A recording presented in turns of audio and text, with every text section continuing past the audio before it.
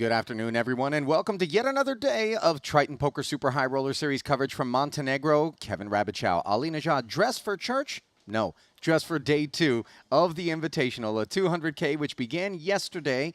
And Kevin, I want to start off the day by asking you, given that this is your first opportunity to observe this very unique event to the Triton Poker Super High Roller Series, what was it like watching this divided, segregated field of pros and invitees? You know, honestly, Ali, I thought it was going to be more different than it was, but we saw some pretty casual conversation among the pros when they were matched up on day 1. We saw some lighthearted play in general, and maybe even some invitee tables that were taking it a little more serious from my vantage point. I mean, it's kind of cool to see everyone out here excited to play a 200K event, regardless of their label. Originally, we had 48 players that would take to the felt. Not all 48 partnerships are still intact. More on that in a moment. 96 players, of course. You can do the math. Multiply by 2. 35 re-entries, Kevin. That is an astonishing amount of additional fundage into the prize pool. 700K in total. There was an opportunity, of course, for some to re-enter here at the top of the day. Still a little bit TBD. Maybe we'll get a very late straggler, but we think we've got our bearings.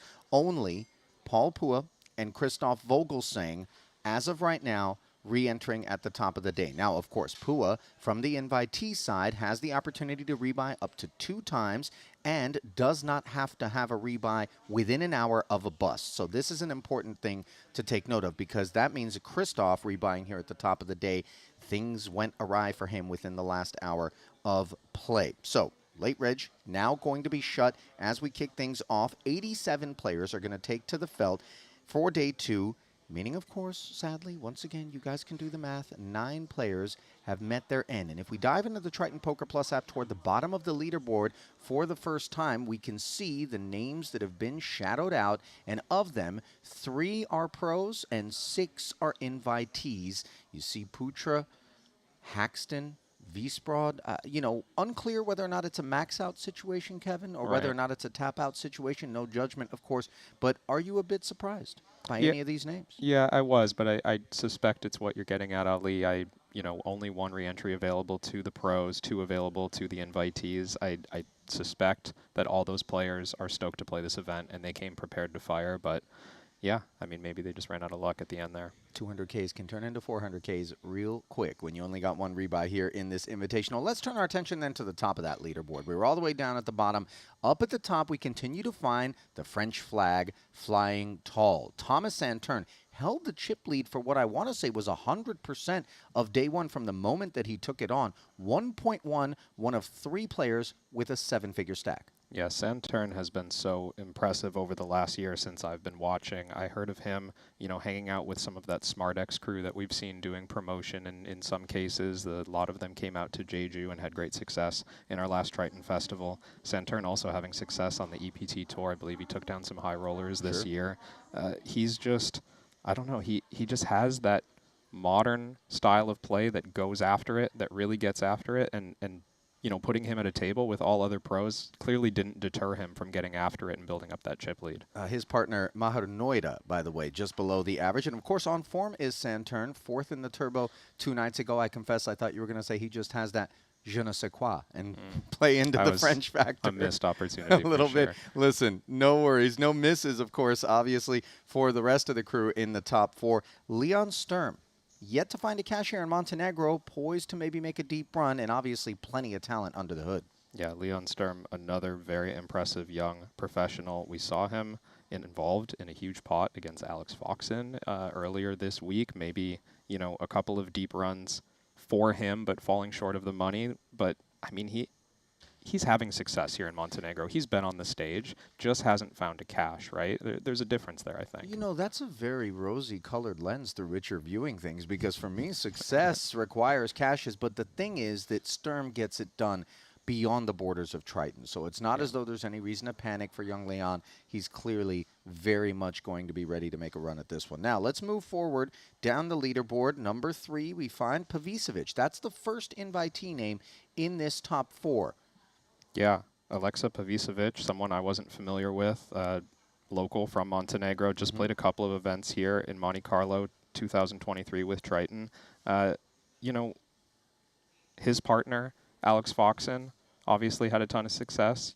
you always wonder what relationship the invitee and the pro have, but not taking away any credit, of course, from Pavicevic. He's earned his spot in the top 3. I'm looking forward to getting to see him play. Interestingly enough, he only played a couple of PLO events in that Monaco festival that we got a glimpse at here at his second ever, playing the 2 card and obviously performing quite well. Ben Tollerene rounding things out. 3 of the top 4 are pros, with Tollerene in 4th. 7-3 in favor of invitees at the top 10. I confess this is not what we normally witness in terms of the biggest of stacks being so pro-laden, but then once you zoom out, you recognize that the invitees are swarming. Yeah, you're expecting, Ali, more action perhaps on the invitee side. Stacks to fly in general. We think that those players are going to find their way up to the top of the leaderboard, especially with that extra re-entry if needed. But, you know, having 7 of the top 10 is just sort of a representation the way we would expect. A bit of randomness there, of course, in the actual outcomes across the leaderboard. I'm surprised, but not surprised. Yeah, okay, fair. I like the way you put that. Hajiev, the best placed of prior invitational winners. Ramin, the Azerbaijani, in there. Antonius down in 72nd. And Bryn Kenny in 35th. Now, the thing about day 2 is, generally speaking, we used to assure a 50-50 draw to start the day. No longer the case. Release the hounds right away. Floodgates are opened, and that means that there is a lot of run good or run bad that could be manifesting itself in terms of the draw.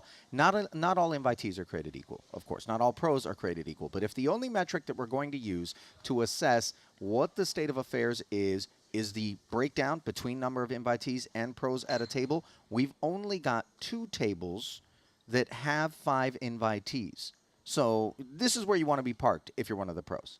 Yeah, one would think. I mean, again, it's no given that you're going to have an easier time at one of those tables. Fair. Maybe the specifics are, left to be considered there, but you would expect some more stacked tables in one direction, randomness across all 12, 13 tables I believe we have in the field. You'd think there's one that gets all invitees or all pros. We do have table 12, the toughest, let's call it, table with 6 pros and 2 invitees. Is that what we're looking at here? Yeah, that's the one, I believe. And you can see the unfortunate reality confronting, including Christoph Vogel saying, the pros here at this particular table. And I'm sure they're a bit disappointed at where they find themselves. But, this is going to be the first table to break, so perhaps they'll get a better run of things as we move on. Table 3 is where we're going to focus to kick things off. I'm not sure. Can we get table 3 up on the screen quickly? Working on it, says producer James. I can tell you, no spoilers, Bryn Kenny is among those who are out there. And Bryn is one of these guys, whenever the buy-ins get big, forgive the fact that it feels like we're just a chorus of noise to that effect. But the man's results speak for themselves. There he is parked there. Maybe we can click Kenny and get into his profile and actually take a look. We are not blowing smoke. When it gets 6 figures and up, this dude just shines. Let's hit that caches only button, filter out the spots where maybe he hasn't performed, if possible, and then you'll see, as you scroll through the gold figures for Bryn, exactly what we're talking about. Can we hit that caches only button, guys? Do we have the ability there? Are we glitching? Okay, there it is. Just look at that. The 150K in Monte Carlo, Kevin, 4th. The 125, binks it. 12th in the 200K. 8th in the 125 as we scroll back. 100K, 9th. Granted, he's playing a majority just bigger stuff, but I don't know what it is about this man. He just rises to the occasion. His results are absolutely incredible at Triton, including at the Invitationals. His average cash is over $2 million. That's 19 caches, 48 million in earnings. An average cash of $2 million. That's otherworldly. I mean, we cannot overstate how absurd that is. Punat Punsri, also a man for the big occasion, of course, not to be overlooked. The Thai national has 8 7-figure scores, 2 of those coming in the invitational format. So he knows a thing or two about this. And now you're going to understand, as much as we love Bryn, as much as we love Punat, as much respect as we put on their names, that the reason we've picked this featured table, in all likelihood, centers around the fact that Santa's in the building. Vladimir Korzinin, Gambledor, the fan favorite, also at the table, second in the Monte Carlo Invitational. Just can't wait to watch him spin the wheels out there. This is a lineup just made for television, of course. The mix of players headlined by Korzinin there. Yeah, no question. Talal Shakurchi, by the way, took some time off. Last saw him in London 2023. Back with us now, also in the mix.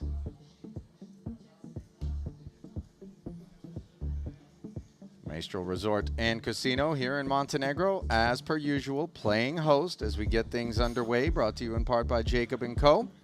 200K Invitational Day 2, a 3-day event. The ambition is to play down to a final table here today. I think it's going to be a little overly ambitious, if I had to guess, as everyone is dug in. There's Team Foxen, Alex and wife Chrissy. Foxen, 249K. Good for 31 bigs.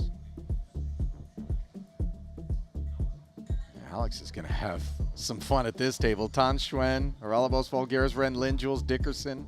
How about it? That easily could have been a feature. There's going to be so much action at that one. Tend to agree. Vulgaris, 233,000. Everyone started with 300,000 in chips, by the way, so those figures are obviously reflective of things not having gone so well.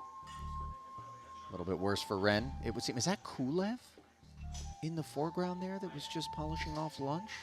I think you're right. Well, you know, we made our assessments prior to realizing the Bulgarian was in the building, but add that ingredient and you may have a chemical reaction. Tan Schwen, reaction to seeing him on the screen is always one of excitement.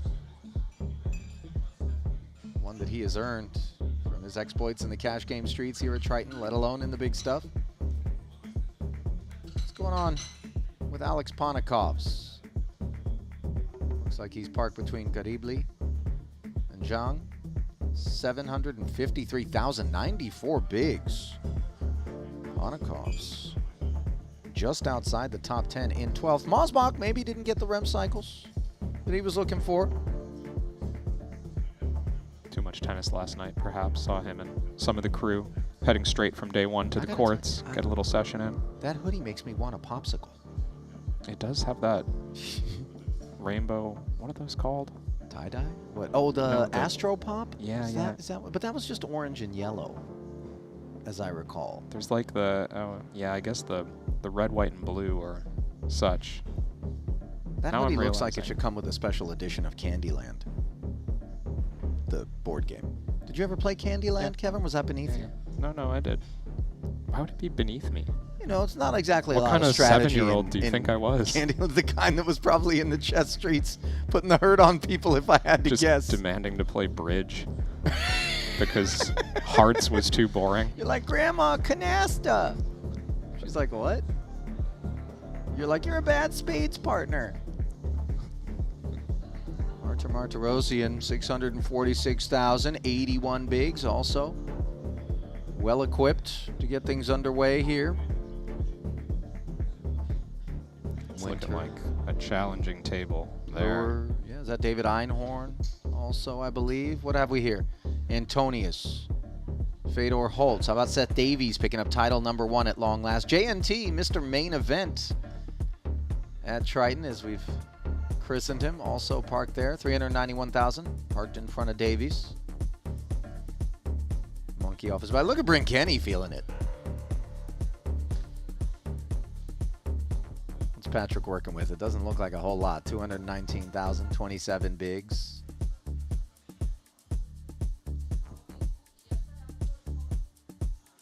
You know, a lot of times we refer to that stack depth, Kevin, as the type that these guys are going to be so well studied in. But obviously it's a little bit lean when you look at the overall leaderboard. Doesn't put you toward the top 3 quarters. 45 bigs for JNT. Yeah, average stack right now. Almost 500,000, 460,000. Fedor. He's kitted up. 95 bigs for the German.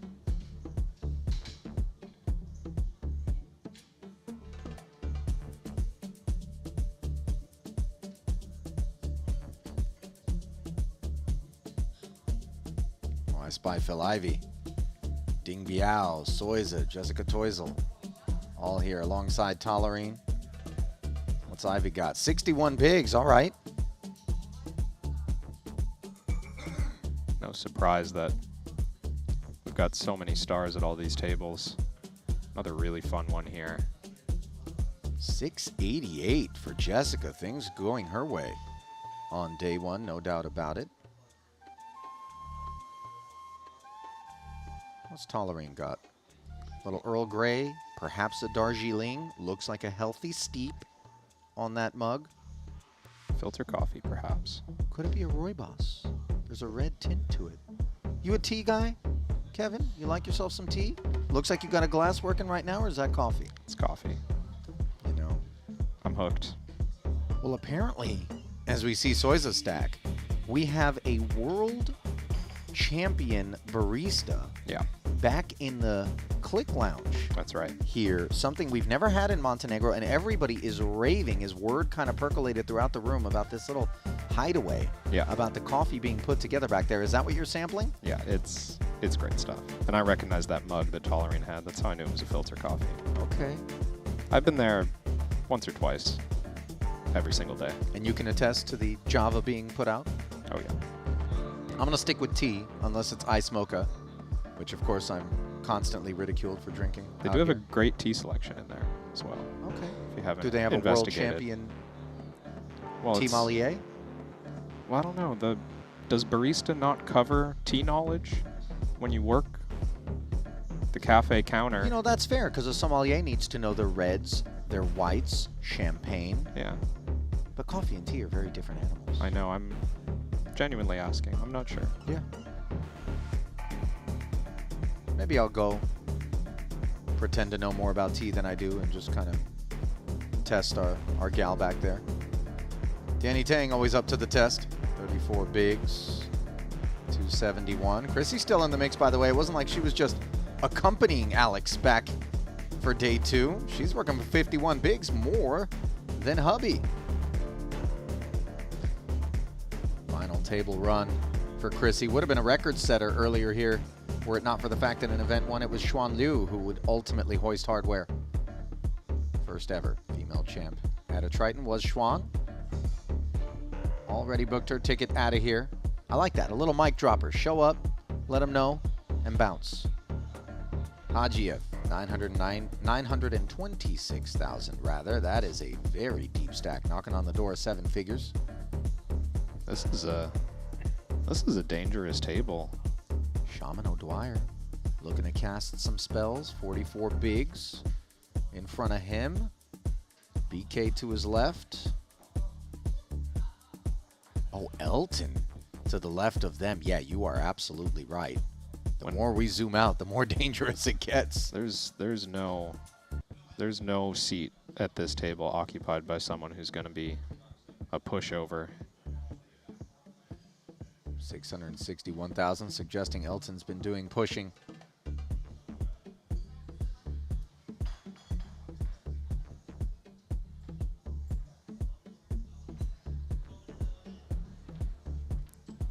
You know, we focus a lot on the specifics of the seat draw and who got lucky and who didn't, but you just know they're all so excited to get playing. There's a long way to go before we can even think about the money. I'm a sicko because as soon as I look at the distribution, I think to myself, who's going to be on seat draw tilt? Sure. You know, it's a real Someone- thing potentially. Someone will. VK exclamation point? No? What is this? VK3? 3. Normally he blows the kiss and does the heart. Yeah. Eric Wasserson. I was realizing the other night they're filming and taking notes when you're not realizing. 80 we were sitting bigs. at the turbo thing, and I Healthy. found like they're mentioning, oh, I'm telling Michael this, da da da da. I'm like, wait, what? We were on camera. Where are they? Oh, you mean they were filming on the floor when they were playing? Yeah. Put So up the country. turbo, I think there's an article, local Triton, 42 but they're like bigs. writing. Oh, the article about Yeah, stuff we're saying. Yeah. I was like, I didn't know this was on. That's how it was taking notes. Semi Elawami. Talal Maharnoida. Looks like he's making a deal with the devil. Gambledor. Oh, Nikki P. This is a bad Santa type of situation. 45 bigs. Just about set to get things back underway here. 50-minute levels. Unlucky table break for us.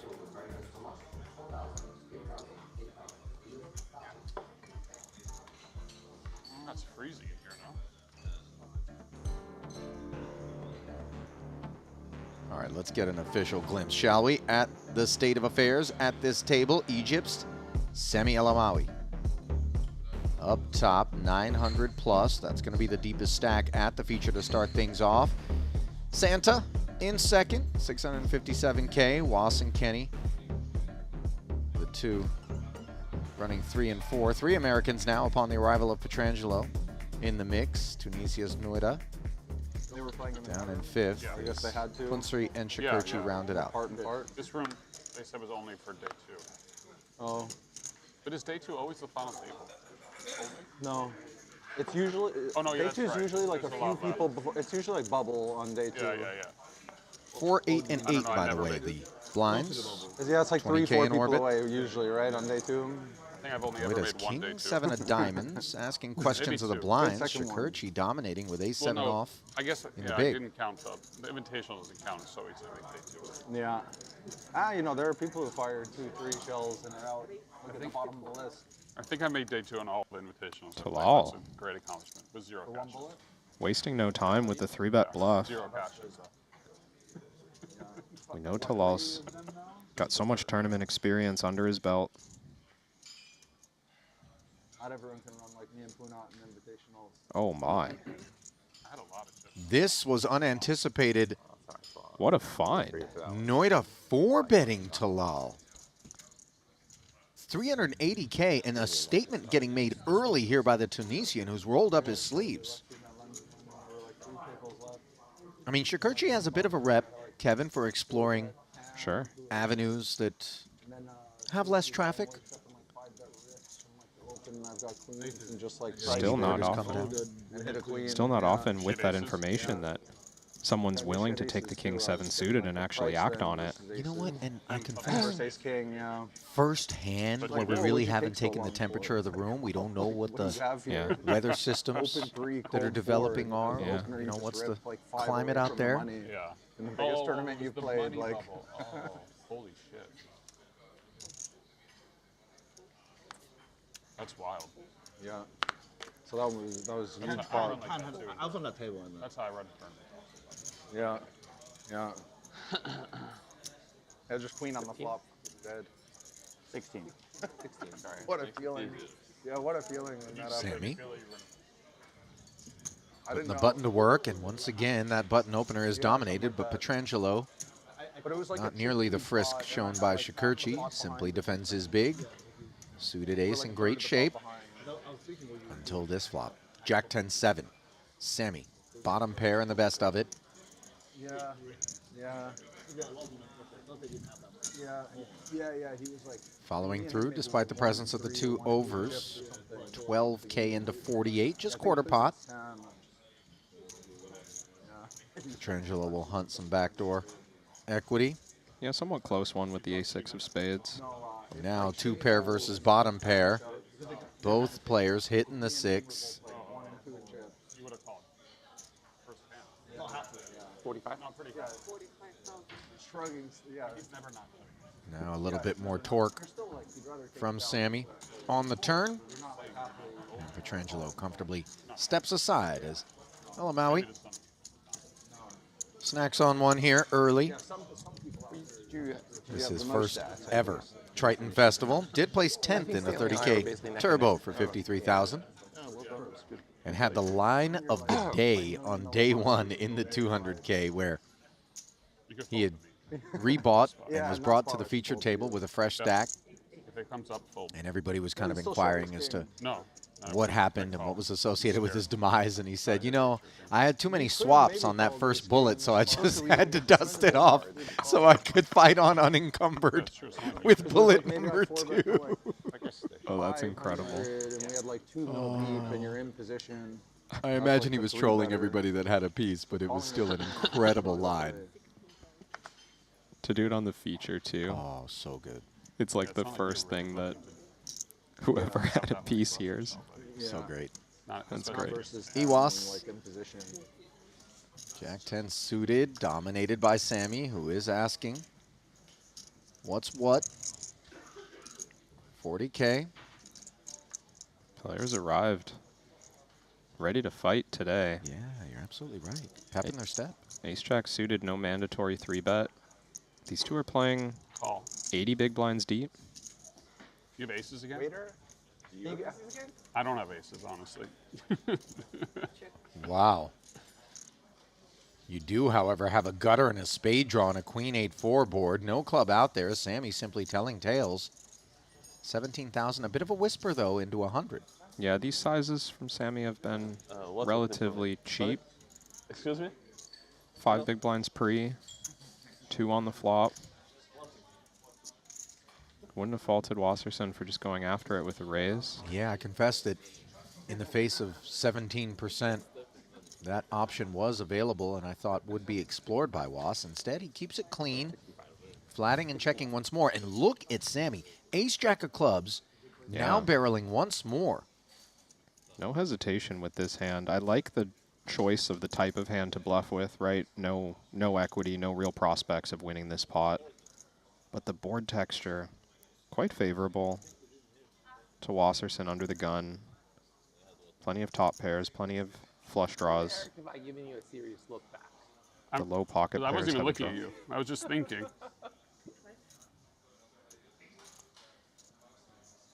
He's got a real decision between check raise and check call.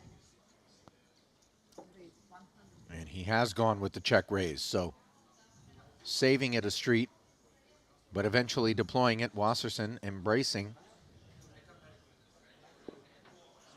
Nowhere to go here, and credit to Was because one would imagine that the check raise on the flop, he earns himself 17. By doing it this way, he picks up the extra 65.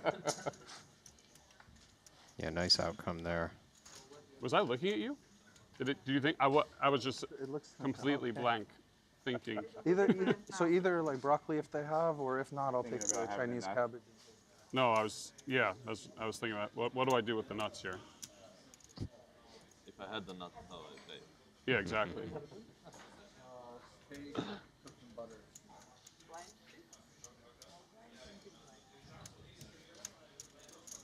Play with Wasserson in Vegas much, Ollie? I have played with him. Believe it or not, there was a night where we played $6, $12 mix with a group of friends, except it was full contact mix. Full contact? Yeah, at any point in time, if you wanted to, you could actually physically accost your opponent at the table. This was at Caesar's Palace, and believe me, it took quite a bit of greasing of the floor staff to allow for this. There was a point at which I borrowed a guy's motorcycle helmet in order to play a pot. At one point, to tilt one another, I don't know who it was. Somebody grabbed a stack off of someone and then just put it into the rake slot. Just pulled the rake slot open and dumped it in. Oh, those were good times. Was is great fun, though. By the way, I had the chance to grab dinner down at the Jade restaurant with him earlier. Great sense of humor. Dabbles in sports a little bit. Very good-natured. 80. Fun dude to have at the table, and always fun when at that table. You look down at ace-king, and you find a raise and a flat in front of you, and Was performing very well against the under-the-gun open from Bryn. But the king-queen offsuit in particular has some properties, doesn't it, Kevin? I think from this seat, it's just not strong enough to do much. It could think about a small 4-bet in other circumstances. But I think standard play for Wasserson's 3-bet to just get through here. Not to assume standard play from Korzinen out of the small blind. Too expensive even for him. You willed the ace king into existence for me. Yeah, ace king? Of course. Of course. And Bryn's going to feel a lot better about his choice when he hears that. Was, by the way, just $262,000 in career Triton earnings, 2 cashes. Failed to cash thus far here in Montenegro and back in the Bahamas when he played the Triton Million. His last cash coming back in London 2023. This is third ever Triton Festival. Yeah, like 34. Yeah, like 65. Yeah. You'd have gone for it. Maybe clicked it, yeah. Lost an extra 80K. Damn. Maybe not, though. I believe you. Yeah. Nikki P with a pretty one. 17. 17. Says hello.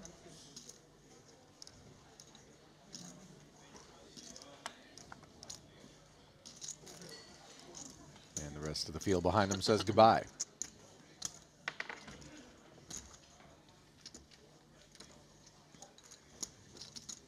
Petrangelo, you know, he has results to the tune of almost 7 million at Triton. One-time title winner, but when you consider just how well respected an operator Petrangelo is, you know, not to put any additional pressure on him, but I think there is some sense that he has underperformed specifically here at Triton. Obviously, he plays a schedule beyond the borders, but I'm sure he would agree. I mean, you show up to these things expecting to have success once in a while.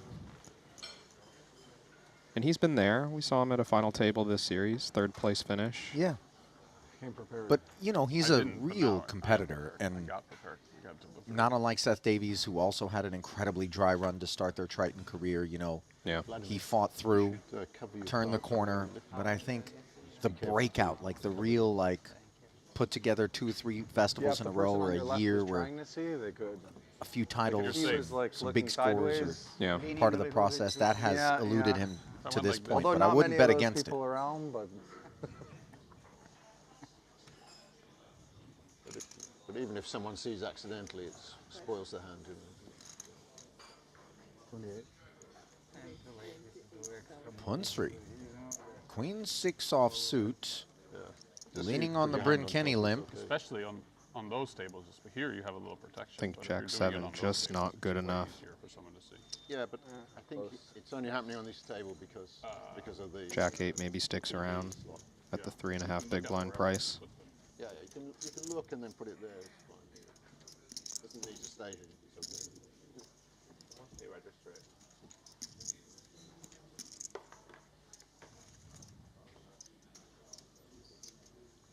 I didn't have face cards. I think it was last summer 5 hands will No face card? no at the face Win. Wow. That's why you haven't been all. I was in there. There was no even At suit. Delilah? One time. No. XS. No, that's why I was Also thinking no. 8-9 to call Where were you? This is a Yeah, Nick I think Petrangelo story. Maybe, Oh. yeah. Maybe He could have was come 10 Jack Queen. Would have been perfect. final table. I think he won the 10K main event there for a hefty number of buy-ins. Have those? You want to have the other side. Sands is usually coming. Yeah, like, Don't want to intersect with the range. And just being in the I room. was feeling it will be a fleet, but So I'm getting a lot of congratulations, and you did just kind of get the sense that he was like, well finally. Yeah. Or like, big Yeah. for me to flip. it's about time, right? Big one to win, too. I think it was like 2 million up top Well, you know, now in a, focus is in a 10K. focus is very much upon Ike Haxton as the, you know, best remaining player yet to win a title from the pros. Yeah. And whenever you talk to Ike about it, he's like, guys, relax. face. Nobody feel Not bad for two. me. I'm getting it Yeah, done just one. elsewhere. You know, I'm really just is. fine. Yeah. But I think also in terms of kind of the rarefied air that is Triton and the way in which it's emerged as kind of the pinnacle Yeah. of the sport or game, having accolades and results here matters to these guys. Yeah, it definitely does. And I think that's cool. Because I personally, I like to think of tournament poker as the most sport-like form that we have in the industry. And it's, you know, it's a little disappointing to think that everyone's just an unbothered robotic operator, right?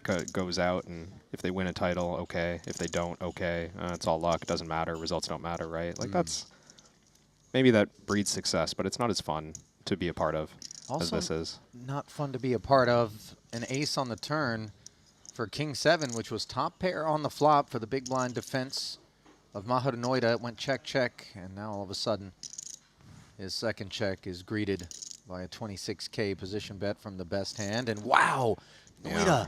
gets away. That's wild. Another great play from Noira to start off this level. You just assume that any hand that could bluff there would. Yeah, I mean, The and ace so Bryn is, favorable. he's not shy about getting chips moving. Yeah. And the card obviously invites him to take a stab, so it isn't just because he had the ace that he barreled, but rather some range advantage perceptions. Maybe just a good read on the flop check. Not believing that a weaker hand would ever check behind King Jack 8. I see what you're Nice saying. find. Now. But he does have to be more careful. I didn't see, but you're right. I could have seen. I didn't see. Oh, the way he Shakurchi Yeah, yeah. participating with King Jack offsuit, and Korsunen has decided to flat Queen 3 suited. Do not adjust your screen. This is very much standard fanfare out of Gambledore. Was suited one gapper. Wants to get himself involved. Kenny now with 9s. Do we try to call the herd? Yeah, I think so. When there's this much out there, if you believe that we're ahead of the flats from Korsunen and Wasserson almost always, we're only risking 30 big blinds effective against Shakurchi if he was to move all in. I think 9's good enough to risk that amount in the event that that happens. And wow, Talal's going to take it with the King Jack offsuit. He thinks everyone's light here. I mean, I don't know how to explain this, but this is day 2. There are no more rebuys remaining. The 4-bet jam from Shakurchi, the original opener, under the gun, sensing that maybe Kenny was just pouncing on some perceptions of weakness himself. But Bryn up to the task as he has made the call and is performing handsomely. But look at the 45% equity for Shakurchi. Raid a lot, as he was known online. Looking to avoid becoming the first casualty of the day. He's found an open-ender. That's good. On the Queen 10-5 board. Kenny interfering with one side of it. 9 still in front. Equity largely unchanged. Now a 9's good. Interestingly, Now it's bad that I had the 9. we swap the 9 out I didn't have a queen. for a queen. Wow. And in the end, How do you do it? Shakurchi I would've won 9-7. is going to swap his entire stack I don't for think a you trip got out the I door. would have got there. You would have called the flop. Yeah, of course. That was straight flush. Early bloodshed, and that is a Queen, sight 10-5, 1 spade. Straight flush draw. that strikes fear in the hearts of those grinding the Triton Poker Plus app elsewhere in the room. You beat him with 9. Just a great find there from Kenny. Yeah, It's you lost to the King Jack. So, so easy to attack spots like that just King with Jack off bluffs. against you and I'd ace queen. I'm going to ask you an honest question. Do you think Shakurchi against anybody jams the King Jack there, or did it have a little something to do with Kenny Very being the lucky. man? I think so. Yeah. I think it's just like it's spot recognition, right? had a Talal's queen? seen these kinds of things develop before. You know that capable one thing, opponents of course, one thing. have on their mind, oh, there's a lot of dead money out here. Let's Could've called. let's That would've squeeze light. But they don't often find the thin value like the medium pocket pairs. Or not. And I took in clubs and I was, Just a good find by Kenny. yeah. I cannot hurt you so much second time. But then you Bring think, it up to- and you're like, okay, I'm a lucky guy, but this guy, he's a lucky guy too. So He has a nice color shirt. Yeah, that's okay. mushrooms around. Oh, that's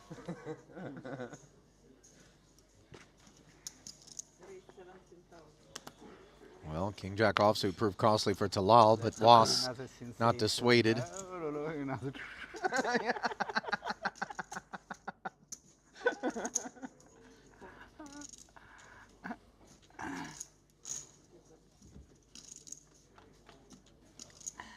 King 6 underperforming for Petrangelo, who defended his I big. stopped following my Facts instinct remain. with you guys. Now I started For Easy sure, follow like, through for you're, Was. like we were Started- saying, the instincts are always right. Now I started to think that No, I don't like. that's bad. Exactly. Yeah, that's the problem. You let the brain take over the heart. Exactly. You can't switch mid-hand. You Now I can't- know how difficult is your life. You can't start the hand with instincts and then switch to brain. You gotta go one or the other the whole hand. That's the problem. That's life, kind of, huh? If you're like, I've learned to think with you guys. you got life tricked you into thinking.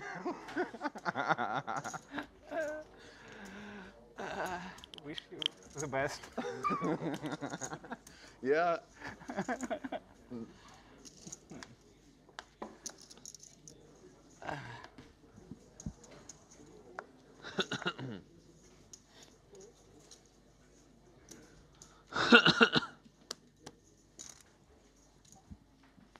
Jack suited now for Punsri, becoming the hand du jour.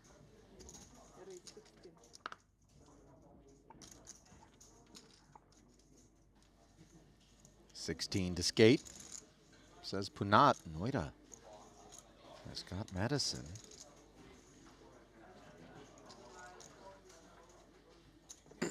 Seems like either option available for Noira. He's leaned aggressive so far. 3 scoops. Ace Queen now for Santa. For fun. Wow. No hesitation jam. Santa, Santa, baby. Well, he's going to get it through. Yeah, I can't imagine Mahad is Yeah. going to have an appetite. Unless if he bets the flop. Oh, he. No, I'm saying if he had folded your 3-bet, Oh. I would have called. Yeah. Yeah, of course. Hope that Princess. table conversation doesn't What are you talking about? sway Maher too far in the direction of thinking this is extremely light. That's a good First call is very loose. Korzinen talking about Yeah. following his brain too much, not going with feeling. Very next hand, he gets dealt ace queen. I'll tell you what, he's lived rent-free in a few heads out there, and you can level yourself into some real awkward decision-making against Gambledore. Yeah. If you had chips, it's And then just I like just- one call anyway. Reluctantly, but appropriately. Maher dominated. Finds the bin. 25 dBs. That's a good point. One worse? That wasn't very It was fun. more, Yeah. more for my game. Yeah. I almost called King Queen for fun. This guy's dangerous. I've suited. They're gonna pick something good. Like, cannot even river. Mistake. Yeah. I'm expecting.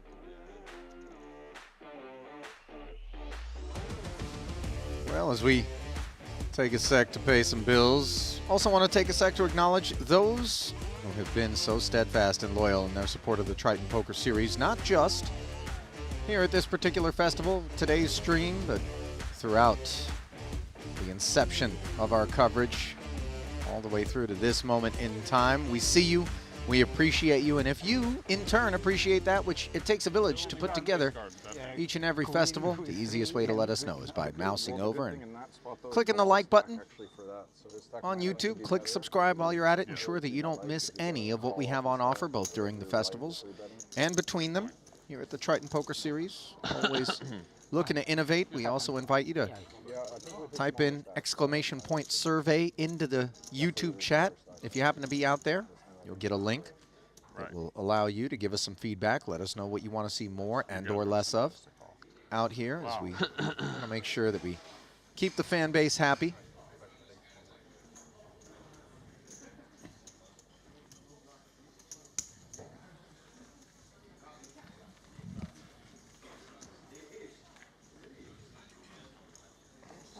Changed button was moving or what? I think I was in previous hand on the button. You were small blind last time. Our button was here, I presume. I am in position. You were small. Really? Yeah. And I was thinking that I went on a button last time. Oh, really? So you, Yeah, that's why it was also part of the decision. Yeah, I'm losing control. That's so beautiful.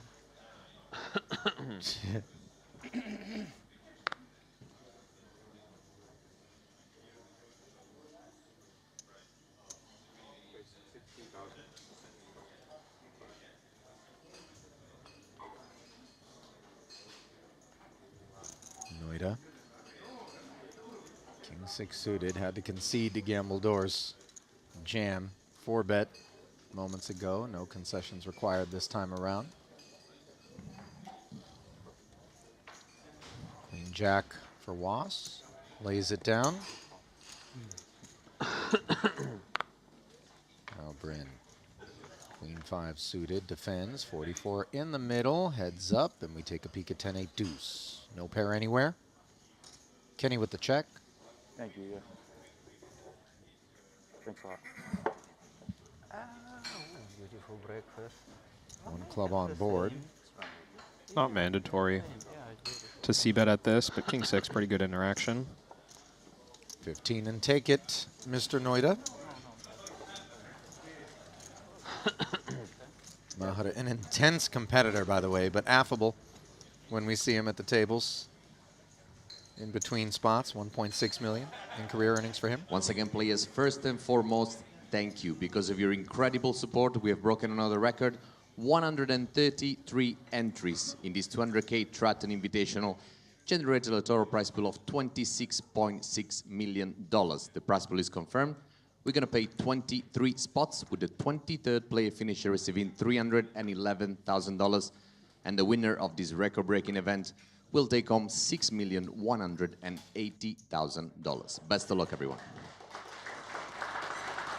Luca Vivaldi earning a round of applause. $6.1 million, the announcement, and change. We'll go to the eventual champ in this one. Dare I say the high watermark for invitationals, Producer James? Does that sound right? Have we ever awarded more than $6.1 million in one of these formats? 49. He pushes back and says the bigger buy-in ones. So, yeah, I mean, 200K is typically, I think, where we hover. But, of course, in Paradise, we had the Triton Million, a 500K partnership.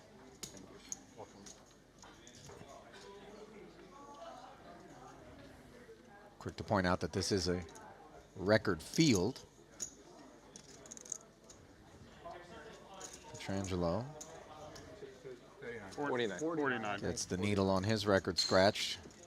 You're giving everyone a 10K discount. Korzen. Yeah, light 3-bet here. Yeah. In the cutoff. Petrangelo's hand more than good enough. Well, if it was more than good enough pre, it's absolutely fantastic post. Top like, pair, spade draw. Korzen snap check back, and in comes the flush, which leaves Korzen drawing dead. Credit to Vladimir for not sailing off. And if Petrangelo has been watching as much as we have, with which I'm just gonna watch.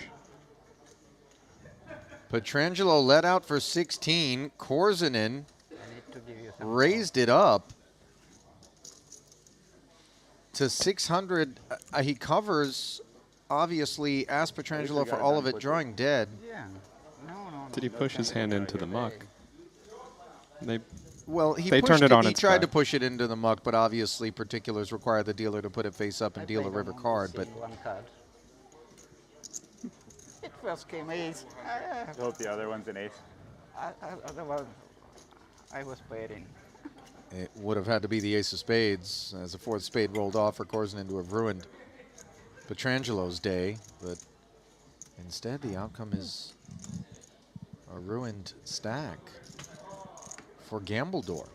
And if you weren't familiar with this man, perhaps now you're understanding what it is that has earned him the moniker and the adoration of the Triton fan base. He just is the most unpredictable man in the field.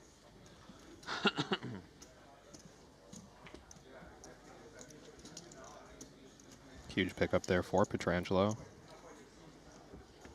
Full double brings him over average.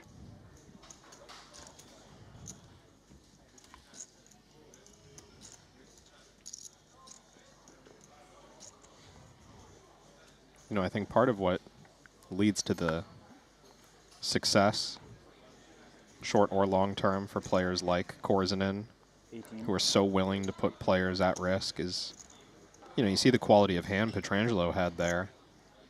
2-card flush in a relatively small pot. Quite easy for him to click the call button and be like, well, I've got it. I've got the nuts. But more often than not, you're going to have second pair, top pair, some uncomfortable hand.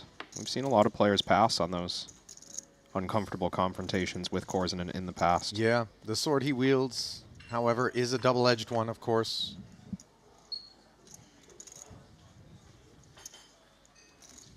Queen 10 versus 6-7 as round 2 takes shape between Nikki P and Vladimir.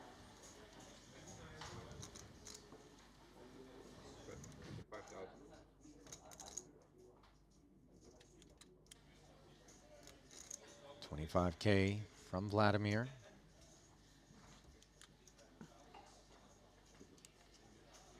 This was a Petrangelo open, flat from Korzen. Nikki P check calling. Korsinen now adding a 10 high flush draw to the mix. Gonna take a peek, verify the spades are there. Not that it's a prerequisite.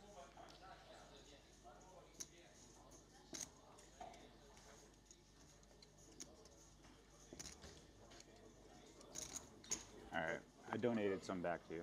Yeah, thank you. Win one, lose one. Yeah, I think the math is a little bit disparate there on the win one, lose one. I don't think that statement has ever been made when actual equal amounts were exchanged between the two players in successive hands. Yes. No. Probably the most. I'm capable. Sure.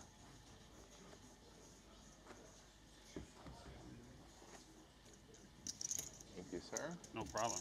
Might need just a little bit more red even, but they'll probably break it for me. Oh, yeah, here. It's okay. It'll... Not stingy with my reds.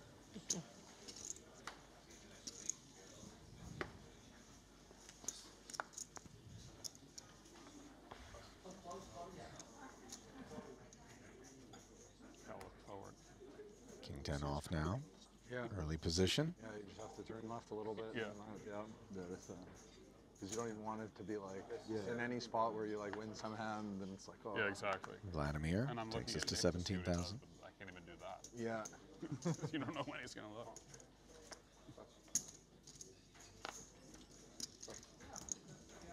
You know, I accidentally saw them. It wouldn't really be my fault, but still, it's kind of bad.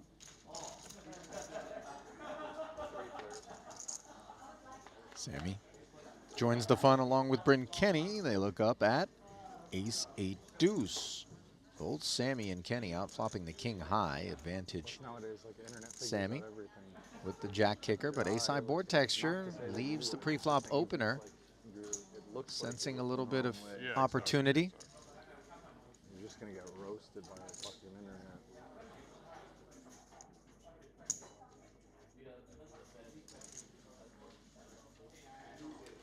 $26,000.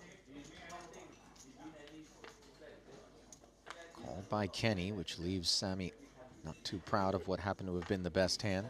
Advantages in terms of first to call for Bryn. Would have been a chop at showdown here between the two, given the queen and board paired ace. As turn and river went check, check, and Kenny continues to compile.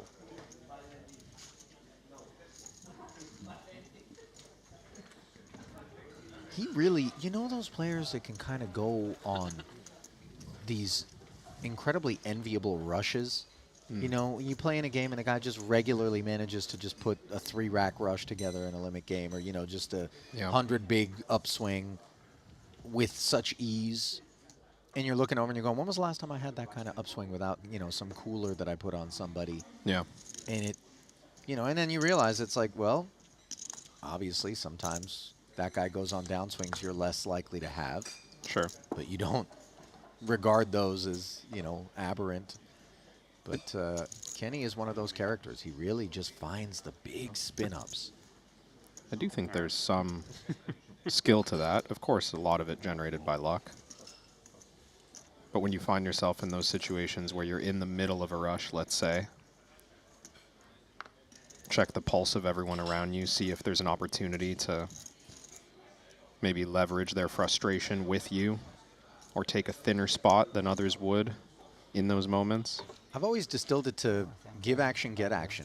You know, it's just kind of one of those things where the payoffs, the willingness to get deeper down the streets, get involved thin, that helps aid those spin-ups is a product of your reputation. Meanwhile, participation for these two boys, the product of ace-jack and pocket nines. Noida, the opener. Petrangelo flatted the big, checks with the ace of hearts working hard. One overcard to the nines. Mahar deliberates with 48 in the middle. Yeah, Petrangelo had the option to 3-bet pre-flop, maybe taking the low variance route as he's built up a stack. Now he picks up the double gutter on the turn. Noida with just a draw to a queen high straight. In search of a jack, second overcard to his pair, which is still the best hand.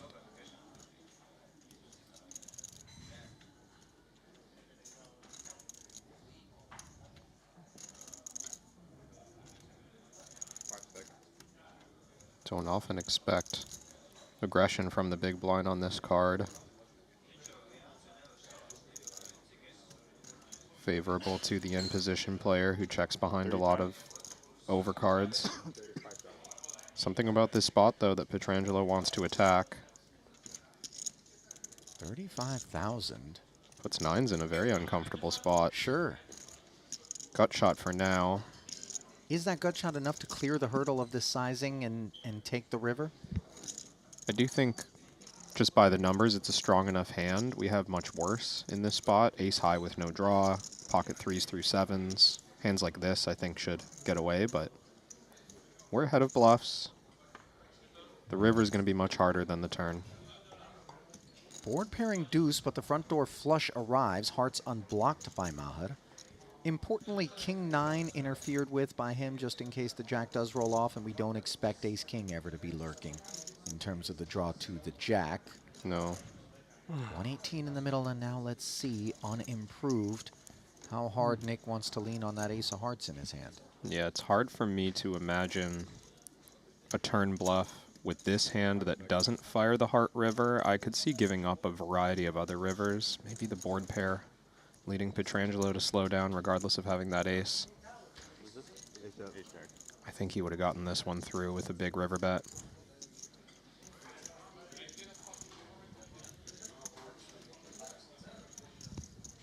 Noida not put under any pressure there.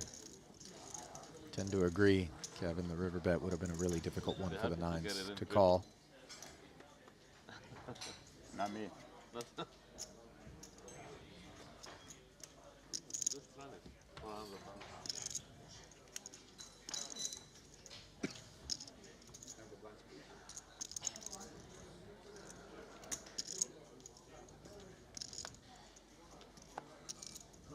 Was found some involvement early. It's been a bit absent over the last orbit. Sitting this one out as well. 5-6 of spades, though, piquing Bryn's interest as his VPIP continues to climb. Punsri direct left, ace-jack off. Early position battle, you expect more aggression than not. Ace-jack good enough to call in the hijack. Playing 40 big blinds deep, but Punsri has 3-betting on his mind instead. I like this play with the offsuit Broadway.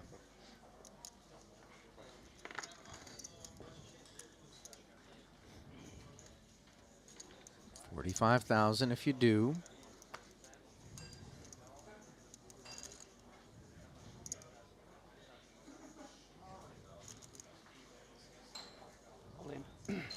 Oh my goodness. Wow. A jam from Korzanin. This will clear Kenny. And look at Punat. How on earth am I finding myself in this blender? And if only he knew what Korzanin was cooking. If Punat, again, has seen some of the footage that we've seen, I think he would call this hand. Ace-jack doing a lot better than the king-queen we saw Maher Noira fold earlier. We've just seen Korzanin go with hands like ace-9 offsuit, pocket fours. That is a good point. Missed what he said there. Yeah, there was some sort of exchange. Unclear whether or not it's influencing Punsri. You don't generally want to call off with these hands, but this range is just so much wider than what we're used to. If you can be adaptable in these moments and recognize how much value a hand like ace-jack has right now against this player, can really take advantage of those opportunities, much like we were talking about Bryn Kenny doing earlier.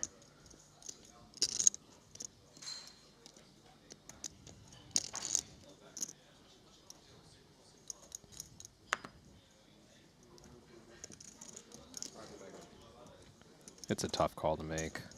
And not one that Punsri is interested in as he lays down, and Korzanin snacking. Replace.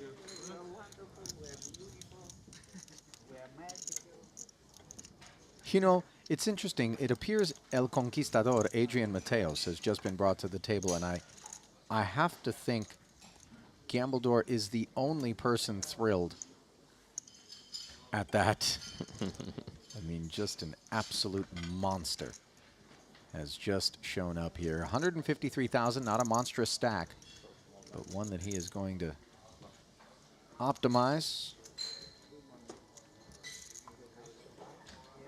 I don't know, I kind of like it personally.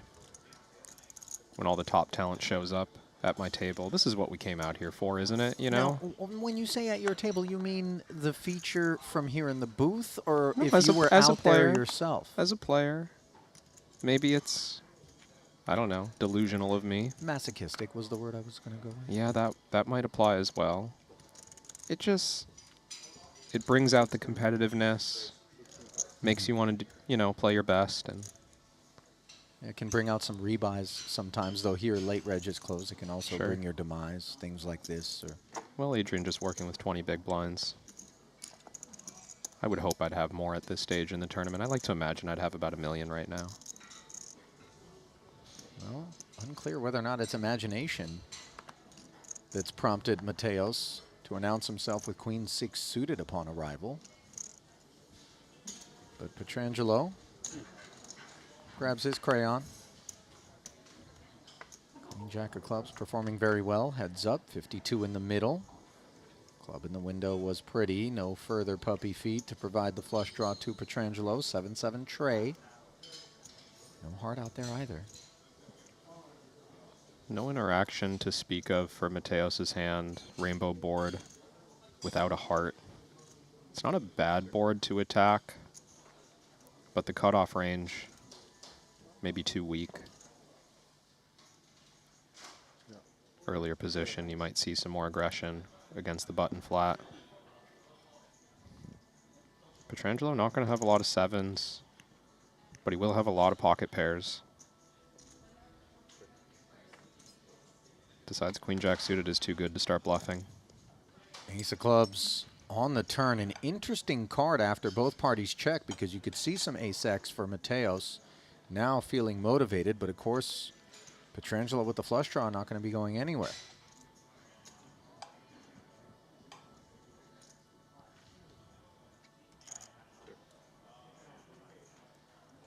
I like this choice to keep checking as Mateos. Plenty of ace-high in Nick's button range.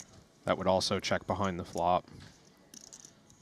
He can represent the ace just as well on the river in the face of a turn check as he could right now on the turn in the face of a flop check. So maybe collecting a little bit of information before deciding to bluff on the river. Although I think on this card, probably just take our showdown. Queen's quite a good hand now.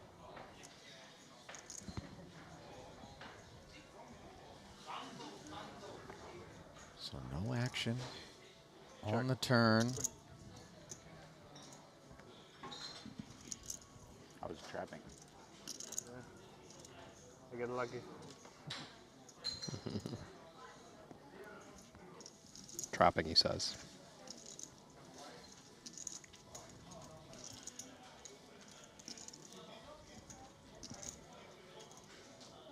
Full shutdown there. Queen Jack. Able to take it. That one took shape a little less eventfully than I might have imagined. Some mutual respect on display.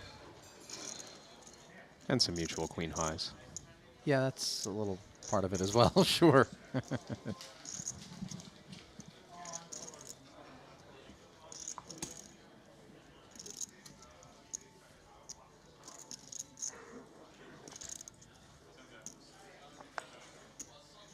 We re-rack.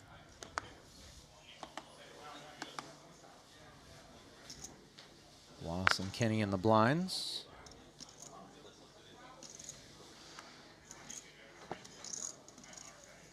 Fold it around to the button of Gambledor.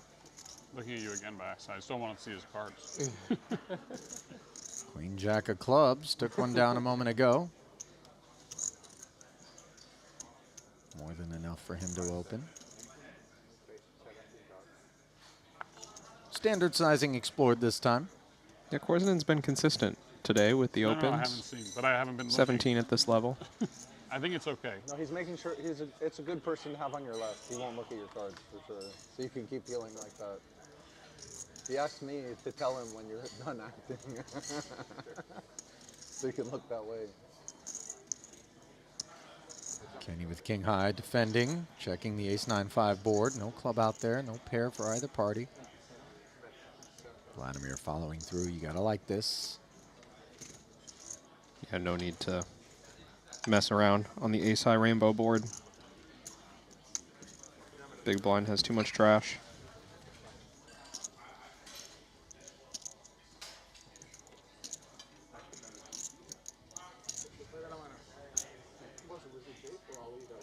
Got caught with the eyes looking at like Paul's cards.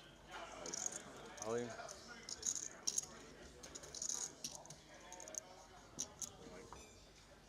But Jake won that tournament, right? That was like the same one that Jake won? Yeah, that's why I got confused. They were saying it was for like the whole final table, right? Now he's getting the karma back. Flies in for $1,500 tournaments and they kick him out mid-tournament. That's pretty sick. That's the first time I think I've ever heard of that happening, except for like if someone gets caught with like drugs in the room or something.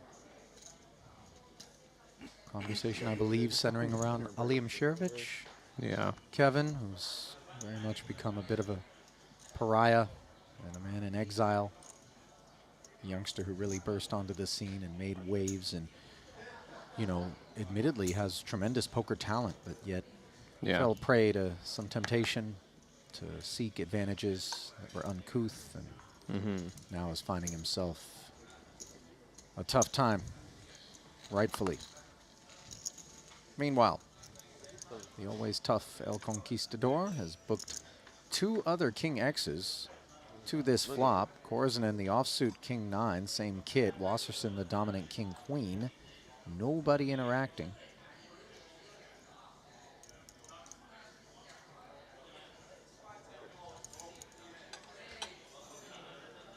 Well, we've seen Korzinen willing to be quite active multi-way when players check. Not necessarily straight away from the flop, but just in general at some point in the hand. King 9, a whole lot of nothing right now. It's not a bad option. King Queen, a heck of a lot more showdownable.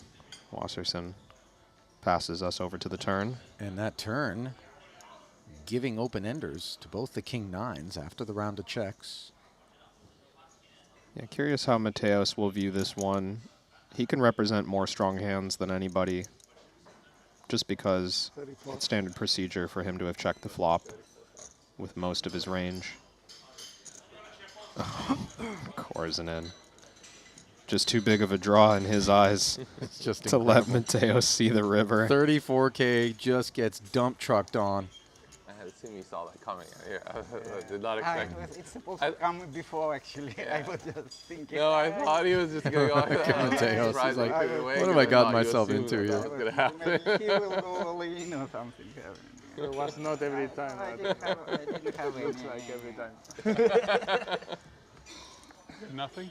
No, open after Something there. no, yeah. No. No. But it's on the flop nothing, but after that open. You know, the image of Vladimir isn't something that conjures up construction equipment, and yet here he is bulldozing pot after pot. We should run a hard hat out there. You know, one of those little like yellow construction hats. Can't see.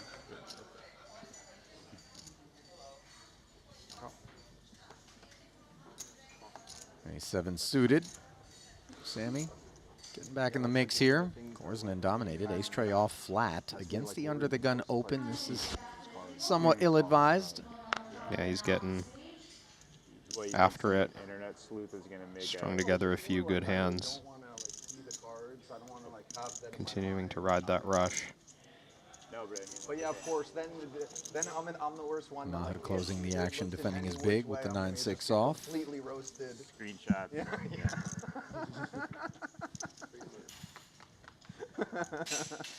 Yeah. Queen 9-7. It'll be like the front of poker news for sure. Not open. Noida outperforming the pre-flop opener. Sammy checks it over. Bottom pair backdoor diamonds. Follows through. Departure should be straightforward, but, you know, we defer. Yeah, not a lot going on here for the ace-3.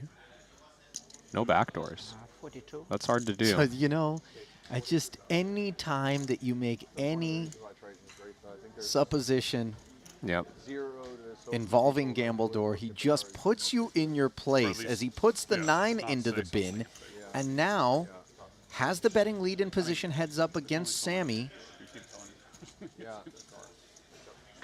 Elamawi in great shape with a potential redraw. Doesn't come in. So we see the 5 of clubs roll off. And look at this. Zero hesitation. Gambledore just barreling again, 42,000. And given that's the same size he brought forth with the raise on the flop, you start to feel like you're on the wrong end of the dairy farm here if you're Sammy.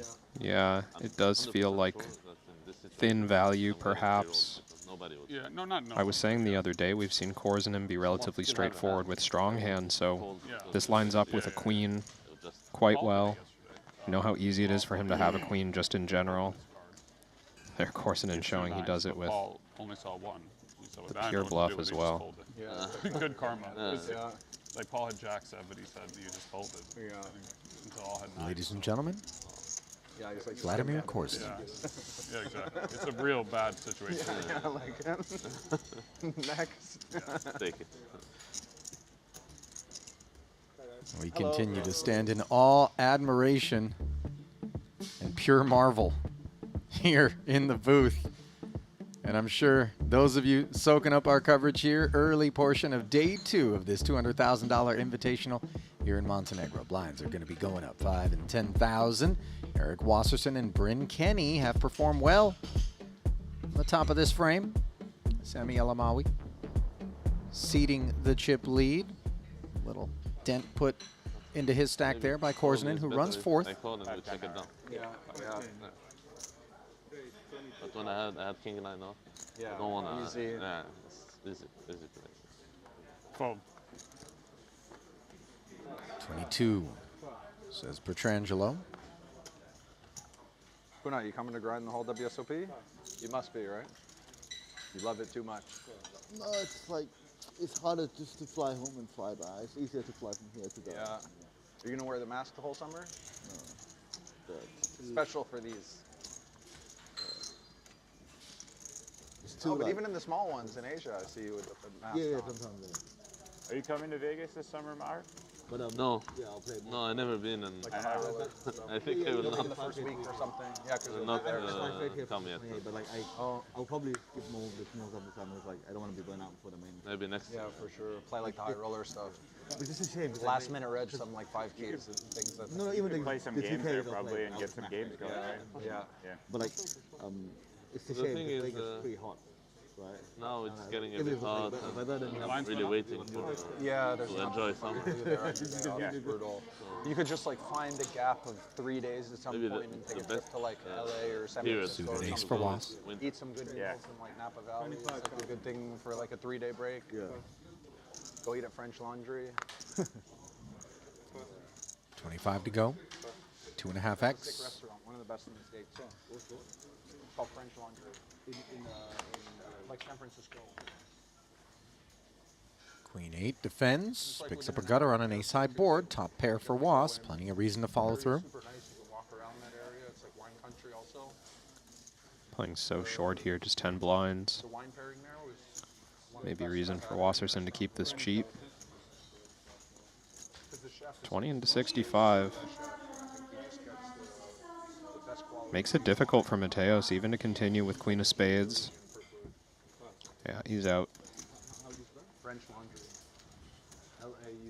Oh, it's proven to be a rough table for Mateos as Was continues his climb.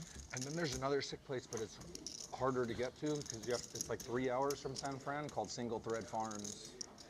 But like those are my two favorite. Yeah, restaurants. Single Thread is pretty good actually. Yeah. Single Thread is fantastic, and Although I love that Bryn I'd just say brought it up. It's gotten Healdsburg. worse from the meals that I had. Like the first Not one often I I thought hear was of the a best fancy one. restaurant that I haven't Isn't that usually how it always is? They did a previously pop-up been too in Utah familiar that I with. was, like, so pumped Pardon me for, while I and open my it was Google such Maps. a letdown. Napa Valley area? Yeah, it's usually how it is. It's rare that you first meal. That is they your like best. keep it up. Not only that, but like the first time you have something. Yeah, this French Laundry place, I'd say it's been like top every time. That's strong. Just saying, like. And it's just like a good environment too. You know, the chef's like famous guy, walks around laughing. Yeah. Makes a good space for it. Like we've been there twice, and my like mom and girlfriend have had like 2 like funny encounters with him each time, or like a funny encounter with him each time. Right. I think what I like at least the last time, I think they did a pretty good job of both making it relatively kind of like intimate. Yeah. And then my wife has celiacs, and usually when we go somewhere like that, they kind of give you an alternative. Yeah. But what they did is they actually just did everything specialized for her, so it felt like. Wow, amazing. You know. It's like, not like here's like your own chef. In the place. And not here's the alternate for the, you know. Yeah, here's our shitty alternate for you. Yeah. 21,000. Bryn, 5-6 of spades, interrupting the culinary discourse with Sammy. Northern California, though, live in, having like, grown the up Bay over Area? there, I can attest home to some of the finest restaurants in the U.S. Food is great there. That is one nice thing about just the level of density of nice Yeah. spots. Maybe the I think first what time we've relaxed seen me, though, is some level of, like, Noira enter a fast pot without casual. 3-betting. There's only like really nice places. Just the flat with king You jack of don't get spades. kind of some of those, you know, where I'm not looking High for quality Vladimir. casual. Yeah. Vegas Top pretty pair good for that, Korzanen. Yeah, Best Vegas is hand, very Kenny good with for a that. tickle. For what? Mostly in like the Chinatown. everywhere. All in. Even now in Summerlin. Okay, I think the open rip was an unanticipated approach, especially given that Kenny covers direct left as the yeah, opener, and yet Nothing here new. we are. Yeah, I know.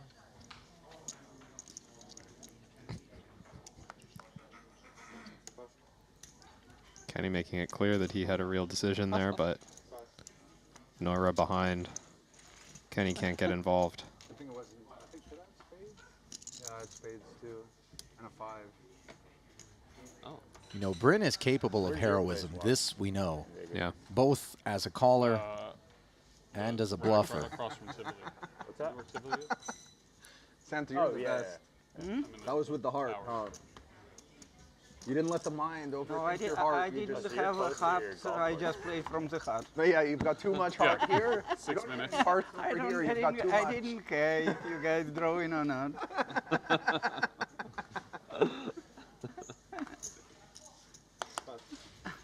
We're drawing another flop. Yeah, yeah, new board, please. Turn that 3 into another 5 or a 6. The 9 into a king. Yeah, yeah. 3 into a king. You just needed to change 1. Both of us, if we change 1, we take it. King 6-5. No, like if it's king, then it's your hand. If it, no, I was saying like, because then you play if it's And king. also Come on. spades answer. Yeah, 6-5 is spades. Up to 3. Oh, you beat. No, if it Everybody. was suited, I would go. Good Ace, fold. Good queen, raise, fold. 2-3 offsuit. That's a good fold. wagging his finger I'm learning something at from you Korznen's guys. limp. Not me. From everyone here. They know how to Nobody play. plays 2-3. Only one player here. It's true. I Don't would know have any I would have folded the 2-3 Any offsuit. clue what is poker?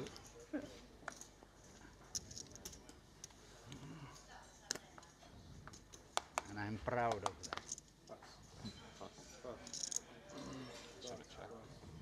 You're the footman? Maybe just to get like the class. It's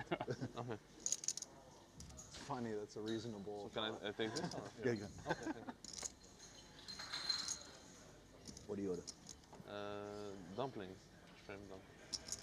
21.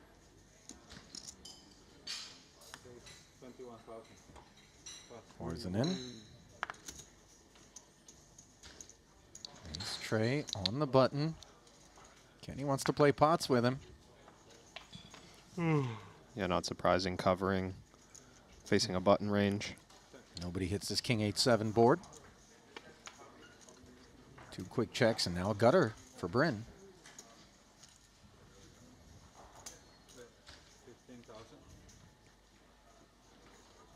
Asks for the pot. Oh, request declined here from the ace high. Yeah, this is light. And ace high is still good if it can get to showdown. Let's see if Bryn allows it.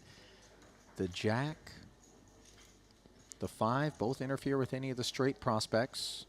Sometimes the image that someone like Korzinen carries stops people from bluffing at them entirely. I love that Kenny's going after him here. Such disinterest shown on the flop. And there you see, he's not just putting chips in every single hand with everything. We can still bluff sometimes in a credible way like that. You know, it's funny because the sort of casual effortlessness of the exchange on the end suggested that it was somehow super straightforward, and yet, as you point out, Kevin, not for the faint of heart, that spot on the end for Kenny's jack high. Even just from the turn, it's so easy to see that guy across the table from you and be like, well, I just need to have a good hand. I can't put money in the pot unless I have a good hand, and that's, to some extent, I think, what fuels Korzinen's success. My hand of the day. Here's your hand. Never think you're going to win those when you see just like the kings that off. Yeah, I know what you mean. You feel so good. Yeah. And then for some reason when it comes like the queen 10 flop, like you feel okay. good. It's like that's like the one. Reasonable one on the button, but folding versus the under the gun raise. Same hand in the small blind for Kenny. Oh, either way. You know my thoughts. Queen off. It really depends on the social nature of it. Noida. You like playing like all Awaiting Punsri's response. Pocket threes, just 215 Yeah, back. Yeah, we had a good Yeah, table. sometimes seeing these hands go all in between 20 and 25 blinds, it's uncomfortable versus under the gun though. I think calling also a very reasonable option. Yeah, we play a lot of cash. I think most importantly, does we come played with all that day call. yesterday, and I don't think a single one of us used the time card, let alone unnecessarily. Or got past like halfway through the time bank. Yeah. That's really what Jack keeps 9 it. tray. Punsri looking up at the 3 overs. I Noida usually with have 2 side overs and a bets gutter. on 3 seconds in whether what you're going to do, regardless of whether you use your time bank or not.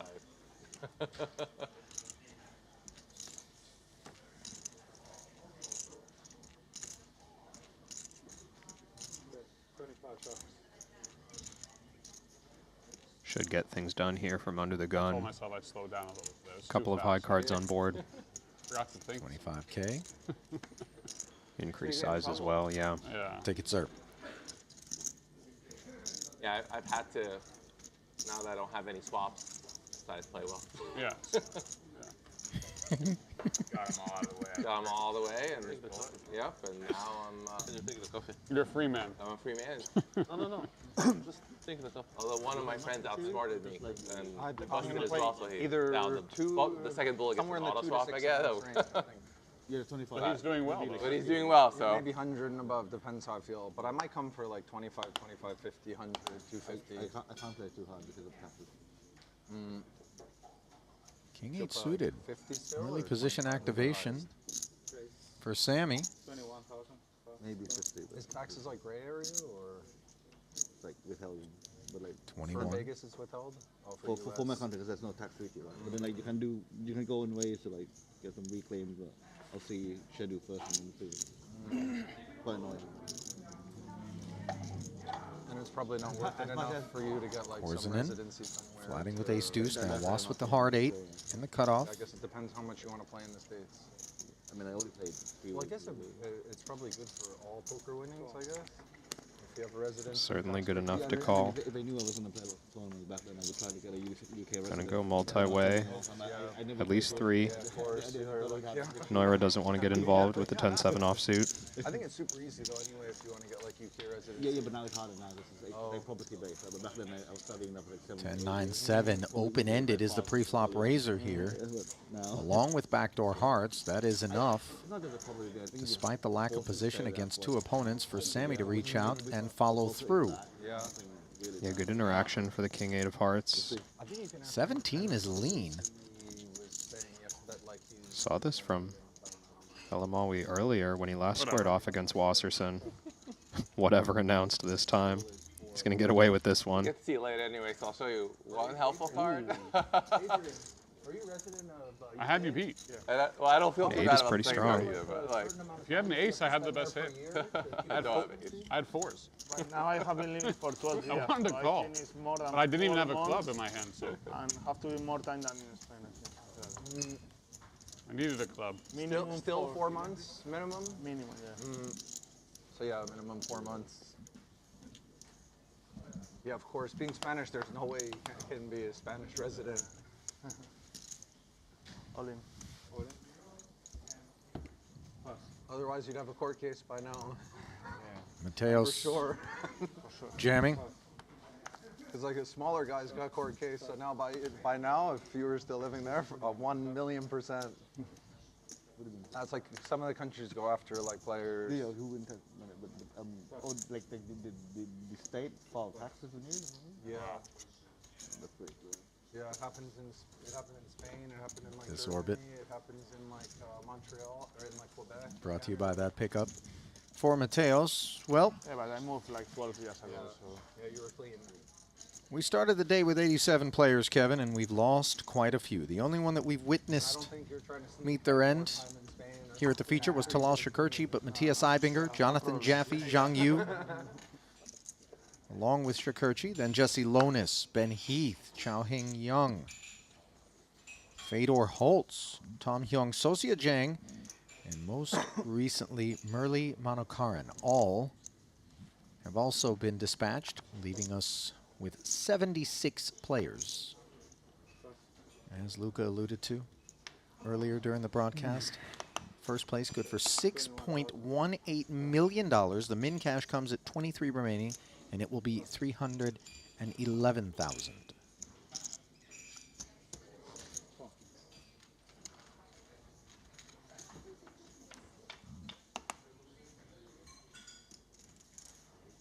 Queen 7-4.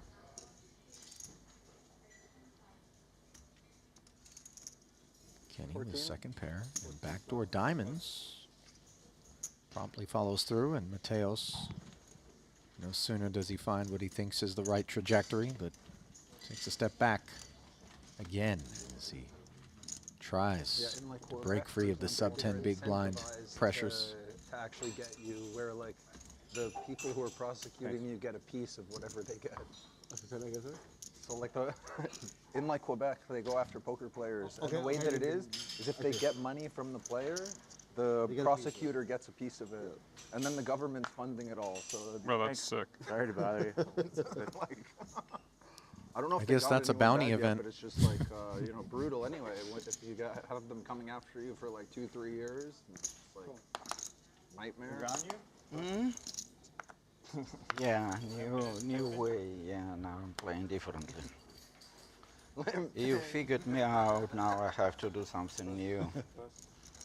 1-3 and now 2 threes I have- into the muck as I Korsnan have to limped do something more creative. and has suggested that he is deviating from what I guess one could call his procedures to this point.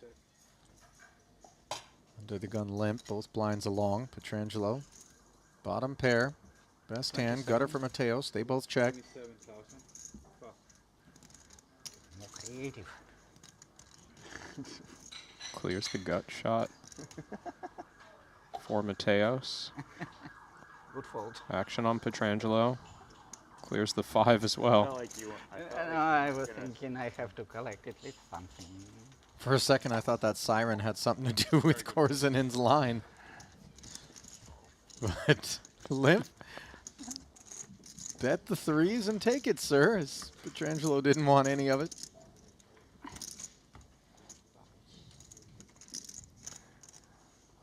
By the way, Seth Davies now in the top 5 on the heels of his first victory at Triton. Talk us through that overall leaderboard, Kevin. What do we got in the 1 through 5 slots? Alexa Pavasevich standing alone as the chip leader right now. He was third, I believe, to start the day. Now closing in on 2 million chips. Davies, Hajiev, Lunloon, and Stanley Tang all above 1 million. Well, hang on a second. It looks like we've got something violent in nature having taken place on turn and river as Leonardo Drago had 4s full. Artur Martirosyan making 10s full on the end.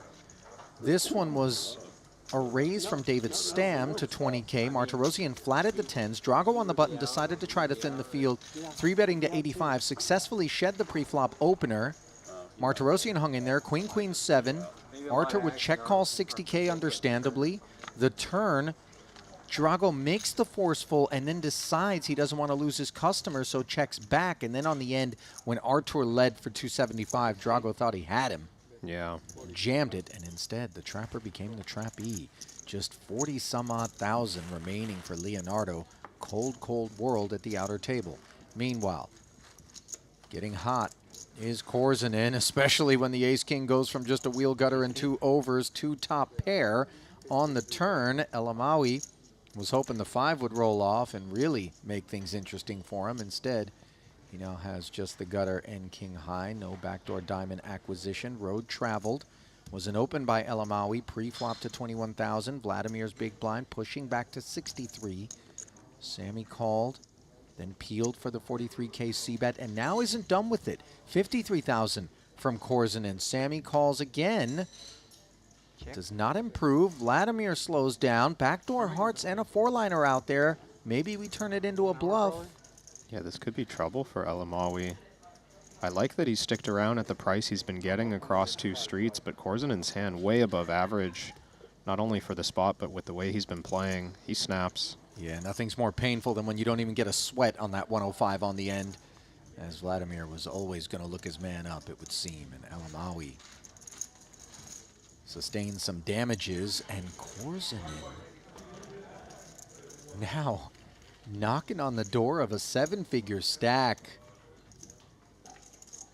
I thought after the way things played out against Pietrangelo when he had that really ill-fated turn jam against the spades earlier here at this feature, that maybe things were going to come apart, but he just bounces back with incredible speed and resilience, does Korzinen. That does put him into the top 10 overall. 940,000 in his stack.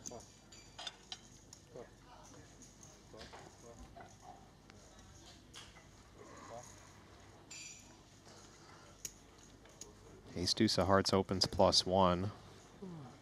Saw Pietrangelo's ace-deuce of clubs hit the muck.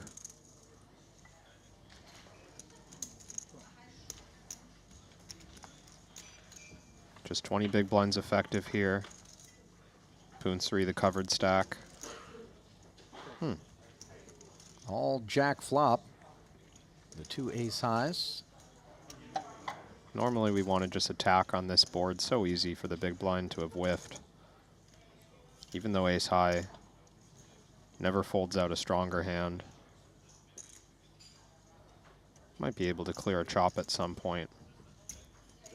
I would think for a cheap price though, Wasserson wants to stick around, at least for a bit. It's a little tricky. When Poons 3 open +1, might be drawn to 3 outs. But tricky doesn't discourage. The check call. So 13 ahead, and now a king on the turn. One of those cards that could very much make up either holding. Yeah, king a little dangerous for Poons 3. This is a card more relevant to Wasserson's flop check calling range on this board. Going to continue a lot of king high. Poons 3 would have some under pairs that now need to slow down. But ace deuce still looking like a potential bluff. We'd rather have diamonds, but hearts are not terrible. 20,000. As cheap as this is, making it look like a range play, maybe he would bet pocket eights here. See if Wasserson believes it. No. Interesting little stop and go there. Just check calling. On the forgive turn me, was yeah. Wasserson, but at the cheap price, he's going to find a showdown and chop. Obviously, we like the ace highs a bit more when the king rolls off. Yeah, but notable, I think, against under the gun +1, so few hands that we're actually ahead of with the ace-6, just kind of hoping to run into a chop. You'd think queen 10 and weaker continues firing. Yeah, it does feel like a best case scenario, doesn't it? Nice result there.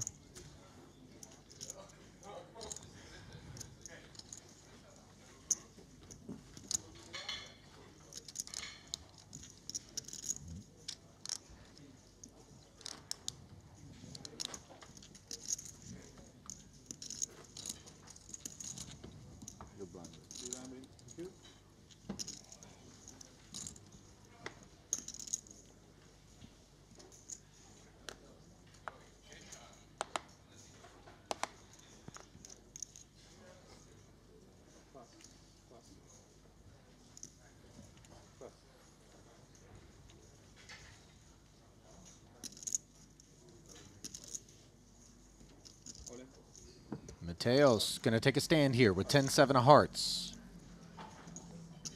Ace deuce in the small for Wasserson. He's peering over. For just 6 blinds, Wasserson's going to spin the wheel here with Adrian.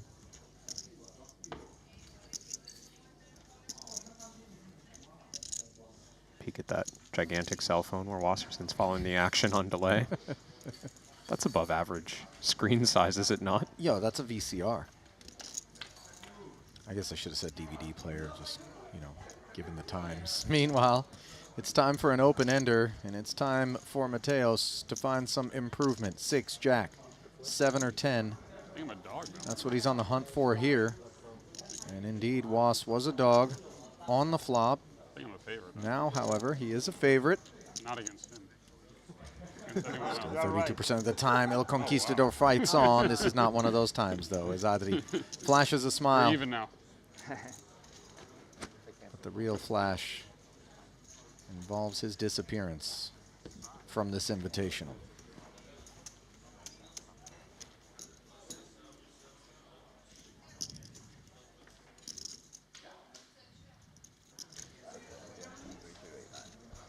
A lot of talent walking out of the room there. Mateos won't be adding to his near 16 million in career Triton earnings as Martirosyan looking to finish what he started against Drago. He's taking the better of it. Second pair on an ace-high board versus the gut shot.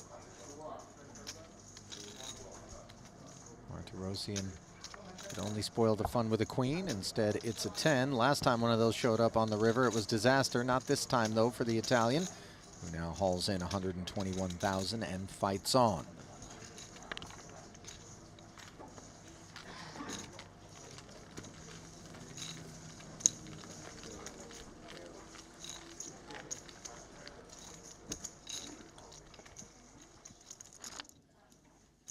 Flipping back over to the feature. Cards out. Korznanen raised it up to 25,000. 7-8. Kenny is flatted. That cutoff open from the small with the King 9 suited, which is pipped by the King 10 of Punsri, who sticks around. Queen, Queen 6 board. Punsri's King 10 is best. No follow through from Vladimir. Ace on the turn. Let's see whether or not he decides he wants to represent that card, as we see Punsri picking up the gutter. Everything we've seen thus far indicates that Korznanen will be willing to represent a spot like this, not just because of the ace, but also because of the disinterest that the others have shown, but he does check behind again. 9 on the end. Kenny finds queens up for the best hand after the second round of checks, and he bets it like he knows it. 12,000.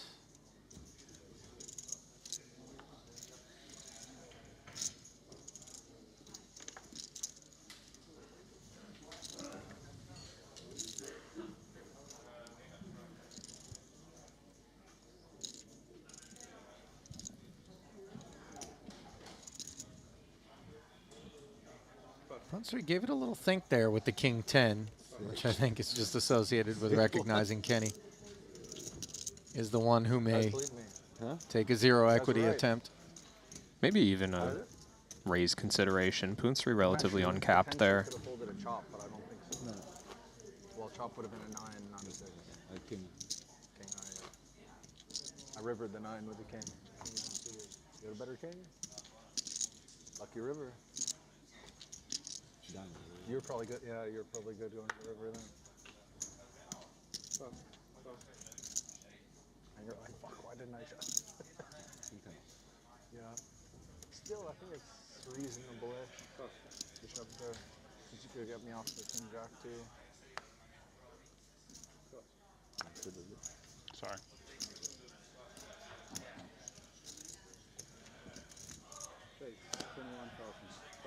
Standard button raise here for Kenny.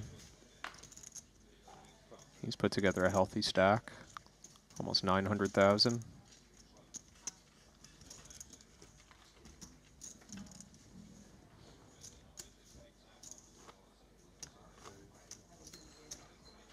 Uneventful raise and take on the button there for Bryn. What'd you say his average cash was at Triton again, Kevin? It's over $2 million. I didn't calculate exact. I think it's close to $2.5 million. I mean, that is absurd. I don't know. It's completely insane. I don't know who the next closest is. It would be someone with a very small sample of caches, I'm sure, but like I think it's more than double probably anyone else. Has to be. Korzinen limped pocket threes once before from direct under the gun. Now doing it again under the gun +1. Yeah, and I like this over limp from Kenny. Tempting to be aggressive in isolation, but you've seen what kind of volatile responses you can get from Korzinen. Sure. Just the call. 9-7-4 board. 4 players taking it. Two-way straight draw for Maher. 7s for Bryn, the best hand. And yet Korzinen is just going to rip it in here. This should work, especially given Kenny's got 2 players behind him to worry about. This is just insane tightrope walking. And me also. 5-6. But man on wire does it again. He'd be wise not to show those 2 cards. They do hit the muck. What can I do? That one really stands apart from the rest so far, Ali. That was a huge risk with 2 3s. Thanks. Did you call with the 9? It just One too much. is the most mesmerizing, death-defying act. On my seat probably with these 2 behind me. Ah, That one. yeah, right. And yours probably, yeah. How does he do it, Kevin? I don't know. And I think we're not the only people asking ourselves that question. Those I forgot parked at the feature with him. I completely just lost myself. There's a whole new like layer in the ground. Yeah, I just was somewhere else. Oh, Likely wondering the same thing. That's really special, like to get like the limp and then like shove 10x pot like game. Combo, yeah. Nobody has anything better. He's got the strongest limp 10x pot shove game in the world. In the history, not even the history of poker, honestly. Yeah, I've never seen it before. I love it. I've never seen someone execute this like this guy. 10s for Korzinen. Under the gun limper. Best hand. Just do it again. One more time. Maybe I don't want him to do that. Yeah. No, just only 49. Only 49. 49,000. He sized down. Yeah, he wants some action this time. Only 1.1 times the pot this time. After A little bit of restraint there when your opponent in the hand asks you to go all in. Yeah. I think that was a wise choice by Vladimir. Petrangelo still has cards saying, why not again, right now? You do wonder, what are you holding? I mean, it's to ask simply that question. such a disarming energy that he brings to the affair. Gambledore really just the focal point of any event that he is in. No matter how much world-class talent surrounds him, He's the talk of the town, and with good reason. Currently, Korzanen stack. Sweating it so Good hard for that it gets 12th through. overall. Alexa Oh, but then the Pavicevic, calling hands are so the like, sick Montenegrin, because it's just the shy of versus 2 the million. NEQ. He's You the wind top up in man. such a sick Davies in spot. second. And everyone's Monterosi in losing. third. Haji Yeah, at yeah. fourth. There's 6 ways to every thought. And Yeah. JNT with You're north practicing of 7 never not figures getting sits bad in as fifth. The limper straddler. That's a recent It's climb. fun to analyze how poker can be. Was with a pretty one. Picks up Gambledore.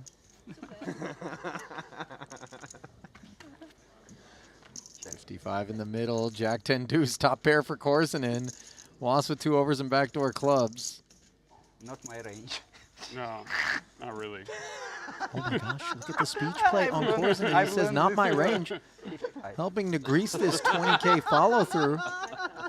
Right off of Was's stack, and he check raises to 55,000. Never was able to understand 55. Was calls the extra 35, and now faces 55K, calls again. Serious. Getting serious indeed. Oh, and he hits the king. Check before the card came? Yeah. Wow. I don't know. Maybe it was at the same time. I think that is a green light for Wasserson to get value now. One would think. You know, Notable when the flush completes and your opponent checked before, perhaps seeing that a flush did complete. Makes you think I his don't know. hand This was... is a really bad. I'm scared you're going to check raise me. Yeah. No, I only jack. He's too scared. Yeah, that's. He's scared. That's what I did. You scared me. Wow, he wrecked you that hand. Yeah, he did. I just saved you because I didn't go 52 again on a Yeah, you, on a you turn. really If I scared would me. go on 52. No, you did bet the turn. What do you mean? I called. Yeah. Ah, yeah, I skipped the river. Ah. You skipped the river. You Oh, get the right one. Yeah. Yeah, that's what I I was so needed. scared. I only I needed should have bet once. called and all in. You got all the money in Oh, good, nice, and I then think. when you were bad, he'd put It's no zero. money in. Yeah, you owe me. Bad. Nice hand. Nice hand. I was so I love scared. Petrangelo's post-mortem take. He wrecked yeah, you yeah, that yeah. hand. Not missing a chance to needle Wasserson. I mean, to be fair, he kind of did. I mean, even Was would tell you. No? The speech play as well. Oh, I Felt loved like it. it to me. I don't know. It's gonna feel like. Was, it, by the for way, sure. now 6th overall. You think Taylor he von might just, like, Kriegenberg, oh, he might 7th. just, like, ST check raise all Wong, in. 8th. That's what I was Phil scared of. Ivy Like in Jack 9th. nine, too. Then I Loon would've Loon called rounding them. out the top Won. 10. Thomas Santern started as a chip leader, Yeah. finds himself in 11th. Yeah. Is I didn't play standard. I didn't go Played it great. in on a You played it great. flop. You played it great. No, but 23. you were lucky. Good. You got a king. You know. Yeah, I was very lucky. You're right. Very lucky. Angelo. And then very Nice, bad. nice, nice. You were patient. You Opening the paid. button. You paid for your luck. You know. I paid for my luck, it's Of true. course you How much? paid. Whatever, dude, just take it. What you paid? 100 something like.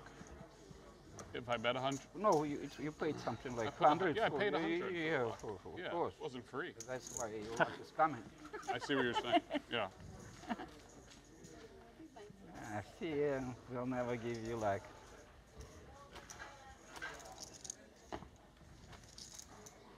But I don't charge you when I get there either. Friend, just check. You don't have to pay. You don't have to pay.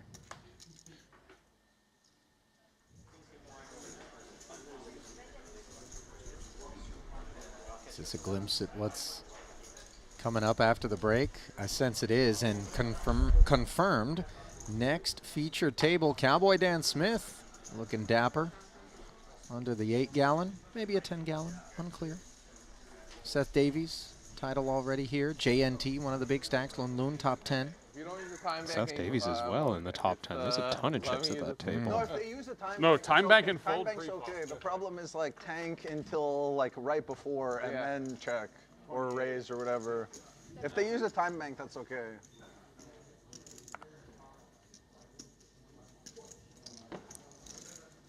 Kenny sticking around.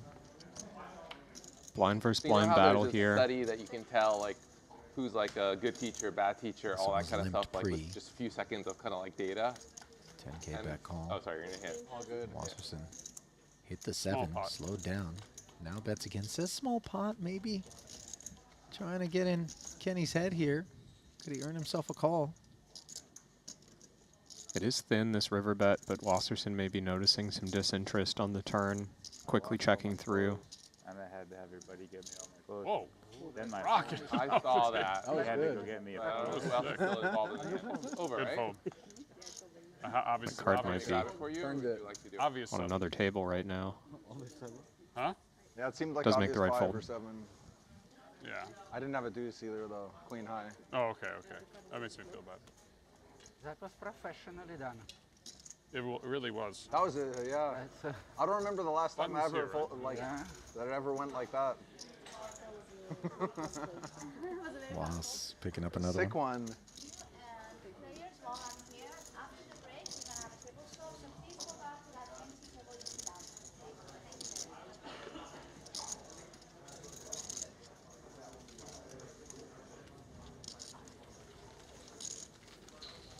People watching are gonna be like, "What? You take this table off? Like, we've got to now watch the people just folding." Yeah.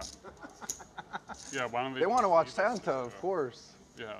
I don't give a shit about the rest of the people. To be fair, Bryn, all those chips that are going to be coming over here suggest that folding hasn't been Yeah. the road travel.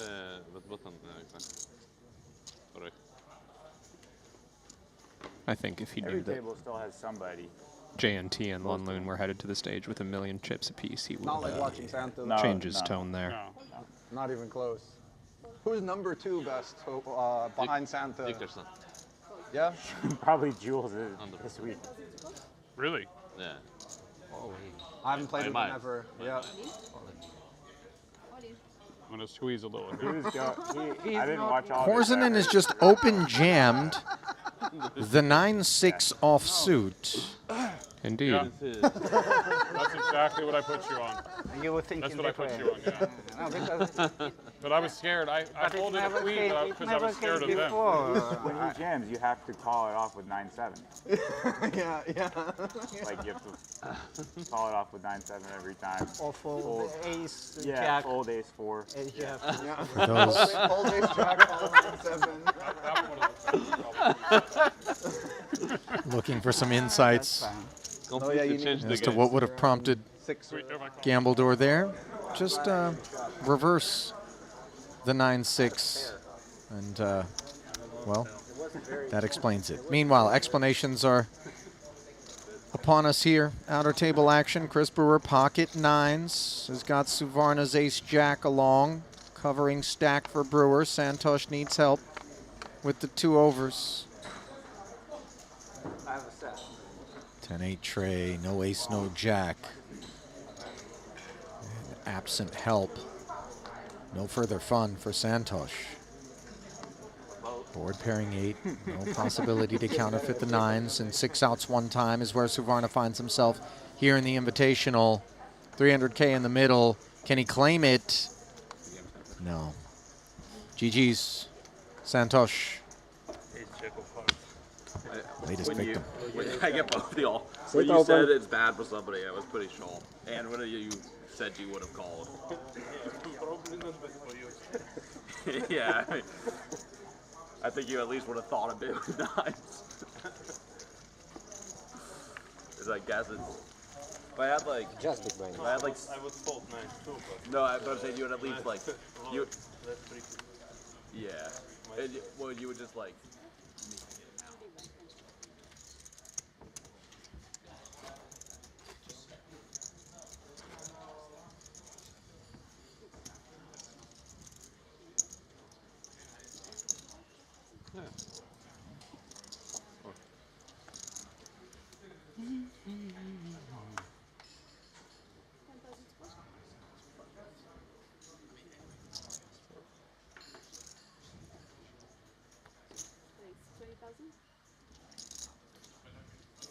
$42.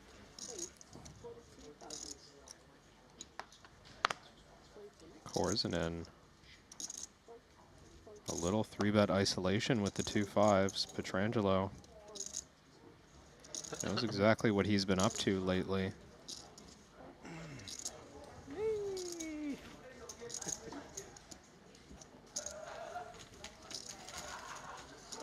Well, 3-bet waters here. Being ventured into by Pietrangelo, 20 becoming 42, the extra 22 invested. To look up at a gut shot Broadway draw and backdoor clubs. 5s are still in the lead. And the Maestro checks back. 5s still best. And now with a second check in front of him, Korsinen decides it's time to bet my pair, 42,000.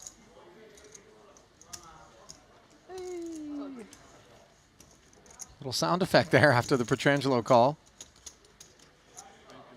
Splashing, splashing. No, that's okay. Thank you. No better than ace high for Nick. Check. It's going to show down the winner. Yeah. The table will be over there after. Yeah, yeah, we'll move down. If I make it to. Dejan Kalogjurjevic, by the way, has filled the void left behind by Adrian Mateos and has just witnessed some of the mystique in the Magic. I would go all in, you would go probably, right? On the flop? On flop, yeah. On flop, you would go.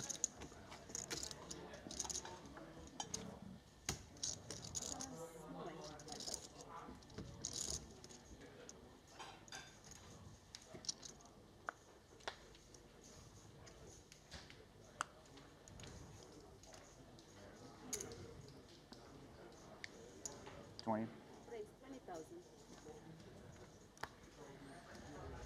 Pietrangelo 51. opening again, this time with 6s and Korsinen all over him once more. King, queen, the 3-bet.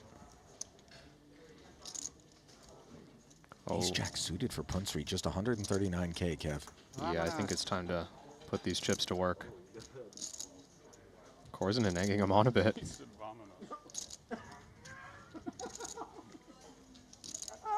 Yeah, the woman. Well, Punsri not dissuaded by a little speech play there. 139. And Santa saying, I don't remember if I gave you presents. It could be a present, yeah. Not a present. Pietrangelo There. did fold the 6s, which were best. Of course, this is not the kind of heat that they're interested in. So, Korsinen will take 37% equity and try to end the fun for Punsri with it. Oh, 6 is full for Pietrangelo had he stuck around. Bubs. Obvious flush here. Wow. 8 is safe for the ace-jack. Nervy moments for Punsri. Needs to fade the king or queen. Wow. And does just that. That was a present. Thank you. 140.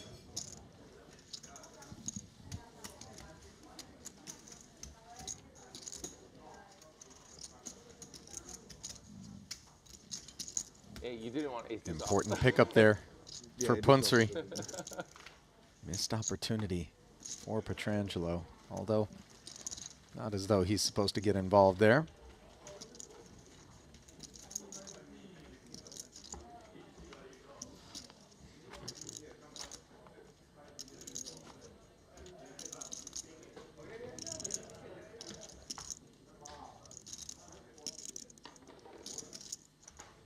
Shout out to Rhino Knife, by the way, who's just made a contribution in the Triton YouTube streets and leaves us with a little proverb of rich or poor. The Gambledore lore is so pure that we all must adore. All right, Rhino. That's lovely. I can get behind it.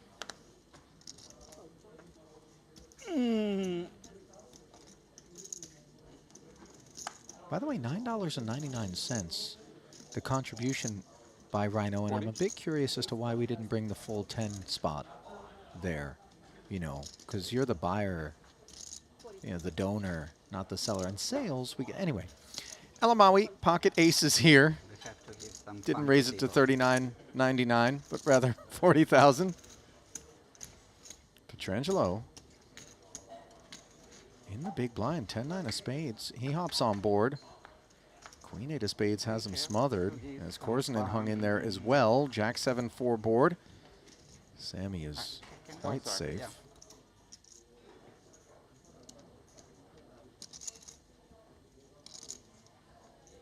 This one started with the Korsunen limp, Elamawi 4X, Okay, Petrangelo present call, 75. Korsunen call, and the declaration is okay present 75. He speaks truth. He is being honest. I use the time part, so I'm just gonna make it 200. And I think Elamawi being honest there as well. He's already picked up that pot. He got a couple of quick folds. And it looks like someone has picked up the rest of Leonardo Drago's chips, and it's Martirosyan again for the ride, albeit as conclusions feel a bit foregone, and absent of 5, we draw ever closer to what would seem to be the end of the road for the Italian. Kings versus 5s, rough spot. These two know a thing or two about 2 outers. Can Drago find one? Nope. And again, it's a 10 on the river. One that this time officially draws the curtain on Leonardo. Healthy pickup there for Martirosyan. By the way, 1.6 million in front of Artur. He's looking healthy. Headed to the break. Yeah, I know. Even I bet big,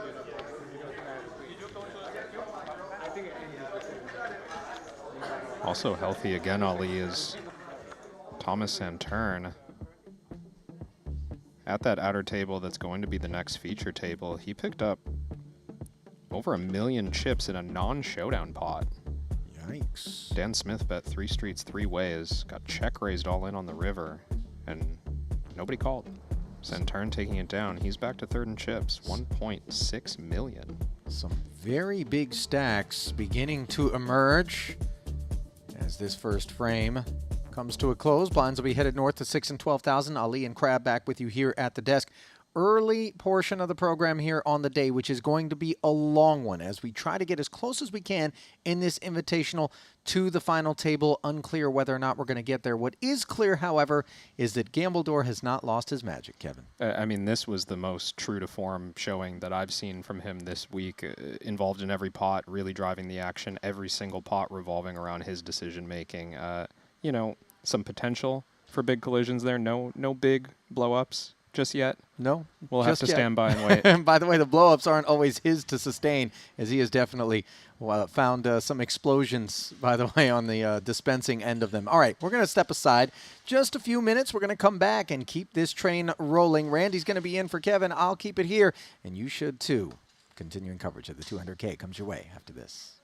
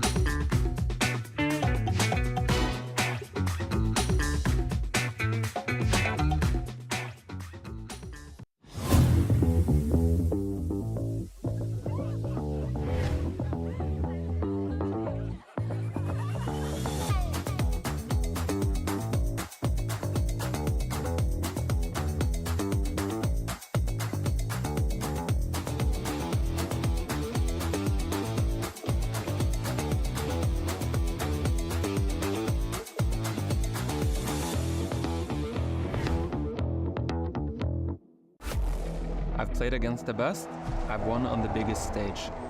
But what if I told you, it's not just about luck or talent. It's about using the right tools.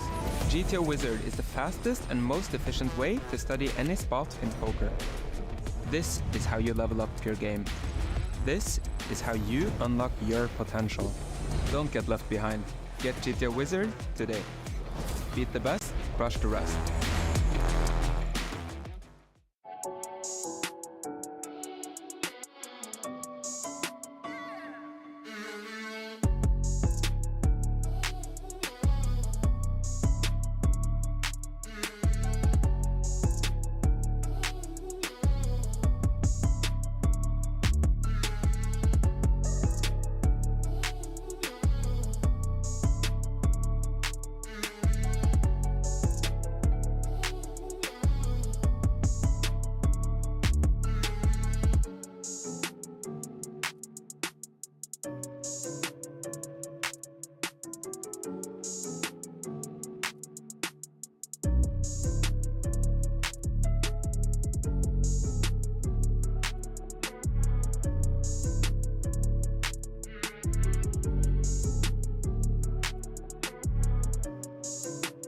on the flop check, not believing that a weaker hand would ever check behind King Jack 8.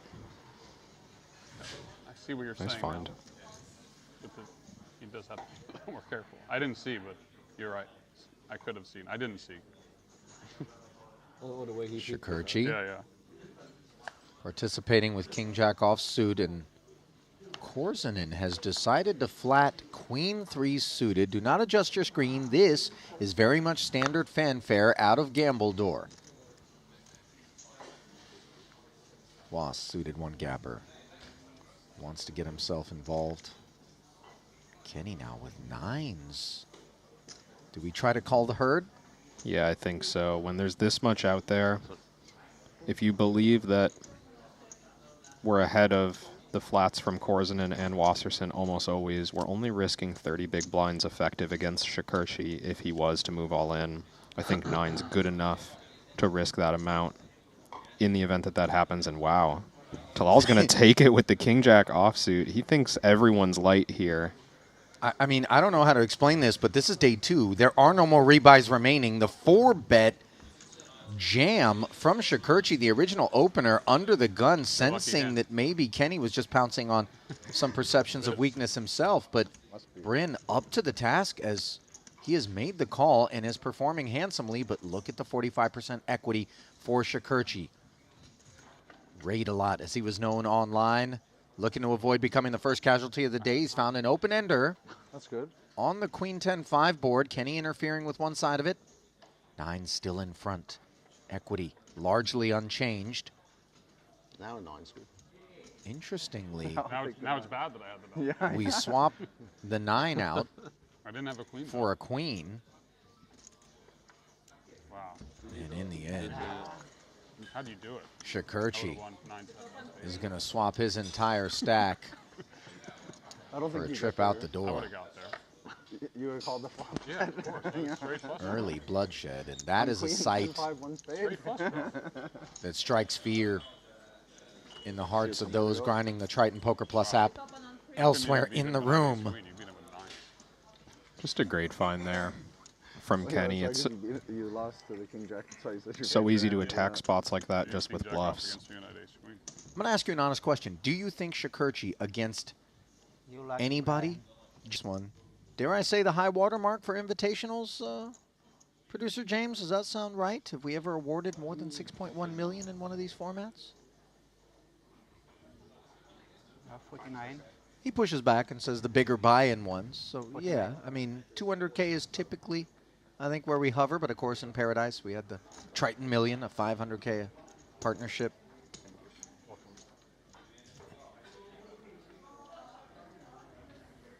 Quick to point out that this is a record field. Petrangelo 49. gets the needle on his record scratched. You're giving everyone a 10K discount. Korzinen. Yeah, light 3-bet here. Yeah. In the cutoff. Petrangelo's hand more than good enough. Well, if it was more than good enough pre, it's absolutely fantastic post. Well, Top like, pair, spade draw. Korzinen snap check back, and in comes like the flush, which leaves Korzinen drawing dead. Credit to Vladimir for not sailing off. And if Petrangelo's been watching as much as we have, with which I'm just gonna watch. Petrangelo let out for 16. Korzinen raised it up to 600. He covers, obviously, asked Petrangelo for all of it, drawing dead. Yeah. Did he push his hand into the muck? Well, he turned it on. He tried to push it into the muck, but obviously particulars require the dealer to put it face up and deal a river card. But It first came ace. I hope the other one's an ace. Otherwise, I was waiting. it would have had to be the ace of spades. Don't regard those as, you know, aberrant. But Kenny is one of those characters. He really just finds the big spin-ups. I do think there's some skill to that. Of course, a lot of it generated by luck. But when you find yourself in those situations where you're in the middle of a rush, let's say, check the pulse of everyone around you, see if there's an opportunity to maybe leverage their frustration with you or take a thinner spot than others would in those moments. I've always distilled it to give action, get action. You know, it's just kind of one of those things where the payoffs, the willingness to get deeper down the streets, get involved thin, that helps aid those spin-ups is a product of your reputation. Meanwhile, participation for these two boys, the product of ace-jack and pocket nines. Noida, the opener. Pietrangelo flatted the big, checks with the ace of hearts working hard. One overcard to the nines. Maher deliberates with 48 in the middle. Yeah, Pietrangelo had the option to 3-bet pre-flop, maybe taking the low variance route as he's built up a stack. Now he picks up the double gutter on the turn. Noida with just a draw to a queen high straight. In search of a jack, second overcard to his pair, which is still the best hand.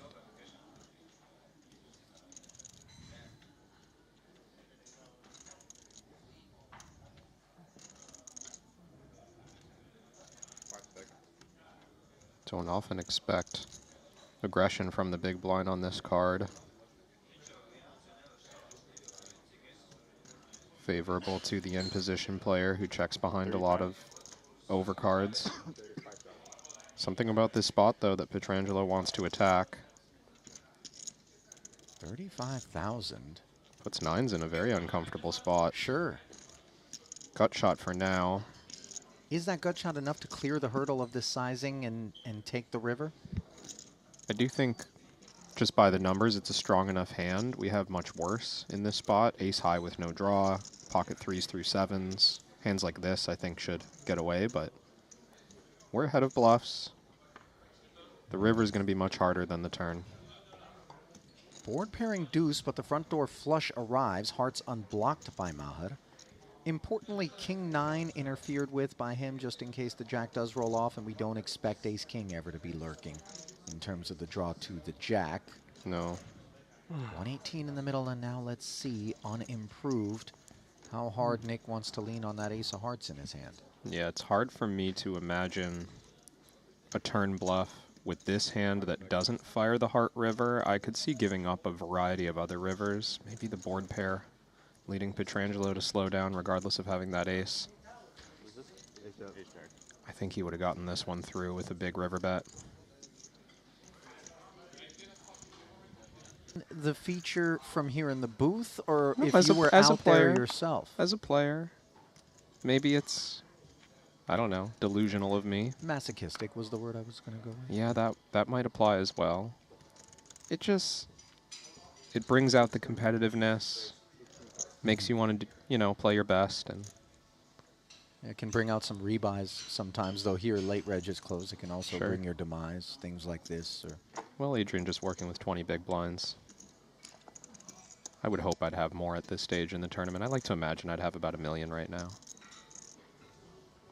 Well, unclear whether or not it's imagination that's prompted Mateos to announce himself with queen six suited upon arrival. But Pietrangelo grabs his crayon. Queen jack of clubs performing very well. Heads up, 52 in the middle. Club in the window was pretty. No further puppy feet to provide the flush draw to Pietrangelo. 7-7 tray. No heart out there either. No interaction to speak of for Mateos's hand. Rainbow board without a heart. It's not a bad board to attack, but the cutoff range may be too weak. Earlier position, you might see some more aggression against the button flat. Pietrangelo not going to have a lot of sevens, but he will have a lot of pocket pairs. Decides queen jack suited is too good to start bluffing. Ace of clubs on the turn. An interesting card after both parties check, because you could see some ace X for Mateos now feeling motivated, but of course Pietrangelo with the flush draw not going to be going anywhere.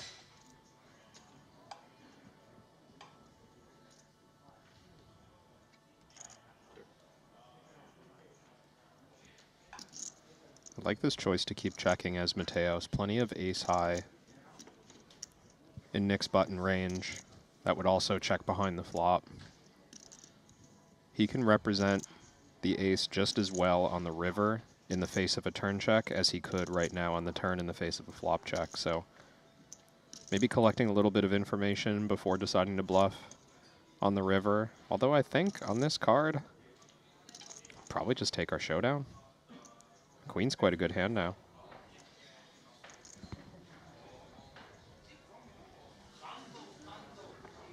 So no action on the turn. I was trapping. I get lucky. Trapping, he says.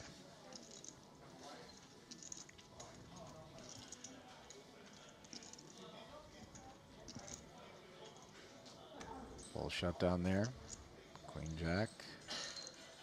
Able to take it. That one took shape a little less eventfully than I might have imagined. Maybe some mutual respect.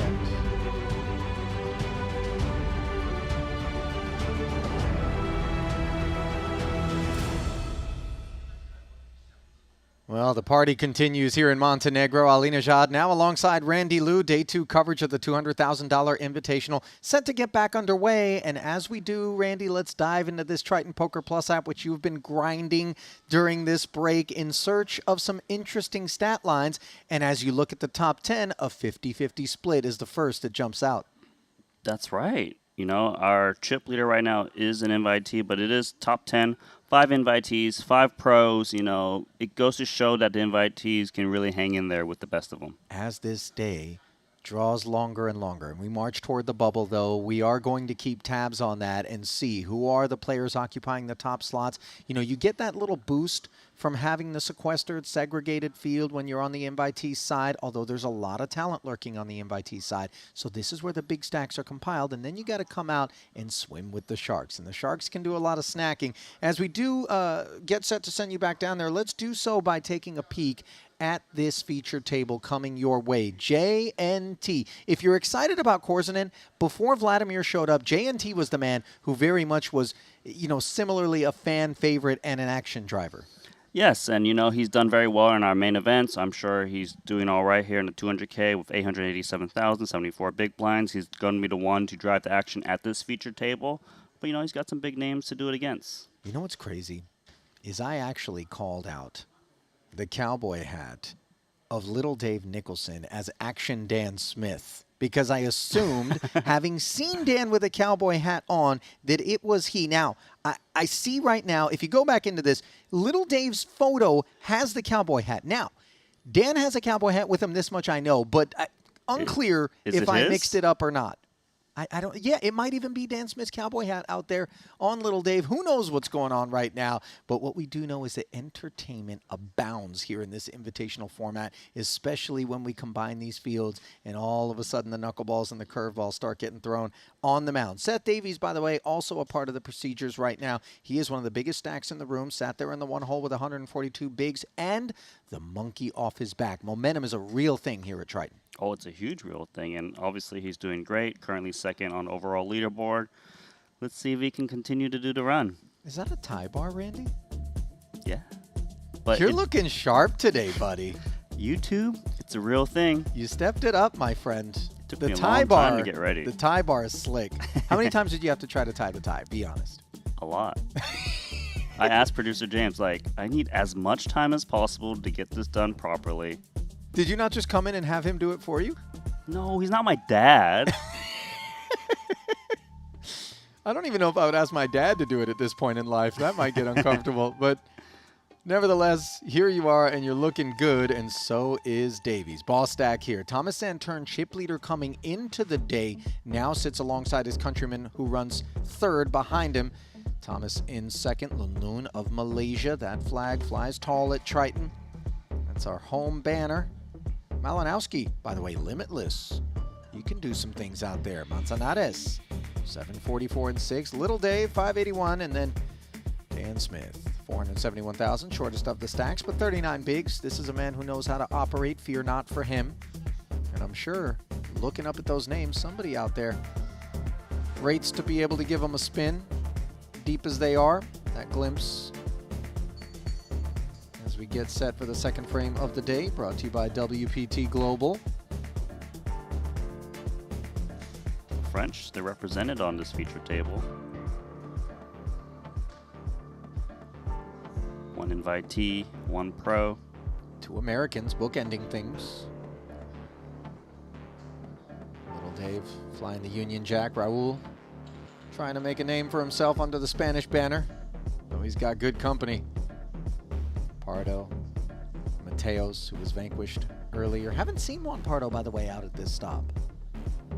Is he not here? I don't know. Producer James, have you seen any Juan Pardo lurking about? Shakes his head, no. Unclear. What's kept Malacca Styles away from the procedures here? Sergio Aido, though, is present. I'm jealous. We unwrapped the present that is this one. Okay, confirmed it was Cowboy Dan so Smith. good too. I ate about 1,000 macarons when I went last year. What the There's heck? macaroons here. There he is. Oh, those little No, coconut things. I was talking about the French Open. Ah, yeah. Right? That's what you guys were talking about? I thought there was macarons on the premises today. That would change things up. I'd have expected Dan to just leave and go get me some. Just abandon his stack. Did I have to? I mean, what else could be done? I wouldn't blame him, I'll tell you that. 26, courtesy of King Queen suited, as Dan will haul in the first pot of the frame here at Seth, the I have a feature. question for you. Let's hear it. Do you think I would suit a cowboy hat? Well, I know one way we can find out. Because my... Ooh, I think you might. I think you could. Although I think try it for one hand. I think a white one would fit you better. Hell yeah. That looks great. What do you think? Looks great, dude. My wife banned me from buying one on my honeymoon. She said I'd look like a... I won't actually say what she said. It was a little bit... Looks good. Dude. Wear it for a while. Maybe it's lucky. I like it. Cowboy Dave. Well, now, shouldn't Dave give his baseball cap to Dan if they're going to go swapsies? Feel naked. Well, he might feel naked, but he's going to dress up with an ace-9 off, taking us to 26,000. Box cars for Santurn, hijack flat.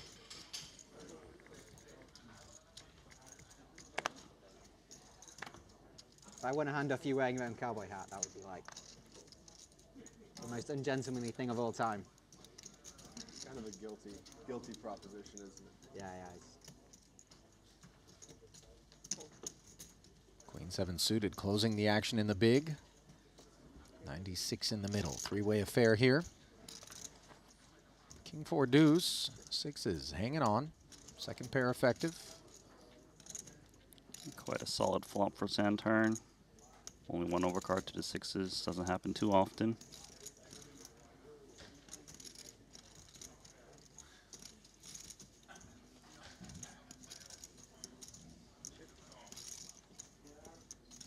Smith electing not to follow through. Window of opportunity for Thomas? I think so. His hand is vulnerable. He often would just take it down. Don't have to worry about the big blind coming along too often. And he can credibly represent a lot of King X as a flat caller pre versus relatively early open from Smith. And Stan Smith not even considering it. Oh, this hat's no good. Dusty. Nah, that hat's solid. You know, the story... Yellowstone, Jackson. And loads of people wearing cowboy hats, and I fully intended to buy one. Wow, you were in Yellowstone? Yeah, and then we were in Nashville afterwards. I looked like an idiot. Yeah, you're the only one without a cowboy hat. I know. Felt like an idiot without one. Well, I was going to say the story with respect to the cowboy hat originally. The idea of like being in some country bar, singing along with a cowboy hat on. Especially in Nashville. So much great music there. It's unbelievable.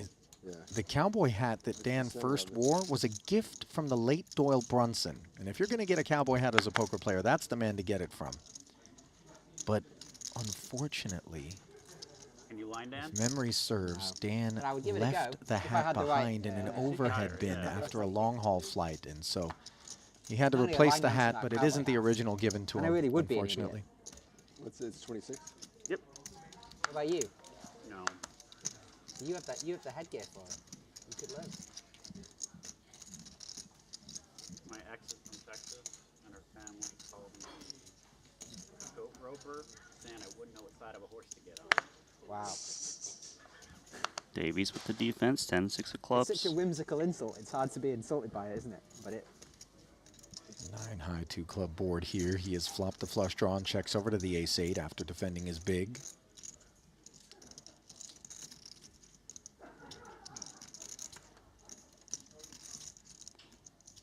Not the turn card Davies was looking for after a flop check through.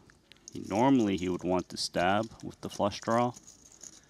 Now he should be respecting the ace on the turn, which rates to hit a lot of checkbacks, which contain ace-x.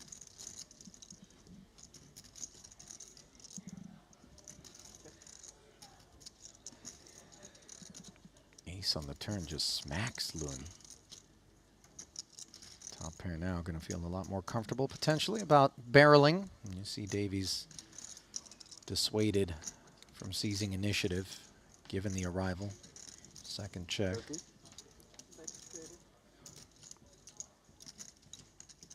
Yeah, very tough for Seth Davies to continue. If he wanted to, he probably would have to come in with check raise, but if you're up against a strong range of big aces, it's going to be tough to get that to fold.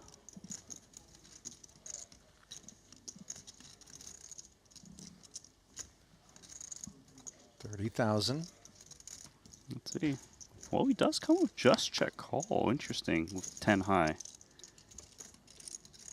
What he doesn't come with is a club on the end, though, as Loon's pair of aces holds on. I think this ace-8 has got just enough kicker to go for a value bet. There's worse aces in Davies' range. Some 9x's might get curious. If Loon was holding like an ace-5, ace-3, could see he's checking back, but ace-8 is pretty strong.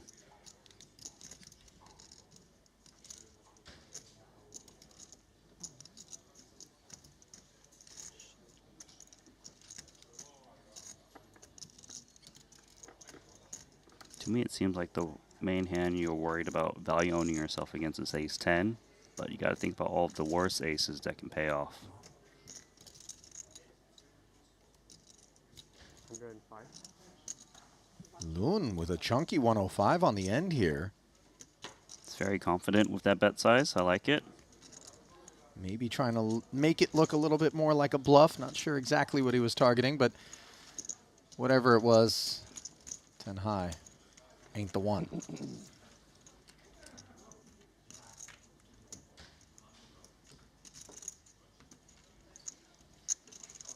Nice pickup there for Loon. Lurking around the top 10 stack at one point, currently running in 15th.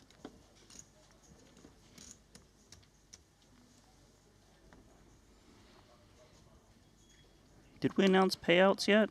Yeah, 6.18 million up top. Randy, over 300,000, the min cash. Sorry, did you say 6.18 million? I did, my friend. Okay. A lot of that spurred by 35 re-entries in this one. And of course, this year, Right. 2 re-entry opportunities for the invitees, maybe helping further pad the prize pool. Nicholson, ace-9 open from the cutoff. Manzanares on the button, steps aside from his queen-10.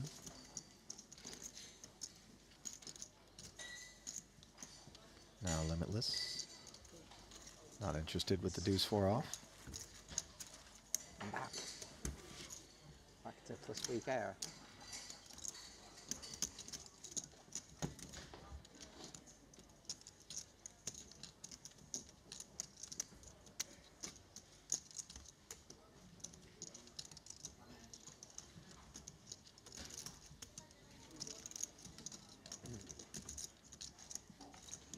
Have you found this coffee bar, tea bar place yet? You know, we were talking about it at the top of the broadcast, Kevin and I. I found it, but I haven't sampled any of its wares. Now, I'm a tea guy, not a coffee guy, although you and I, you know, we do the ice mochas. But I don't think that barista back there would respect us if she knew we were iced. If I walk up and I ask her for an ice mocha, it's like a soup Nazi on Seinfeld. She'll be like, no coffee for you, get out. You know what you should do, though? Let's go there and order brown bowls. She's going to look at us like, what are you two mutants on about? Meanwhile, ordering $26,000 to be invested is JNT. So he's got a cold brew. Ace Queen of Hearts versus Ace 4 of Diamonds. Smith dominated, defending understandably. Oh, and look at this. The whole wide world for JNT with a customer. Top pair, nut flush draw. Action checked over and into 70. JNT brings 35, exactly half pot. This cowboy cannot check fold. Top pair.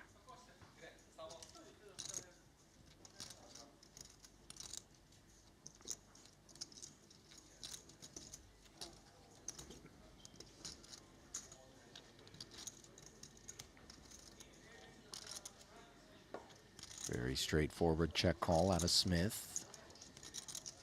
Two-toned board texture now on the turn. Smith checks again. And this time, Vladimir, sorry. Come on. JNT, rather, has bet 15,000. You know. I know what happened here. You do, right? I suspect that he reached for the wrong denomination because this is such a deeply downsized bet. And, you know, JNT, it's been documented that he has had some struggles with his eyesight of late. This is in part why he has the flashlight working there on the rail to aid him in looking at his hand. And maybe it was with intention, but I suspect he wanted to bet 75,000 there. You see Smith obviously making the call, improving to aces and sixes with a jack, but it is no good. And now let's see if JNT can actually find some value on the end. Well, Dan is contemplating block with the ace, hoping to set the price himself in case he is up against a bigger ace. Maybe get a little bit of value from a jack or queens and kings. 65K. Dan Smith lead. Ace queen's good. JNT. 65K, perhaps less than JNT would have sought. Smith's block bet, something he'll live with. Oh, it's not in very good shape. Make a mistake with my chips. Confirmation there from JNT on the turn. Thank you. Misclick. Makes sense. What'd you get up to earlier? Randy, anything interesting? I saw you down at the buffet. You've been teasing this guacamole. You keep talking about this fabled guacamole. For once, I got down to lunch, and there was no guacamole. There was just Randy sat Just there. Randy. Hey, listen. The guacamole, as good as Chipotle. Stop it, Randy. It's good. Randy, you know how far we are from Mexico? Just because there's an M in the front and an O on the back doesn't mean that we're in the same neighborhood here in Montenegro. How on earth are they sourcing the right avocados for top shelf guacamole is the question. The best item in the whole resort. I guarantee it. You know, you sound a little bit like one of those used car salesmen when you say that. But I'm inclined to believe you. You've not bluffed me much.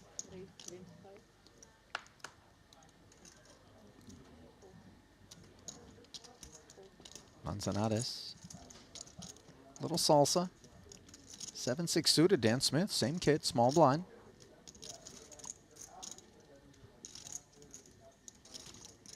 It's in the small blind. Sub 30 bigs. Yeah, flat. Flattening doesn't really seem that great from the small blind. It's a little bit more expensive. You get squeezed off a bit more. I think it's solid to fold 7-6 of spades. Yeah, it took a moment to part ways. No moments required for the big blind of Sand turn to defend with King Jack offsuit. Ace 4 tray rainbow, gut shot straight draw for the party starter. Thomas checking over. Decent board for 7-6. Gut shot to the nuts. 18.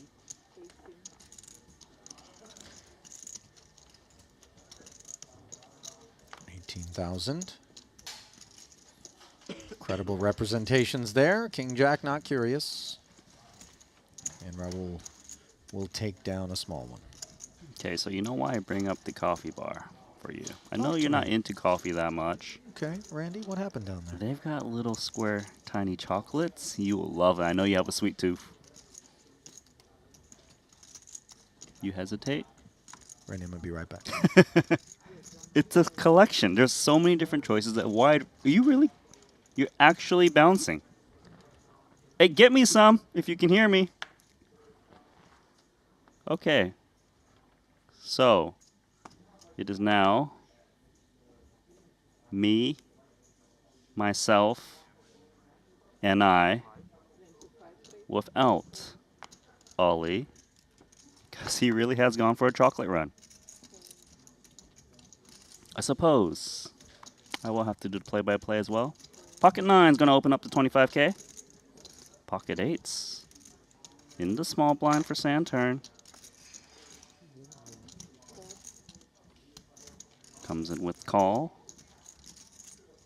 J&T, Jack 8 offsuit.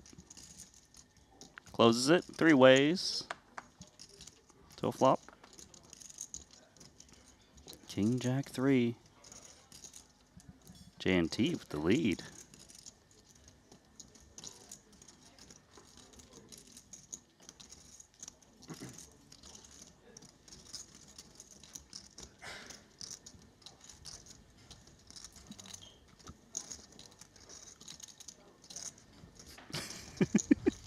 What's that noise?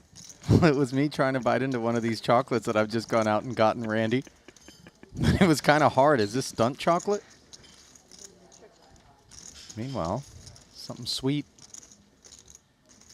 on the turn, an ace of diamonds, but we're going to put a pin in it and look elsewhere in the room where it looks like Sean Winter's all in with 7s against 5s, and he's running to bottom set. No, no, no, no, no, Get him no, another no. plane. No, please don't do that. No, no, please. Please Look don't at do Stam. that. He knows about the prepay.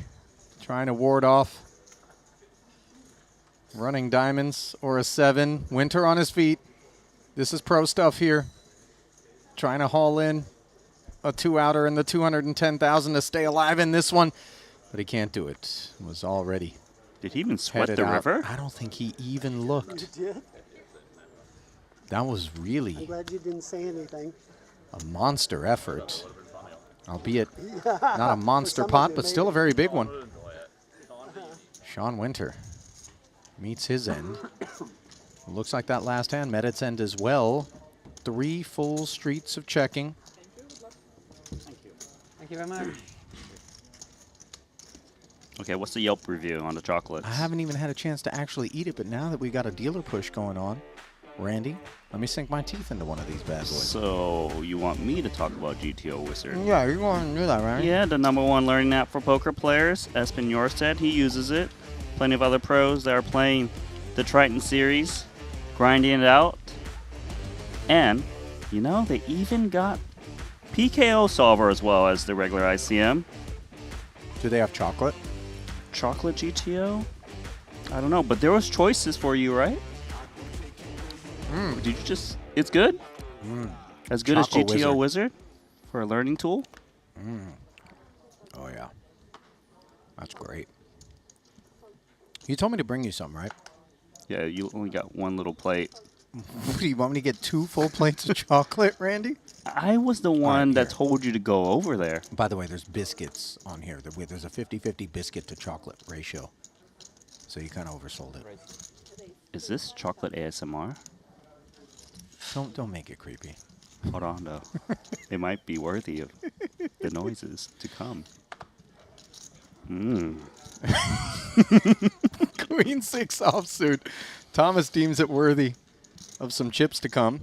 26,000 of them to be exact as he attacks Lun Lun. Digging in with the Jack 7 off. Ace 8 tray. No pair anywhere. Thank God, that was really annoying me. That ace was upside down. My OCD was going wild.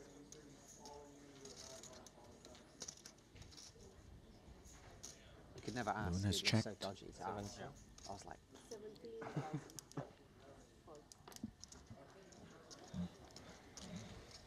Loose open, the but the logo C-bet works for the Queen 6 off. 17 and take it. How's the chocolate working for you, Randy? It's good. I'm happy. You're into it, huh? I confess I'm into it, too. How'd you find out about that place? Well, when I heard Kevin talk about it, I went searching for the property over and over again. And I was delighted when I found it. It's hidden, though, isn't it? It's hard. I didn't even know it existed. It's like this little black drape. It's almost like a speakeasy. Although, with all this chocolate in my mouth, it's more like a hard to speak. It's a little bit tough. Right? But it's classy in there, isn't it? Oh, yeah. The view is incredible, too. Oceanfront. Maybe on our break we go over there and play some Chinese. Listen, Randy, I know you got credits at the Bank of Ali right now you're trying to redeem. I still have the sheet. Oh, you do? I do. Because someone owes me money. I do owe you money. In fact, I should probably just give you back the money you gave me for the bet we had. Told you I don't want. I'm going to do that. I don't want to talk about that. I don't want to think about that anymore. Sand turn. Not a lot of thought required for him to open the ace-9, which dominates ace-5 and stays ahead of the queen-jack as well. Both blinds came along for this ride. Again, pairless kit in all camps. Most interesting piece to sand turn. 2 overs. A little bit of flush draw blocker. The ace of hearts and 9 of spades. 9 of spades also blocking straight draws. Doesn't opt to bet,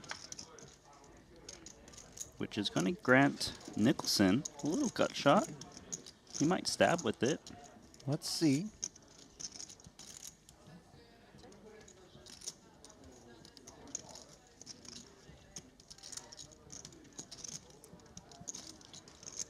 Little Dave, he knows what's up.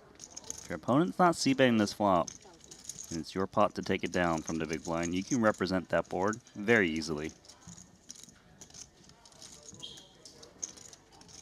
38,000. Sends the better ace high into the bin as well as queen high.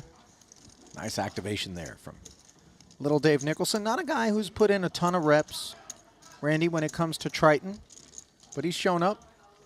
Likes himself that invitational format. Walk us through the numbers.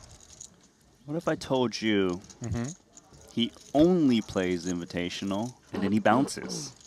Really? That's right. So this is his 3rd or 4th event ever played, which is an invitational. He did cash the very first one in Cyprus, got 16th place for $380,000. So little Dave, a specialist, dare we say. Invitational. He like, who do I invite this time? You know, it's funny. We talk about PLO snipers, but little Dave's an invitational sniper. Who did he invite this time? Let me take a look. All right, we got the sheet working. He invited Henrik Hecklin. Oh, that's a good man to invite.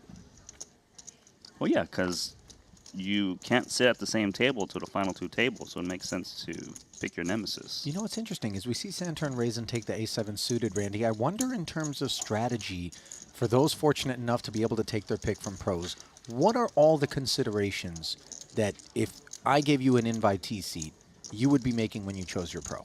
I mean, whatever I just said, I think is probably not really existent. It's like, oh, I'm not picking someone to avoid them for the final 2 tables. Then I just wouldn't pick them at all, obviously. Okay. But more so, really, Friendship is probably one of the main ones. Okay. I think sometimes you see like Thai people inviting Thai, Sure. whatever. But there's strangers that end up, partnered up as well, Of as maybe course. they don't have pre-existing relationships at times. So curious kind of like, what are the other things beyond I friendship? think one of the things that would cross my mind if I was an invitee is someone who I think is really good, and I can buy some of his action. Yeah, I tend to think that there's a little bit of business that goes on as well. I mean, most of the invitees are people who have been very successful in business.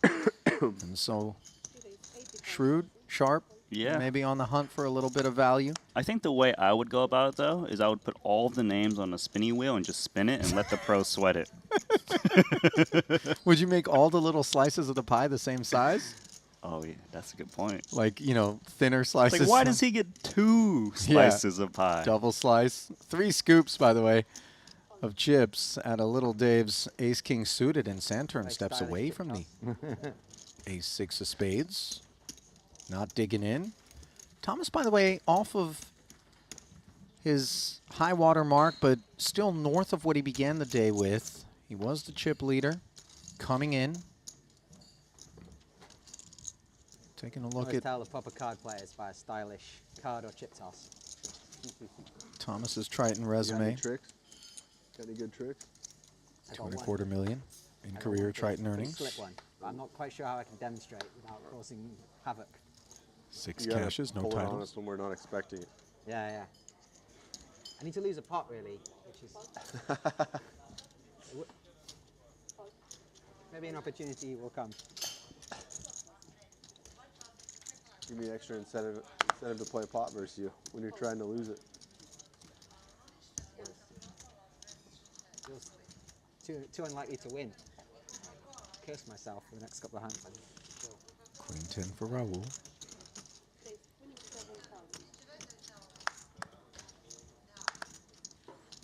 $27,000. Now Jack 10 in the small for Davies. Button open ranges are broad. So he'll hop in there. Of course, now the price improves for Malinowski, who's got pocket 3s. Best price in the big blind. Get a discount.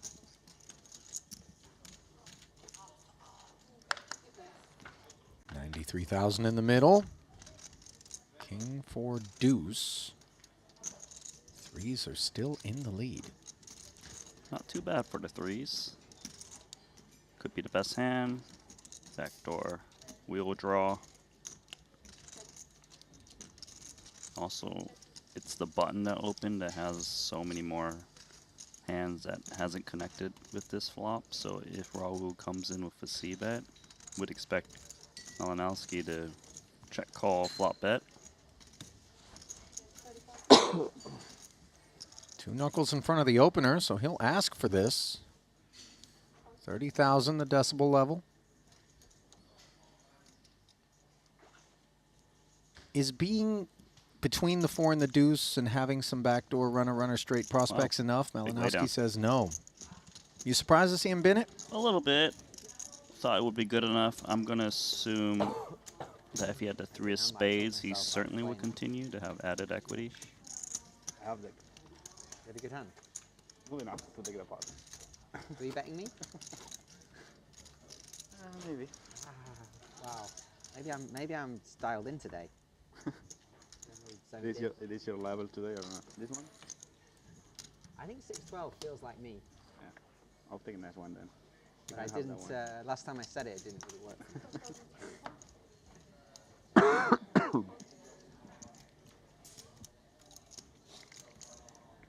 The Triton chips are too clean for any chip, for like real chip tricks. You need them a bit dirty. Sticky. A little bit like, you know.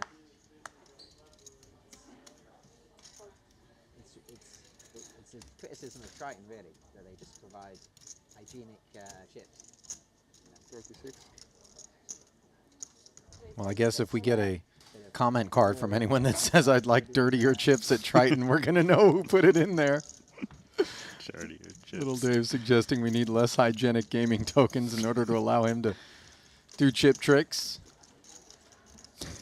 Did you ever hear about the guy who had a prop bet? This was in Vegas. And somebody was told I've never if done the U.S. Open, despite the fact that I grew up an hour away. How come? if you put chips in your mouth, and I can't remember what the denomination was, but however many you can fit in your mouth, I'll let you keep. Well, it completely And the guy went full chipmunk, bro. Like he really. Please tell me they weren't $5 chips. I don't know that they were $5 chips. Cranberries? But I mean, we pushed the limits of cheeky elasticity there. No, they were not cranberries. But you know, like it was a few $100s worth of chips. I think it was like $25 chips, maybe. Like, but ew. I mean, these were like in regular use Bellagio chips. Yeah. That's nasty. Maybe go with my kid or something. JNT, pocket tens. Things could get nasty here versus Lun Lun's Ace King. One of my homies brought his 2 kids, 6 and 4. Did they? Yeah. Burning Man. Yeah. It's the 2 earliest positions, which makes things a bit more complicated Not like given how deep worried they about are. them being there, just like What if they run away? I'm just constantly worried about it. What if they eat the wrong thing? How would be worrying me? 80,000. Are you going to do it this year? Nope, I'm doing the U.S. Open instead. Nice. Then you'll have the set then, right? You'll have the Grand Slam of attendance. Call is nice given how deep they are. Early positions with the 2 10s. He hooked me up with the ticket. I like the French Open 210K. more personally, but like Wimbledon was great. Just tennis on Over clay. pair for JNT. Just the best. I actually like this lead that JNT is doing with the 2 10s. Did it before I. His opponent is not likely to see bet this flop, and he wants to protect against overcards. You think even against an under-the-gun opening range, Favorite for the French Open. that the pre-flop 3-better would be apprehensive about barreling at an 8-6-5 texture? Yeah, it could be. Well, I mean, if he's got ace king and stuff, he's never getting a pair to fold. With this, he's actually got paid by ace king high. Well, for the time being, it's paid, and it stays that way. First overcard saying hello now. Pot grows to 410K.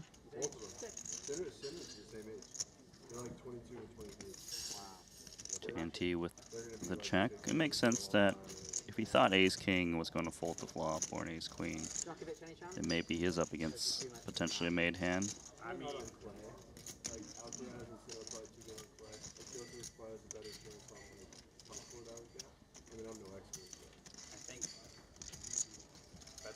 Very tricky spot for Loon Loon. 200? Kind of feels like he's up against a weaker pair. 200K. This pot's Again, inflated. Half pot sizing, but this time delivered by Loon after JNT came off the throttle.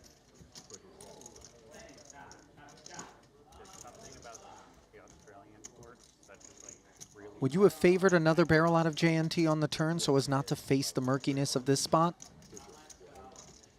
I think his check is fine.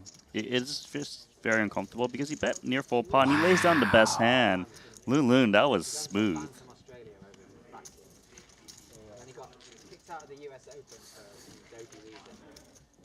You think Loon Loon is on the FBI list now? I don't know about most wanted, but, you know, they're doing surveillance, I would say. Was it the umpire or Walter? Word hasn't gone down. JNT, I think it was. of course. He just got bluffed off that pot. Or was it an umpire? But it was a woman. It wasn't. That was a really nice find, face king. A lot of players would have been tempted to just take the free card. I mean, it wasn't non-aggressive, but it was non-intentional. It was non-malicious, I think. Like he wasn't trying to hit her in the face with a ball. I mean, if you're the best ever, maybe you just put the footwear. You probably didn't want to, but like. Yeah. And he just having hit her in the face. They kicked him out of the tournament for it? Yeah. I don't remember that. And then if he wanted it in the face, you know he could. He's got the skills. Loon Loon putting the new tokens to work. King 8 of clubs and 10s will confront him again. It's new operator. Let's see how Davies fares of 2 10s.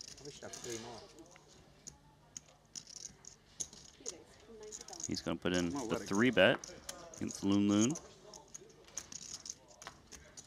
your big Most likely just wins it here. King 8 of clubs, some UTG. Shouldn't be looking to call 3 bets out of position. And indeed, Loon departs. Well, sort of betting against Novak has always just brought me so much joy. Really? I met him once in Monte Carlo in a bar. Who is it? I think Ellis Parsonage. I think it was Ellis. He's they're members of like the same tennis club. He sees them like every week. Just hitting next to him like every week. In what city? I assume Helsinki, but is that what he does? I have no idea. Is Ellis? Feel compelled to step in. I believe it's Patrick Antonius. Pretty sure it was Ellis. The other Finn being conflated that I'm almost certain. calls Monte Carlo home, as does Novak Djokovic, and they are the ones that are members of the same tennis club and That do would be hit strange. beside one another with regularity. Maybe Ellis doesn't live. How'd you meet him? At the bar? Oh yeah, it was in Monte Carlo. We were just there. Surrounded by women. Like, not like necessarily a sleazy way, just like a lot of attention. Like they were part of his like group, or just women came to see him, like fans? Unsure. Well, a couple of ladies have paid Sandturn a visit as he surrounds Malinowski's Open. Like in the same square. Huddled Ace around Jack him, yeah. suited for Lun Lun.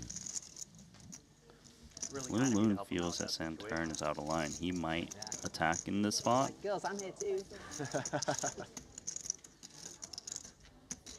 course, nothing wrong with just staying out of the way, but Sandturn's been active. I don't blame Lun Lun trying with Ace Jack of Hearts.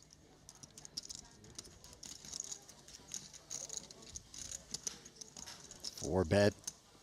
Clears the opener handily, but isn't going to be doing the same to Sandturn. Unclear if we're Thomas against this other fairly deep stack that we do cover, Randy, how he'll seek to proceed. He has the advantage of position regardless.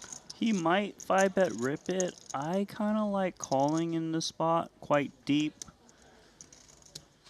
If your opponent's bluffing, you know, they don't have that much equity, usually just dodging the ace. You can kind of see how the flop develops. A big part of Lun Lun's cold 4-bet range is ace-king. You know, if there's ace or king on the flop, you can maneuver accordingly. You also let Lun Lun, if he's cold 4-betting like jacks or 10s, kind of find an excuse to hang himself post-flop, but they might not call it off if you 5-bet rip. But we'll see.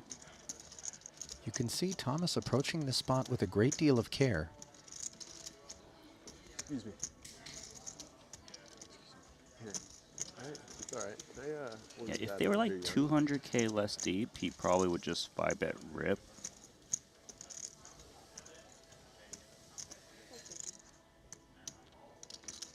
Yeah, I think this is definitely in the right play of 2 queens off of these stacks. Well, all of a sudden, there's 423K in the middle and plenty more to play for. Heads up. Lun, out of position, has purchased the betting lead and has found himself an open-ender with backdoor hearts on this coordinated rainbow board, where Sandturn's overpair has turned into a gut shot. That is a really fun flop. Very interesting. What do you prefer from Lun now? He's supposed to check his range on 10-9-8 in this spot. Which he does. Right, if he has overpairs, he can kind of induce from bluffs. He contains the pot against a board that hits a 4-bet calling range. I kind of like check from the 2 queens here. He's got a very clean gut shot. He protects against aces and kings. That's a good back. development. Now the board pairing 10 is cozy for Thomas.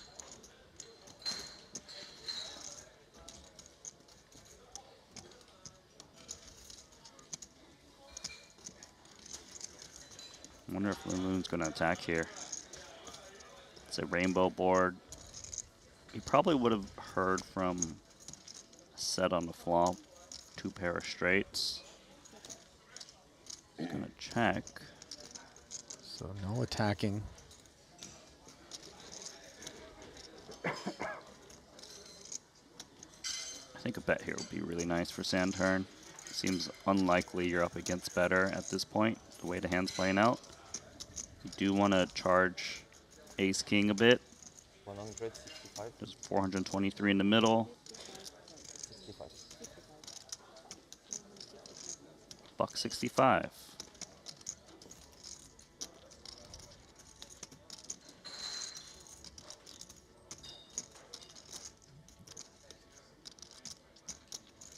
Can't like this spot for ace jack. It's like, well, I've got an open in the straight draw, but is it potentially tainted because the board is paired? You know, what if I am up against queens and I hit the queen? Do you ever get the weird sense that maybe if you're Lun Lun, you could rise up in the face of this 165 and try to end the hand here? We do see him flat call. Yeah, that's definitely an interesting thought. I kind of like leading here for Lun Lun. Well, the king of hearts on the end does connect with the ace kings, which may have behaved in this manner. I think this is a mandatory bluff card from Lun Lun. He has ace king as played. Check flop, check call, smallish bet on the turn. Ace jack, he can't win at showdown. Not with the pre-flop action. He even loses to a hand like ace queen that might stab. Yeah. We figured the ace kings would check back from Thomas on the turn just with enough showdown. The ace queen feels a little bit more like the upper part of the unpaired range that might take the stab. And that's exactly what we're worried about if we're checking the ace jack, where we feel like the showdown might be fake. Oh, he doesn't. He doesn't bet, but I really would have loved to see a bet in this spot.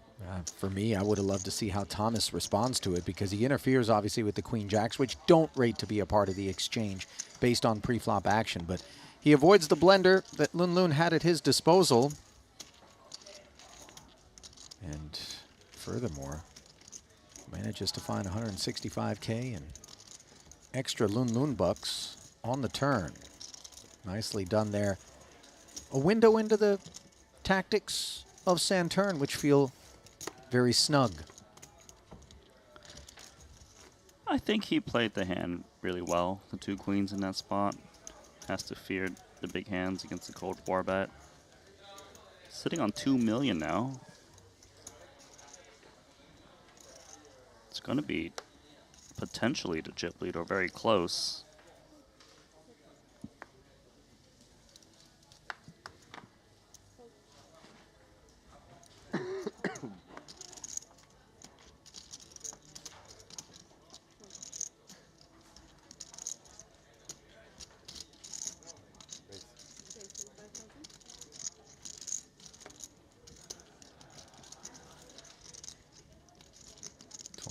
Out of Santurn. Get him. 2 million chip man now facing a suited edition of his own hand. 3-betting, and Lun wakes up with the hooks. He just got caught cold 4-betting ace jack suited. So he should be able to get more value out of his hand. Feel very confident in putting another 4-bet with 2 jacks. He might even have to stack off given what transpired the very last hand, if that was to happen. Still though, very deep. He started the hand with 60 big blinds. 190. He went with the same exact sizing, 190K. Oh, little Dave's got pocket kings? Seriously? This is a stone cold setup for Lun Lun, who was so poised to leverage the ace-jack factor a hand ago and maybe make this look a touch steamy, let's say. Who knows? But little Dave can mount up here. 656 he plays out of the big. This is raise, 3-bet, 4-bet, 5-bet jam. Everyone who had the opportunity added chips. And while it's easy for the 10-8s to say goodbye, it's far from for pocket jacks. Yeah, he has to fold once it's a cold 5-bet jam. If it was one of the original 3-betters I was willing to get in, maybe you call off jacks, but whew, maybe that you should have worn a cowboy hat there. I'll tell you what, he made it look super easy, but obviously the ranges are so incredibly narrow for 5-bet jammers at that depth. Lun Lun, a couple of L's hung on him, and this time he couldn't even take the flop. Lun Lun's lost a lot of chips back to back. What, 190 twice, a 165 on the turn the last hand. So he's down about 570,000 in 2 hands. Yeah, he's been cleaved in half. Was it? You know, we always talk about these Mortal Kombat fatalities. Who was the one that rips the arms off? Katana? No, the one with the blade fans. Oh yeah, yeah, Katana. And she would slice you in half for the fatality, right? Remember? That's Kung Lao. Oh yeah, he had the blade rimmed hat. Right in the middle. Yeah. You know, shame on me for thinking that I was gonna bring the facts in the gamer streets. No, you're on it. Do you remember the actual controller button sequence required to execute? Yes, up, down, left, right, BA, start. That's the unlimited lives in Contra, you scumbag. You know that one. I know that one. Get out of here. Sand turn, ace-8 suited, opens to 25,000. Ace-king announcing itself as Little Dave, catching fire here.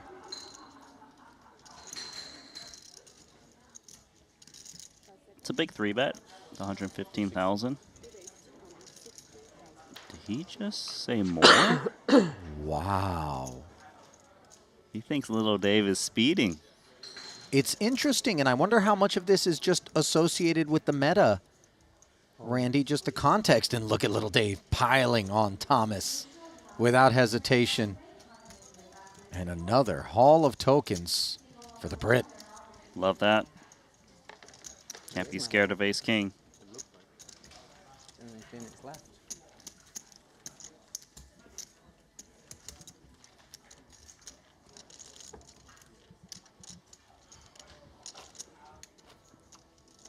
Do you remember a single controller sequence associated with a fatality in Mortal Kombat? Probably not. 0. You know what? We would play against each other, and then when somebody wins, the other person would just be there like in the stunned state, and then they'd fall. Like, yeah, if you wait too long. Yeah, we'd time out. King, Queen. Malinowski. Raising it up, ace-9. Stepping aside.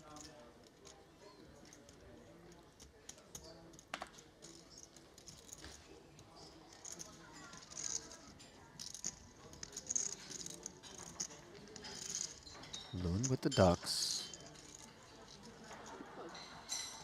Wounded. Choosing not to take flight.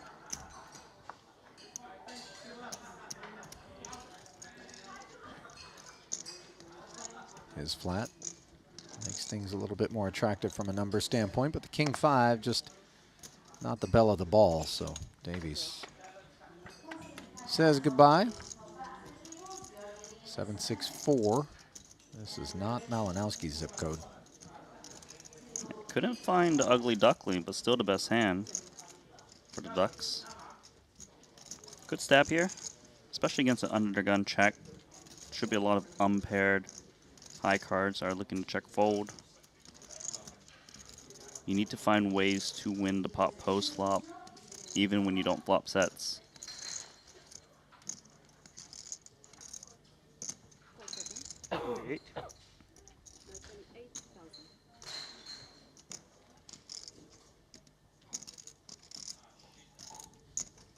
Loon sensing disinterest, barreling 28,000. Victor sort of evaluating the credibility of the barrel. I think it's pretty credible, especially if Loon's flatting deuces. He's flatting all the other pairs, and he could have sets or pairs of a gut shot like 8s. Yeah, 8s and 9s versus under the gun I don't think are looking to inflate things either. So, Victor, check folds. And headed back in the right direction is Lun Lun.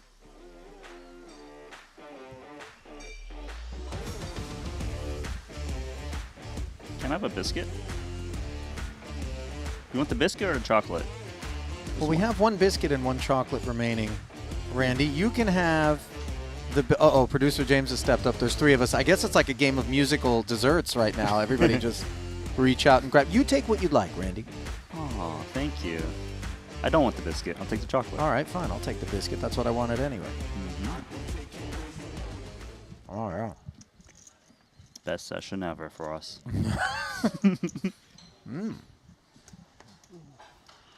I think you actually might have made the right play because this biscuit is wicking all of the moisture out of my mouth right now. This might be a rough hand.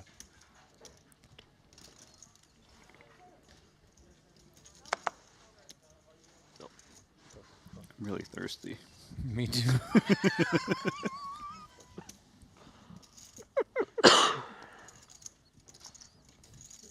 Bog of Sevens for Chef Davey.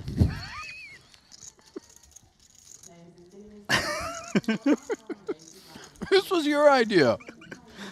We're gonna get in trouble. And I'm into it.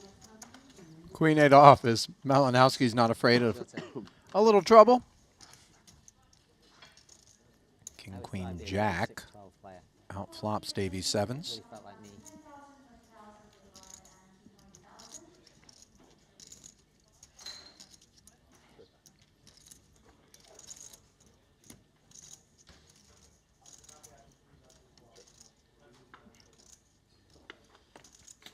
Two quick checks.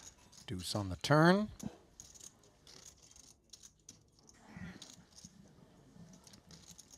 Might see some betting if it gets over to Malinowski if the queen. Kicker's all right. Could charge some straight draws. If he doesn't bet here, he certainly can go for a value on the river. So we'll take one more street off. 6, not harmful to the 7s, but they've always been behind post flop. Not much value to be had with the 2 7s. Could be up against a pot-controlled queen or jack. Shouldn't want to inflate. This one has to be a value bet now. Queen 8. Kicker is good enough.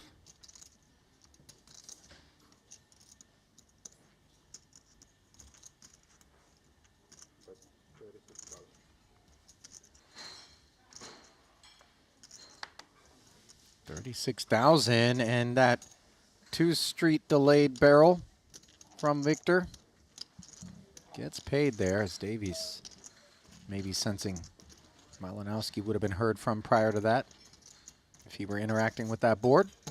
He snapped that one off fast. Reputation getting paid off for Malinowski. Well, a lot of his reputation, Randy, comes in the cash game world.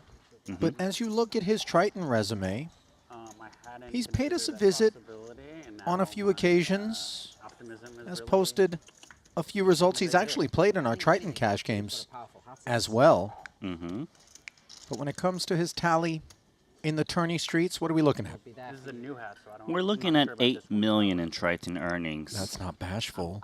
One title, and that title, it was in a small event. You know what it was? Last year in Montenegro, a $200,000 buy-in for $4.789 million. Yeah, he knows something about this buy-in size. Another one of those characters, by the way, Randy, that it feels like the bigger the stakes, the more invested he is, the more he brings that A game. That's giving me some Bryn Kenny vibes when you say that.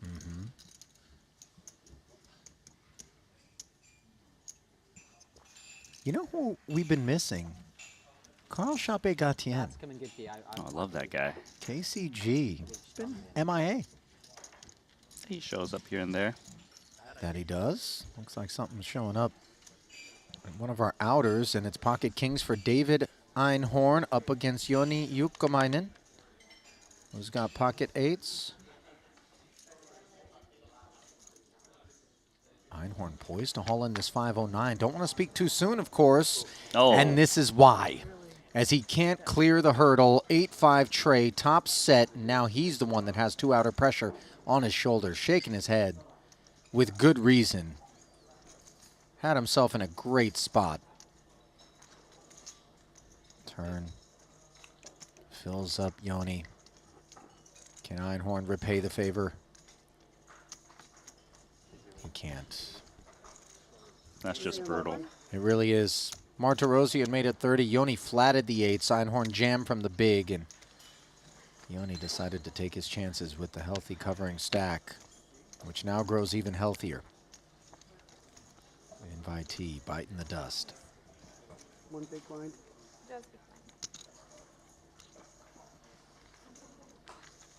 That's his partner, Taylor von Kriegenberg, right there, coming over to advise, as I'm sure David knows.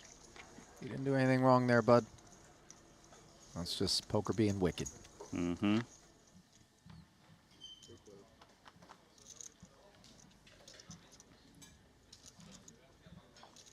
Back at the feature. Cards are out, and so is the board. This was a Malinowski 30K open on the button. Both blinds came along, ace, ace, 10. Smith with aces up has checked alongside Thomas, who's whiffed. Malinowski with hearts and the Broadway gutter. 15 into 106. You're just putting out a small bet out there. Hoping to take it down now. 2 overs to the 10. Backdoor hearts. Gut shot. Definitely worthy of a little bet. And once he gets resistance from Dan Smith, definitely going to be some alarm bells that he could be up against a hand that's not looking to fold. So, down to heads up. 7. Not an issue for Smith. The concern centering more around whether or not Victor's got the ace.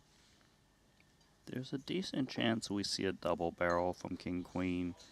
Dan started to hand in a small blind against a button raise, so Dan should be rejamming a lot of ace X, big aces, even the baby suited aces. So Dan's range is more weighted towards Broadways or maybe some 10Xs, and a lot of that will have trouble calling a double barrel because there's also the fear that there could be a third barrel coming.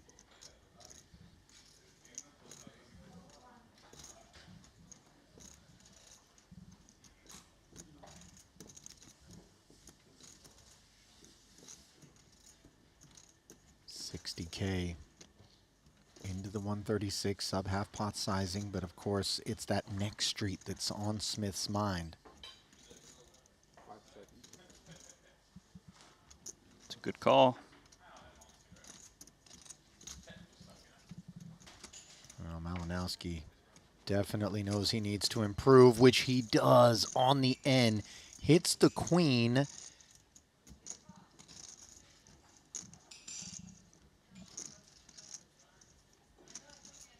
Could be some value to be had with the King Queen. Yeah, I was just wondering now in the face of a third check from Smith, whether or not Victor's going to look to target a 10. He, you know, if he decides that a 10 never calls, then opening the action here and exposing himself to either a check raise or obviously just costing himself some chips versus some of the ace X that Dan would have played this way could be an issue.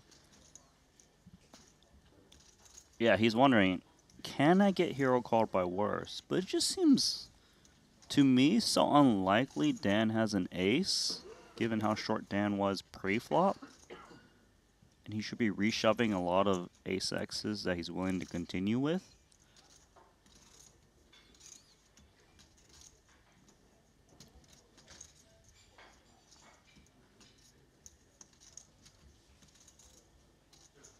Yeah, limitless knows. Just no way Dan ever has an ace in this spot.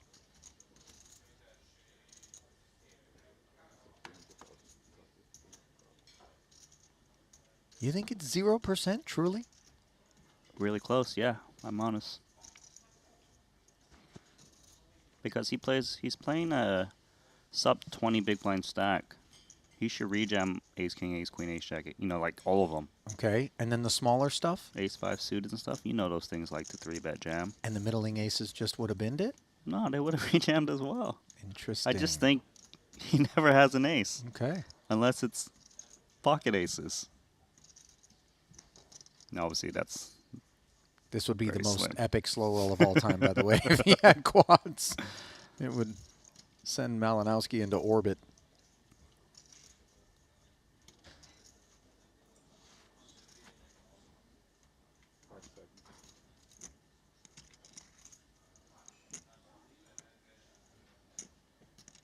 See, the problem here for Dan is he knows his range is very capped as well.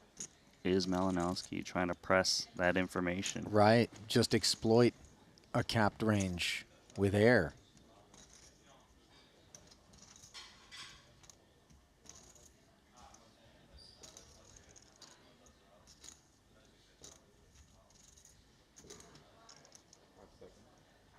$300 in to 256. The ask is for all of it, of course. 149 finds the bin appropriately, albeit as Smith put the chips in post-flop when he was good and then didn't when he wasn't.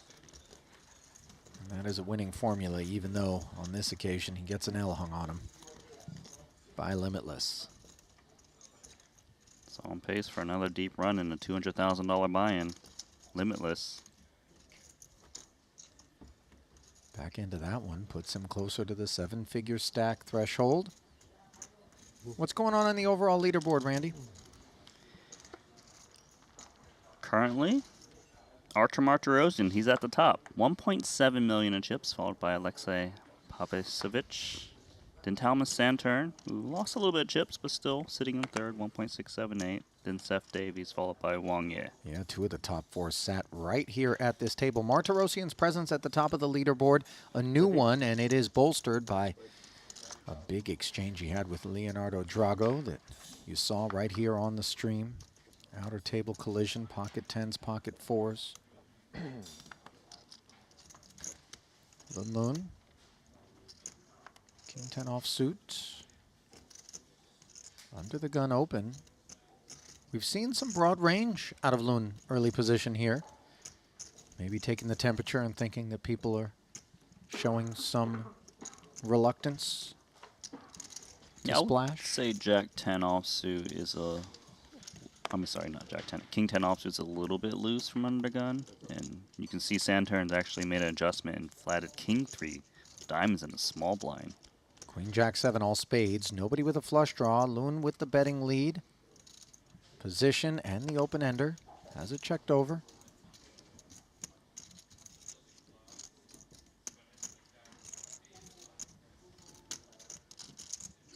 Not a bad board for Loon Loon. 20.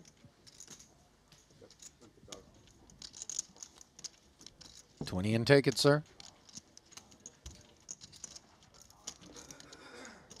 A little bit of a rebate, up to 631 now.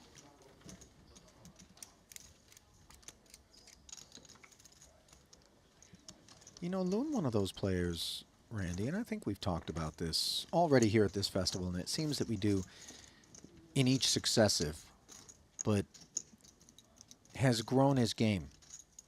3.2 million plus in career earnings for him, and oh my. 75, 7 something. David Stam I'll take 500. finds himself in a bad spot here. Queens versus aces, He's smiling smiling. because he's the covering stack by a decent margin. 9-8-6 board. The road traveled was a divorce raise to 30. Big Al flatted. Stam 3-bet with the queens on the button. Divorce would flat. And then check call the ask for the rest of his chips by Stam. King on the turn doesn't change a thing. And the ace on the end for good measure. Leaving Divorce with top set and the winner.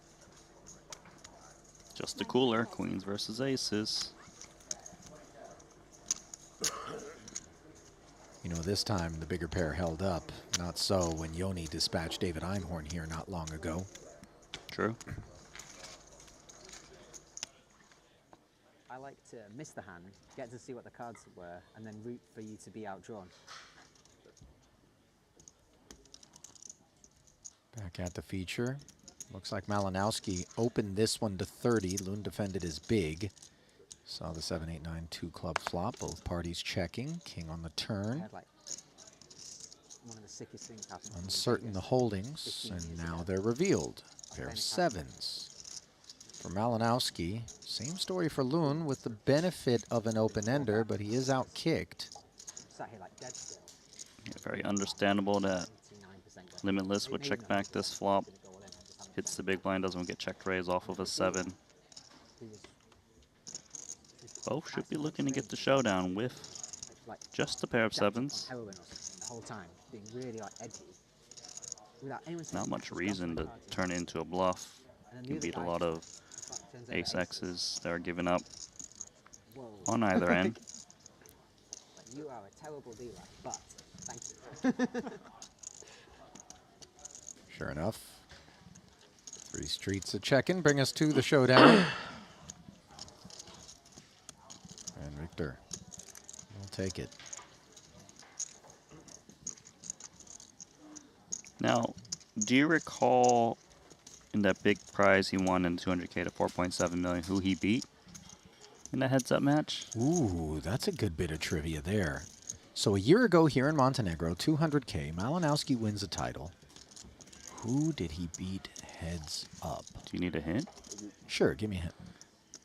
There was a viral hand he played heads up against a very accomplished player. Do you need more of a hint? Oh, yeah. You He know got it. bluffed off a 2-pair. That's the one. And why? Come on. You know this guy. I know this guy. Javier? That was a fair guess. It was a fair guess. Done with you. So is Mateos. He's also done with you. You know, it's so funny, man. And I swear to you, I was going to guess Mateos. But I don't know why I didn't. Portugal and Spain are neighboring countries. And by the way, Vieira has given us some thrilling moments here at Triton. But that was against Foxen. I know. It was in Paradise recently. I forgive you. 10s here for JNT. Not Paradise, but bottom pair versus the gutter for Dave Nicholson, who defended his big against the button open. JNT following through here.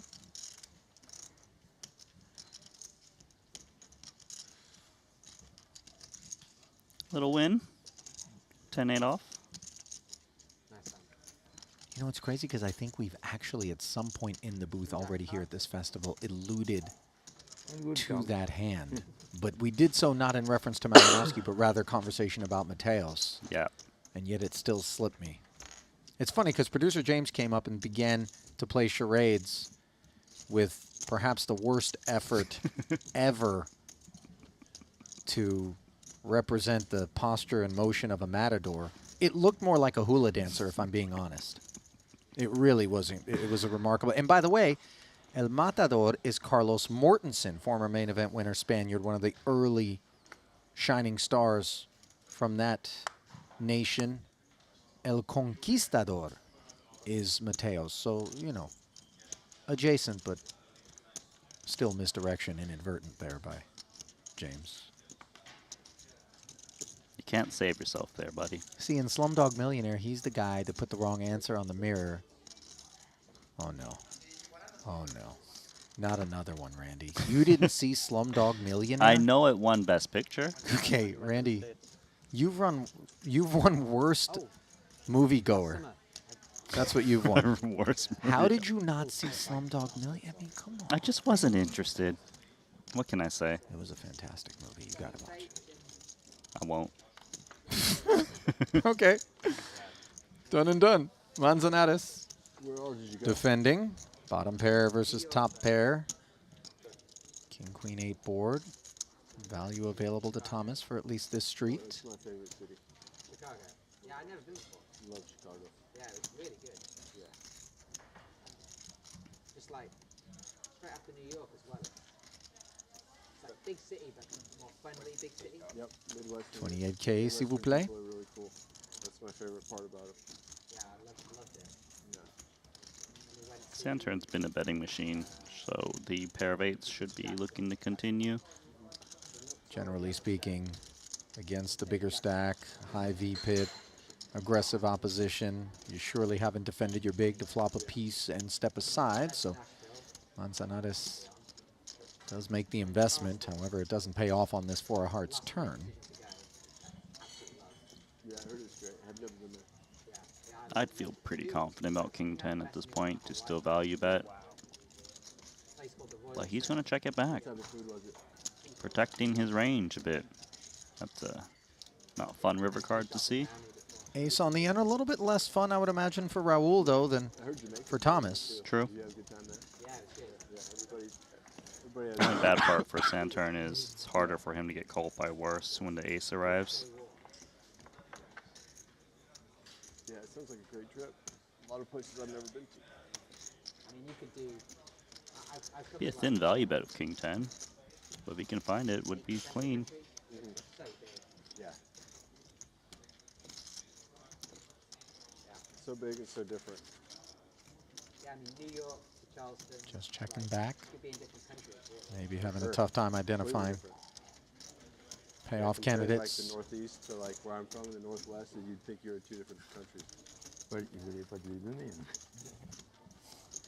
Yeah, I would say my favorite month of my whole life.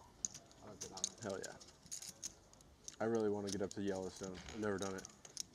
Neither have I. People are, everyone. Yeah, everyone raves about it for sure. It's really good. We had like a private tour. You see a bunch of buffalo and stuff? Saw like hundreds of bison. Yeah. Saw a bear. That's pretty cool. Actually quite close. It like ran behind us. Did it? You know, that's not generally where you want to find yourself in relation to a bear, little Dave. To a bison. He said bison. No. Massive. The bear ran behind them. Oh. He saw a ton of bison. Yeah. Got it. If one of them charges you, you're completely finished. There's no getting out of that. Crazy to think about how there used to just be millions and millions and millions of them all over the country. Yeah.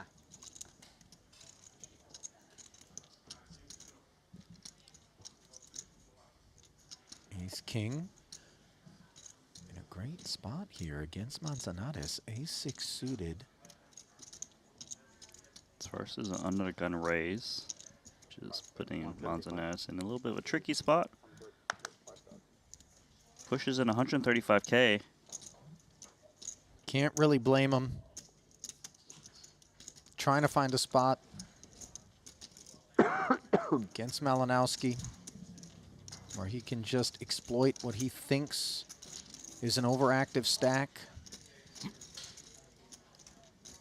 Of course, the ace-5 through ace-deuce suiteds, the ones that we tend to prefer in this spot, and obviously we prefer not hearing 4-bet from Victor, and yet that's exactly what flows through the ears of the Spaniard as 135K flows away from his stack. See an eagle. You what? 1.1 million now. Eagle. You didn't see any? Well, we did. When we were in Yellowstone, we didn't see one, and they're like, that's kind of unlucky because you see them, but you don't really see them. They're just like, oh, that's an eagle. Yeah. And then when we were in the ranch in the Tetons, we're doing like a little rowing this boat out on the lake, and this eagle flew over and stood on top of this tree and just stood there. I'll show you the picture. Like you can see it like with your eyes, like the tail and the hand. It was unbelievable. That's cool. I had a really similar experience last summer in my home state. Me and my brother were like fishing on this little lake, and this bald eagle was sitting in a tree on the shore, like right by where we were, and he was like kept squawking at us, telling us to get out. They're so big, aren't they? Yeah, they're huge.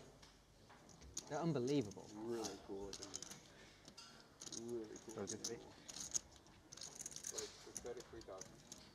Well, Raul, wounded by an ace moments ago, this time able to be an opener on the button. Ace-8 off.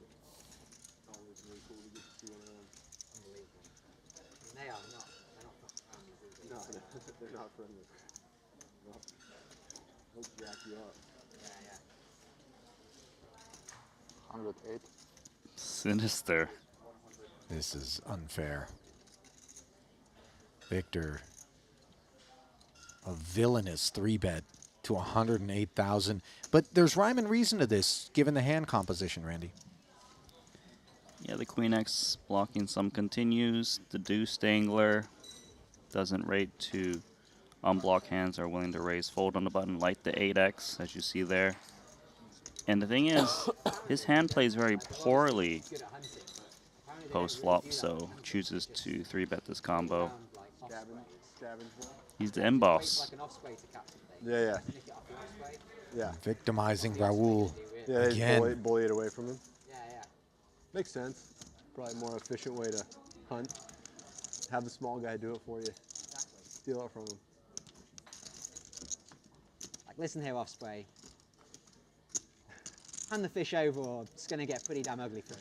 Right? No one needs to get hurt here. Just release the fish and be on with your day.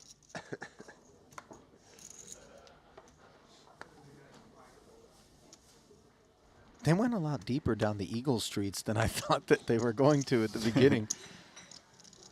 You've got any encounters with the Eagles? To the point, encounters, no.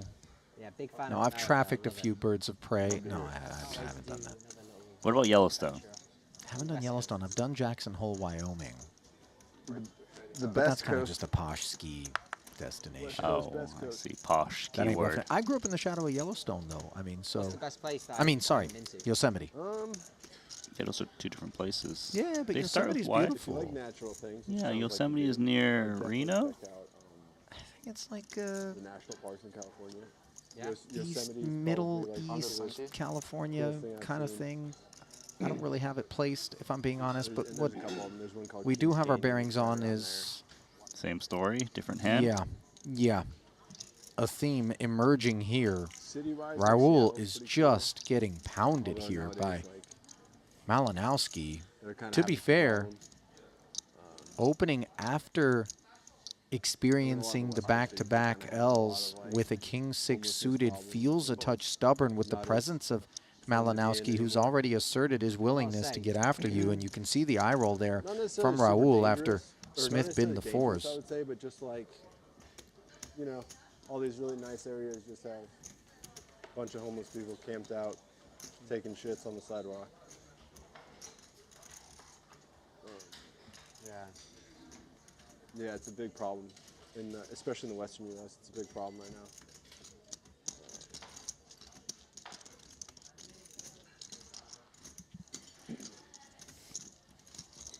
Tahoe is really cool, Lake Tahoe. Ah, yeah, that's definitely super cool. That's where I spent my summers. Tahoe's where Yosemite is, right? No. Oh, okay. No. Lake Tahoe is gorgeous, though. They're not lying. Always hear great things about Texas. Yeah, Texas is awesome. Texas is really cool because all the cities have kind of their like own unique identity. It's it's a really cool place. I'll tell you what Texas is, Randy. It's never ending. I had to drive cross country a couple of times in my life, and you enter Texas, and then you feel like you never leave it. I mean, the people in the South 15 hours later, you finally exit. Southern people are really cool. Love me some brisket from Texas. Oh, yeah. We had Raul has opened again, I just like Randy. taxi I mean, rides. I'm familiar with if at first you don't succeed, try again, but it's almost like he's running an experiment to see whether or not Malinowski's going to be able to do it again. This time, Victor steps aside. And Victor did have a hand I could consider of King 6 of Hearts, but Ben did figure it was a bit too much. 95.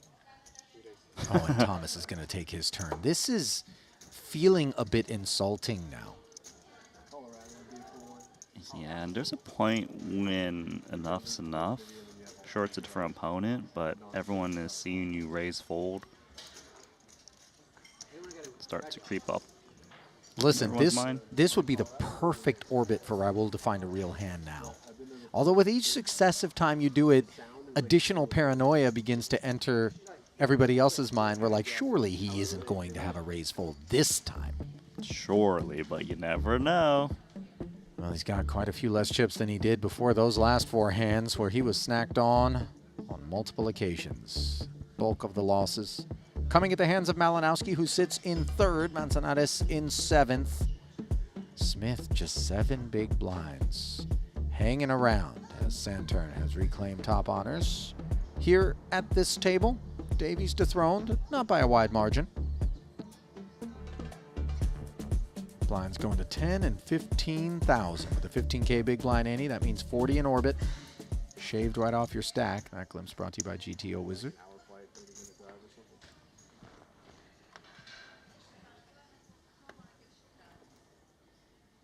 I've been years since I've been to Vegas. Life keeps getting in the way. Yeah. Direct flight. Pocket aces Yeah. for You Dave live in Nicholson. London? Live in London? Dubai. Direct flight from Dubai. What are you talking about? I thought you lived in London. In the summer in London, rest of the time in Dubai. Yeah, I don't think you want to spend your summer in Dubai, from what I understand. That's like Satan's navel. Scorching. Davies. Oh my 10-9 suited word. has chosen to 3-bet the Nicholson Open, and this could get very ugly for the ace-king. Wow. 210. They're playing roughly north of 80 big blinds effective. Here comes cold 4-bet from Malinowski. And this has just got to be a dream scenario of two aces. You see a 3-bet and a cold 4-bet in front of you. Are you more inclined to flat and try to trap here, given Davies' presence, and maybe you hope he rises up with something? Or is it too risky to potentially play this one out of position against two players? I'm never flatting here in this spot. It's too suspicious. You've only invested 2 big blinds, and for you to invest 180,000 more all of a sudden, it just means you always have it, and now you're giving your opponents the chance to crack you. You just got to charge more. Try to get the max out of Malinowski. Here's 5-bet from Nicholson. Oh boy. You start to have some real concerns about this ace-king, where maybe the lower part of the range for a 5-bet that isn't a bluff is ace-king exactly. Yes, he knows it. Not Very often well played. that you see a 4-bet fold, let alone an ace-king find the bin. Great situational awareness from Malinowski, and a great pickup for little Dave. Really curious about that one. I had very big. How big? Dave had pocket threes. Okay.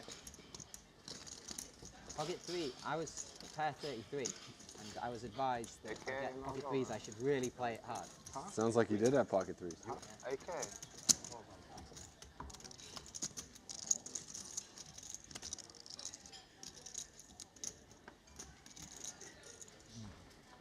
What a professional laydown there. A rare sight.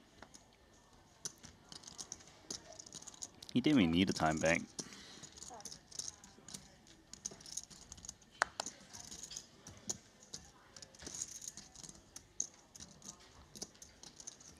Ace-jack. Davies in the aftermath. You get to find out. Made his donation to that last pot as the 3-better. His release was easy, is 35,000 now. The approach. Premium Doyle here for Lun Lun. I had a super pretty one. I was very sad to not see a flop there. My favorite hand I had. If you call, I raise. I call. Different story. All Davies on the ace-6-6 board. Yeah, not much for Lun. No, things don't rate to get Continuing. interesting from here. What was kind of interesting what Seth Davies said about that last hand when he 3-bet the 10-9 suited. And Said it's his favorite hand, and he really would have wanted to see a flop. But if he just called, Limitless said he would have 3-bet. Little Dave would have 4-bet aces, and he's at least seen a flop of ace-king. So funny how Davies 3-bet the 10-9 to diamonds actually saved Limitless. Yeah, that's a great observation. Maybe a thank you card in the mail if Limitless goes on. Well, this hand's not over on the flop, as it was a check back from Davies. Yeah, and all of a sudden Lun has connected with the deuce, but still inclined to check and see what's what. Not a given, as we can see on this occasion, that Davies is absent in Probably, ace. but you never know. You're VIP. You don't know what to expect.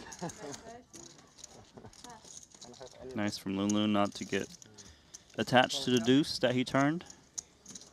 Knows what's up.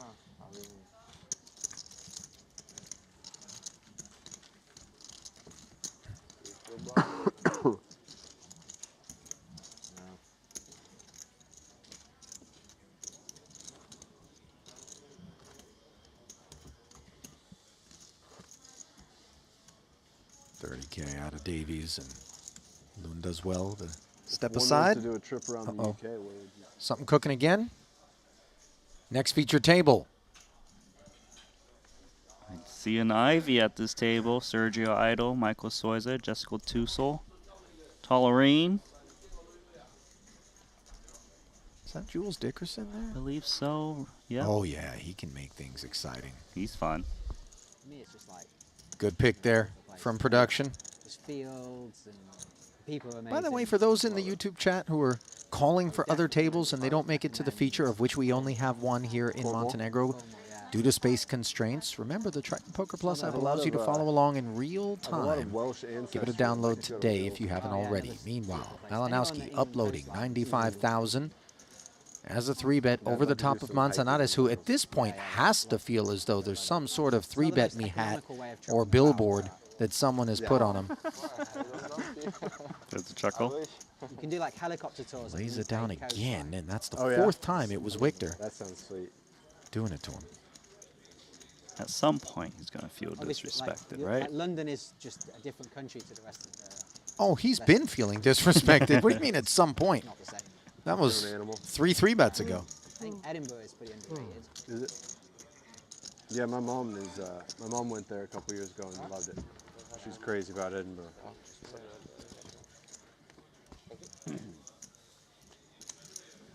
Fun people up there. Yeah, yeah. They like a drink. Hey, you know there's a way that chat can get their favorite table on the next feature? No. Yeah, if you just click like and subscribe a lot, Bath it towns works. like Cambridge and Bath. Chat, I feel compelled, you know, because I've been on the receiving end of a Randy troll myself. Yeah. Like you just To help you out. Yeah, an hour's train.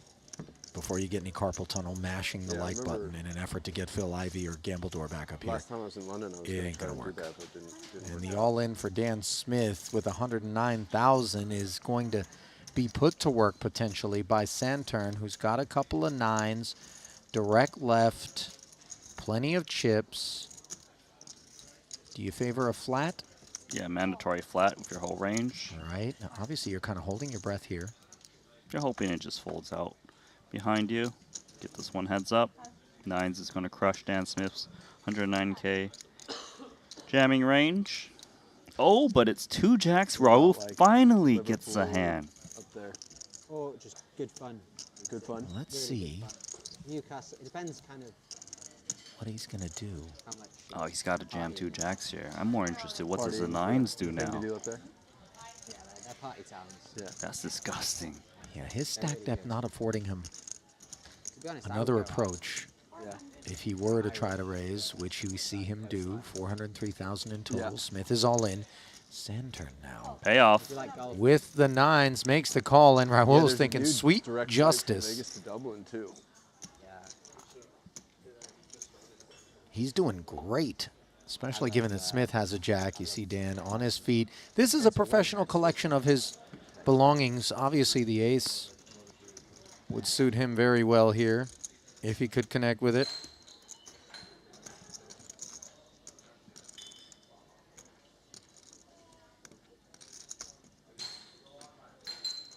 Dan on his feet, looking for the ace. Oh, it's a jack. The case jack, no less. Top set on the driest of boards for Manzanares. He's got the boys all but drawn dead. Running 10-8, running 9-9. These are the only issues. Uh-oh. I see a 10 that could come. That card does eliminate Dan Smith, but Santern could really spoil things here. With the 10 instead, it's the 9 as he makes a set, but top set, gonna be the winner. As Dan Smith departs.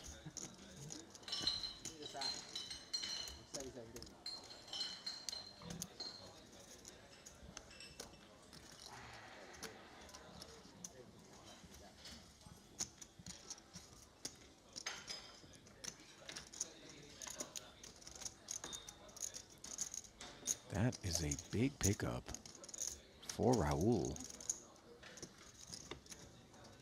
All the chips that he lost trying to open or 3-bet and take one down. Reclaimed. Is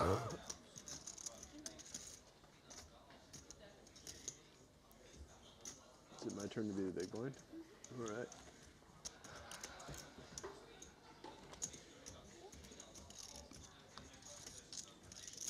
Randy is engrossed in his tablet right now, and as I'm glancing over, because we don't have any privacy screens, I see the name Vladimir Korzinin on your screen, Randy, and I'm a little bit afraid to ask why.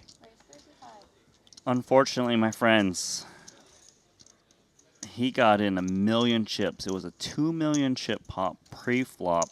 Yikes. He ripped in pocket 8s.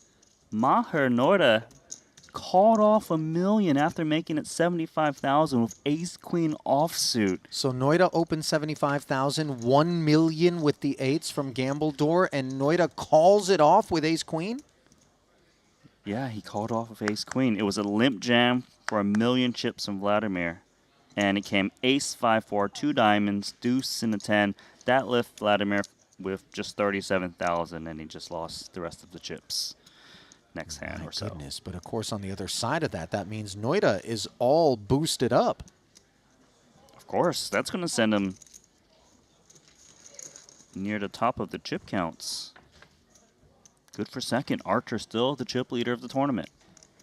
Queen, 5, deuce, and pocket 10. Still the leader in this exchange with Saturn. Malinowski's under the gun open to 35. Was 3-bet to 110. He flatted and now checks it over with the flow.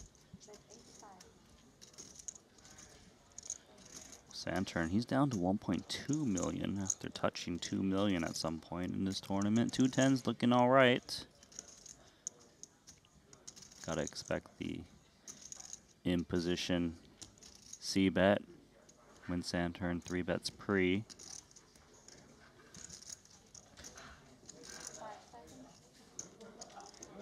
Wow, that is a huge fold of 210s for just 1 bet. 85 and take it. Malinowski, very different there against Thomas. Big laydown. Yeah, could have afforded to peel quite easily. Yeah, that was a surprise. Sometimes your reputation, helps you out. That, hey, Santurn's the type of guy that's willing to bet turns and rivers. So Malinowski just thought about the future of 210s. Really can only call 1 at most, given only has 2 outs. But definitely not a standard fold there. Michael Manson in the chat, by the way, has just typed in Bryn with a tear emoji.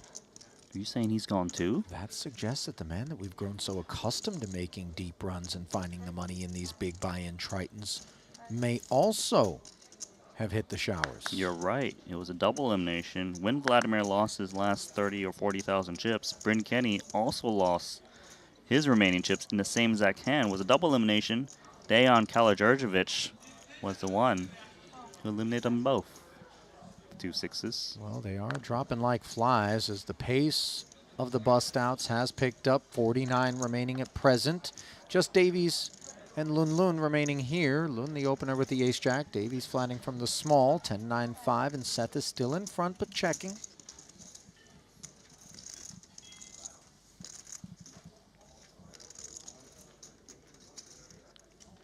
Been a rough stint so far for Lun Lun.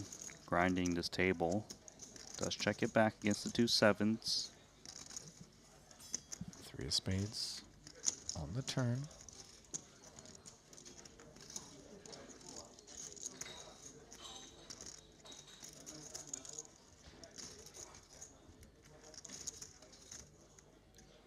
Let's see if Davies wants to protect against overcards. There we go. A little 25K bet.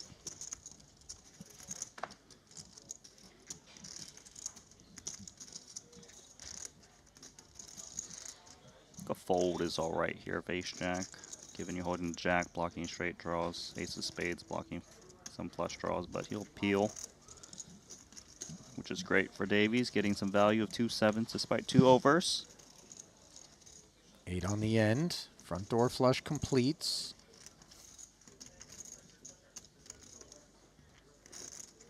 I'd like to see a check from Davies. Sevens could show down a winner, despite the nasty river card. Could beat 5x, some ace highs. Is the block too risky? Block doesn't really do much because it doesn't really get called by worse. So check, bluff catch. Check the side, yeah. Don't have to call it off. You checked, right? Check. No, I was asking if you checked. Not yet. So action does shut down on the river. Davies able to haul that one in. That was good.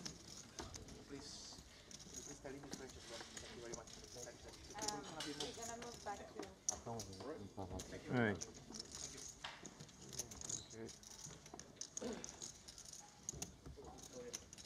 Five minutes. Yeah, that's all breaking up. Enough time for some excitement.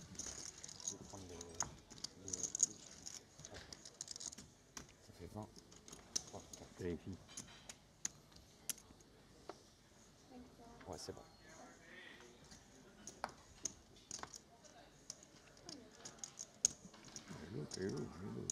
You know, if Noida eliminated Santa, does that mean that he's the Grinch? Well, it means he's going to get a lump of coal for Christmas. Christmas is canceled in the house of Maher Noida. You know what's crazy? Is somewhere in the arc of time, someone actually got a lump of coal for Christmas, and that is tilting as hell. Especially if you're a kid, where you're like, what am I supposed to do with this? Yeah, that was a mischief, Santa. Sounds like something Tan Xuan would do if he was Santa. Some coal for you, coal for you. Please. Tan Xuan stealing your presents. That's a good one. Queen 10 against Queen 9. Advantage Nicholson here. Both parties not keen on the King 7-3 board, even less so on the arrival of a third diamond.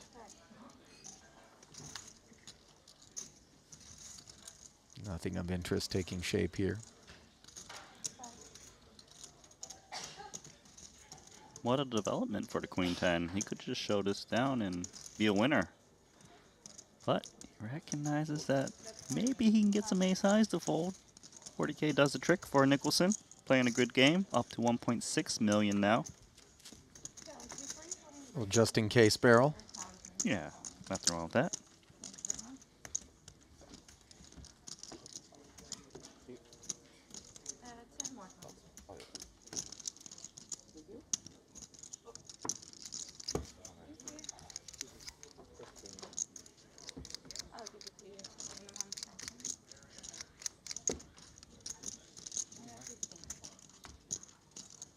Well, obviously, there have been some disappointing departures during this frame, but in terms of fan favorites, I spy one that's still in the field. Randy? Who?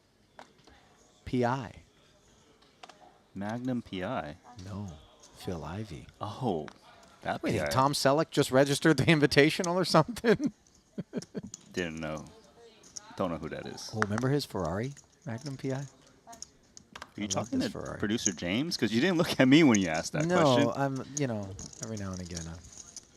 Well, producer James is older than you, so obviously, but he's from wherever Brighton. But you know, I went to a football match with producer James. Did you? In England. Was it fun? Yeah, it was a blast. We actually sat in the owner's box with Tony Bloom, who's a poker enthusiast, owner of the club. James had season tickets and gave them away. 'Cause he upgraded his seat that day. You know, you have to get dressed up, by the way, and I had to Clark Kent inside the rental car in the parking lot. Needless to say, the staff, you know, it's like all the players' cars and like everything, and then there's like this dude just getting changed. At least you weren't in a Duster. No, the Dacia Duster that I'm rocking here in Montenegro is yeah, it's a vehicle, I guess is what I can say. Meanwhile, so is Pocket Aces, but it's a hypercar. You're big blind. Everybody hold. Raise and take for Seth. You had a deuce again? Deuce again. That's hilarious. Earlier was deuce 8. Yeah. Now deuce 6. Closing throws of this second frame of today's coverage, and of course the level. I won the pot. It's been a challenging one for some. A little bit more lucrative and fruitful for others. I think I might have known. I had a really good hand against aces. I wish I wouldn't have 3-bet. I had 10-9 suited. My favorite hand. Sometimes. Like you just get dealt. Yeah, easy 300K. Yep. Well, who's going to 3-bet him this time, Randy? I mean, it's a mandatory thing, right? Raul's opened. Seriously, like, why would you say that? Why? I mean, it wasn't because I knew that JNT was going to do it, and neither did he until he looked down at this king-queen of spades, which is dominating. And this is really, if you put yourself in Raul's shoes over this last few orbits, you're just thinking to yourself, come on, guys, cut it out. What's going on? But to be fair, you bring it upon yourself a little bit the more that you open and then fold to the 3-bets, which yet again Raul does. And no, not on one, the first good hand. JNT celebrating the pickup, which will bring the level to a close. Gotta say, you know, I talk about Phil Ivey. He too, JNT, bit of a fan favorite. Was very, very capable of filling in the void left behind by Vladimir Korzinen. And for that matter, Bryn Kenny. Two guys who know how to move chips. Last glimpse here at this feature table, which will be giving way to a new one. Seth Davies, ever so slightly ahead of Dave Nicholson, who really spun it up. Aces in that 5-bet pot had a little bit to do with it as we bring you back to the desk. Ali alongside Nano. Mahar Noida, overall chip leader right now, and we know exactly why. Everybody cursing him for having eliminated Vladimir Korzinen. The Grinch, maybe, but he's laughing all the way to the bank, potentially, as that is a stack that rates to work its way into the money. 48 remaining, 23 are going to get paid. So in terms of that frame there, I think for me it was Raul, when you open, expect to get 3-bets. Yeah, that was the thing. But, you know, Limitless was doing a lot of damage at this table. I think the main hand for me, he 4-bet ace-king. Little Dave picked up 2 aces, put in the 5-bet, and, you know, he swiftly folded the ace-king without using a time bank. A couple of interesting developments on that leaderboard as well. Sergio Aido has entered the top 5, and not far behind him, a man who already has a second place under his belt here at his first Triton, Stanley Tang from the invitee side, DoorDash founder. I'm going to step aside. Henry Kilbane is going to hop in. Randy stays put. Don't go anywhere. Continuing coverage of day 2 of the 200K from here in Montenegro comes your way after this.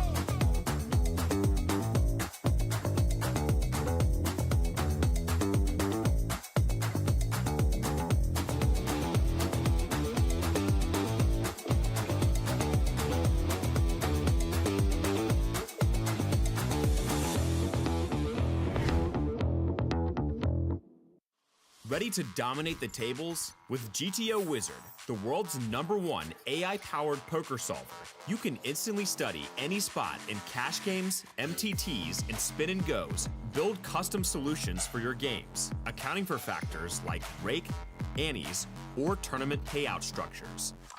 Plus, you can upload and analyze your hand histories with just one click. Beat the best, crush the rest at GTOWizard.com.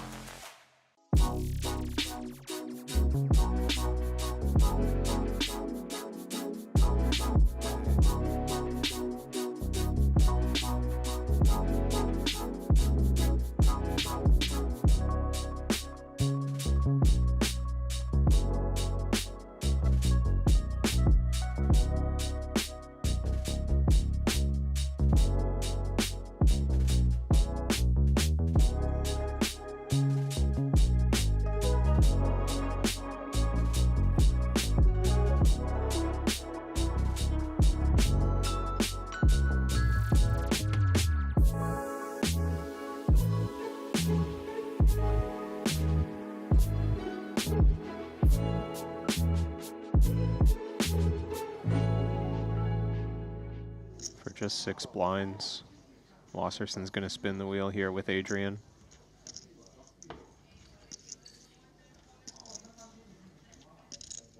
Peek at that gigantic cell phone where Wasserson's following the action on delay.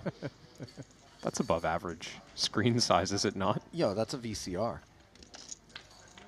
I guess I should have said DVD player, just, you know, given the times. Meanwhile, it's time for an open-ender, and it's time for Mateos to find some improvement. 6 jack, 7 or 10. I think I'm a dog, though. That's what he's on the hunt for here.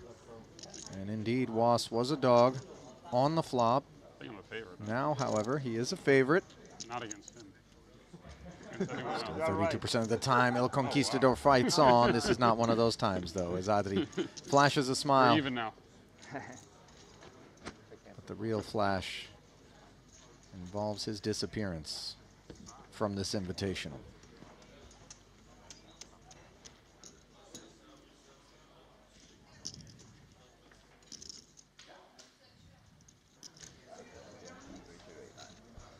A lot of talent walking out of the room. Going up, one of our outers, and it's pocket kings for David Einhorn up against Joni Jukkomainen, who's got pocket 8s.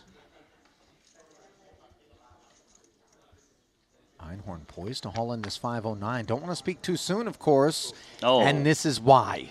As he can't clear the hurdle, 8-5 tray, top set. Now he's the one that has 2 outer pressure on his shoulders, shaking his head with good reason. Had himself in a great spot. Turn. Fills up Joni. Can Einhorn repay the favor? He can't. That's just brutal. It really is. Martirossi had made it 30. Joni flatted the 8s. Einhorn jammed from the big, and Joni decided to take his chances with the healthy covering stack, which now grows even healthier. Invitee biting the dust. One big blind.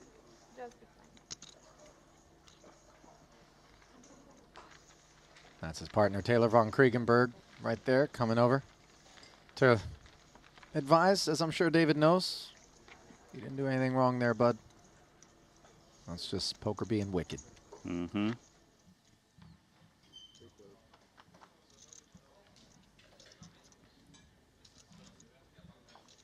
Back at the feature. Cards are out, and so is the board. This was a Malinowski 30K open on the button. Both blinds came along, ace, ace, 10. Smith with aces up has checked alongside Thomas, who's whiffed. Malinowski with hearts and the Broadway gutter. 15 into 106.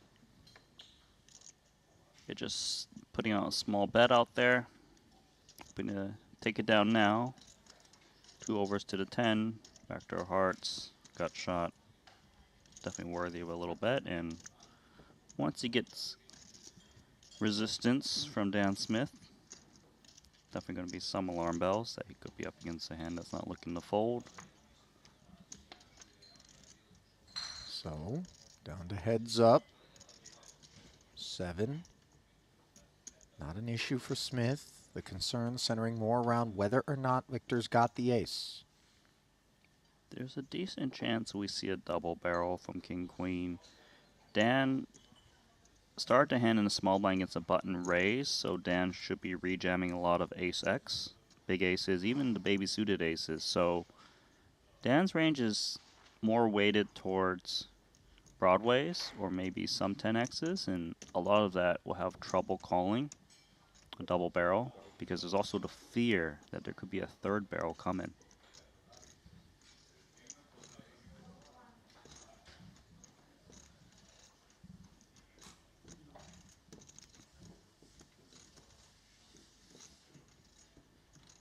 $60K into the 136, sub half pot sizing, but of course it's that next street that's on Smith's mind. It's a good call. Well, Malinowski definitely knows he needs to improve, which he does on the end. Hits the queen.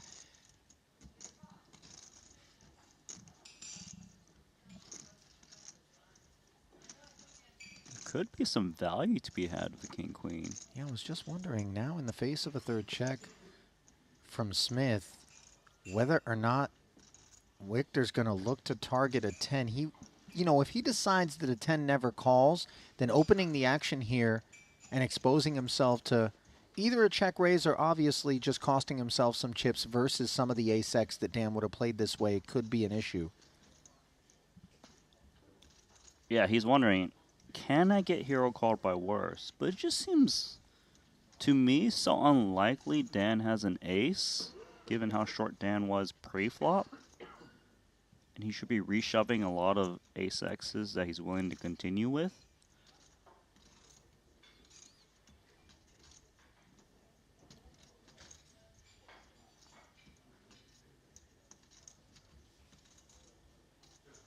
Yeah, limitless knows. Just no way Dan ever has an ace in this spot.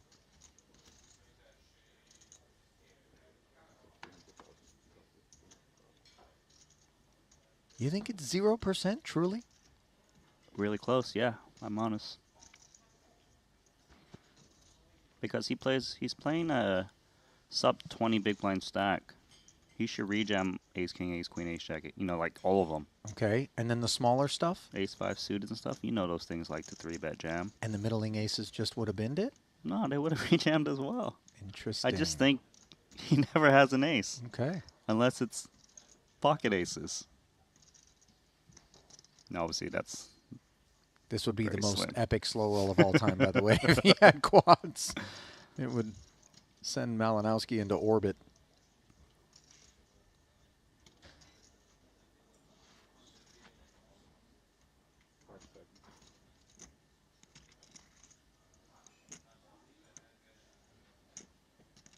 See, the problem here for Dan is he knows his range is very capped as well.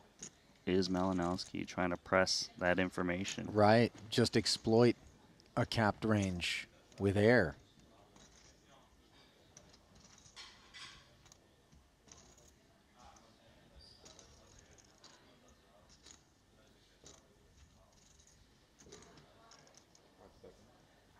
$300 in to 256. The ask is for all of it, of course. 149 finds the bin appropriately, albeit as Smith put the chips in post-flop when he was good and then didn't when he wasn't. And that is a winning formula, even though on this occasion he gets an L hung on him.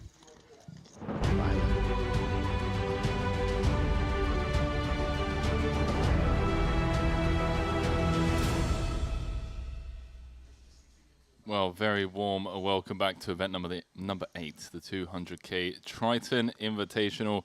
Randy, a certain Maher Noira is currently chip leading, and you were just filling me in a byproduct of a monster flip against none other than Gambledore, I believe. A limp from the hijack, 5x squeeze from Maher out the big with ace queen, and then a limp jam for 65 big blinds with pocket eights. In terms of chips, it was 75,000, 1 million, call. Ace high flop, Gambledore out of there in 50 seconds, shy of the money. Now we're reaching a stage of the tournament, Randy. I do have to ask, you know, 48 left, 23 paid, so around like 50% of the field, let's call it, are going to make the money. What kind of changes strategy-wise, given like the early ICM implications, are we going to see, or is it perhaps too early on my part to even bring that up?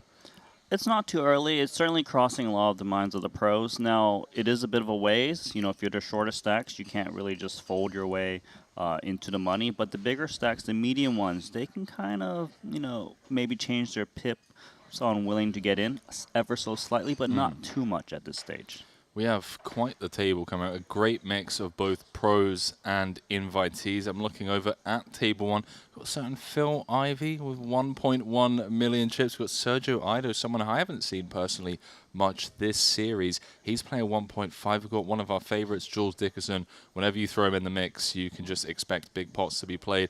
And I've got a funny feeling that Jules is the type, once we get down to like 35 players, let's call it 12 to 15 players off of the money, he's really going to shift through the gears up into 6th and start applying pressure on some of those middling stacks. And we got to witness Jules, just be oh so aggressive at that final table where he, didn't get the W, but he tried his very best. But, yes, you're right. Right now, still plenty of ways to go. We'll be putting some 3-bets. He'll be putting in fireworks, guaranteed. And let's not forget the likes of Soiser, Richard Young, Ben Tollery, Jessica Tuso, all going to be over on our table. Quick glance at the payouts, of course. 23 places paid, min cash of 311,000. But Randy, can we just talk about this top prize, my man? I mean, are we living in a sim? What's going on? 6.2 million for first? It's big. It really That's all I is. gotta say. 6.2 million will be going to the champion. Plan tonight, of course, is to play down as close to the final table as possible as we throw it back down to table 1 once more. Phil, Ivy, Ido, Richard, Soiser, Tusel, Tollerine, and Dickerson all take center stage. 48 players remain. 23 places paid.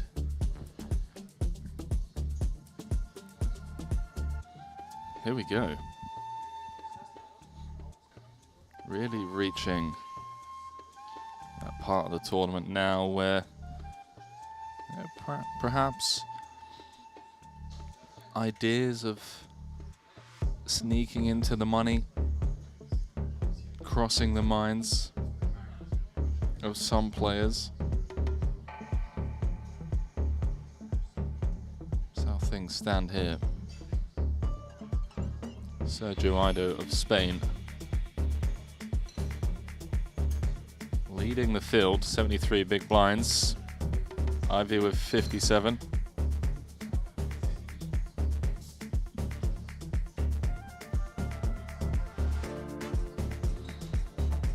"50-minute clock in this one, so plenty of time, and it also allows people like Webster Lim, who's just joined the table, like Richard Young with 19 bigs, to pick and choose their spots. And although we can guarantee that they are going to have to be all in at some point in the next couple of hours if they're going to make their way into the money, they really can pick and choose their spots. It's not like they're rushed to make a decision or to try and force something. Yeah, and you're right about that. The invitational structure, the no limit main, longest blinds, lots of stack. It's a deep stack tournament.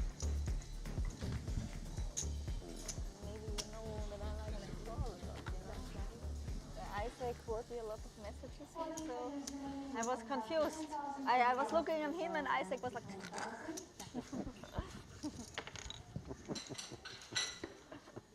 It's funny, huh? Maybe I need to hide my phone. Yeah.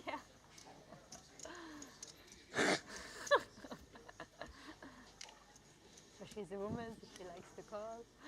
She gets laughed a lot from the boys. No, just joking, I didn't sound what he was writing. Have you been known to bluff more aggressively against female players, Randy? I'm just always punting stacks, doesn't matter who it is. Fair.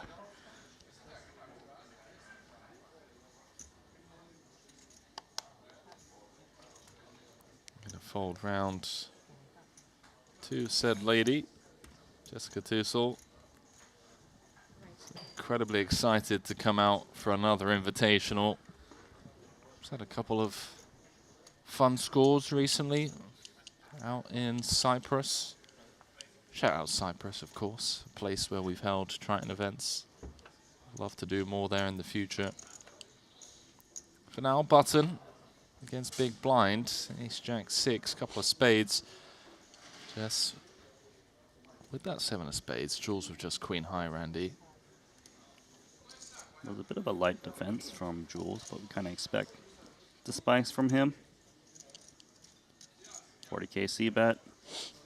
Normally this would just end now for most players, but Jules is giving it some thought. Nothing for the Does stream? eventually relinquish. It's not reasonable. I saw it in your eyes that you were ready for it. I'm just checking you not abusing too much. I'm just checking. I will check later. Okay. I will have a look at what you did there. Me? Yeah. Believe me, I was way in front. I hope so. Don't make me look stupid. No.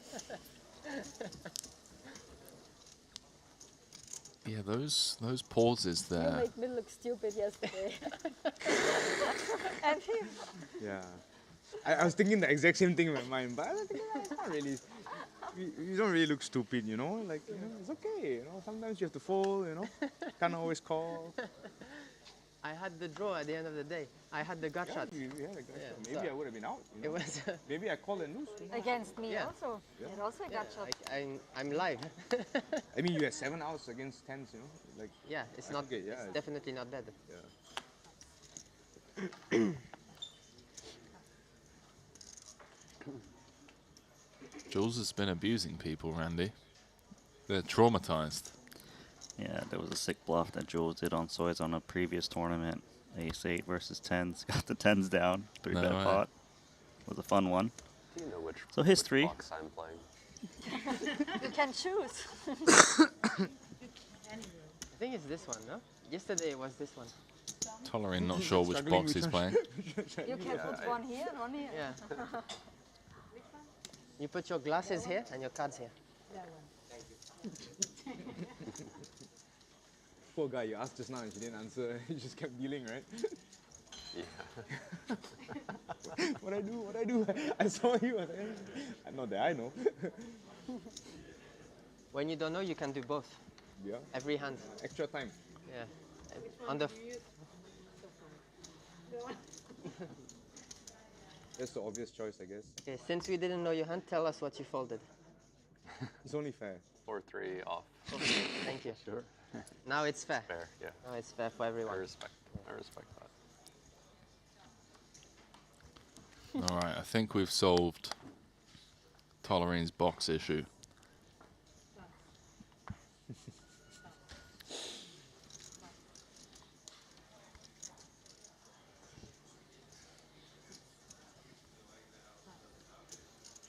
I tell you what, Richard Young's always running deep in these invitationals, man.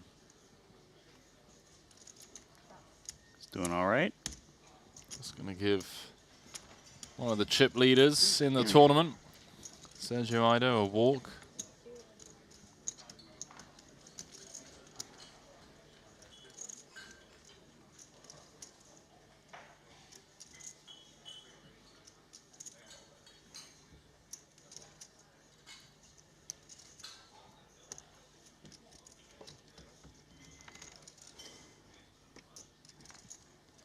Couple of short stacks here, including Soiser, that are now getting to that stage, Randy, where regardless of the fact that the clock is 50 minutes,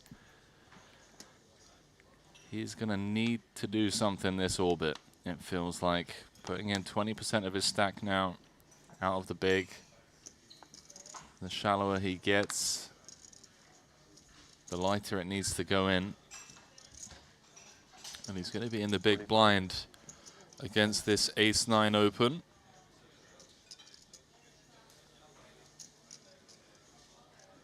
You never know what Dickerson is thinking. You really don't, especially with these hands. 8-7, 9-8, 10-9, he just loves it. Wow, he's using 10-9 offsuit for the 3-bet.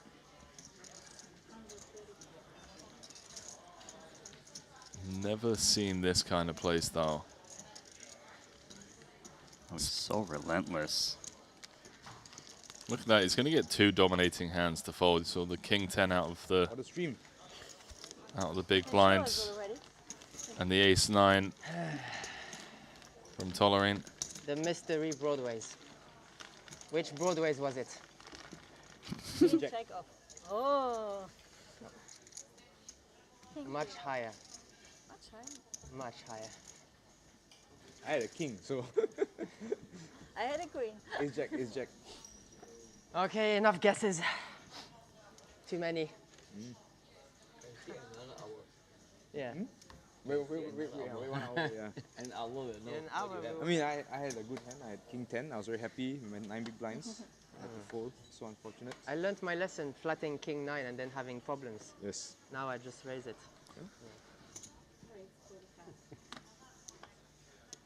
Is that a Bitcoin hat in Ivy's picture, Randy? I can't really tell. Thank you so much. I cannot tell either. My eyes are deceiving me. Maybe I'm projecting a little bit here. Alright, king queen with the flat against UTG.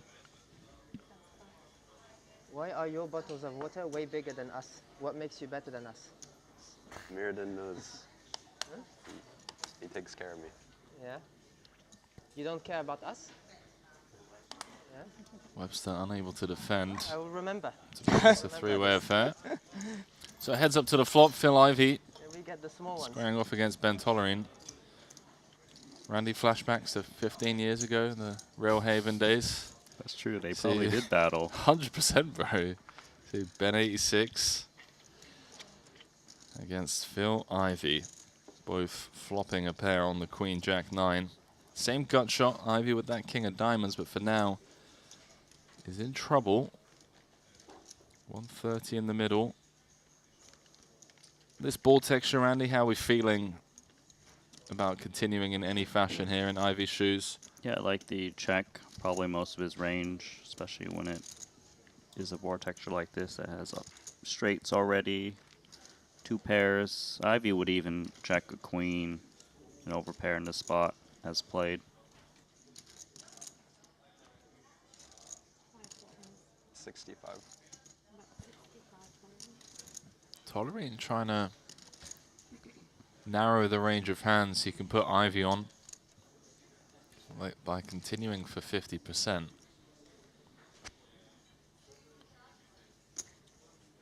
Ivey, of course, coming along for check call. 260 in the middle. Wow, hello, free roll. Best card for Ivey. Really bad turn card for Ben's. Gone from huge favorite to now drawing to a chop. Ivey has a 20% free roll. There is, of course, ways in which they can push each other off of the same hand. SPR of 2. In terms of nutted straights, should be just Ivey having ace king. Tollerine should be looking to 3-bet that pre, which is a bit dangerous for Tollerine if he wants to open the door here.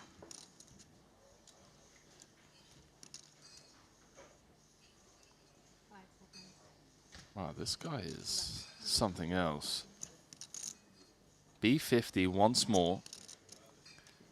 And very comfortable here, I would have to assume, for Ivey, having that all-important King of Diamonds, blocking, you know, King Jack of Diamonds. I guess still losing to hands like Ace Jack of Diamonds, which could potentially be part of Tollerine's flatting range from +2. Right, but that's just one combo. I think there's serious considerations of trying to get their free roll in against Tollerine. He looks like he's going to go off check call.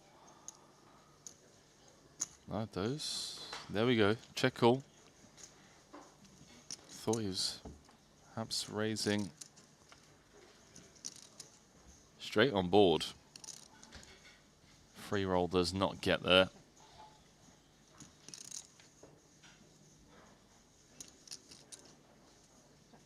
Yeah, Tollerine is going to play defense on this river. Carve it up, gents.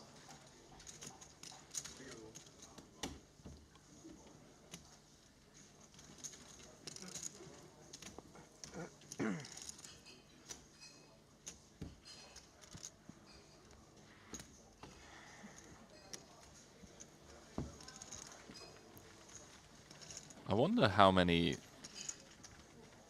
tens of hours they battled back in the day. Tollerine played both No Limit Hold'em and PLO, right? And yes. And Ivey, you know, they were both holding down the lobbies. At some point, Tollerine was the end boss in No Limit Hold'em. Then he also became the end boss in Potlim Omaha, just holding tables, no one wanting to sit heads up. He also played the high stake heads up sit and goes. And then, you know, of course, Rail of Heaven formed, which was PLO, right? Okay. And yeah, it was like 500, 1,000 online. That's absurd stakes back then. Yeah. And they played a lot against one another, you know? I wonder who's up the most. Who knows? Who knows? Well, let's just say a lot of money was exchanged. Richard Young, King Queen suited. Kind of flat. A little bit worried about the UTG Open, which makes sense.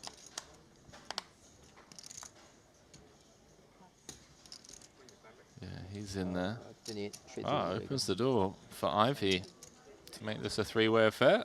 Like that. If you were Just supposed to 20K pass more. him, then you wanted to go private jet. 150,000 in the middle, and how about it? Jessica Tussle flopping the nuts on the ace queen 10. In a weird way, Randy, that ace of spades on board perhaps going to cost her from winning a sizable pot. So it is an overcard to both Richards and Ivy's middle pair. Yeah, she smashed it so hard, she doesn't need a bet too big. And this is great. She gets called by King Queen, which is drawing to a chop. Ivy snap mucks, no nonsense. Richard officially drawing dead. Can only tie 7% of the time. See if Jessica goes Milky again. Having that king of spades is nice. Yeah, I like Milky because we've got one SPR remaining with 2 streets of betting. You don't want to give your opponent an excuse to fold a hand like this, pair straight draw, or like an ace rag. Too rich though for the king queen. Yeah, discipline from Richard. Recognizing how important it is to preserve that 12 big blind stack. Couple of shorties at this table, Randy. Webster Lim, Soiser, now Richard. All in that sub 15 big blind territory. Down to 46 runners, so need to lose 50% of the field before we're ITM. Artur Martirosyan, would you believe, is currently chip leading. The man who sits atop of the Ivan Liao Player of the Year leaderboard. That's amazing because I got to witness him play this tournament on day 1 and he got brutalized when he had a full house. Yeah. Got rivered. Here he is. It was runner as well, wasn't it? It was what, 10-9-4, he's got bottom set, turns a 10, giving, who was it? Remind me. Jonathan Jaffe? Jaffe, yeah. Yeah, giving Jaffe ace 10. All in on the turn. Jaffe looking for an ace 10 or a 9, and then the board double pairs, giving Jaffe the bigger full house. It was pretty tough, especially in a 200K. But he's bounced back to the top. In typical Artur style. Onto this hand. Dickerson, King Jack of clubs, opens +1. Big blind defense from Tussle. Ace deuce of hearts. Advantage to ace deuce, but not really the texture that you're in love with against early position raise, given no heart on board.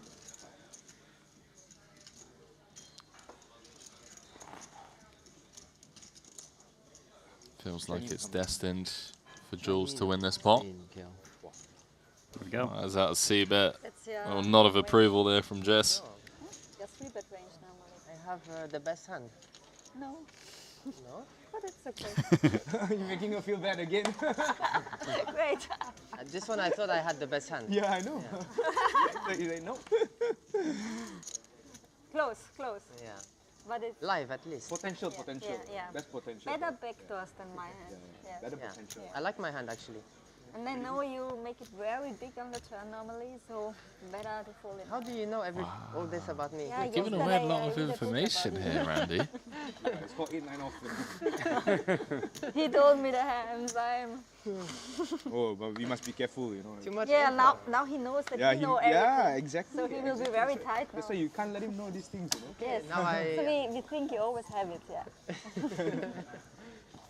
I'm not allowed to have a pair. Maybe I have aces. I had one. You have one now.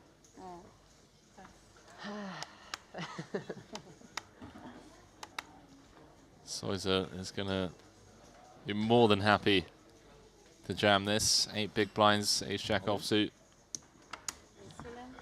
It's a premium for 8 big blinds. One more player into the mud.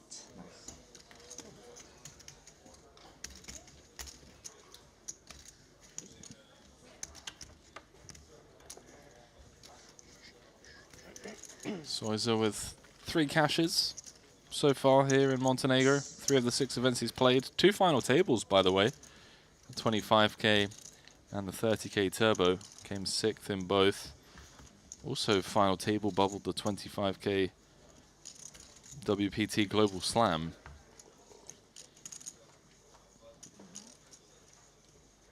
Are you going to upgrade to the new whoop? Probably not. Are you going to do the new or are you going to... It's not useful or it's uncomfortable? Just doesn't do shit lah. Yeah.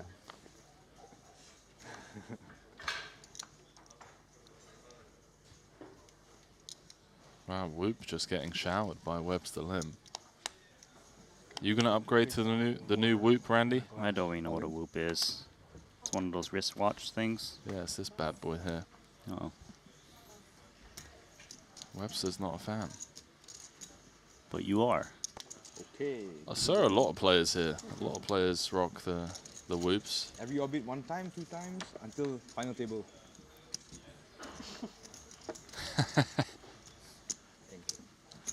Taking a leaf out of no big decisions. Okay. out of Ran Lin's book.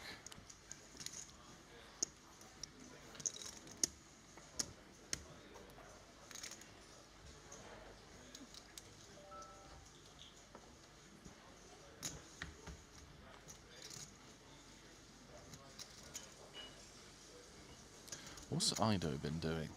He's just shown up for this, has he? Yeah, this is his first event of the series.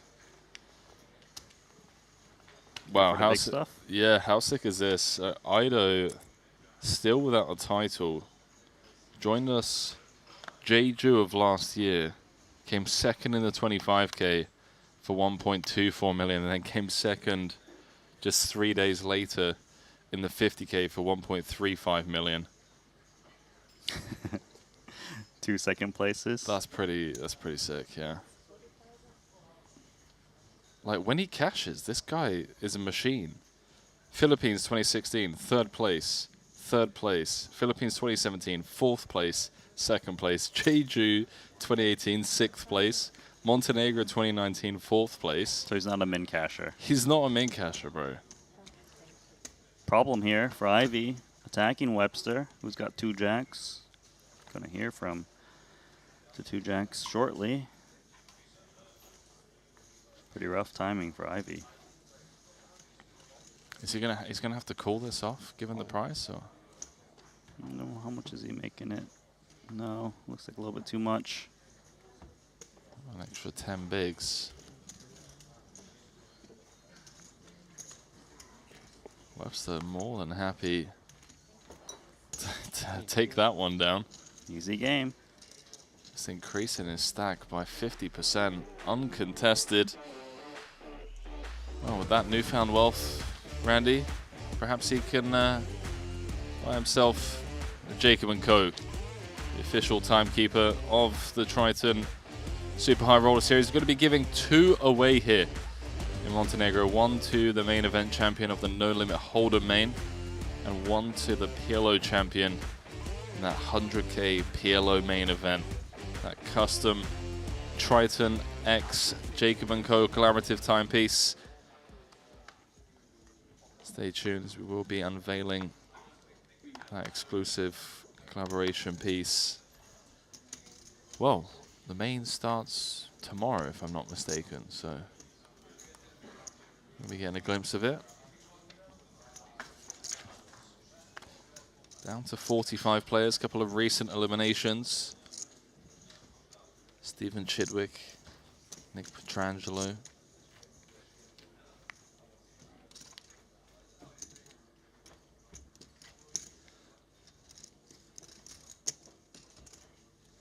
Average stack, 44 big blinds. I'm surprised by how shallow it is at the top of the chip counts. What do you mean? I just remember in Paradise, like Texas Mike having like 13 stacks, like 13 starting stacks by end of day one. You know? That's a byproduct of Texas Mike doing Texas Mike things. That's true. That's true. Nothing's changed in terms of structure. I'm just surprised, Randy. There's normally some like insane runaway chip leader, but I don't know. People are playing seriously. You know, they're like 6.2 million up top. Okay. Do you blame them? Definitely don't blame them. Nice take for the ace-9. Room temperature. We need someone like Alejandro Lococo or Texas Mike. Well, Lococo's still enjoying his winnings. Man. How much did he cash for again? 12.1 million. Oh, that's it? Yeah, that's it. Yeah. He was fun. Yeah, he's like the South American Jules Dickerson. Maybe. I'm trying to think who's more aggressive. Lococo or Dickerson? I think they have different types of aggression. Yeah. You know what I mean? Well, I remember Lococo put that savage bluff against Batsiakowski. The Jack-10. Yeah, I remember that. Batsiakowski still has nightmares about that hand. Nice hand for the lady.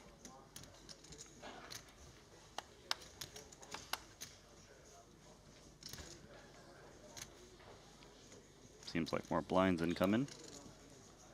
4-3 offsuit would be very light to defend from the big blind.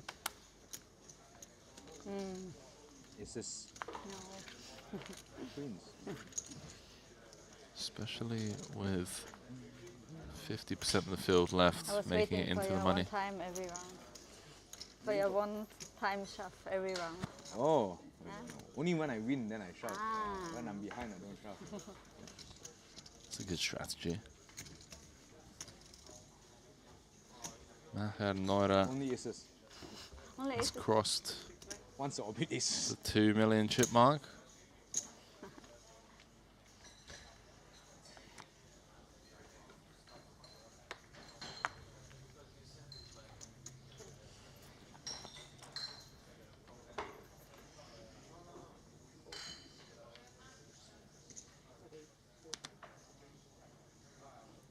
I was about to say, imagine if Jules starts picking up legit hands. Oh, hello. Could see Idol definitely consider 3-betting. Flatting is pretty good too if ace-10 suited off of these stacks. He's going to go aggressive. Yeah, I don't think Dickerson is going to back down of ace-queen off. He's a fighter. I know. He might even put in a 4-bet. Yesterday, same table. Everyone else behind, getting out of the way, letting the two Because I got moved, but table captains go after one another. Ido does have Jules covered. there's a lot Hold of on, what's poker. going on? Well, maybe not. Well, if you win, you get. Joseph Oren's in with 2 aces against 2 kings of Stam. That's brutal. The amount of times we've seen kings against aces in this tournament.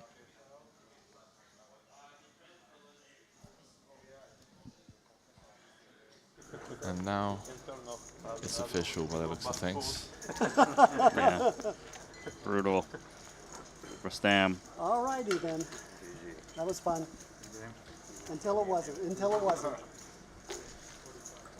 Good game. GG's, David. Kings into aces, jack high board.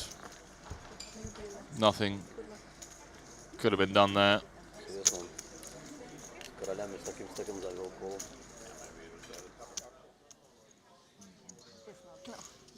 With that, Joseph Oren has moved up to 4th in chips overall. Really? 1.7 million.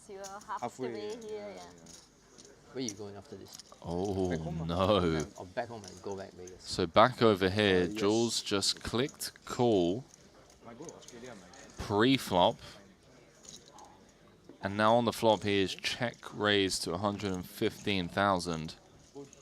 And Ido is in trouble. Yeah, he bet so small on the flop, so he needs to bet call here to keep Dickerson honest. That's a very nice value check raise from the ace queen. Gotta feel good about that. Just in case you're up against ace king. I was about to say, you know, on the off chance that Ido had 3-bet with like ace 4 or had ace king. 530,000 in the middle. And Jules knows his reputation, Randy. He is the type that is destined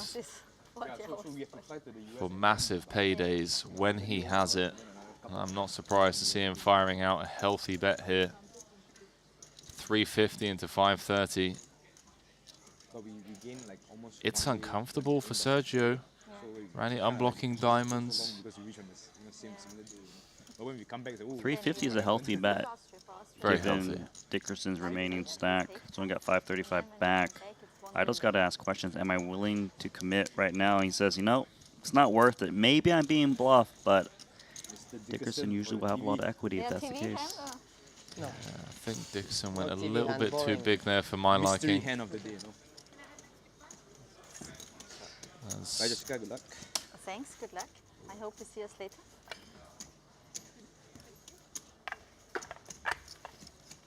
Yeah, Ido avoiding disaster there. I had what I represent. Ace, king. No. Ace king I play differently. I don't know. I ram it in. Different. The aces.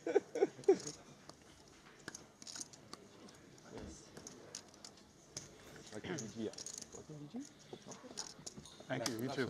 Jessica gonna get moved to an outer table. Bit of table balancing. Thomas Santoni is now taking the chip lead as well on one of the outer tables. Our end of day one chip leader.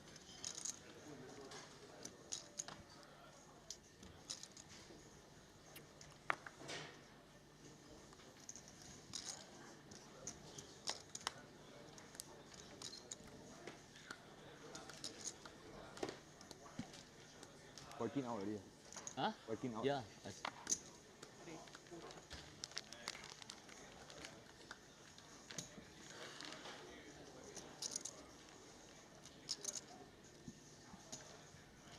Not bad for Webster up against Jack 7 offsuit.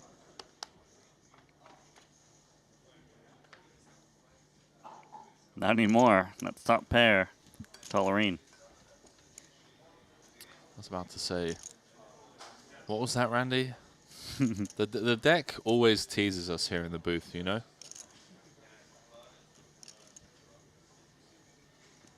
Tolerine has spiked his 3 outer. More importantly, it's a very nice board for him. 2 undercards as he turns trips, and now Limb drawing dead.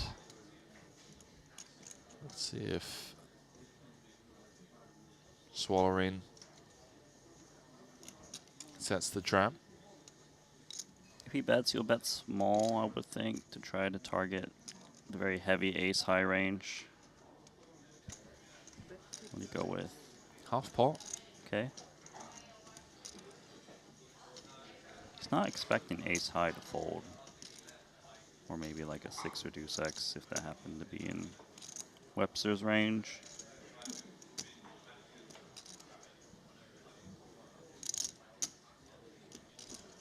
Could be a light call down, King Jack high.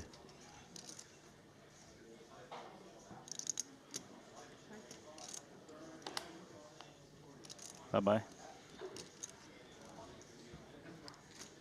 Tolerine perhaps. Just expecting Webster to keep him honest for at least one street, like you said, with those stronger ace-X type hands. Maybe that's how Webster's approaching that spot, Randy. It's just like, well, I can have better hands here. King Jack we muck, Ace Jack we call, kind of thing. Right, because if he calls down all of his checkbacks, which is like ace highs and king highs, and his range has just got too much air. So, makes sense to use the better portion as a defense.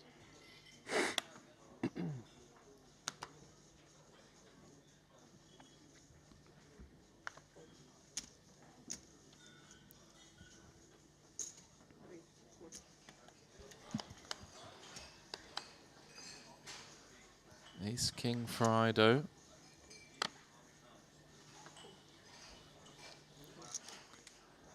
Round 2. Let's go. Dickerson defends. Now he's the one that covers. Can do serious damage. Not going to happen on this board.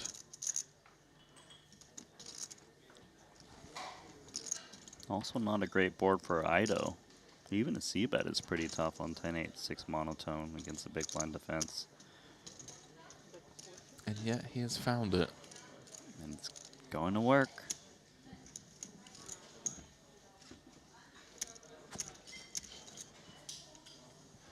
Ido, where's Ido? He's got to be number 2 on Spain's all-time money list, right? Yeah, I would think so. Mateos 1, Ido 2.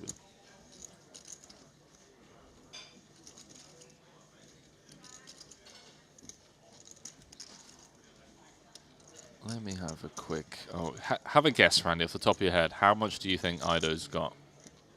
In earnings? Yeah. 30 million. Wow, okay. How'd I do?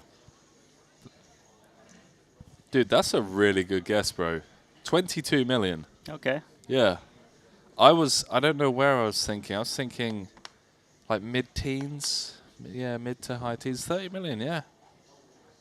He'll get there in the future. Oh, for sure. Just give him some more time. And so number 1 was Mateos, is that right? Yes. Yeah, of course. And where's he at? Ido is number 2. How much do you think the difference is between Mateos and Ido?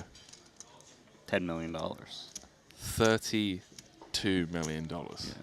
What? $32 million, bro. Mateos has 54 million. I see. Ido's got 22. Jules Dickerson's got 6-4 hearts. Oh my god, what terrible timing with 6-4 of hearts. The dream for Webster. Richard Young's like, seriously? Well, I don't get to defend this big one, but it's actually going to probably save him. Yeah. No? 3-way. Mistake. Young is going to call it off. Jules tables the 6-4 of hearts.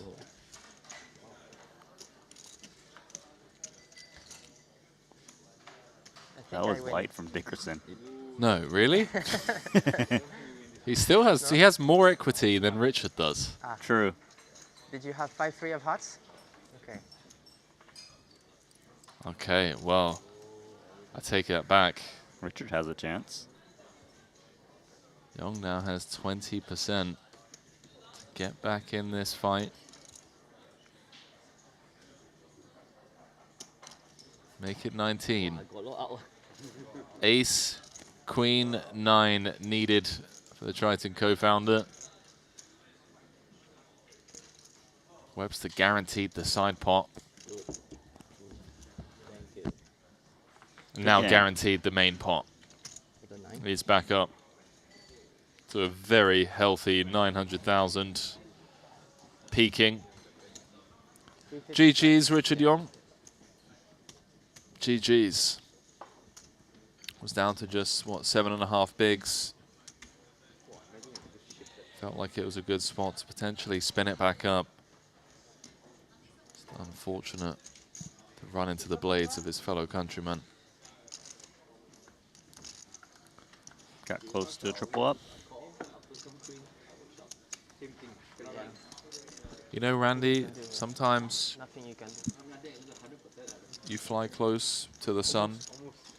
You get burnt every now and then. There's nothing I can do here. Yeah, it's cooler. You have to go with it. It's hard to Now fall such a Ido's beautiful just hand. thinking. Ido's like, For the TV. Yeah, maybe that ace 10 was a bad fold. Was that ace 10 any good? It's too This beautiful. guy just jammed 6-4 of hearts.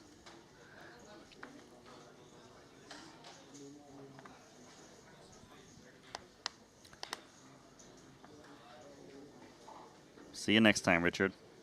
Yeah, hopefully not too long until we see him back in the mix. Thank you. Maybe jump into that 50K, or maybe just take the day off, go and enjoy the resort. Is there a dinner break here or no? There must be, right? After 18. Enjoy the resort, come back, play the main. You know how it is. Dickerson, you've got 8-6 offsuit. No need to tank. Okay, there we go. Never know with that guy. Randy, we're talking about the guy that just jammed pre-flop with 6-4 of hearts, and you're saying that maybe he'll do something crazy with, what was it, 6-8? Well, craziness is coming out of idle this time, just with the ace deuce off. Hell yeah. Ido's been watching everything that's going on around the table. He's just like, hang on, Randy, I want to get involved, you know? I want to get me some. It's unfortunate for Ben. I think if this was a suited combo, maybe he just sends it in. It's a really nice play from the ace deuce. It has less playability post-flop, hence why he's not opting to defend. Ace blocker against hands that can 4-bet rip, or even, you know, call or attack.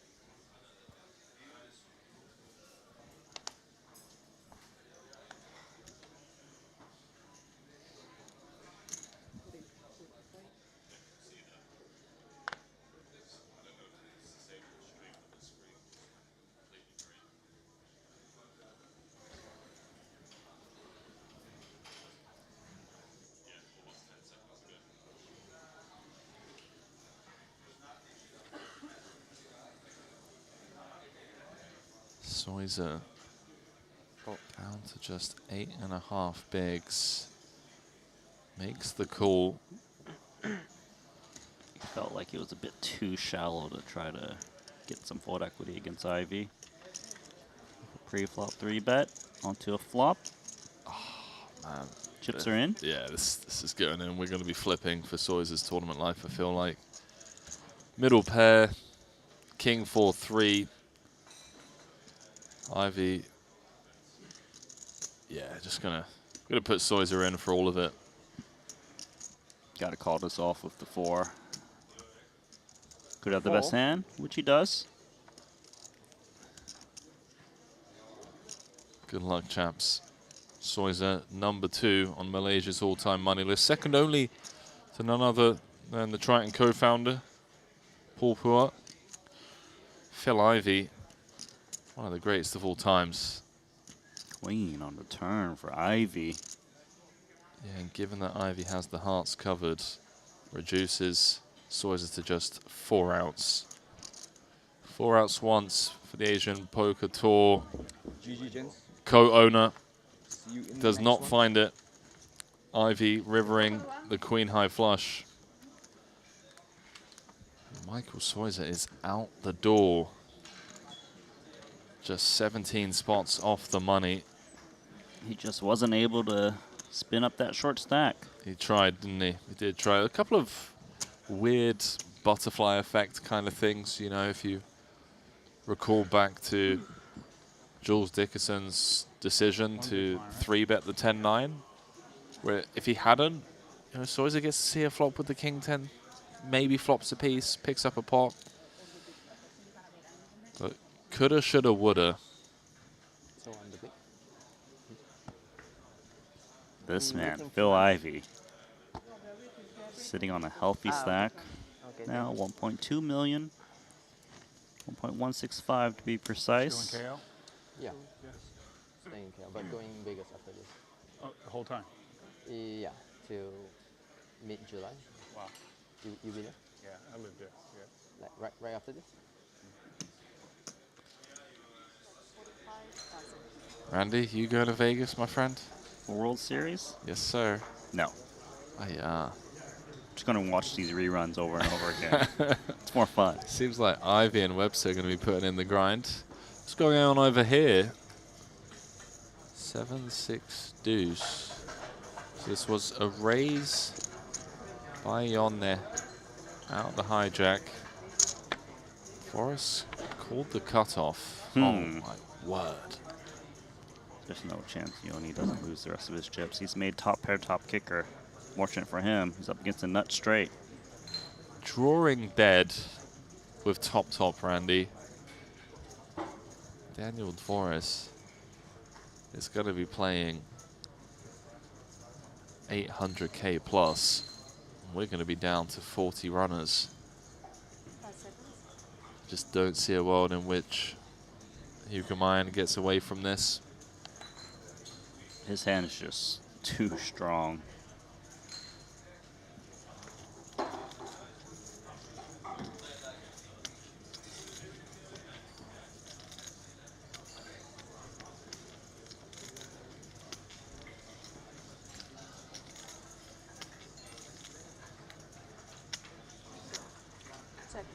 Checks it on over. Even still, I don't think he can get away from top pair, top kicker. Feels like this check is more to induce from some floats.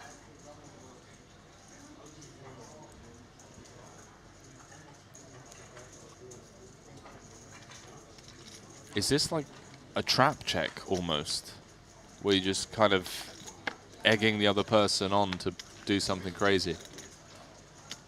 I do like the check back from DeVoris. He probably expects a pair to just jam in the turn, so he's trying to hope his opponent catches up on the river.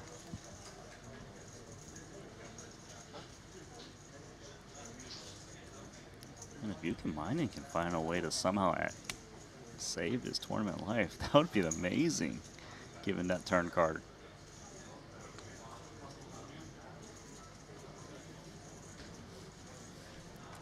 What do you think? Something like 15%? Like block and then fold to the jam, or? It's pretty rough given how many chips he's got remaining. Queen X. It could be in Divorce's range, right? Some Queen X of hearts. Let's see. Yeah. Maybe float. Well, as played, check turn, now check river. And Randy, I do have to ask, you know, does that passiveness from Yoni then sway him into calling if he ever feels like, well, I've checked turn and I've checked river, I've really just given Forrest a chance to bluff into me? Yeah, I think so. I think he's very likely to call, given the line he's taken that looks very weak. He's thrown all of his time extensions forward. Doesn't like the queen, though. It's not unreasonable Divorces somehow backed into queen.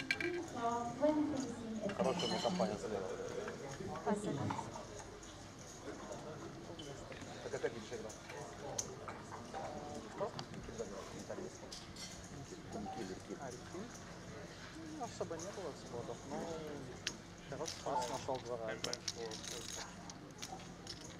Не повезло. He might be expecting some desperate bluffs, mainly tethered to that backdoor heart stuff that would float a flop bet.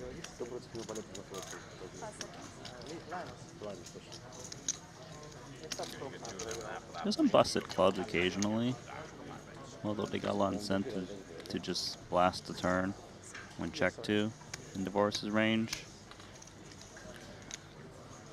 Intuition is telling Yoni to fold here. You can tell that his spidey senses are correctly tingling as he reverse engineers this. But does logic take over, Randy? Well, that's great. I thought he was going to be out of there on the turn. Randy, that's an elite fold. That is an elite fold. For someone who is known as a 4-card specialist, one of the best 4-card players in the world, to show up into the 2-card streets in an area where I think Yoni self-admittedly isn't as confident in his game, but to find folds like that on a stage like this as well, no less, it's going to take you places. He's giving himself another chance with 12 big blinds. You know, 40 remaining. What is it, top 23 that cash? I would say he's free rolling it now. ST moves to our feature table. What's up, ST? Great sim in the tournament streets after blessing our screens in those 2K, 4K cash games the other day.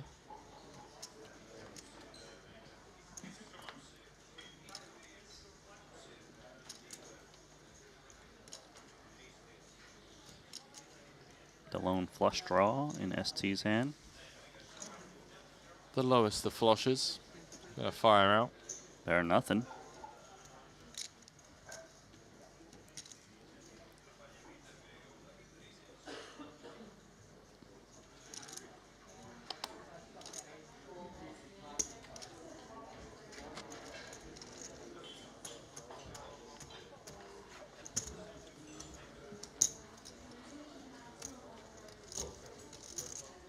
Nice pick up there for ST. Stab just taking it down.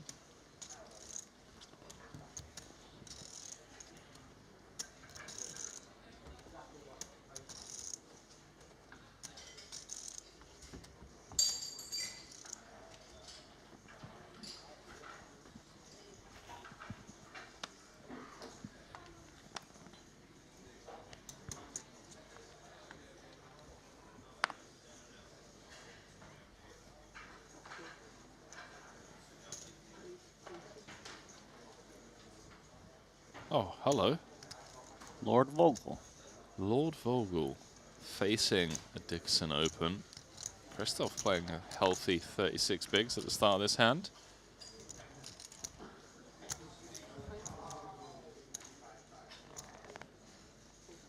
Staying away with the ace-10 offsuit.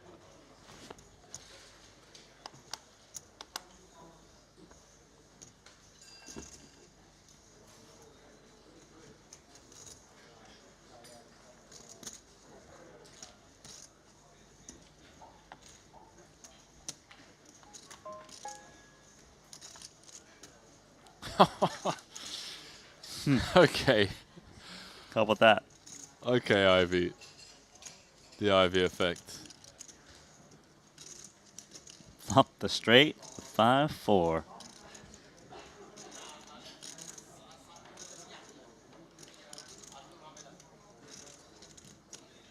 Go on, send it on over once more, Ivy.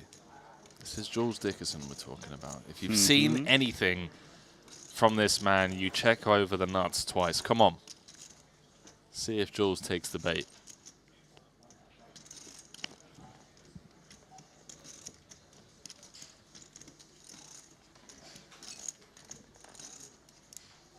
Bait's been taken. There's the nibble. Randy, I don't know if I'd call this a nibble or a full tug on the rod. 70% thereabouts on the turn.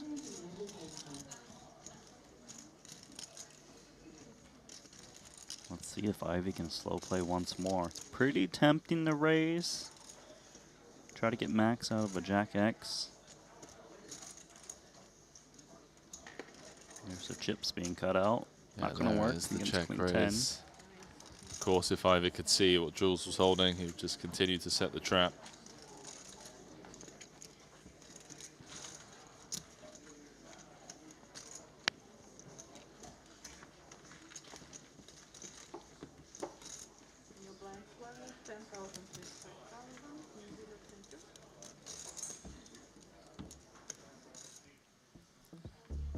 So blinds going up.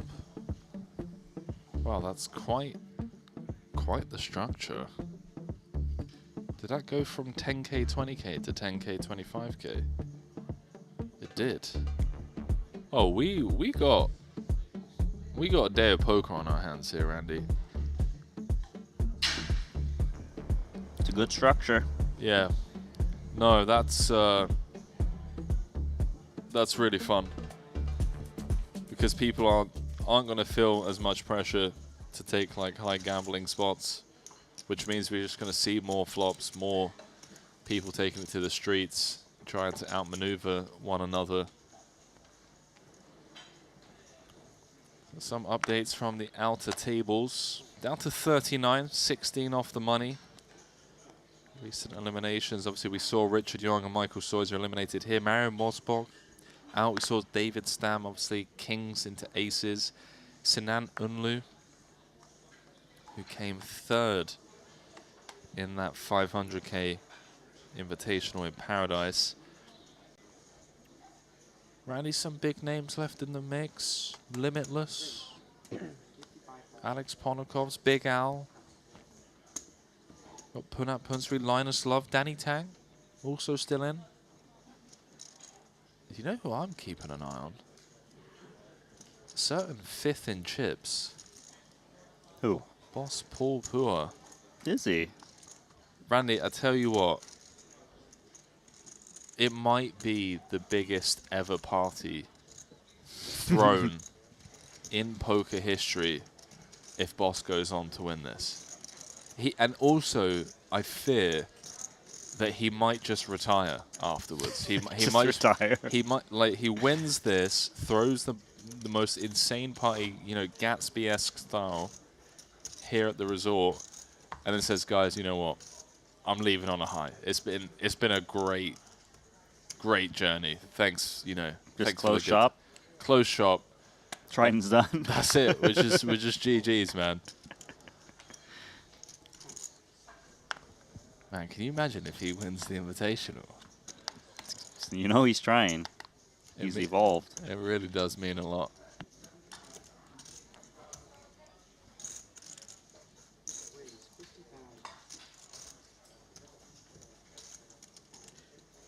Oh boy. Webster, who more than doubled up. I like this call from Ivy. A couple of orbits ago. A little bit too deep to 3-bet. Yeah, we saw Brian Kim brought to this table. Gets out of the way. Tolerine not going to defend.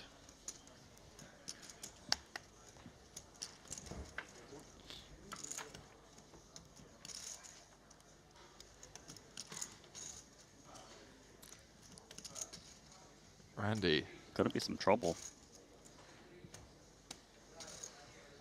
I'm having flashbacks to WSOP main event final table where Ivy had 9s against Ace Queen. Talking about the money maker? Came Queen, baby. 9 on the turn, Ace on the river. Do you remember that? Of course I remember that. Dude. We're living in a sim, I'm telling you. So you're saying Ivy's gonna win this hand? I'm saying a 9's coming on the turn. I don't know what's coming on the river, but if we're living in a sim, Ivy turns a full house. If we're living in a sim. Odds are we aren't, though. No, Randy. Odds are we are. I might retire. TBD. Randy, I can't look. Oh my god, he hit a jack. All right. Gotcha. Not living in a sim confirmed. 240 in the middle. Randy, now that Ivy has bet, and it was a small bet, but he's gotten called, are we coming in with another small bet, kind of setting the price here, or do we check and reevaluate? I actually think there's a lot of merit to both. You know, it's not unreasonable. He can get called by worse with a small bet, set the price, check back river. His hand wants a little bit of protection against the jack that could counterfeit him on the river. You know, a check is all right too if you think you can save chips if Webster was to bet. That's a card that's not going to be great for Ivy, of course. Nine's counterfeited. So you only bet here with pocket kings if you think that Ivy has ace X's that are flatting pre that are stabbing the flop when checked too. That way you can rep the counterfeited pocket pairs. If you don't think there's that many ace X's that would take the line that Ivy has taken, then you go for check. He feels there's a little bit.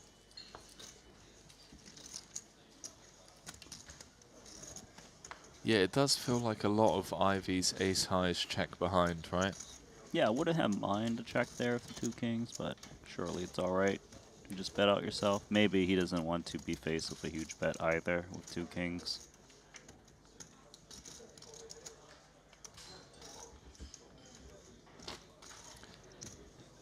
Fantastic couple of orbits for the Malaysian Webster Lim, 3-time champ. Making a deep run here. 16 off the money. A ways to go. I don't think we're going to really see the game slowing down much or any of this kind of stuff for quite some time. But still, players are, of course, going to be mindful that we are closing in on that min cash. 311,000. Going to the top 23 places. How about that top prize of $6.2 million? How about two aces in the small blind for Pellerin?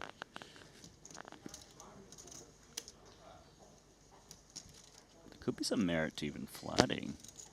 I like where your head's at, Randy. Looks like he's going for the more standard 3-bet.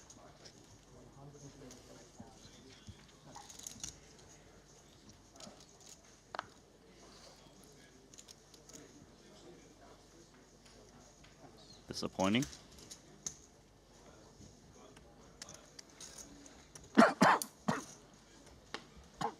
Probably felt like it was a relatively strong range there, given ST's position at the table and stack depth at the start of the hand.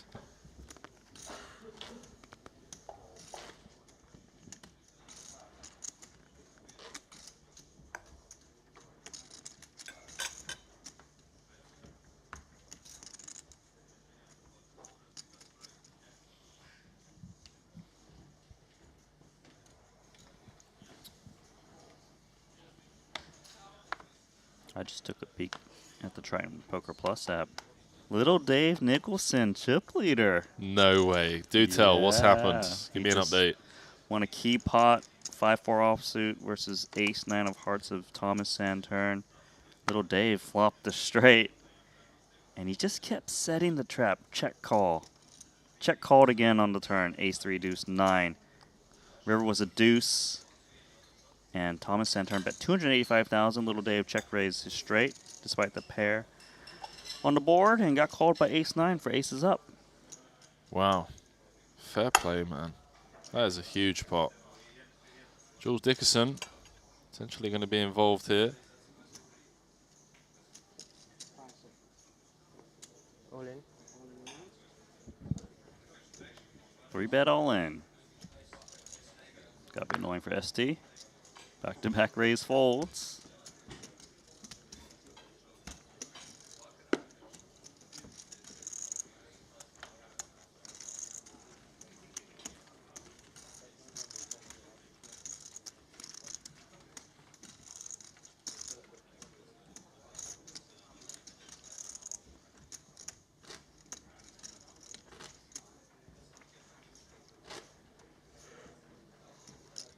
Hey, Meriden, how are you doing?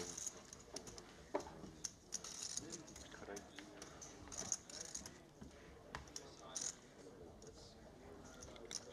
Paul has moved up to 3rd in chips, by the way.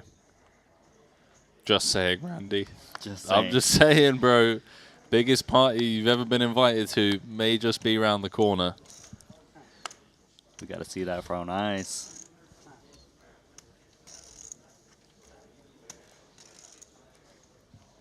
Do you reckon he'd let me DJ? DJ Henry Kilbane. DJ Kilbane, drop that beat.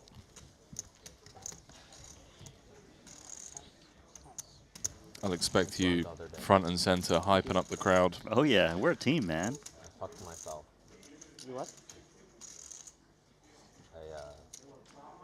I did something very bad where Lord Vogel. we were like 16 left and I had all the chips and I said, I'll see you at the final table. Played some tennis last night I said that to you. with Christoph. Yeah. Did you? And Kevin Rabichow is... He's like a backboard. Just everything you smash Vogelsang's way, it just comes back over the net, man. It's pretty frustrating. Really bad. Right when I came out of my mouth, I knew it. Oh, whoa. Talking of frustration, Artur. Oh my god, that river card. You saw the chip splash in. You know what that means. Brewer just got rivered. Gonna laugh it off. Wow. Tekstenisie.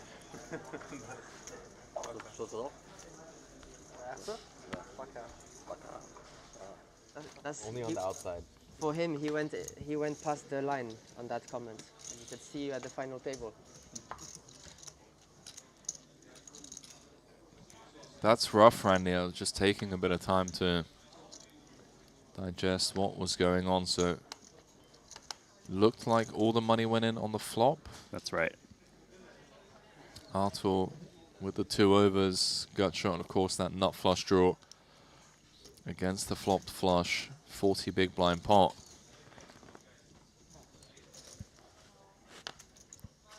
Man, Artur Martirosyan is one of the most informed players right now.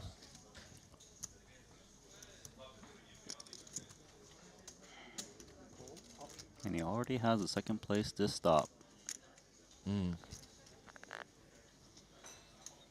Let's have a look at the old leaderboard, by the way.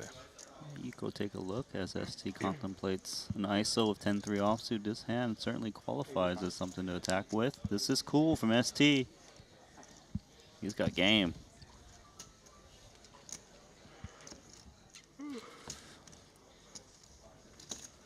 Which leaderboard are you looking at? I'm looking at the Ivan Liao Player of the Year ranking. Artur is 700 points clear. Came into this stop with a 500-point lead. He's extended the gap at the top between himself and Alex Foxen. I do wonder if Foxen manages to reduce the gap in the back end of this series. Let's say Foxen gets it back down to sub 500.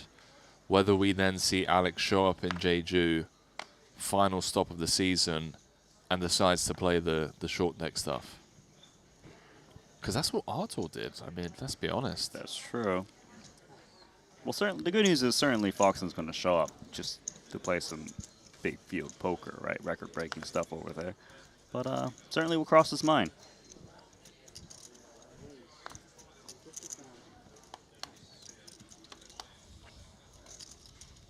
King Queen for Ido. Webster, Queen 10 of Hearts. Plays the big blind. 2 BBs apiece. 135. Just an ace high texture.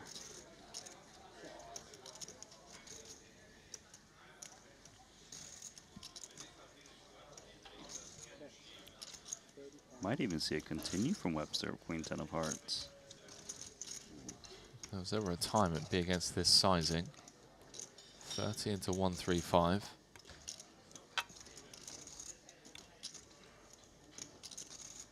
Yeah, Webster's probably expecting Idol to see bet range on ace 8-3.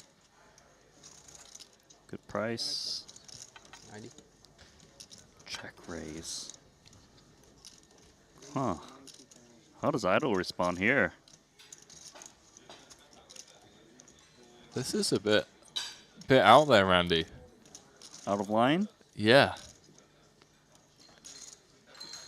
We're in some... I don't even know how to explain this. Just We're playing the man. Playing the man. And he's getting played back by this man, Idol. Bet calls with King Queen on Ace 8-3 Rainbow. Webster does not pick up equity on the turn. He was looking for a Jack 9, King, or a heart to continue kind of selling a story. Now that that hasn't materialized, perhaps he just shuts down. This is a terrible card to continue the story because some of your value range is Ace 3, and that just got counterfeited. So you really can't represent much with another bet. And for Idol to bet call this flop, he expected his opponent to just check this turn quite a bit.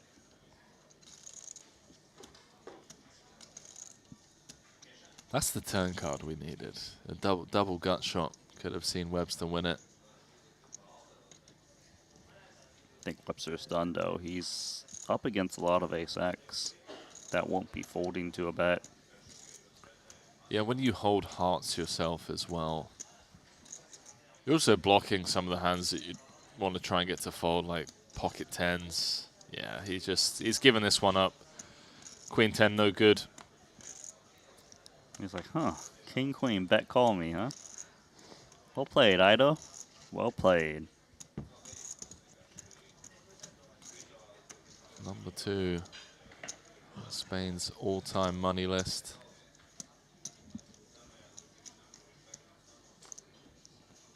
For good reason.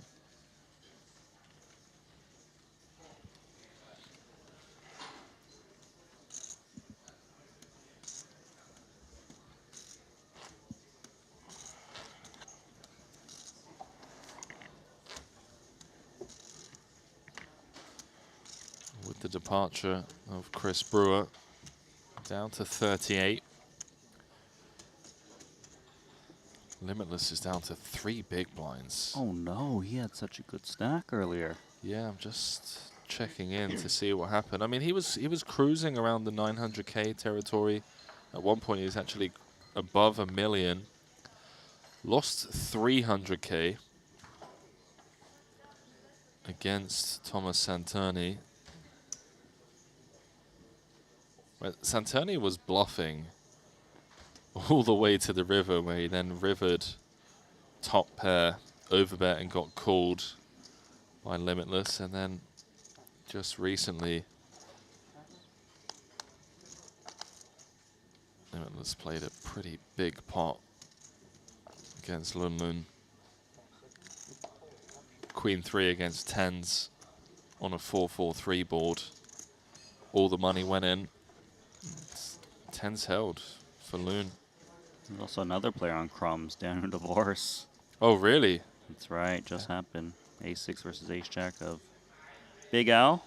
Top pair versus top pair. Value owned himself on Ace High Texture. Onto this one. Ivy, attack him 9-3 offsuit. Don't mess with Phil Ivy. He's the GOAT. Is there something in the air, Randy, or is it that sea water that these guys have been dipping into every morning? Back on over to the outer table. We've got Yone now all in by someone who he has covered. Daniel Dvoris down to just 2.5 bigs on the back end of that hand that Randy just mentioned to you all. Looking to bounce back.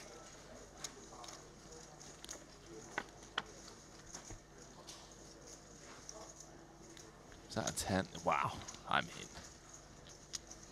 10-8 deuce, top pair, queen high diamonds for Ukamayan. A glimmer of hope on the turn for Dvoris presenting itself in the form of a 3. But he does not manage to find one of the 5 outs needed to stay alive in this one. Ukamayan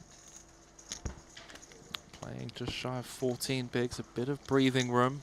And that hero fold he did earlier with Ace-8 offsuit against Divorce. Now he's the one that does the damage to eliminate. Dude, that's something else. That's a big fold. Mm-hmm. I don't know if many people find that fold. And look where he is now. Still in it. Whereas his opponent is not. Well, this isn't a cash game, Ben. Ben's really trying to intimidate people here. It's open under the gun. He's got the 50 euro bill on the side of the table.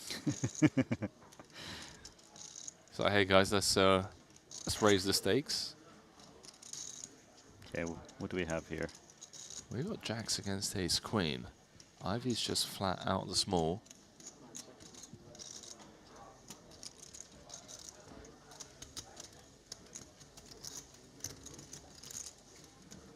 Big blind gets out the way.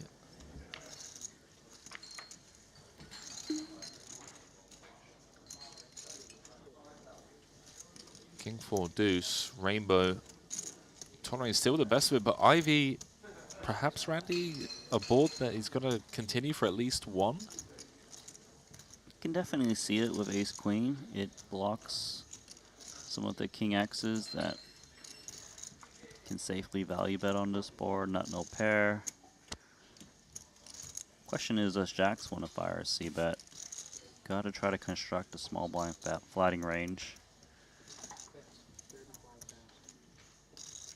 A little sprinkle, especially against 35K. Can't really see the ace queen going anywhere. Around 25%. Wow, big laydown, but nice. Was behind.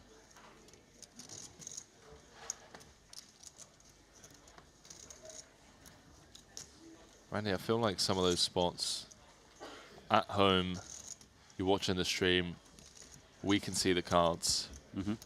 It's like, yeah, easy fold, confirmation bias, all that stuff, but that's not an easy fold to find. Not with a nut no pair for one small c bet.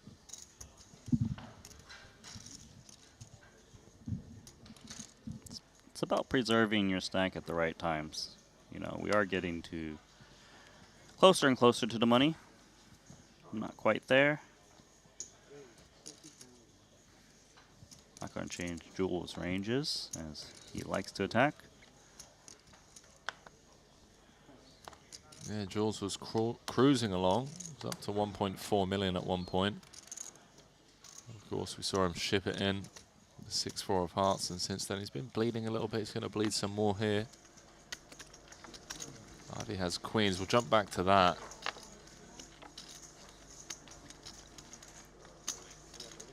Ramin Hajiev. Raised from Joseph Oren. Ramin Hajiev flatted. Ponikov's makes it 450, and Hajiev back jams. Nines versus ace jack. How are your flipping skills, Ponikov's, against the man who has taken down a Triton Invitational before? Hajiev turns the set, but Ponikov's actually picks up outs here. Spade or a 10 needed, does not find it.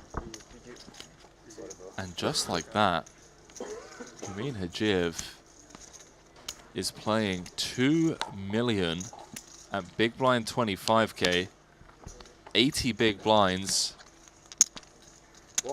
and eliminates an incredibly tough opponent in Alex Ponikov's. Huge flip. Don't forget, the very first cash Ramin had at Triton event was in the 200K Invitational. He won it for 4.1 million back in 2023 in Cyprus. Yeah, immediately became #1 on Azerbaijan's all-time money list. Have you ever heard of a 2-time Invitational champion? It could happen. I haven't, no. I'm all for it.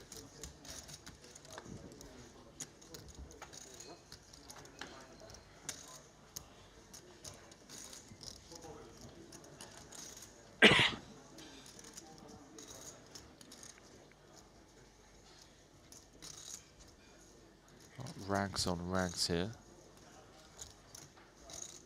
The Jack 9-4.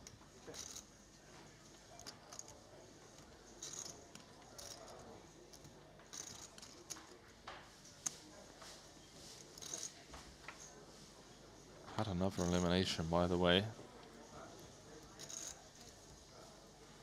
So we've dropped down to 35.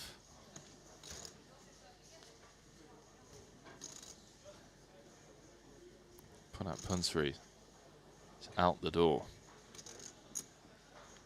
Lost the huge pot, 9s against jacks of Taylor von Kriegenberg.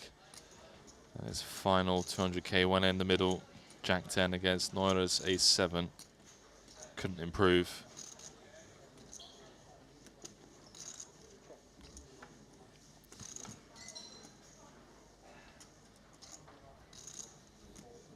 Comfort for Dickerson. Will be able to absorb any form of aggression now. See if Ben bluffs at this, just 10 high. Feels kind of mandatory on this river.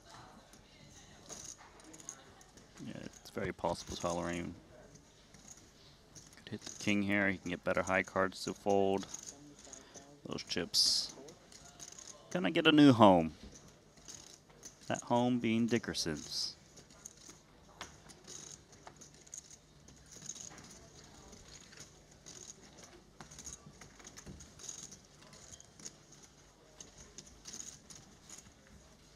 So 23 minutes left of level 16.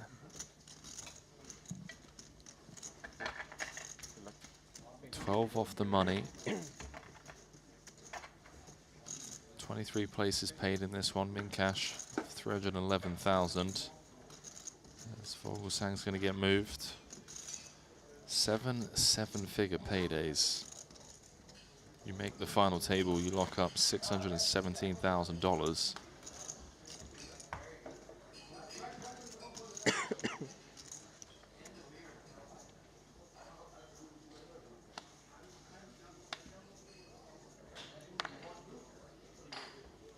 Man, these jumps are insane, by the way. Fourth gets 2,287,000. Then have a 500k ladder to third. Third gets 2,793,000. It's just incredible.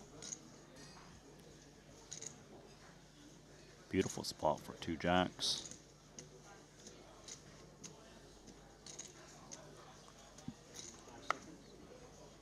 Let's try to build a pot here for 3-bet.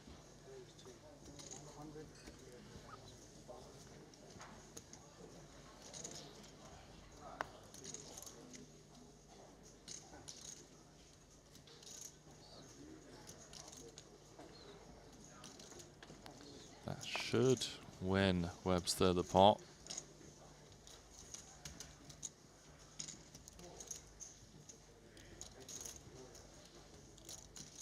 +1 3-bet against the under the gun open. ST, yeah, just recognizing that King Queen O isn't the right hand. Start defending with.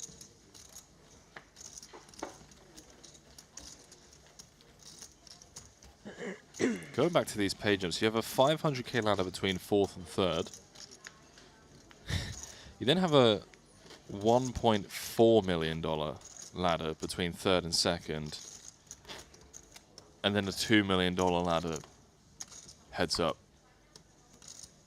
So the difference between fourth and first is $4 million, mate. I can't wait to see a $2 million heads up match. That'll be good.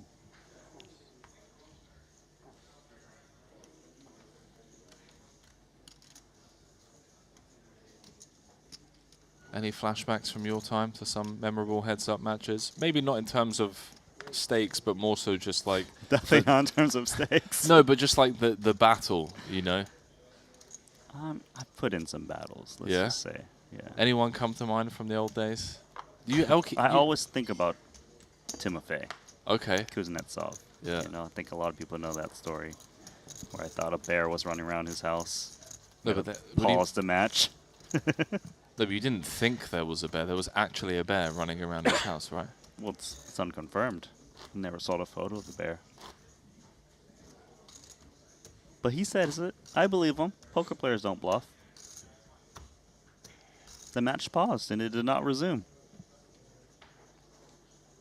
Wait, so hang on. You're telling me that my takeaway from this, Randy, is one of the greatest of all time, True Teller, quit you, bro. This was before he was very proficient in No Limit Hold'em. I don't care. Can we just enjoy this moment together? Put me ahead, though. Because he knew you were going to get it back eventually. He just wanted to see me steam about this. Bro, you so-called bear. Dude, you need to just this needs to go. This needs to be like your Instagram profile. One of the only players in the world that Truteller wouldn't continue playing against. I like how you're spinning this in my favor. I appreciate it, Henry. Bro. But it's not that simple, all right? I'm telling you now, that's some serious bragging rights right there. King-Queen could contemplate attacking in small blind. Now, he doesn't like to see Brian opening off of 19 big blinds and +1. You know, that's already quite a strong range. Let's see if he can consider a squeeze jam, which he does. This is actually pretty rough for Brian now. I'm not sure if he can call this one off. Can he?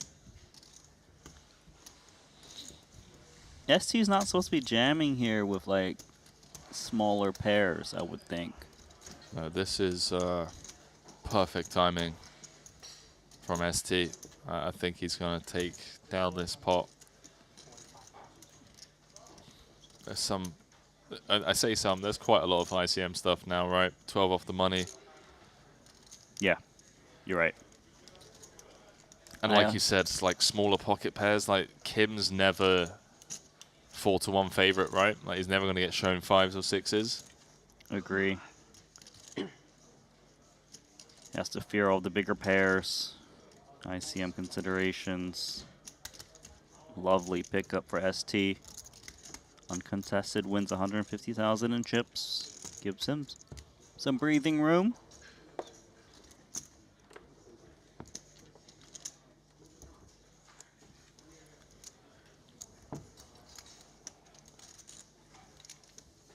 Oh man, we've got a new chip leader. Tell me. None other than the man that was blessing our screens in the 2K, 4K game. Wong Ye. 3 million in Triton earnings. Just 7 cashes, by the way. That's a pretty impressive record. Average cash of around 400K. Best score coming in the 150K earlier this year. Jeju came 3rd for 2 million. This is the first time he's kind of traveled outside of Jeju, you know. Typically flying in from mainland China. He's like, hang on, I like these Triton series. I'm going to start following the tour around a bit. Mm-hmm. Now he's chip leader. 35 left, 6 million up top. Yeah, I think the cat's out the bag. He's an amazing player to watch. Loves the big buy-ins, plays big cash games, as you guys already know from earlier this week. Webster is getting slapped by the deck. Aces, kings, and now kings for a second time in the last hour or so.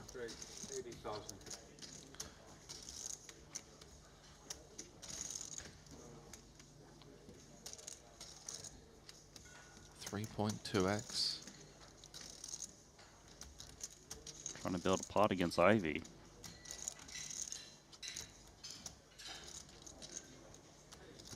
See a flop? Let's see a flop.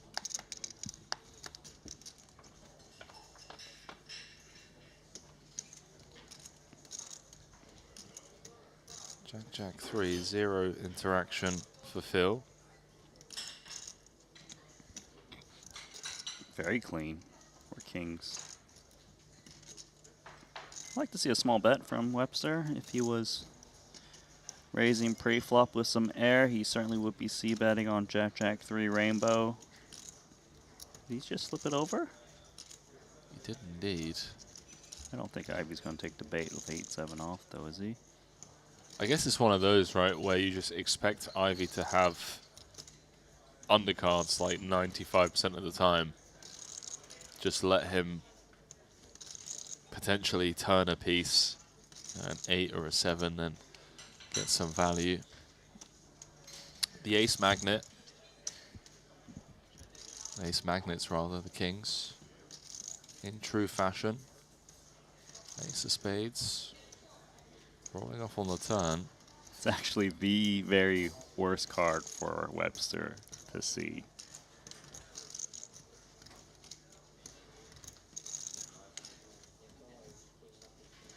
I don't really see how Ivy can find a stab at this point. With this run out, just concede the pot.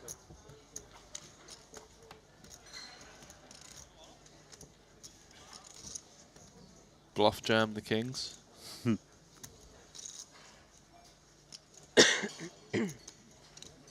Not going to be necessary. Might try and get a little bit of value from a 10x. I think it's okay. Go towards quarter pot or lower. It just seems so unlikely if you were to check here that Ivy would ever bluff at this board. Ivy's like, hey pal, we could have saved ourselves a good 2 minutes there if you just bet the flop. Thanks for free turns in river.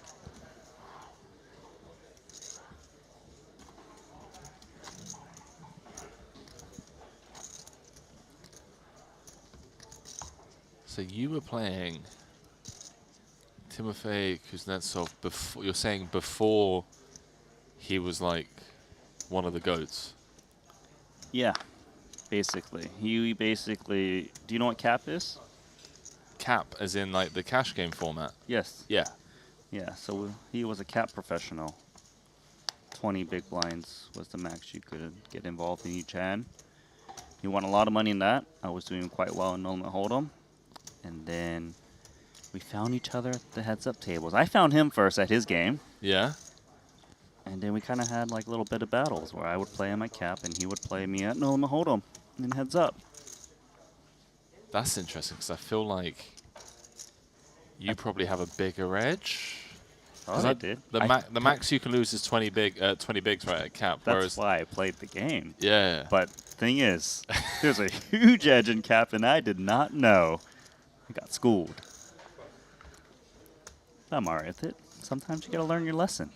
Did it include like a lot of like small turn probing and stuff like that where you just get completely wrecked? 15, a little over. Is that what you thought in your mind? Roughly, yeah. Okay. Hold on. You know what normally happens when we head on over here? There's an all-in between Big Al and Loon. 9-6-4, 2 hearts. I see aces in front of Big Al. It went bet from Big Al, check raise by Loon with the open ender and the flush draw. Holy. This is huge. Just 12 off, 11 off the money rather. Oh my god, look at that turn card. There's more outs. 10, 8, 7, 5. Heart needed for Loon. Too many outs, Randy. How did you fade that, Big Al? Too many outs.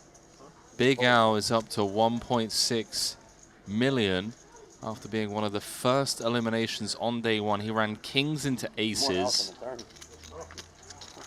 re-entered, and now look at him. What a hold.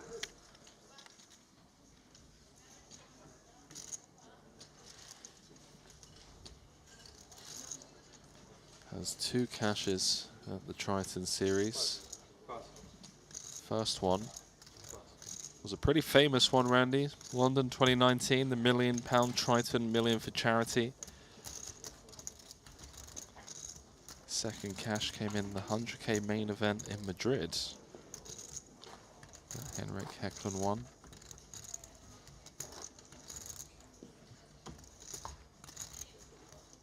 Always great to see Big Al in the mix.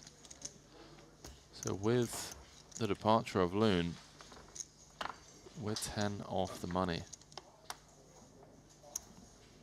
Gonna head into break in around 9 minutes time.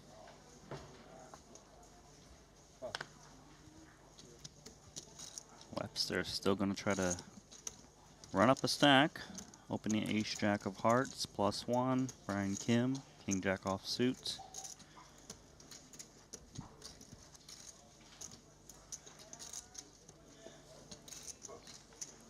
Keep it tidy for Kim.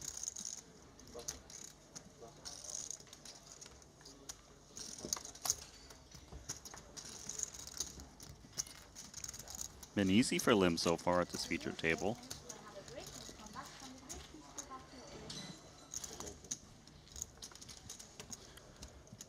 Well, it's funny. We were looking at that table with Big Al just to kind of show the viewers what the next feature table is going to be, and then of course we saw that massive confrontation. But over there we have Hajiev,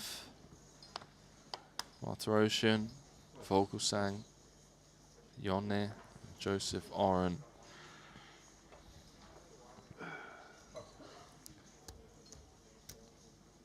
Thomas Santern is now playing 3.3 million. He's retaken the chip lead. Won a massive flip against his fellow countryman, JNT. Tens for Thomas, ace king for JNT. All the money went in pre-flop. It was small blind versus big blind as well.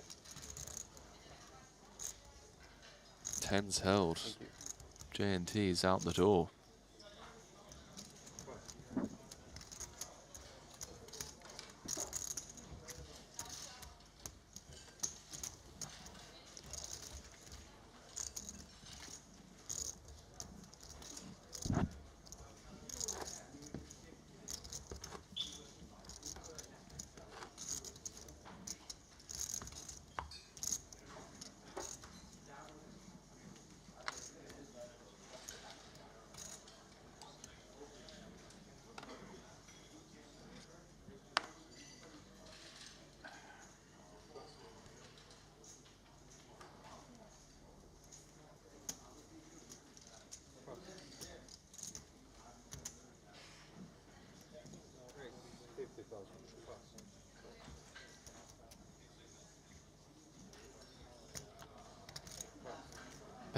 Ben's really quiet at the table, isn't he? He's a silent killer. He is. It's okay. Nothing wrong with just doing business. Absolute assassin. Yeah, you know, I recently saw an interview, and this might be pretty old. I know we've got a lot of American viewers. As Webster defends the King 9 and flops best on the King 8-8. It's a Webster heater.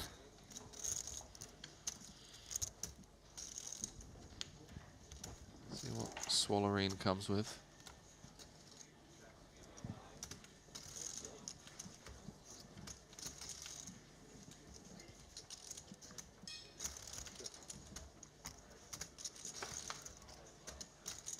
Spicy turn card. Swallerine picking up a Broadway draw. Let's go along with a flush draw. Ace high could also just very well be the best hand.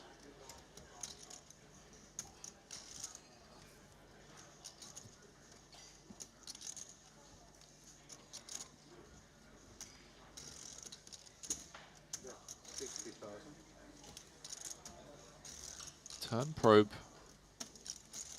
for about half pot. As played, Tollerine definitely going to be calling with his big draw. Sometimes ace high is the best hand.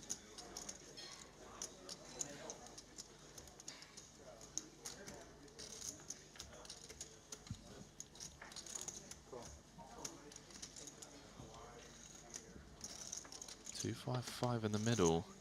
Tollerine rivering the 100% check mark right where it matters the most. It's 10 off the money. Playing a comfortable 30 bigs at the end of this hand. Perhaps more, though one would have to assume that Webster's going to check this one over decent amount of the time. There's not much reason to turn your king into a bluff. Agreed.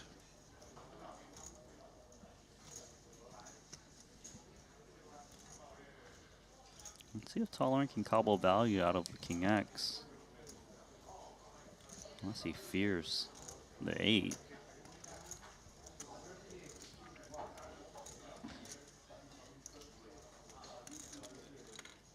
struggling to think of hands that we get here with that are worse. I guess 10-9 of clubs, Jack-9 of clubs.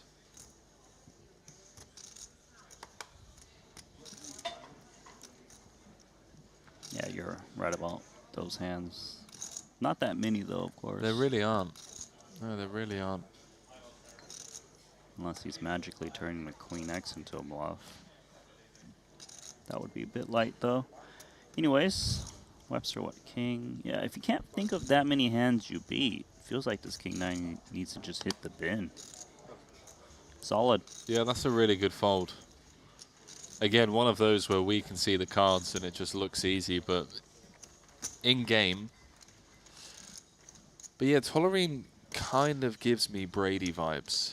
And I was listening to this interview with Brady where he's like, you know, when I'm out there, it's me and my team. I don't make friends with the other players from the other team. Like, you know, we're there to compete.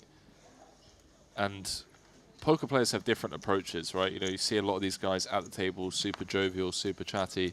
But I do think there is something to be said about Tollerene's approach where it is just all business. Like, I'm not here to make friends. Like, my job is to be one of the best No Limit Hold'em tournament players in the world. I don't need to be chatting you up at the table, and I definitely don't need to be going for dinners with you after the fact. I don't know. I mean... Yeah, I hear where you're coming from. It kind of reminds me of, like, Ivy. Like you know, Kobe, business. Ivy, yeah. Exactly. Ivy's a great example, actually. Just ice cold.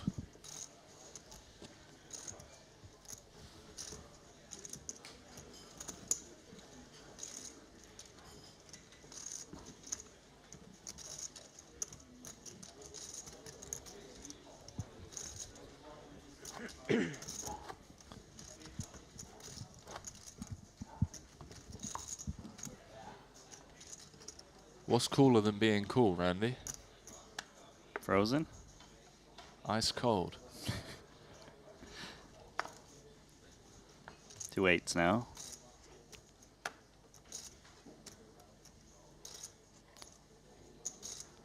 Another raising hand. Dickerson's got 2 jacks. Do you remember when Dickerson was 3-betting, what was it, 10-9 offsuit earlier against Tollerene? I hear what you're saying. I hear what you're saying, but these positions, +1 under the gun. You think Jules is scared? No, I know Jules isn't scared. I'm just saying I don't see a world in which Tollerene does much self-inflicted damage. Oh, but ST might. These are strong positions, but against Jules Dickerson, you never know. Maybe Ace Queen could just take it down pre.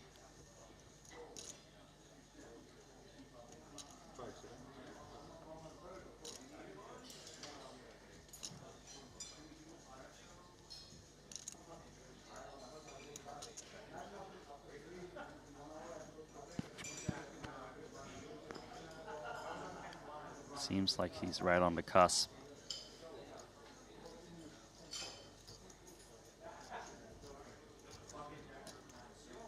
ST plays a 21 big blind stack.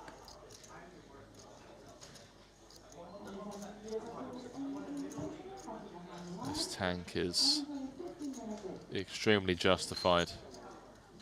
A lot of things to think through. This really comes down to how familiar ST is with Jules's game, and if he's seen some of the stream hands, I think he sends it in with the ace queen. Then we also have to keep in mind we're 10 from the money. ICM is a real thing now. And there's still the Tollerene range to worry about, by the way. True. That's tidy. That is tidy.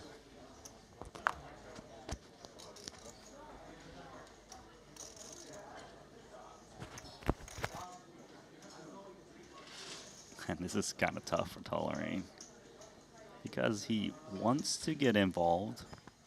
But if you look at the layout, the configuration, 10 from the money, 2 8s, undergun versus +1. Sure, it is Dickerson 3-betting you, but it's very uncomfortable. Oh, but he's going to go no. for it, and he's getting snapped off. Jules Dickerson's in great shape to knock out Tollerene. Oh no, Randy. Image paying off for Jules. 32.5 bigs being sent into the middle.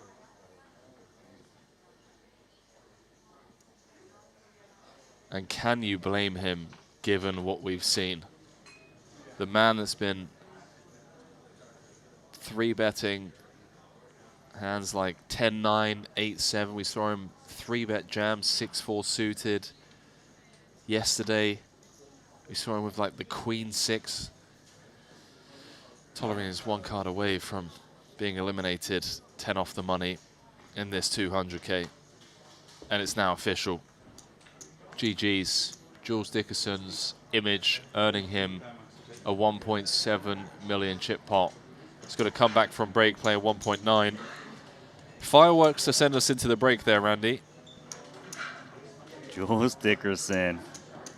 He knows how to play his image, and he got the max of those 2 jacks. He's up to 1.9 now. Breaching the top 10. Well, that was, I mean, you heard what I was saying. I didn't really expect the money to go in, but when you do think of it from Tollerene's point of view, and you've seen and collected all of the information that has been collected so far today from Dickerson's play, can you fault him, Randy? You can't fault him because, you know, Dickerson, he's one of the most wild players remaining here in the Invitational. Wow, that was a cool one. That was a cool one. Well, we welcome you back to the break desk. Randy Lou alongside myself, Henry Kilbane. France's Thomas Santoni still chip leader, playing 3.1 million, but some big names in the top 10 as we be heading into break. 9 off the money. Just to quickly recap, Wang Ye in the mix, Randy. Second in chips, been playing those high-stakes cash games. Artur Martirosyan, #1 on that Ivan Liao Player of the Year leaderboard. He's third in chips. But look at that, 4th in chips. Ramin Hajiv, as you mentioned earlier on, knows what it takes to win one of these invitationals. Won the invitational in Cyprus in 2023 for 4.2 million. Seth Davies in their top 10, Jules Dickerson, David Nicholson, and also I Spy Boss Paul Pua, currently sat 10th in chips. So a lot of stuff to look forward to. Obviously, you're going to be stepping away for a bit. And yeah, when we come back, we're going to be picking up more coverage as we work our way down to the money here in this 200K Invitational. We'll see you very shortly.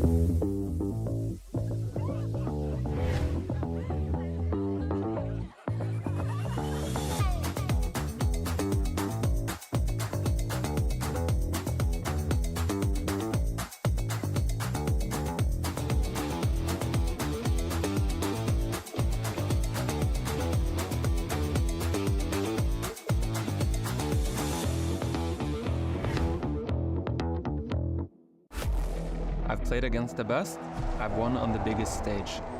But what if I told you, it's not just about luck or talent. It's about using the right tools. GTO Wizard is the fastest and most efficient way to study any spot in poker. This is how you level up your game. This is how you unlock your potential. Don't get left behind. Get GTO Wizard today. Beat the best, crush the rest.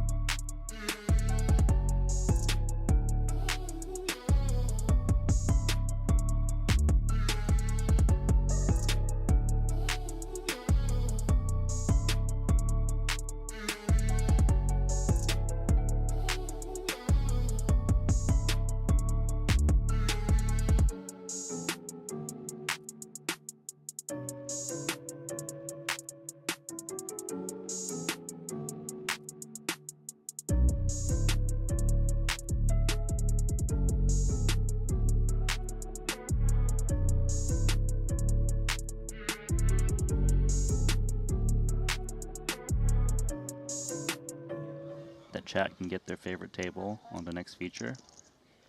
No. Yeah, if you just click like and subscribe a lot, Bath it towns works. like Cambridge and Bath. Chat, I feel compelled, you know, because I've been on the receiving end of a Randy troll myself. Yeah. Like you just To help you out. Yeah, an hour's train. Before you get any carpal tunnel, mashing the Yeah, I like remember- button in an effort to get Phil Ivey or Gambledore back up here. Last time I was in London, I was It ain't try gonna to do work. that, but didn't And work the out. all-in for Dan Smith with 109,000 is going to be put to work potentially by Santurn, who's got a couple of nines, direct left, plenty of chips. Do you favor a flat? Yeah, mandatory flat with your whole range. All right. Now, obviously, you're kind of holding your breath here. You're hoping it just folds out behind you. Get this one heads up. Nines is going to crush Dan Smith's 109K jamming range. Oh, but it's two jacks. Raul finally gets a hand. Up there. Or just good fun. Good fun. Let's Really see good fun. Newcastle, it depends kind of what he's going to do. how much. Oh, he's got to jam two jacks here. I'm more interested. What does the Partying, nines do thing now? to do up there? Yeah, they're party towns. Yeah. That's disgusting. Yeah, his stack depth not affording him To be honest, I would another go out. approach. Yeah. If he were to try to raise, which we see him do, 403,000 in total. Yeah. Smith is all in. Santurn now. Payoff. You like golf? With the nines, makes the call, and Yeah, Raul's there's a thinking dude sweet direct flight from justice. Vegas to Dublin too. Yeah. He's doing great, especially given that Smith has a jack. You see Dan on his feet. This is a professional collection of his belongings. Obviously, the ace would suit him very well here if he could connect with it.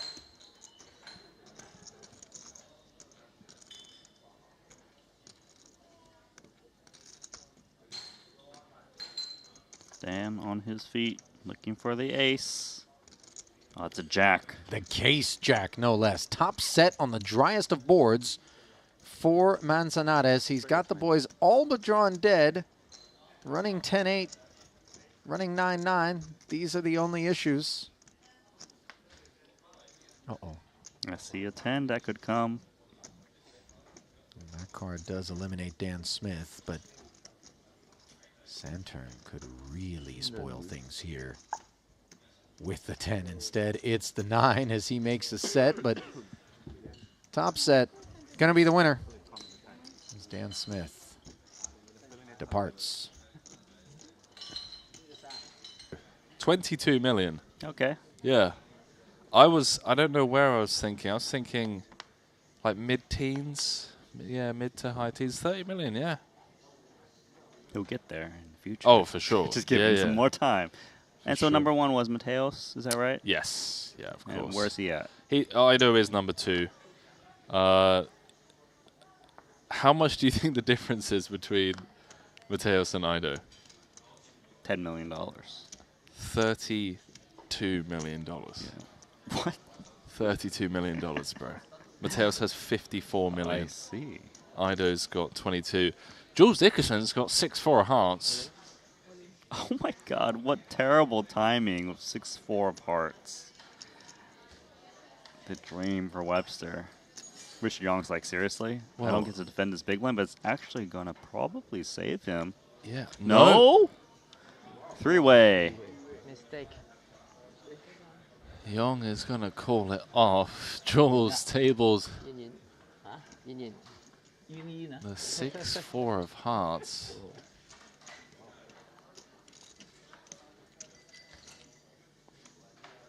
That was light from Dickerson. No, really? He still has. He has more equity than Richard does. Ah. True. Did you have 5-3 of hearts? Okay. Okay, well, I take that back. Richard has a chance. Young now has 20% to get back in this fight. Make it 19. Ace, Queen, 9 needed for the Triton co-founder. Webster guaranteed the side pot. Now Yeah. guaranteed the main pot. He's back up to a very healthy 900,000 peaking.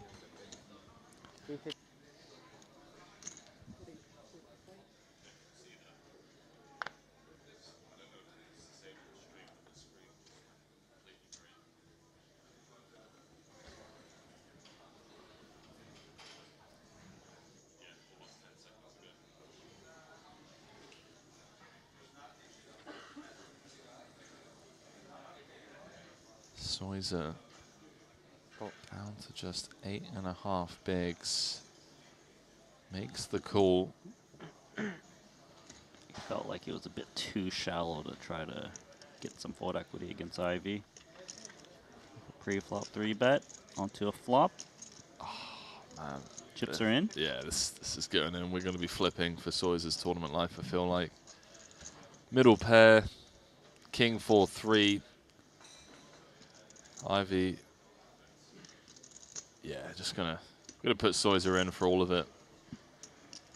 Got to call this off with the 4. Could have the best hand, which he does. Good luck, chaps. Soiser, number 2 on Malaysia's all-time money list. Second only to none other than the Triton co-founder, Paul Puat. Phil Ivey, one of the greatest of all times. Queen on the turn for Ivy. Yeah, and given that Ivy has the hearts covered, reduces Soiser to just 4 outs. 4 outs once for the Asian Poker Tour. GG, gents. Co-owner See you in the does next not one. find it. Ivy rivering the Queen High flush. Michael Soiser is out the door. Just 17 spots off the money. He just wasn't able to spin up that short stack. He tried, didn't he? He did try. A couple of weird butterfly effect kind of things, you know, if you recall back to Jules Dickerson's decision to 3-bet the 10-9, where if he hadn't, you know, Soiser gets to see a flop with the King 10.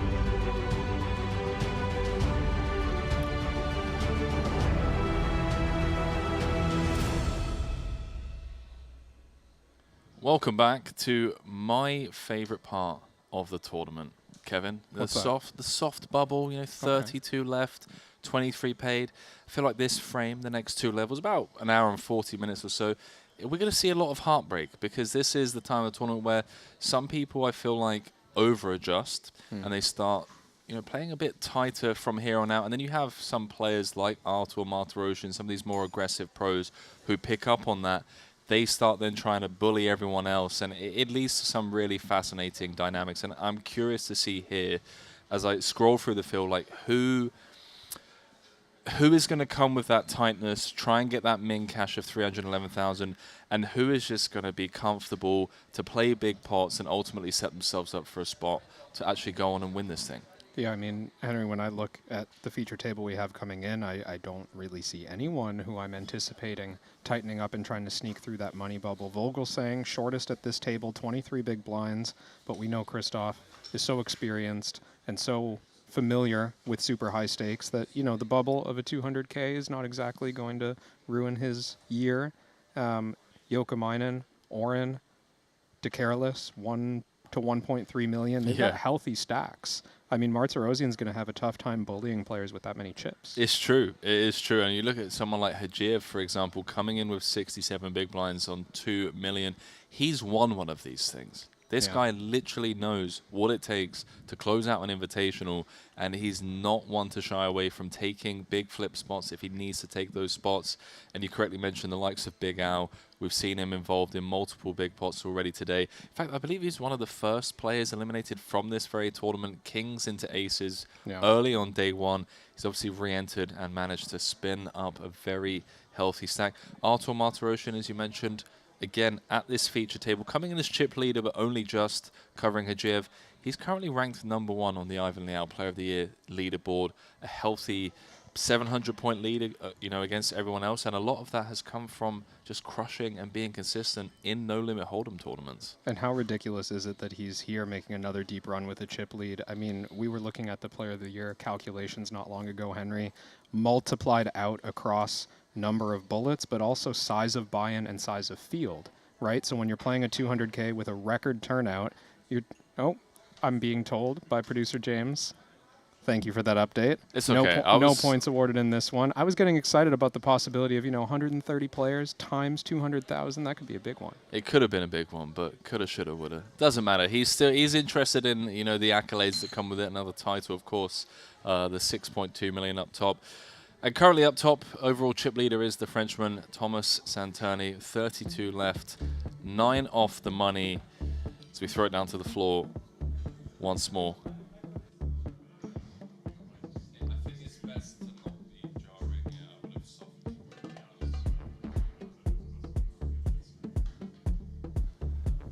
Here we go. You've grinded for a day and a half. The buzz around the 200K Invitational. Some people had to fight their way to find an invitee to invite them out to this event here in Montenegro. Others, very last minute, spur of the moment, decided to show up. You get down to the final 32. 9 off the money. Min cash of 311,000. Heartbreak for everyone else.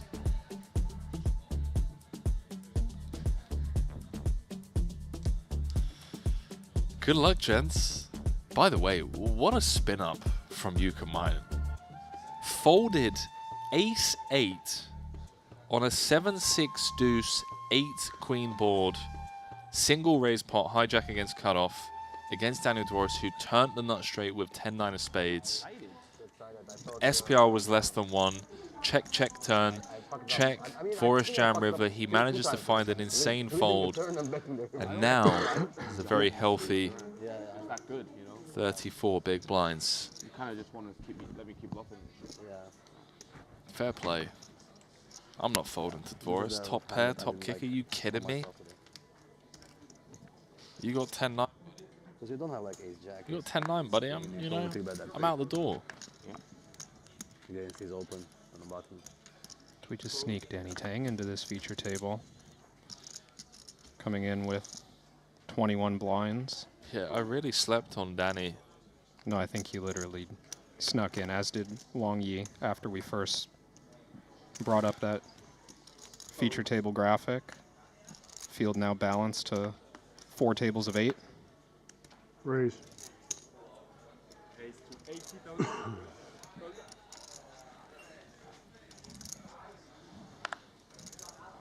Go on, Big Al. Coming in with the... What is this? No, the blinds have gone up. Cool.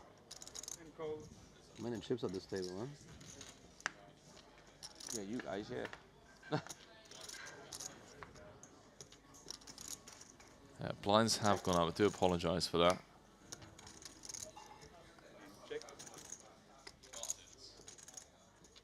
Check, check here on the ace-8-6. DeCarol is still ahead, but maybe an opportunity on the turn.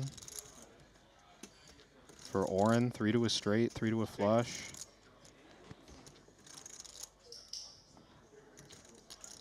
Decides his hand's not good enough to bluff at this one. And maybe it is now. Even further board development, connecting some of the Broadway straights. Hard to just give up 9 high out of position, but Oren does just that. 9 high. 8. I might be, a bit exaggerating a bit here, but I do feel like knowing when it's just okay to surrender a pot is a sign of a really solid poker player. Just having the discipline to know, okay. Because I feel like we fall into these kind of echo chambers, right, where you hear one thing from one player and then you start hearing from others about, okay, bottom of range, mandatory that I turn this combo into a bluff, but like just recognizing correctly when it's okay to not do that. I think it's really something to be proud of. Yeah. Yeah, I agree. Sometimes the classy give up is necessary. A little bit of respect for your opponent being shown. Not just going to bluff every single time I have air. Big Al folding the ace-9 offsuit, +2. Are we not on fast action anymore? Really? I think we are. We are.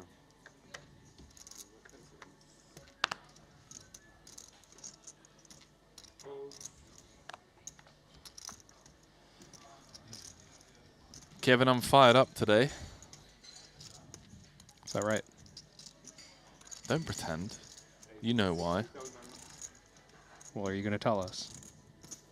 Do you want to tell the viewers what we did last night? Me, you, and Vogelsang. I don't know why you're What laughing. kind of terrible setup is this that you're giving me? I mean, we went out for what I thought was just going to be a friendly knockabout tennis. You know, just a little hit the ball back and forth between friends. I saw a side to you that I didn't know was in there, man. But you unlocked something. As soon as there's competition involved, it took us a good 5-10 minutes or so. But once I started trash talking, you were very quick to trash talk back. Rightly so, by the way. Credit to Christoph for bringing it out. He showed up ready to go. He wasn't he? Straight after busting bullet 1 of the 200K, he's like, no problem. I'm going to go get some intense competition in. I'm going to show up to the tennis courts and just challenge all takers. He rocked up. Came up with his own match format and everything. That was really fun, yeah. But you were chasing every damn ball. Well, is that not the sport? That is the aim of the game, but it was the trash talking for me. It was like, oh, Henry, were you really hoping that was going in? It was out by about 3 foot. I was like, all right, Kevin, geez, man, thanks. Yeah, I kind of was hoping that somehow it would, find the baseline. I mean, we didn't have line judges, but I thought you could see Henry. That's all. The net was in the way. Yeah. I'm sure.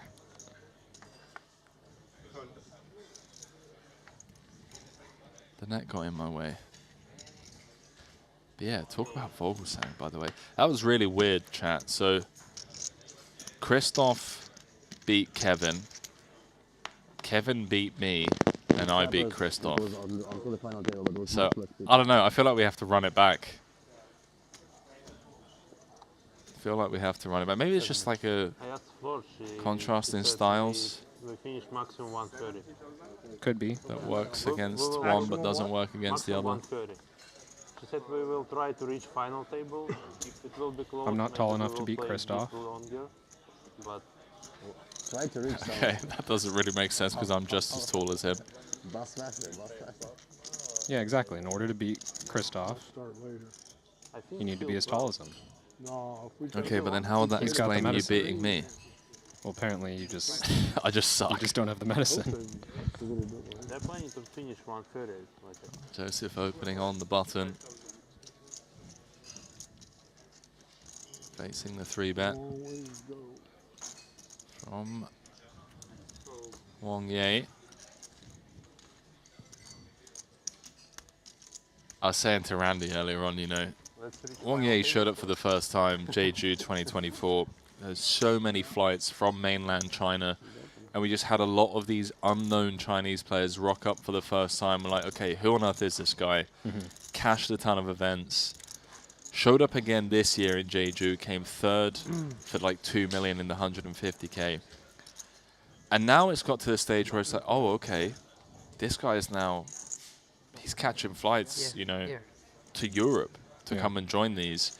He's playing in the 2K, 4K cash game. Big cash. He's playing the biggest tournaments we have. And it was only a matter of time before we started seeing some of these mainland Chinese players hop on a flight to Montenegro.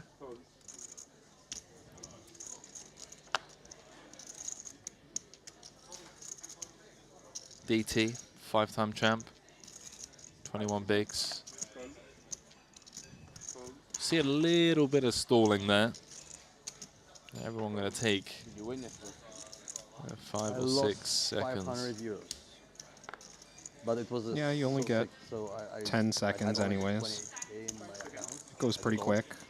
And I had like 1,500 left, so I was down 27 something. And then went on a massive heater. And we promised each other because we both had day 2. We promised we were gonna finish at 2. So at exactly 2, we stuck 500. Happy. But yeah, the morning was difficult because I was drinking cognac and hangover. Now I have to drink beer to get the hangover out. No hesitation there. But it's like, I like this game. It's fun. You like it? That's crazy, bro. Yeah, why? I know. Sometimes you go on like a streak when you cannot win. Like, Man, me and Hajiev would really get on. I mean, we do get on. But now that I know he dabbles in UTH, maybe it's best that I avoid him. They just come 3, 4, 5, 6, and then they just roll over. I might just show up to commentary tomorrow, straight from the UTH table, no sleep.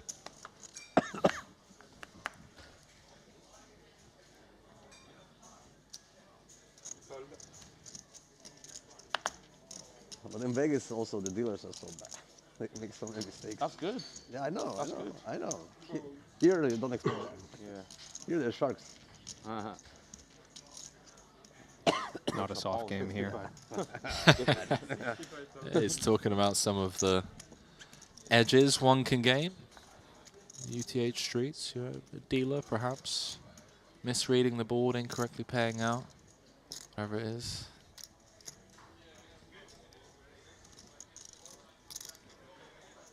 That was the most fun I've had in a UTH game. Got introduced to that at Atlantis many years ago. Oh, yeah? I think they may have cleaned up the procedures since. No, they're still, you know.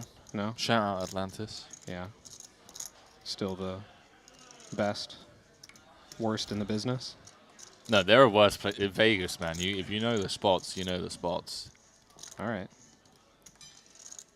It's fun to have like a team rooting for dealer showing a flush and everyone's celebrating. Table win. Good antics. Yeah, it's huge morale.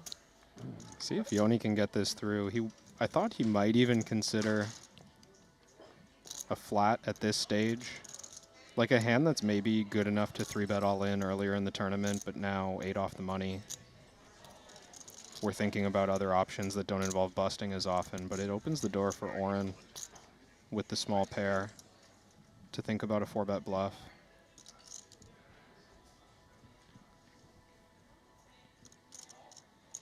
Not mandatory by any means. He could just fold.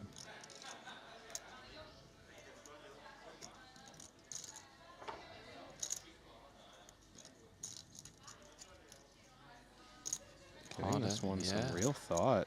Hard 8. Staring his man down. Both playing similar stacks. Oh. Wow. Big find. Hijack versus cutoff. Not exactly the loosest ranges. Whew. Willing to risk a big chunk there. I mean, that was for 98% of his stack. That is a huge pickup. Really thought about it. Staring Yoni down. Perhaps picked up on something. I don't know. I don't see the same stuff that these beasts see. Might have just been looking for an excuse not to do the play that was already desired. That's one way Depending to frame on it. your speed, right? If it's Yeah. like, oh, my default is just all in all the time. Yeah. I'm going to stare this guy down and see if he gives me any reasons not to.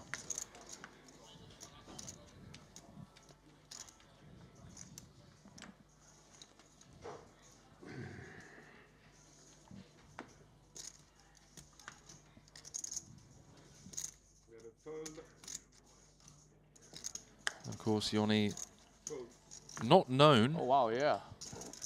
Wow, he must have For won a his- big Yeah, against Jules. Oh, hang on, I'm hearing. Hang on a minute. I was What on am the- I I assume hearing it wasn't there? aces over kings. Huh? I assume it was not aces No. over Wow. kings. Javid had queens, but The guy had ace-9 suited. Yes. Call deck. Jules Dickerson is down to a big Nice blind. flat. He flatted. Good flat. He's playing good. Bro, Lost a he's four. trying, man. You should see him in our cash game. A 4 million chip pot. So just to give context to the viewers, the hand started off 2 million effective. So around 65 big blinds or so. Javid Ismailov opened to 3.5x on the bottom with ace, with queens. Jules Dickerson 3-bet out the small to 350k with ace-9 of spades. Javid called with the queens, came 8-6-3 rainbow. Jules continued for 2-2-5. Javid called, turn was the 4 of spades. 1.2 million going to that turn, giving Jules a nut flush draw. He overbet jammed. Javid snapped him off and held with the queens in a monster pot. Now he finds himself top of the chip counts.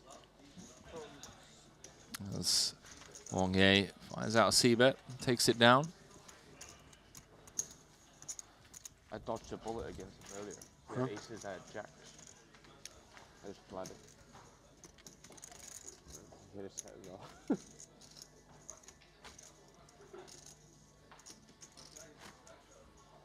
Hey, something about first timers, I tell you. Yeah, I can see him, man. You know, you two good buddies winning the same tournament would be cool, huh?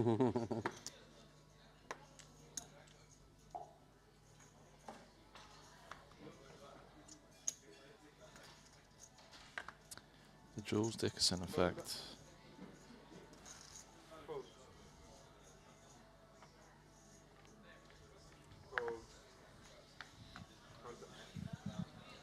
So here we are, 8 off the money. Average stack is 43 bigs. Plenty of playability. Could be a long bubble.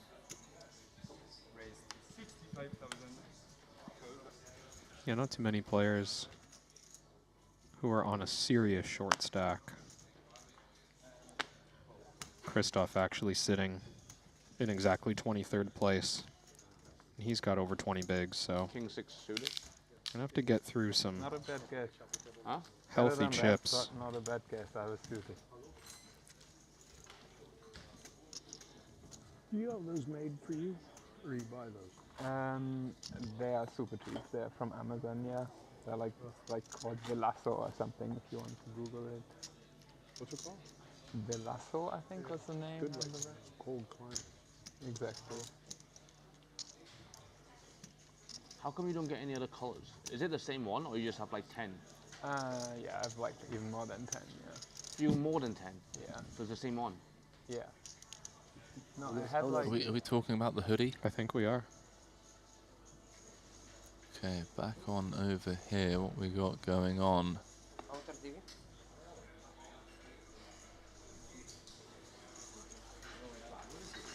That Maher Neura scooping in a pot, Eric Wasserson. Linus Love flying under the radar a bit. The boss Purpura. By the way, if you haven't already, download the Triton Poker Plus app. You can literally watch hands from every single table over on the app in real time, your favorite players.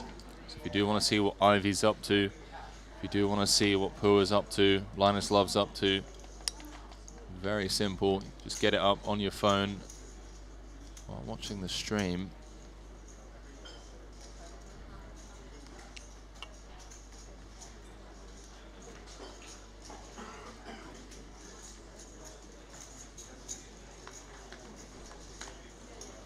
Jules Dickerson. I believe that's the man who won that massive pot with queens. Ismailov. Can see what 4 million chips looks like in person. Jules is there with his 4 big blinds. And one seat over, Sturm has got it in. with his 6 bigs, and I believe that's King Queen offsuit against Ace Jack of Hearts. Oh my word. Oh, okay.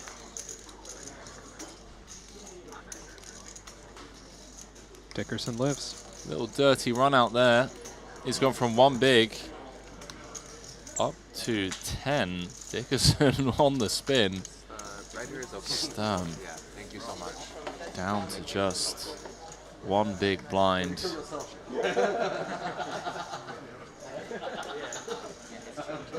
Your friend killed me. That's true. But at least I 10x from that. I know, I see. So still happy. Ajeev coming over with the needle. Do believe we are waiting for this table to catch up. Play an equal amount of hands. Just to keep things fair. Another one of those Triton innovations, Kev. Yeah, I'm guessing that Queens versus Ace-9 suited hand wasn't exactly snappy. Reason for things to have slowed down out here. Wow, Jules is just, he's in again. He's got 11 bigs, or 10 and a half. He now covers a couple of players, including Sturm, who puts his final 2 big blinds in.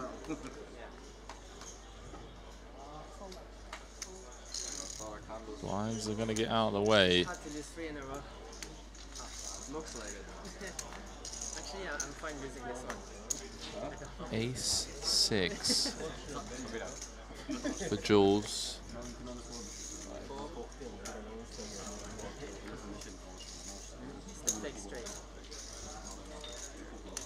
Sturm with the Ace 8. Kicker plays. He bounces back.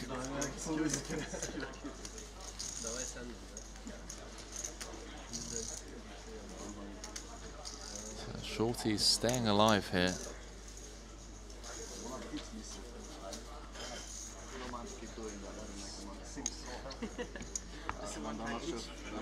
That's how it works. Yeah, one time each can do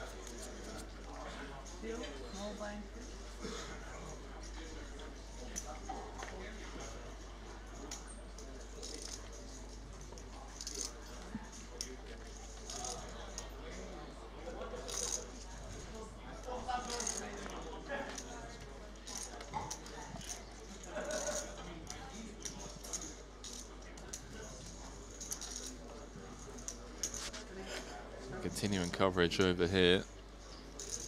Ido kicking things off with a raise. 70k.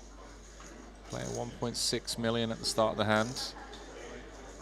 1 seat to his left. I believe that's SD Wong. It is. Moving all in. 15 big blinds. Hijack. Oh, sorry, cutoff versus hijack.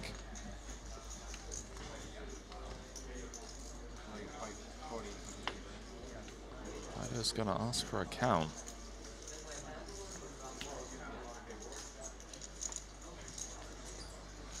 He's made the fold. SD picking it up. Players, please go back to your seats. And leaders, big one to me. Thank you.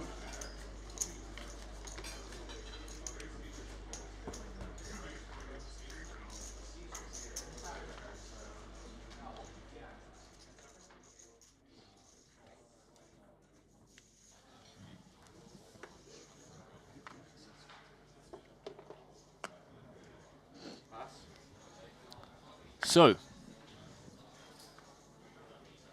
everything has been caught up on all 4 tables. You know, Kevin, I'd love for you to get more innovative with your tennis play style. Wow. Mix it up a little bit, you know. What is it lacking? I don't know. Little. In fact, I take that back.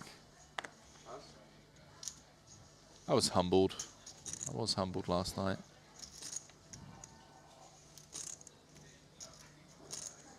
Game's plenty innovative, Henry. I do feel like I was taking it easy on you. Wow.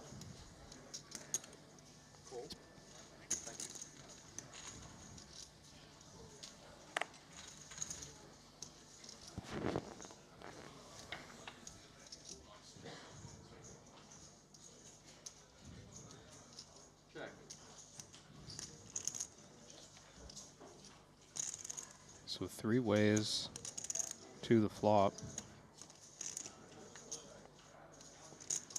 Yoni the pre-flop raiser. Maybe a spot. Just to c-bet. Double Broadway board. Yoni's covered. Denial of equity a little more important, even though he's likely to be way ahead with the king-jack.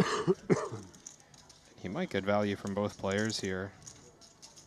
Yeah, this really is a beautiful development for JJ.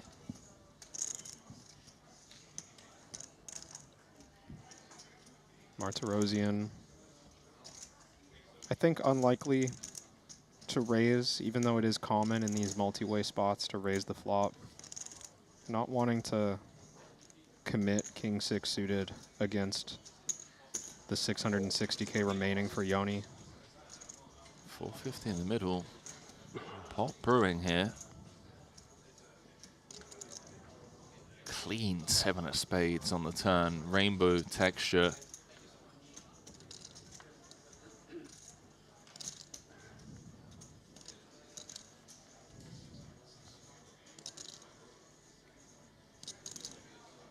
And I think the right spot to continue barreling when neither player is likely to have improved. 5 seconds. Can perhaps feel like we can't get paid off by worse for stacks, but we're not playing the river yet. No need to get ahead of ourselves. 160,000. At least for now on this turn. Yoni's hand is worth another bet. Yeah, he finds it. That should shed Big Al. He's reaching for chips. I mean, curiosity does get the better of a lot of poker players. Yeah. Especially someone like Yoni. Competent. Knows how to bluff. Does Artur now get away from this? It's hard to imagine the king 6 sticking around. 770 in the middle. We all know what the disaster river card is. It's not that one. One would expect it to go check, check. Unless Big Al spots a bluff opportunity when check 2. I don't think Yoni wants to put any more into this pot when Queen Jack completes. Yeah. Ace Jack possible. I was going to say Queen Jack, Ace Jack, maybe even Ace Queen at a low frequency. Ace 10, that was getting sticky. Do think the way that we've gotten here. Bluffing might be cool. But Big Al didn't get here with that intention. Thought he could show this down against a bluff. Nice hand, Yoni. What a spin for the Finn.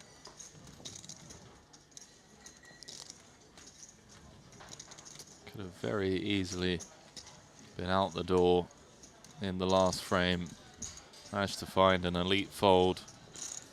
Reserve his 10 big blind stack at the time. Now fast forward an hour and a half, here he is.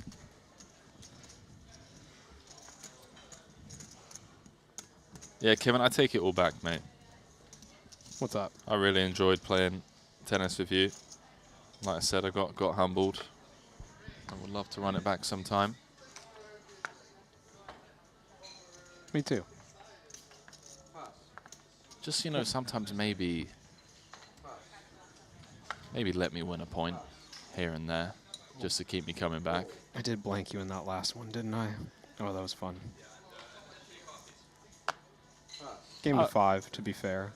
Pretty quick. I would say self-inflicted on my part. Just couldn't find the baseline for love nor money.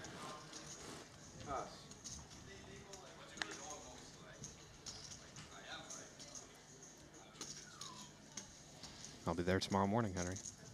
Big Al coming in with the limp. See if he'll be here tomorrow morning in this 200K. Artur's going to try and punish out the small blinds. Yeah, he's just going to pick it up.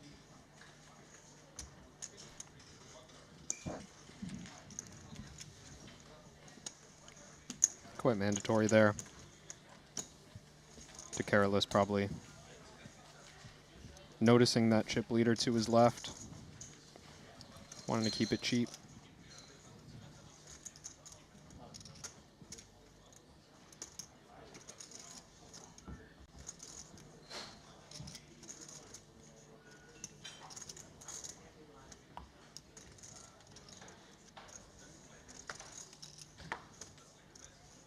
Jules Dickerson has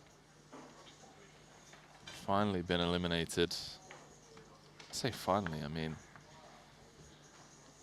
he almost spun up an impressive stack. Got it all in from the small blind with his Jack-9 offsuit against Leon Sturm's Ace-8. Ace-8 again for Sturm. Yeah, Leon held, and Jules is out there now with 7 off the money. Man, that's insane. Sturm was down to less than 2 bigs. He's still not out the woods yet, but a much healthier 14 big blind stack.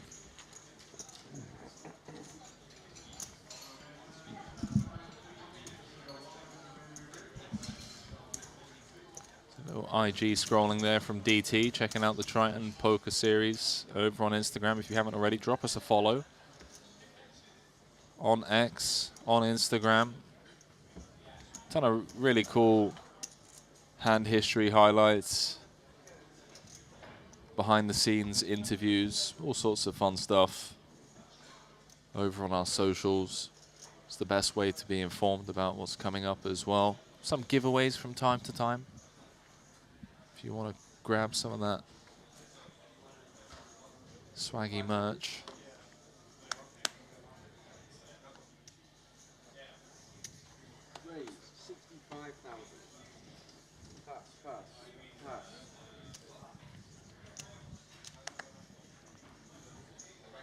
Pocket 9s for Vogelsang. First in. I think Oren will continue in some way with the Queen 10 suited. Playing short stack effective. Nothing wrong with the flat.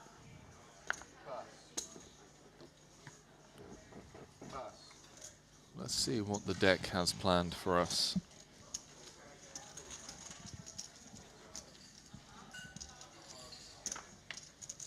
Heads up, 205 in the middle. That is the 9 of spades in the window. Top set for Christoph, and if there was ever a world in which one would feel inclined to perhaps check it on over, Kevin, on a 9-4-3, it would be with, you know, top set perhaps? Yeah, certainly. I mean, even in general, and pretty advantageous board for the button. I would think we do quite a lot of checking in this spot. Under the gun has a lot of double overcard, just unpaired air in their range. Unpaired air that would struggle to absorb any aggression, which it doesn't, as Vogelsang turns Oren dead on the 3 of spades. And now maybe the time for Pocket 9s to continue setting the trap. I might start betting this turn with overpairs to get value from turned flush draws, low pairs with a spade, ace high with a spade. But the full house is invulnerable. Continue to try to let Oren improve. Yeah, I wonder how many offsuit combos Oren has on the button. Should be plenty in like the King Jack to Ace Jack, like King Jack, King Queen, Ace 10, Ace Jack kind of hands. 5 seconds.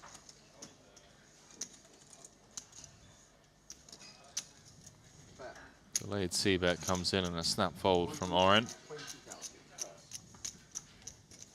Important pickup for Vogelsang. Playing just shy of 30 bigs now.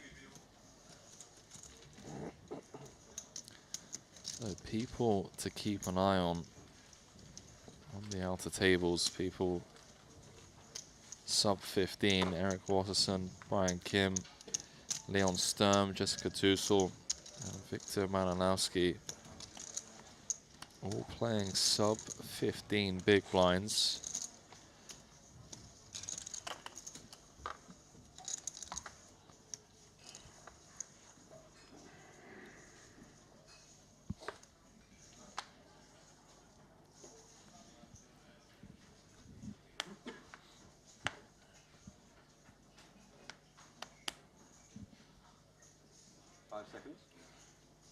Cole.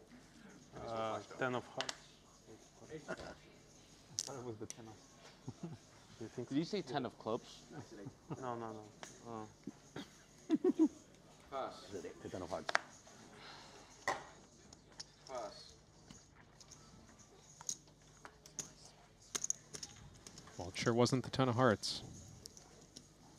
As we can see, that card is sitting with Oren in the cutoff. What Just was gonna- it? The 9 of hearts? I think maybe the 8 of hearts is what I heard, but some kind of medium heart was exposed. Big Al with the up front limp. Yoni on the button says, hey guys, not on my button.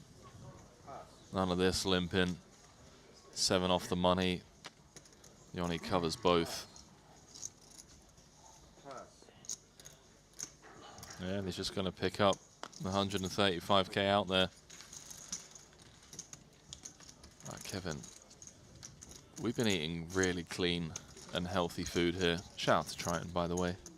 Taking good care of us. But, well spotted. You knew there was a but coming. I mean, that would be kind of an absurd thing to just bring up and end right there, so go on. I'm really craving like a Big Mac right now. Really? Yeah. Is that your fast food guilty pleasure of choice? It's not. It's like it's normally the KFC boneless wings. Okay. Big fan of those. Right now, like a McTasty or a Big Mac. Tasty. Yeah. I don't even think we get that where I live. Such a good addition. It's the type of burger that. Is it like the big, like the? It's massive. Yeah. It's like a 3rd pounder or something. Yeah, I know. Half pounder. There is still kind of room Close. to do it a bit, I guess. Yeah, it's close. But yeah, it's the type of burger that you just Definitely eat it's and like then 85%, 90% you just can't get out of bed. You can't get off your couch for a good 24 hours. On final table instead of the clock is so much better too. Can you explain why is that? Like, I mean, what's the difference? Because people could like. Yeah, that's a huge improvement. No disadvantage. I completely agree. Oh, to like You can maneuver onto someone's big blind. Okay, yeah. Well, that's I guess it's like this is like such a. Maybe we get some flown in. 2 more? Yeah, I have to admit it's nice not having the temptation of fast food around here. This area. Have you not seen the casino menu? They got a hamburger on there, cheeseburger. I think it's just different when you see the neon lights. Yeah, I agree. The arches. You know, if I had to walk past a Dunkin' Donuts every morning, for example. Which you did in Jeju. Which in Jeju I did. Which I we would did visit inevitably, on multiple occasions. I think 3-4 times in 2 weeks. Well, you were only there 10 days. I think 3-4 times in that span. Yeah, I mean, I went twice. Yeah. It's a lot harder. It is tough. That's how they get you. That's how they get the best of us. They got the KFC over there as well. The Korean fried chicken, which is so delicious. It's hard.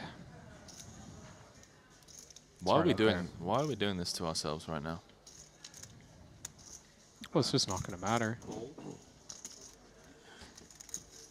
We're going to go to the restaurant out by the beach later. Only option's going to be swordfish. Yeah, grilled vegetables. Swordfish or octopus.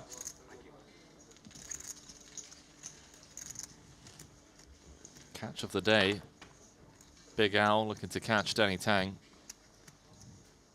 In this pot, ace high board texture. 180 in the middle. DT with the snap check back. 75,000. And the snap fold. No nonsense. Yeah.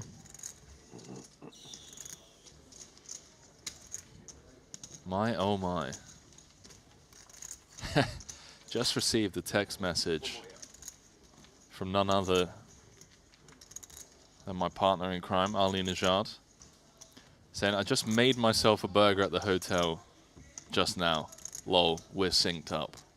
That's scary, man. Listen, me and Ali have been out in Riga filming post-production. We've got some incredible content. Can't wait for that to be released.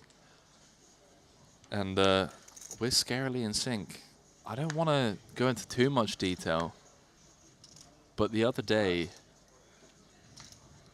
he decided to call me. Rarely calls me.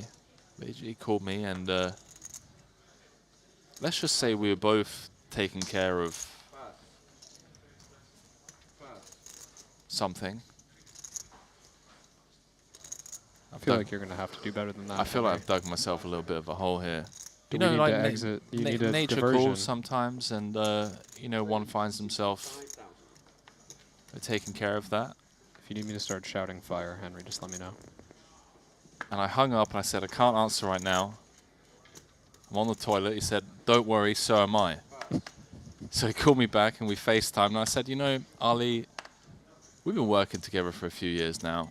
And I do love working together and spending time with you. But I feel like this crosses the line. We're getting a little bit too close for comfort. We're too in sync.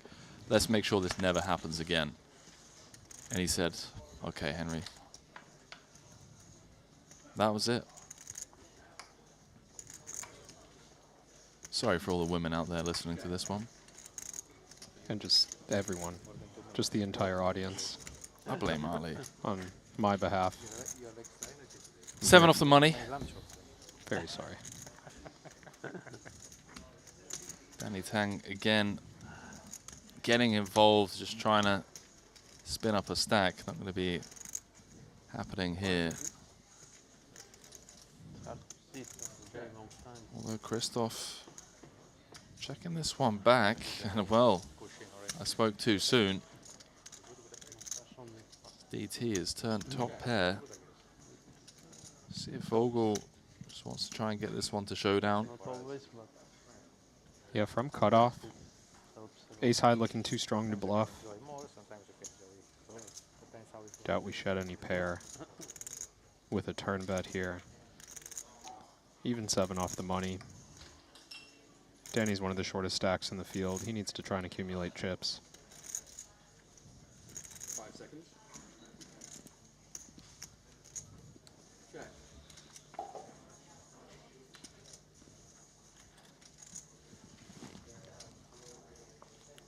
King of clubs completing the run out. Could change things a little. Danny's hand may be just good enough to block bet.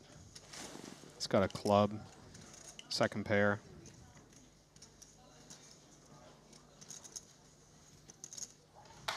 But we could argue checking a third time and trying to catch a bluff from anything that hasn't already announced itself.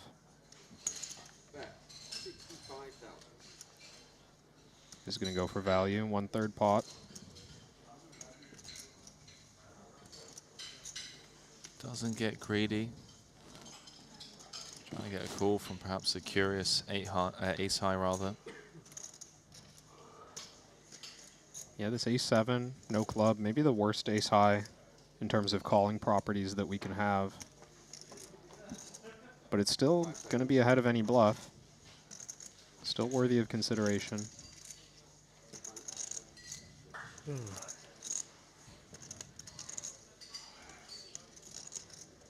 Can tell when players consider spots like this extensively on the river that they really do care about every pot quite a bit. It'd be so easy to just like snap fold this and say, oh, that's the bottom of my range, who cares? 5 seconds. Every river's an opportunity. Maybe to make a read on the spot. This time Christoph's going to make the wrong read, at least according to Showdown. Nice little pickup there from Tang. Back up to north of 20 big blinds. No, I'm here. Oh, when is it? Tomorrow. Oh, it's tomorrow. Wow. Sounds like it's not tomorrow. You're gonna watch it though. Might as well. Yeah, 100%. I always stay up for the games and shit. It's been a grim season now. Yeah. Of course, yeah. United. Told you my brother is a. Huh? Told you my brother is Finals diehard United tomorrow. fan. I mean, if I'm, would you say I'm diehard? Yes. Really? Yeah, I think, but he's more than you. Probably. There are a lot more people who are, you know. You watch every game? Yeah, I watch most games. I do. Yeah. But that's like because I bet and then I have like fantasy leagues and shit. You know, not just for that. You keep an eye on football, Kevin? No. No? Can't say I do. You a fan? I'm a fan of good football. I don't necessarily have a team that I follow or don't kind of keep up to date with the leagues and whatnot. But a fan of good football. Man United have reached the finals of the Europa League against Tottenham tomorrow. Danny Tang is going to be busy watching that one. As Yoni is going to look to get busy here from +1. There's King O. There's the 3-bet.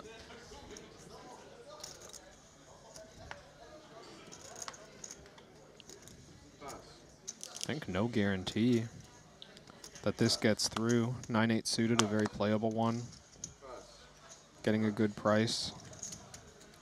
Getting a good price, but we are 7 off the money. That min cash worth 311,000. Perhaps that's why Oren has clicked the fold button. Yep. He agrees that some caution needs to be taken here.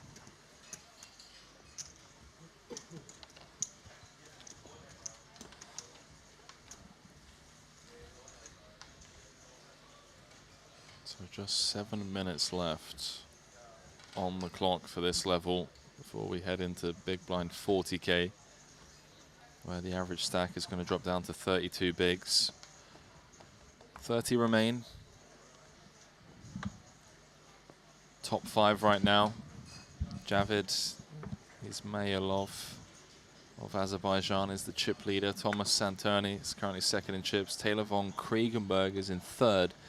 Maher Neurer is in fourth, and Wong Ye is in fifth. Just scrolling through, seeing a lot of invitees, you know. 5 seconds. 65,000. Vogelsang's going to keep after it with the suited king.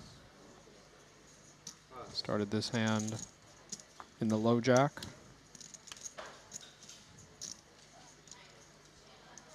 Good enough. That's one of the impressive things about Vogel is he finds these opens. And again, just kind of going back to something we were talking about earlier, different approaches to the soft bubble. It's always interesting to see who adjusts first, you know, who makes the adjustment in the form of playing tighter, you know, 7 off, and who is still getting involved.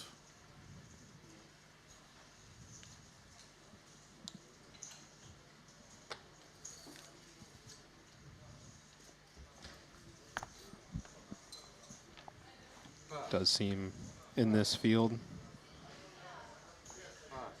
Haven't seen anyone playing tight to the point that I would say they're waiting for the money. Everyone's opening it up. Slightly more, fold the 3-bet, sure. That's to be expected. 5 seconds. Call.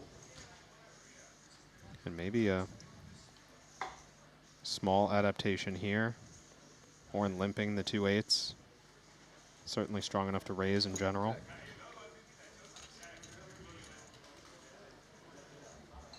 Just 31 blinds.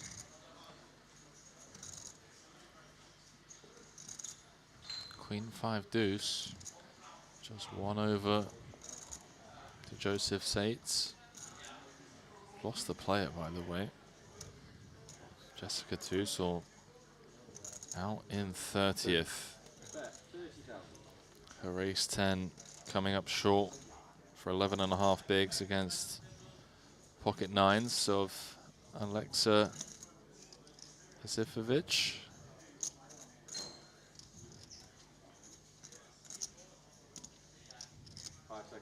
Johnny's going to come with cool here. King high, backdoor spade, some interaction around that 5 deuce as he's turned dead. Joseph with the effective nuts here. And I would think no real way to get paid by this hand unless we check. It's the type of turn card you would normally want to switch to large bets on. No 5-card hands possible yet, but lots of draws have been 90. brought in here. Does go for 90K.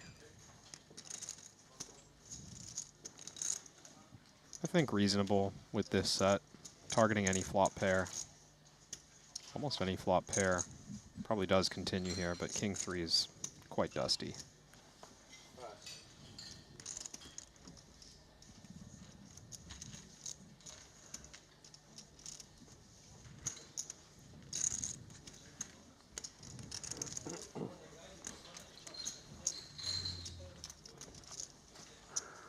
You know, you mentioned, Henry, it was looking like there were a lot of invitees on the leaderboard. I'm not sure that there aren't more invitees than pros left in the tournament, just across the whole list right now. I think so. I believe there are.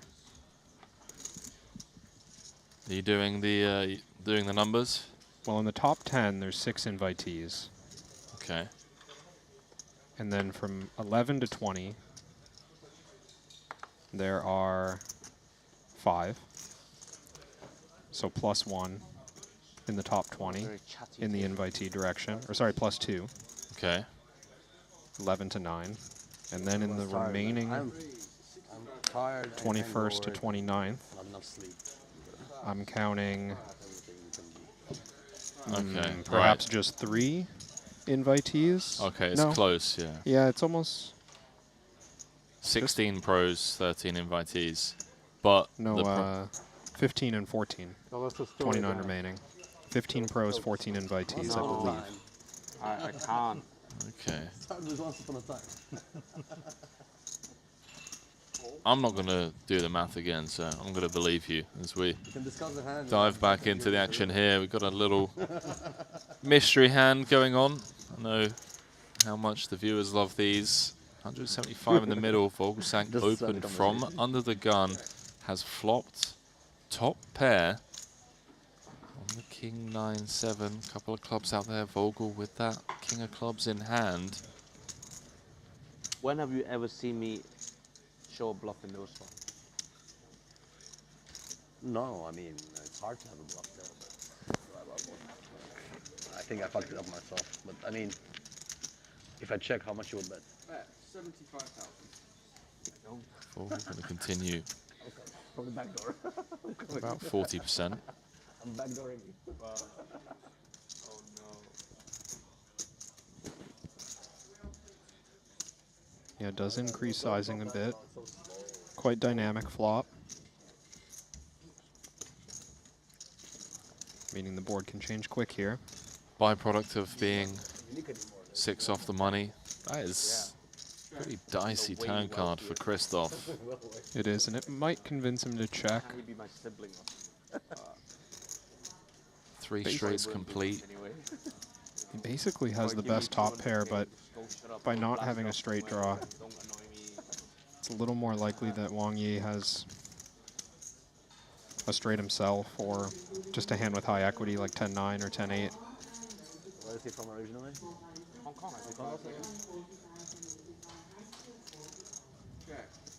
Does check behind. He was like born in US.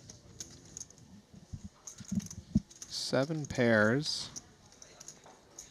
Some additional ways for Wang Yi to have made a better hand. Called the flop with bottom pair. I wonder if we just see a little B200 here. Little razzle dazzle from this man. Just sending it in, say good luck Vogel. It would be a good bet size for some of the aforementioned hands. 45. 45. 450. It's 450,000. Yeah. 150% pot. Not quite the all-in, but this, the vast majority of Vogel's chips. Yeah, I mean, it would leave Vogel with just 4 bigs. He's gonna get comfortable. He's gonna look on over Wang Yi's way, see if he can pick up on anything. 5 seconds. I think the bluffs, if they're here, are pretty straightforward to spot. Queen 10, maybe Queen Jack, missed clubs of some kind. Does a hand like Jack 8 ever turn itself into a bluff?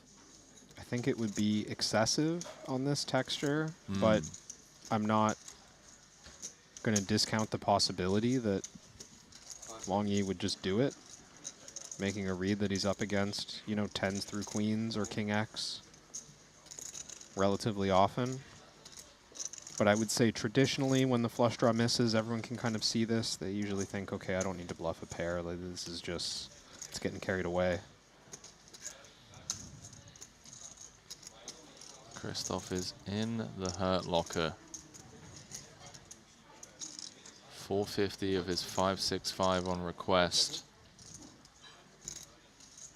It's quite a strong hand to be folding king queen. I mean, we've checked back the turn, right? Yeah. Like, does Wang Yi ever have the same hand and is thinking thin value because Christoph never has ace king plus? There are worlds where the perceptions of this spot are different enough. And Wang Yi has the luxury of having over 2 million chips to start this hand. So he's not that worried about board developments like this. For Christoph, it's much more meaningful.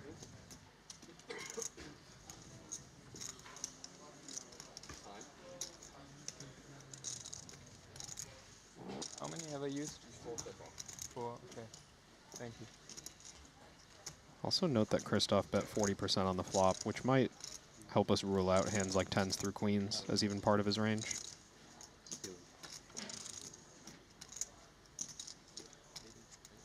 Would that rule out hands like 10-6 as well, maybe even 6-5? Some of the gut shots that would have turned it straight. For Wang Yi? Yeah. I do think the size is a little steep for those hands to have called the flop. 10-6 of diamonds, 10-6 of clubs. Perhaps, yeah. Same for 6-5. But Jack 10 offsuit, so readily available. Basically any 7. Big fold. Big fold. Big fold. Oh my word. Incorrect. Oh, Christoph Vogelsang. Take a bow, son. After tanking for a good 5 minutes or so on the river,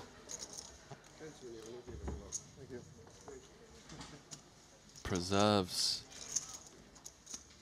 that 19 big blind stack. Just as I say that, the blind's going up, so he's now playing 14, but he's still in. He's giving himself a chance here, Kev. How do you rate that fold? That's very tough to make.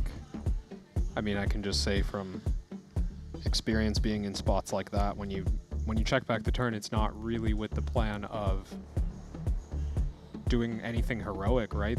The idea is, I recognize this is a bad turn. I'm going to induce some action. Let the big blind think that they can represent something strong, and I'm going to check back with this hand that just plans to pay it off. It's quite difficult to get into that situation, and that was a sexy fold. It's just world-class stuff from Christoph. almost as good as his tennis game. Like, right there. I would say, you know, because I mean, I hit one shot to his backhand that I was so sure was going to be a winner. And 80. him digging that was, you know. It's demoralizing, yeah. If that was a 10, then this fold was an 8.5. Nice. Yeah.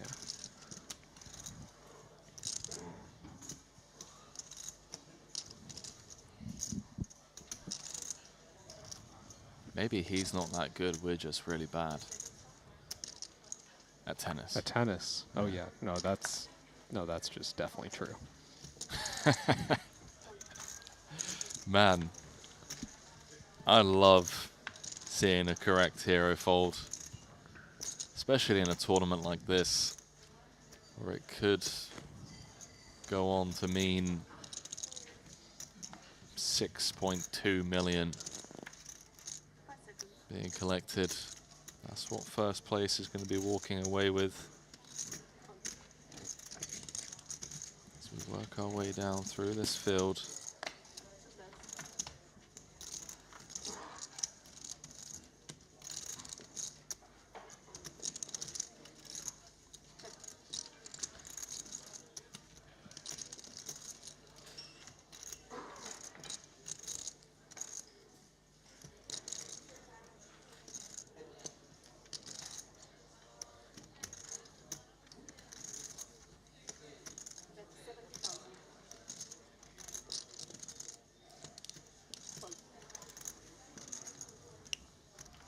Note the light open from Martirosian.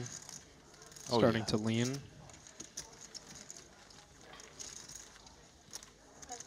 Yeah, it was Wang Ye's small blind, right? Was it? Oh no, it was Chris. No, it was Wang Ye's button. His actually. button, yep. Okay.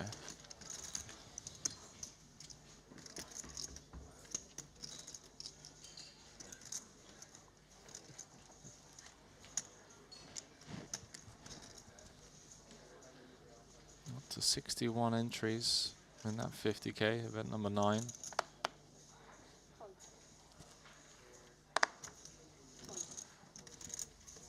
Keeping an eye on that, of course. But this is the main event of the day. As we work our way down to the money. Plan is to stop around 1 AM, I've been told.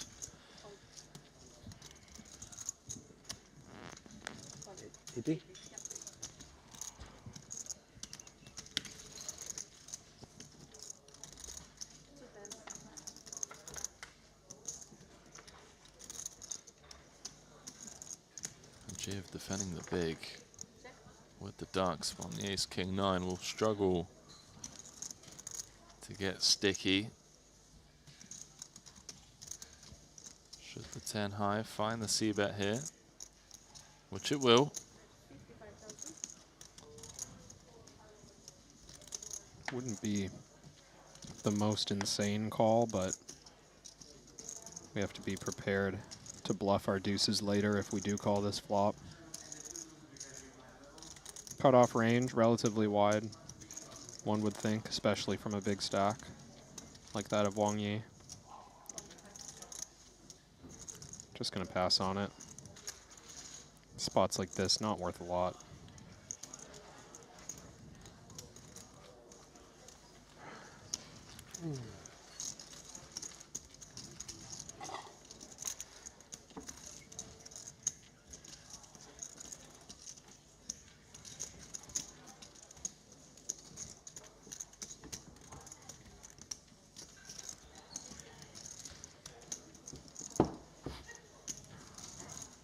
Oh, this one. Saved my cards.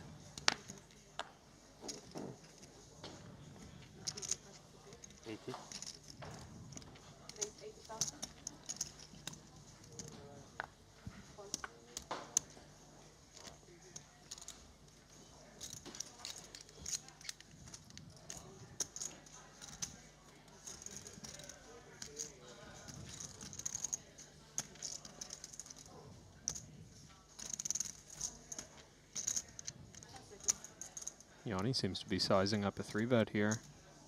225.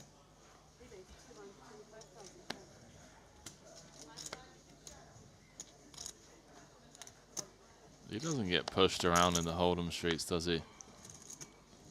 Quite active. And has the stack. Think this is somewhat standard procedure against an under the gun raise from the chip lead. 25. Maybe a hand that should fold against tighter opponents. But Big Al, not in a folding mood. Mate, this guy is an absolute legend. Total amount is 225, as you heard De Careless just say.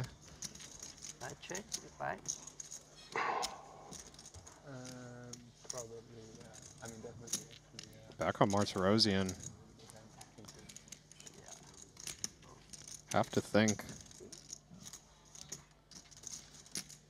that he's getting a price to call and be quite reckless against Yanni to consider four betting. I mean, he's got 1.2 million behind. 30 blinds back from plus You wouldn't tell two. him back though. I would. I've No, done you it. the other way around. Absolutely. Or is Martirosian thinking about folding? I would ask him before like the thing came. He asked me what, only two people, that's the way I like. Well.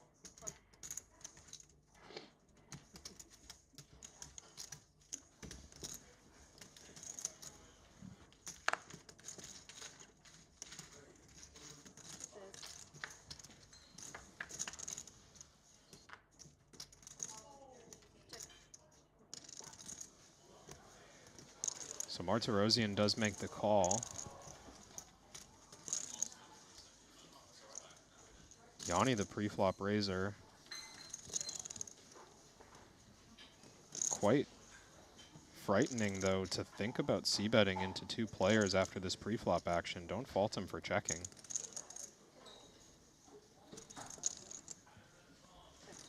Big Al checks behind. Was it Hajiev that would have turned a boat there, by the way, with the sixes? I think that's right. I think he just let out a big sigh as well. See how Artur wants to proceed here. If he just thinks that Big Al never has a pair in this spot, bigger than sevens. 175. It's wild to find protection here, because there's nothing stopping Yanni from just having the top of his range. He's just going to clear out two players quick. Well, had his hands on his cards there. Made me think that he was gone. What have we got here?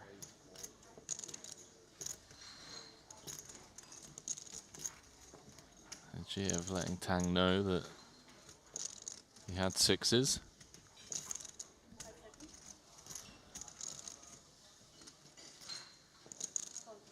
Big Al thinks better of it. Nice little pickup there for Artur Martirosian, up to 2.8 million. Practically tied for the chip lead. I think Martirosian was like frozen there for a bit, a little bit nervous. You make the thin value bet three ways. Big Al gets into the tank. It's like that feeling of, oh God, what did I get myself into? Maybe some relief from that fold.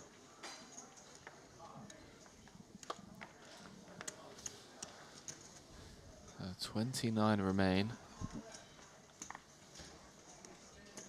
23 paid. 6 off the money, min cash of 311,000.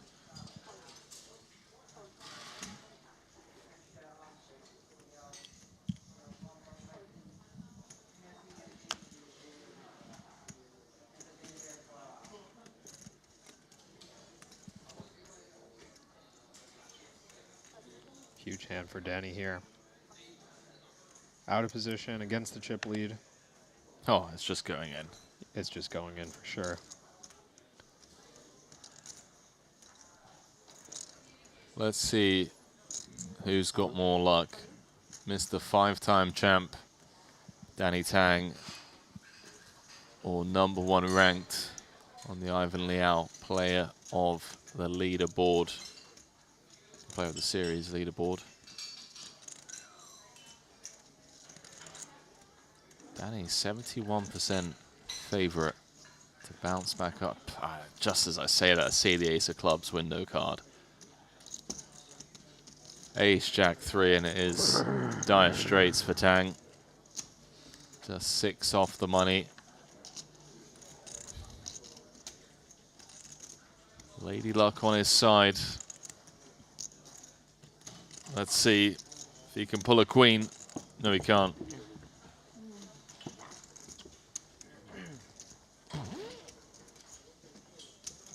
Danny Tang out just 6 off the money, getting it in good like he normally does with the queens, but this man, unstoppable. Artur Martirosyan is the tournament chip leader with 28 left.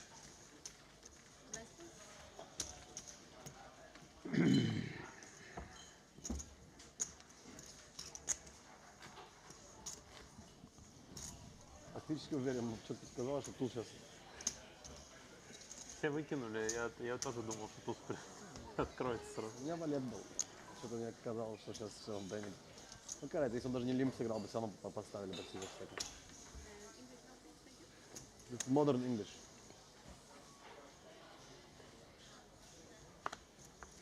Future English. Future English. Future language in Europe. English or Spanish, Kev? Third most spoken language here. Huh? Third most spoken language after English and Chinese, or? For what, just like I'm not sure. best language of all time? Are we doing a power rankings? No, we weren't.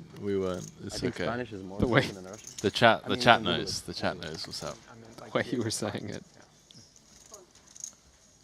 They know what's going on. You're going to get roasted for that, by the way. I do apologize. I kind of led you into that one. I thought you might know, but I forgot how old you are. Okay. That's fine. I accept my fate. It's okay. We don't expect you to understand meme culture. Couple of pocket pairs. I mean, flopping a set. Wang Ye is in a spot of bother.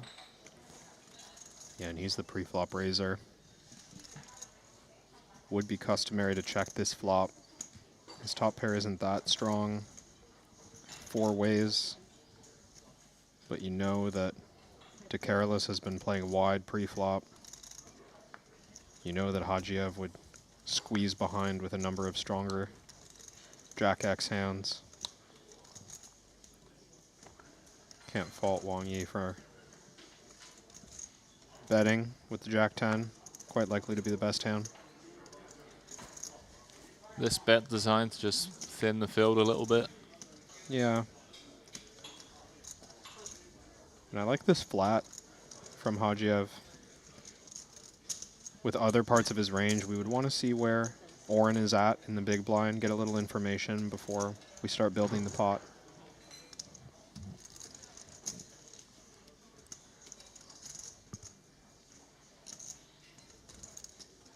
Third diamond.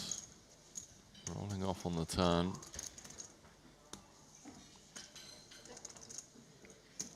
Have to respect how many flushes Ramin can make on the button with a calling range, not to mention the sets. Not to mention the stronger Jack-X. 540 in the middle. Let's see how the Cyprus Invitational champ wants to play this turn card. 125. Doesn't do it big, by the way. Yeah, just 125. Beautiful. Thank you. Representing marginal pairs, hands that want to clear equity.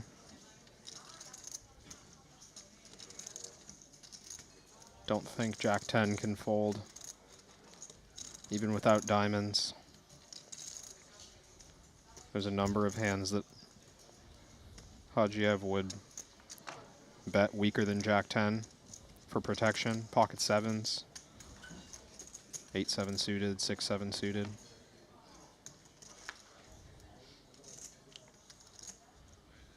Are behind or 790 in the middle. Okay, going to check it on over once more. we start hand for hand, one too many or two? And as Ramin, we can go pretty much as big as we like. So unlikely that your set is beat. The deuce changing nothing. This pot going to be so significant. Not that important to be worried about the money bubble situation when you're playing for stakes this big. By which I mean the size of the pot, of course.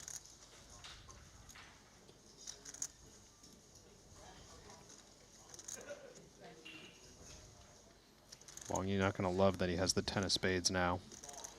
Prime bluffs being 10-9 suited. Queen 10, maybe even offsuit. I mean, this went 4 ways to the flop when Wang bet out. I don't know if I'm being results oriented here, Kev, but it does feel like Jack 10 is just struggling to be good here against Hajiev's range. I mean, you mentioned a couple of hands like sevens and whatnot, 10-9 suited, but I don't know, man. Don't know how I feel about Jack 10. Yeah, I certainly think. I mean, sevens, I believe, would have just checked back this river, but hands like Queen 9 suited, 10-9 suited, maybe a King Queen of clubs, or a King Queen offsuit with 1 diamond. Do you If think Ramin's floating these hands, the bet size on the flop was so cheap. Just 2 big blinds. Fair. Yeah, that is fair. Even something like Ace 9 of clubs or Ace 10 offsuit with 1 diamond, these hands would be hard pressed to fold the flop. Does Oh pay it man. off. Number 1 on Azerbaijan's all-time money list is up to 2.7 million. Randy said it earlier on. It's like, Henry, what about a 2-time invitational champion? Would be something special.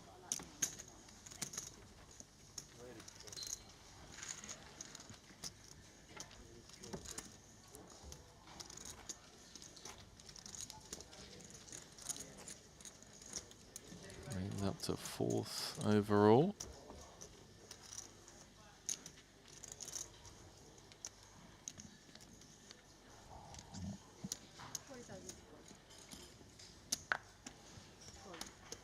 A couple of people flying under the radar here, byproduct, of course, of just covering the 1 table. But Seth Davies, very comfortably in 9th. He's playing 46 big blinds. Sturm has somehow spun it up. Had less than 2 big blinds, not even a level ago. He's now playing 32 bigs, 1.3 million. That's crazy, he's up to average stack. I mean, 1 double from him and he has a top 5 stack. It's pretty cool.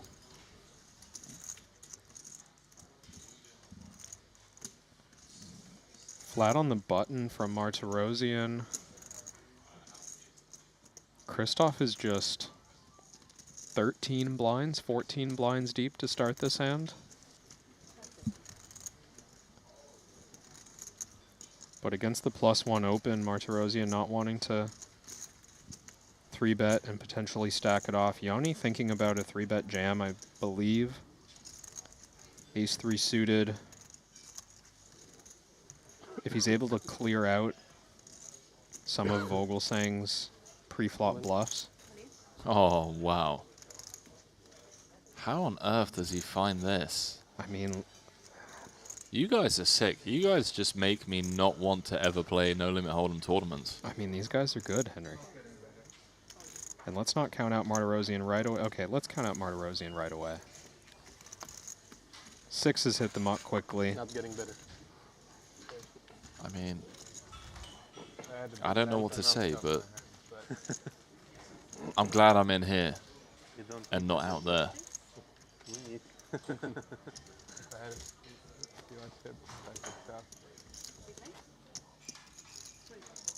I'm just getting pieced up, for sure. And you know the scary thing, Kevin, is the fact that you see this stuff before they do it. That makes me fear you even more. I don't even know if we should be... You should. Should be living in the same Airbnb, you know. I mean, you're like, who am lucky we're not using heads up, sit and goes to determine who pays the rent. I mean, who am I even living with? After what you showed yesterday on the tennis court and now, today in the booth, I mean... Bit of a savage. You can move to the balcony if you want. That is a comfortable balcony, I'm not going to lie. I'll just take both bedrooms. Although I have heard there's a big storm rolling in tomorrow. I did hear about that. Perfect day to go swimming. 260.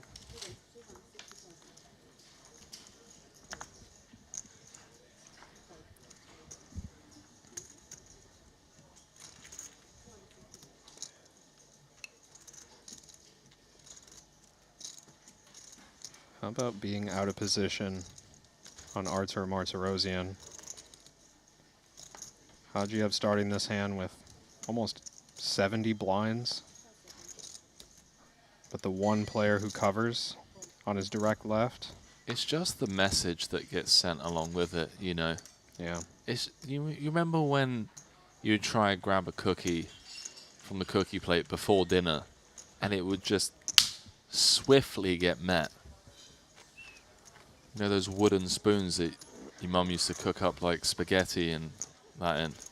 Your knuckles would just get cracked, mate. I mean, we had different childhoods, but... It'd just be like, not today, not yet. I understand the message that's being sent, yeah. After dinner. After the bubble. That's what Martirosian's saying. He's like, yeah, you know? No cookies for Ramin. Not right now. After dinner, sure. As if this guy is already tournament chip leader, 5 off the money, expected to be super wide, super aggressive. He's got aces.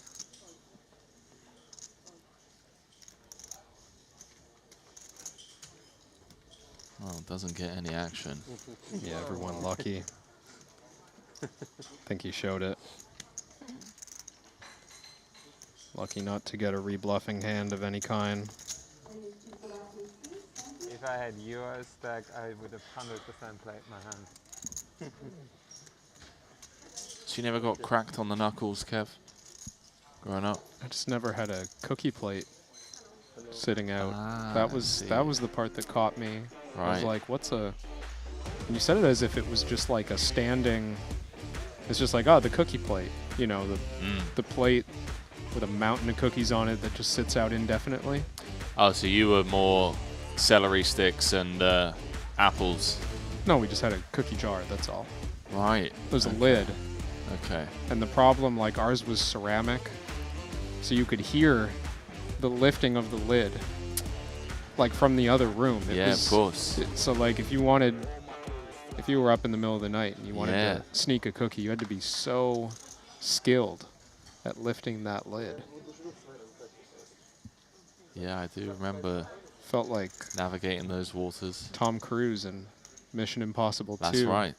Just through the ceiling. Yeah. Harness on around the waist, trying to dodge the laser switch alarms.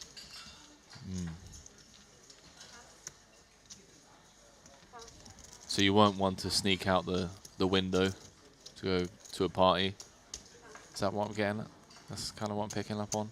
No, I was more interested in a midnight Oreo.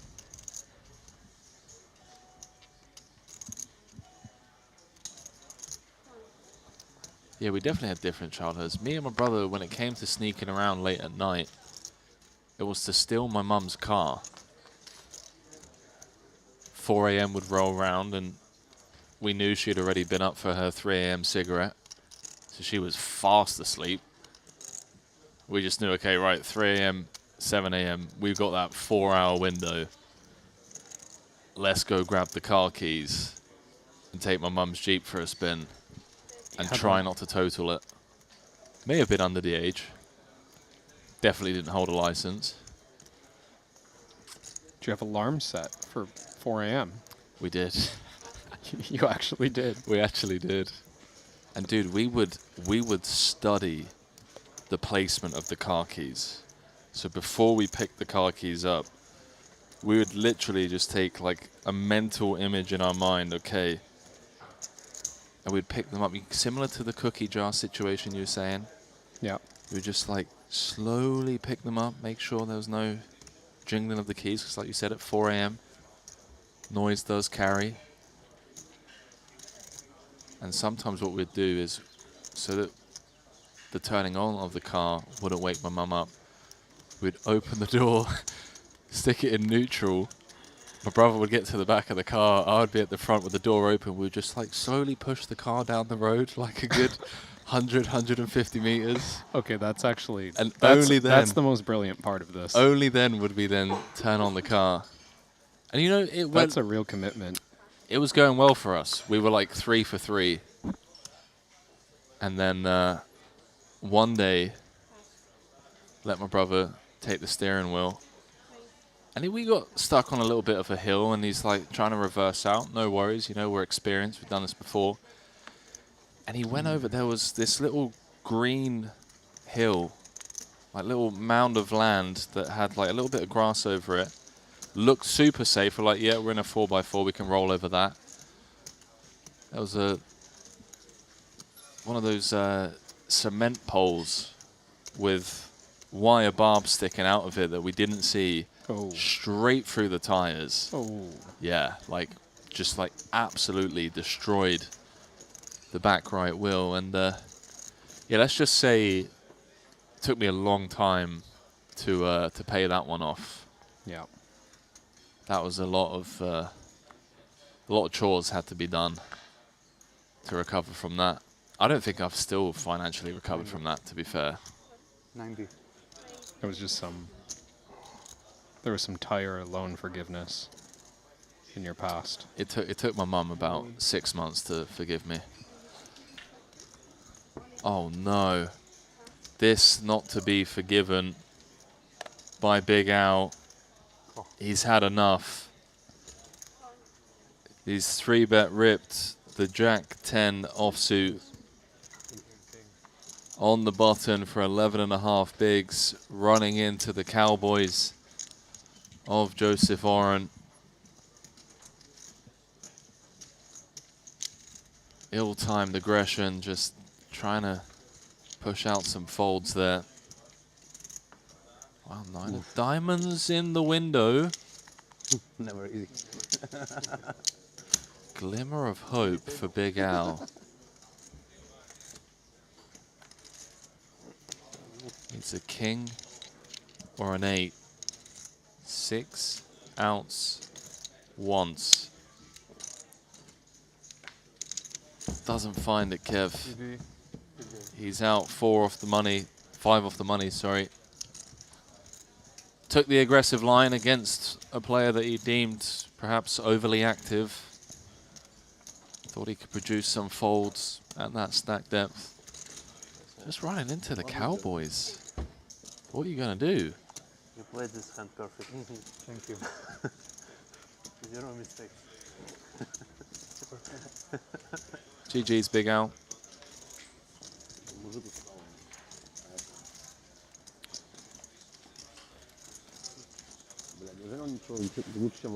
No shame in it, Kevin. Take the aggressive line against someone you think's maybe getting a bit out of line. Sometimes you just run into it. I'm sure we'll be seeing more of Big Al in future tournaments at this series. I know. For now, thank you. down to 27. Especially I like how you play the river. Flop so. Flop was not so good. Turn river was so good. Turn river was a perfect play.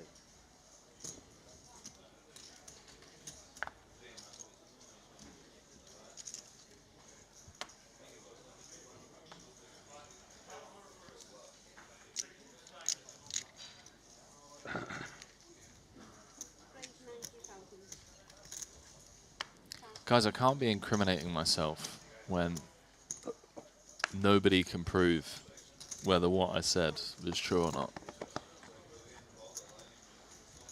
Not to mention, I think the statute of limitations on, well... Also, it was my mum's car. Borrowing your mother's car. Thanks. I think it's like, I don't know, 5 years? I don't even know what that means, but I'm going to trust you. You're right in that spot. How about this? Orange just on a bit of a tear here. Defending the big blind, flopping the joint. Not a board that you'd expect Wang Yi to get into too much trouble on. Board to pair might change that a little bit. Five's improving slightly.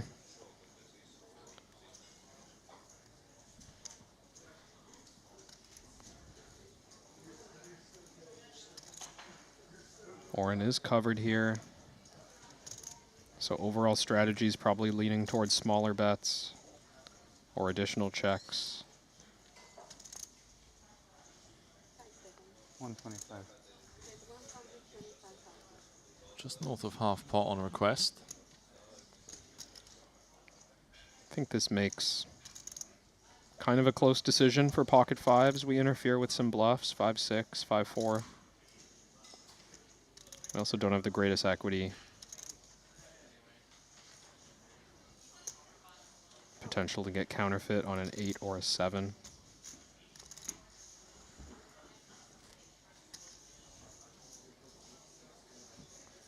$490 in the middle.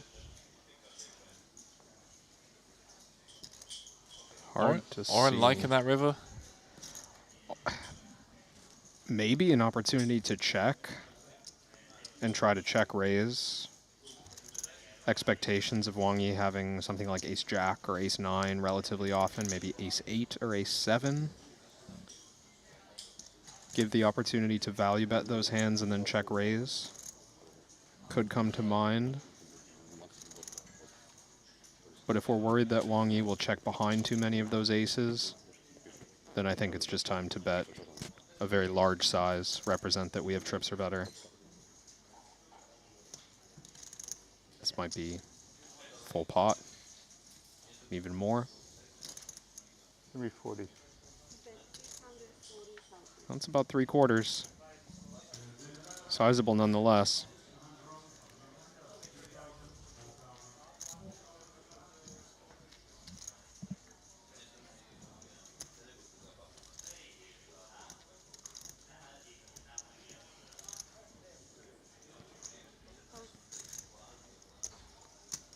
Wang Yi gets out of there.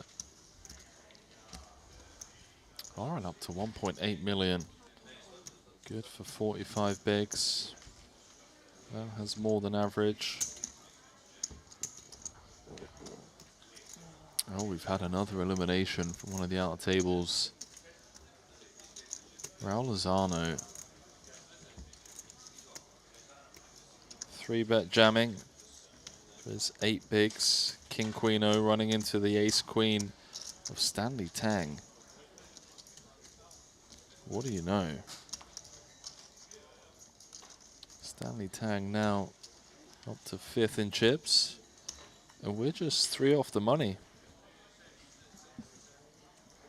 Chance for a bit of redemption for Stanley after bubbling the 50K a couple days ago. After coming second in the 30K turbo to Kiat Lee. Oh, did Stanley come second in the He turbo? did. Yeah, he did indeed. Totally forgot about that. Already got his redemption. Looking to add to it.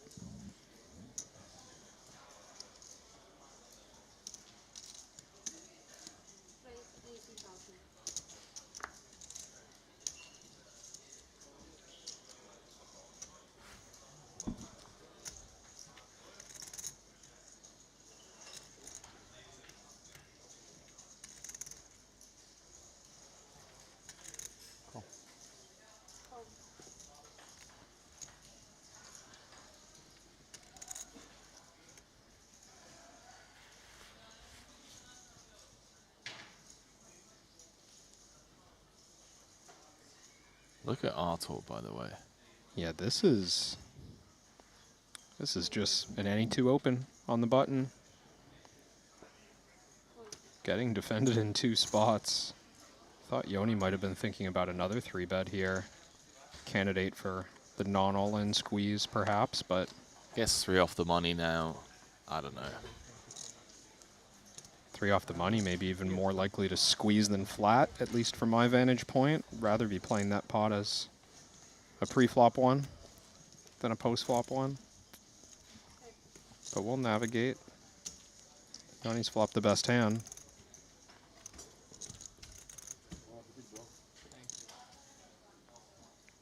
Seems like a fine hand for Arthur to try and bluff. Maybe thinks these 2 ranges just connect too well with a board like this, though. Gonna wait for further information.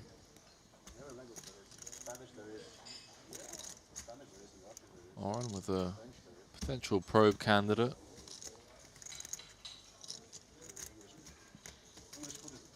Clean outs to the nuts. 125. Although one could argue perhaps not much. 7x expected to be in his range from the small, but the probe's going to get the job done. Yeah, he's just going to be all over this board in general. Even if it's not a lot of 7s, he'll just have queen jack. He'll have top pair, hands with equity like king jack. I think the English term is dig in. Dig in? Yes. I agree.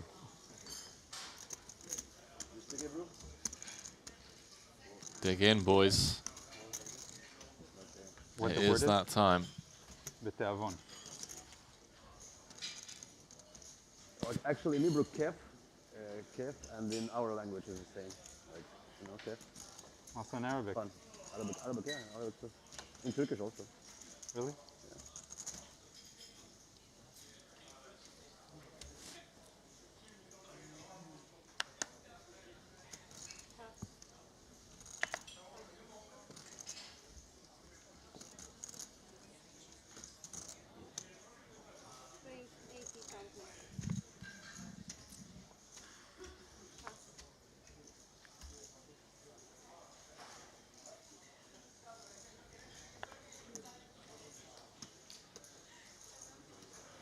Well, the Jack-10, more than enough for Martirosian, as we've learned. And you wonder with how wide he's raising if Yanni wants to just jam the pocket 8s. Yeah, late position open. Like, we do want to limit our chance of busting the tournament, but if the guy's just opening like 60% of hands in the cutoff, if we've run into the top 10% or less of that range, so be it. I can't believe you guys choose to do this, Kevin. Well, I mean, I've chosen not to do this. I mean, you choose as to. you can see from Fair. The headset. Yeah. The button-up shirt. Fair. The tie. Oh, no the tie. Whole, yeah, no tie today. Oh, wow. Bit sloppy. Yeah, well, you're just not getting invited back. Showers, Kevin. Anyone out there looking perhaps to do some commentary? Wow. And owns a tie? That's the bar.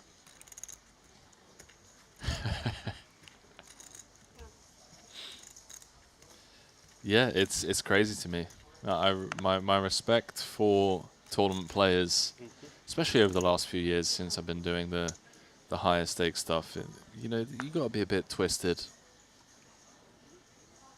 in the mind. You know, one could say deranged, perhaps, to just show up day in, day out, year round, and choose to embrace this variance for what one can hope is like an 8% ROI, a 10% ROI if you're one of the best. How about just hope for a hot run? I mean, and win also a bunch of tournaments. Hope that variance is on your side where you get to realize that 8% ROI over a 15-year career, 20-year career. Really grindy spot for Christoph. Passing on the Jack-9 offsuit. Being 3 off the money matters the most to the players at the very bottom of the chip counts. He's in 25th right now. Neck and neck with Eric Wasserson.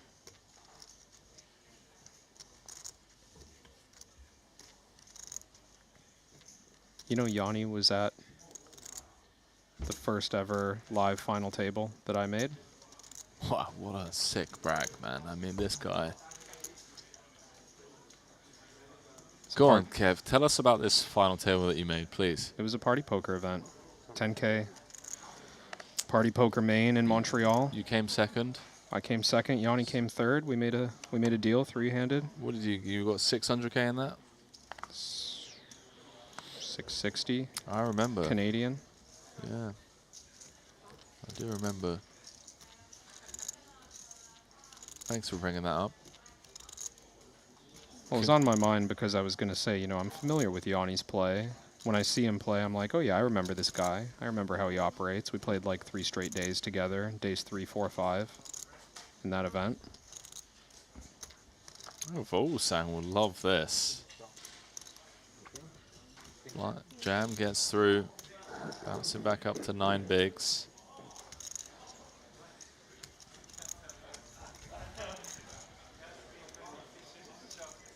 Also found out, Oh, Henry. no. Oh, what's that? You have an update. Limitless has been eliminated. Limitless has been eliminated. Victor Malinowski is out. Oh my. Jammed the aces. He had pocket aces in the cutoff. There was a lot of action in front of him as well. Dave Nicholson open to 100K. Limitless 3-bet to 200K off of 570. Alexa Pavicevic 4-bet to 550 with queens. And the queen of spades on the river, showering Limitless, just 3 off the money. Look at Oren stepping out of line, by the way. 9-6 of diamonds. With Martirosian in the big blind, no less, but Wang Yi with ace-king. Have to think he's going to win this one. Staying here after the break. Unless someone wakes up. Moving out. Check out. Check out. We're checking out.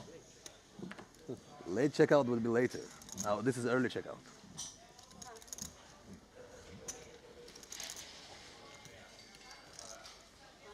Dario Carney in the chat saying Yoni dodged David Lappin 4-handed in an EMOP Astoral 2012 to kickstart his career. That's brilliant. Great banter. Oh, it will be redraw, I think, yeah, on 24, and then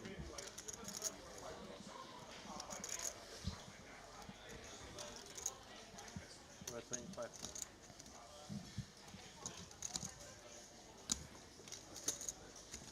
Курс пойдешь? Я поеду. А? Курить поеду. Курить? А где ты куришь? Кальянная есть? Да. Нормально?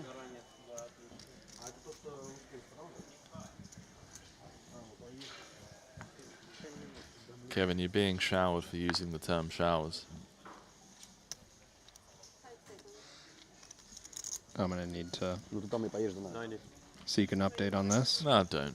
It's a bit, you know. Using the term, I don't even remember. That's how quickly I move on from the things I say, Henry. You live in the present moment. I love it. I'm not convinced I used the word today.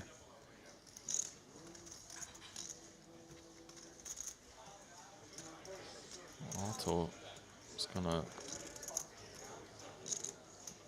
look to shower Yoni with the ace jack. Oren's gonna come along for the ride. Out of the big, the mystery hand. There we go. Diamond smothered. 310 in the middle.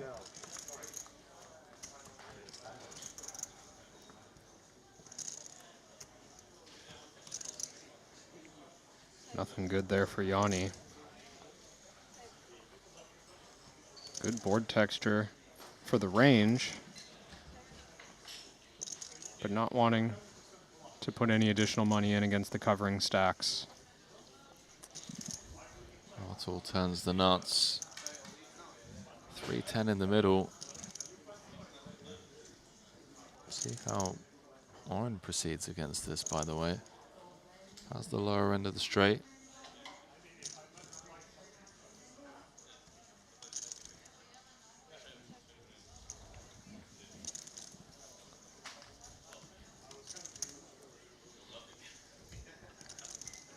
Checking over to give Yanni a chance to bluff at this. So many aces in that under the gun range in general.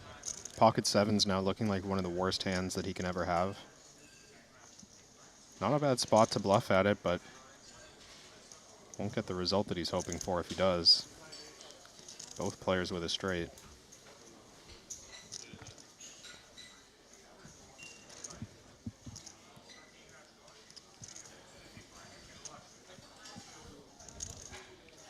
You'd think now Martirosian wants to get value, and it's going to be hard for Oren to get away unscathed unless the bet is quite large.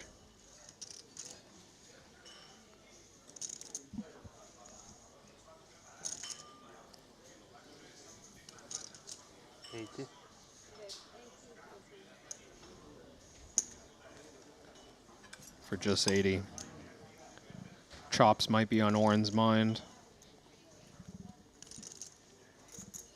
With catching a bluff, of course, a possibility as well. Nothing stopping Martirosian from having 8-7 suited. Something like pocket fives, fours.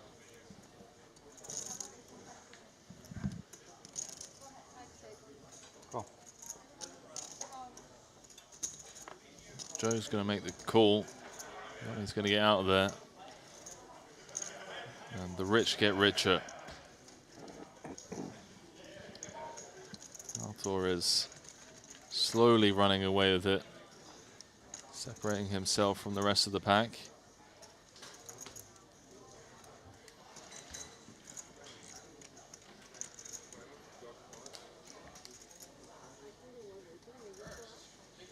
Maybe somebody busted this reader over?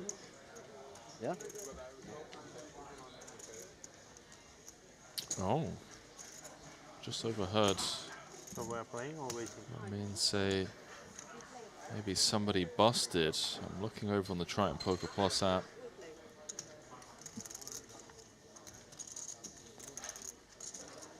Not seeing anything, still shows 25 left.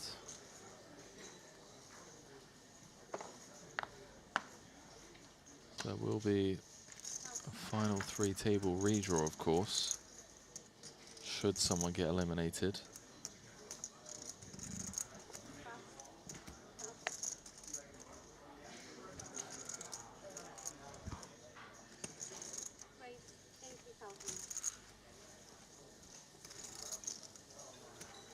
Well above what he raised the button last time with.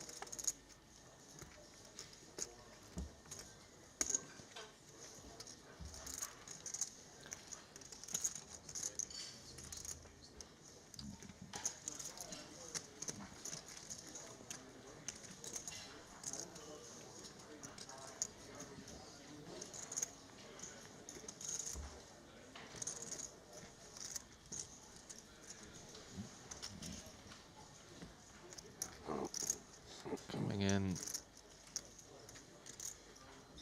to that dinner break.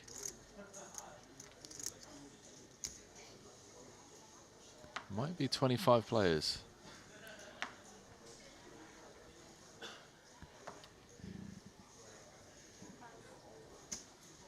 Kind of feel like it's coming at the perfect time, you know. Dinner break. Go and get some fresh air, stretch the legs, grab some food, maybe scan through the rest of the field, look at some of the stacks, kind of reevaluate. It is a pretty key moment to get a chance to reevaluate.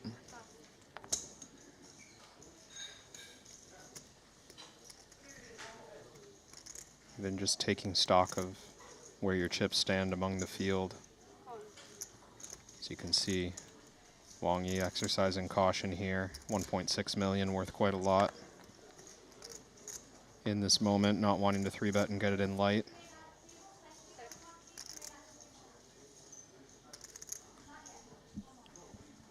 wonder if he's actually going to make more money here by proxy.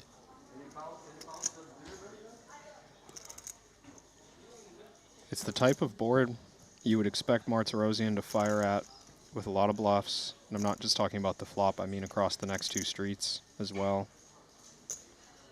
So I think check calling, basically with any of your continues, seems like a wise play. On Martirosian's side, you don't want to build this pot too big. You've got a bad top pair against a covered stack who's going to struggle to make light calls across 3 streets.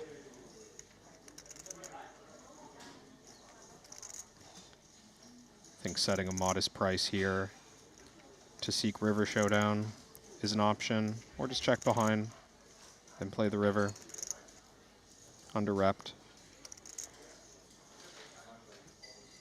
So turn does go check, check. See if Wang can extract some value here. Yeah, I think this is the time.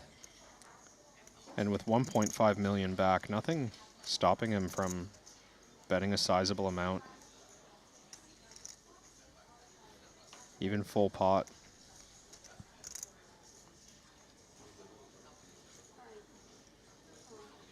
Looks closer to half. 155, around 40% or so. Gets snapped off.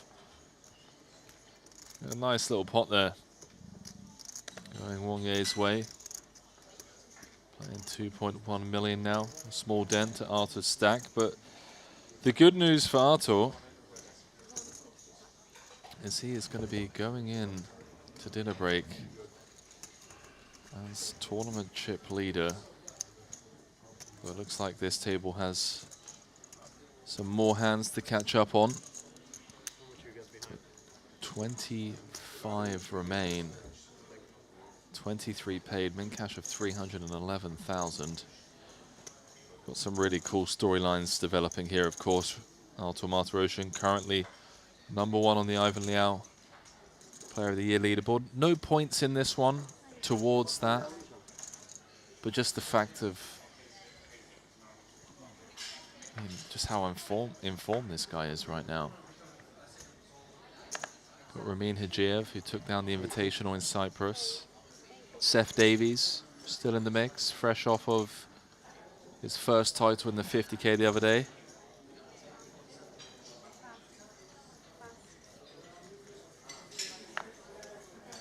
Phil Ivey's still in there. Leon Sturm, who's bounced back from 2 big blinds. He's playing 18. Paul Poor in the mix as well. Let's not forget Linus Love, also with a healthy stack.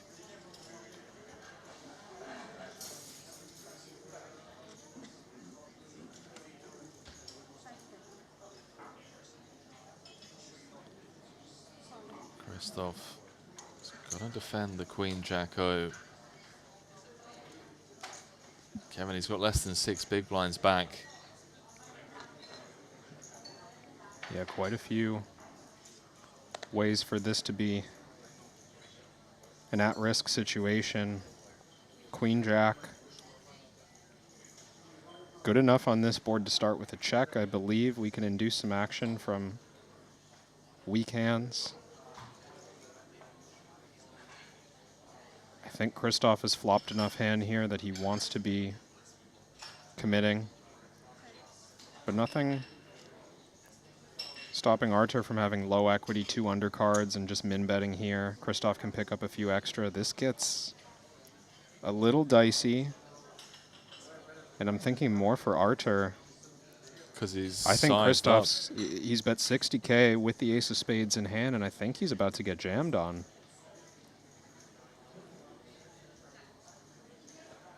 And had he just bet min, perhaps would have found a way to get out of there.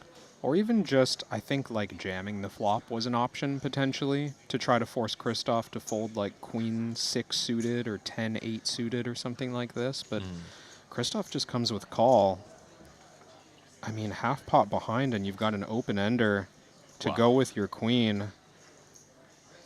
Martirosian picks up a flush draw. How does this not just go check and then all in? And what does Christoph do? I mean, as played, does he end up folding the best hand? I'm not even sure that Christoph is going to check, actually. He's just got a lot of hand. Like, this is the challenge. We always want to try to survive on the bubble, of course. Mm.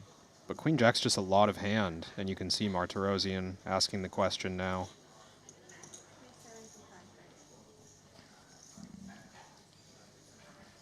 So if we can't get away on this turn, and there's, you know, not many turns worse than the low spade, then why did we leave the chips back, right? It's to encourage totally dead hands or very weak hands to put the money in. But I think at the speed that Christoph's seen Artur put in this turn jam, he knows this isn't just dust. This isn't 5-4 of clubs, right? This is a high equity draw. He is going to pay it off. He's made the right call and has earned himself a 3-1 pull at a 690,000 chip pot. Vogelsang taking perhaps the high variance approach here. Finds the hold. What a time to win with your 75% equity. Big pot there.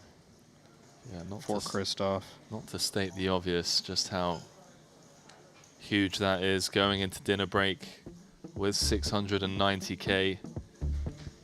Going to be coming back to big blind 50,000.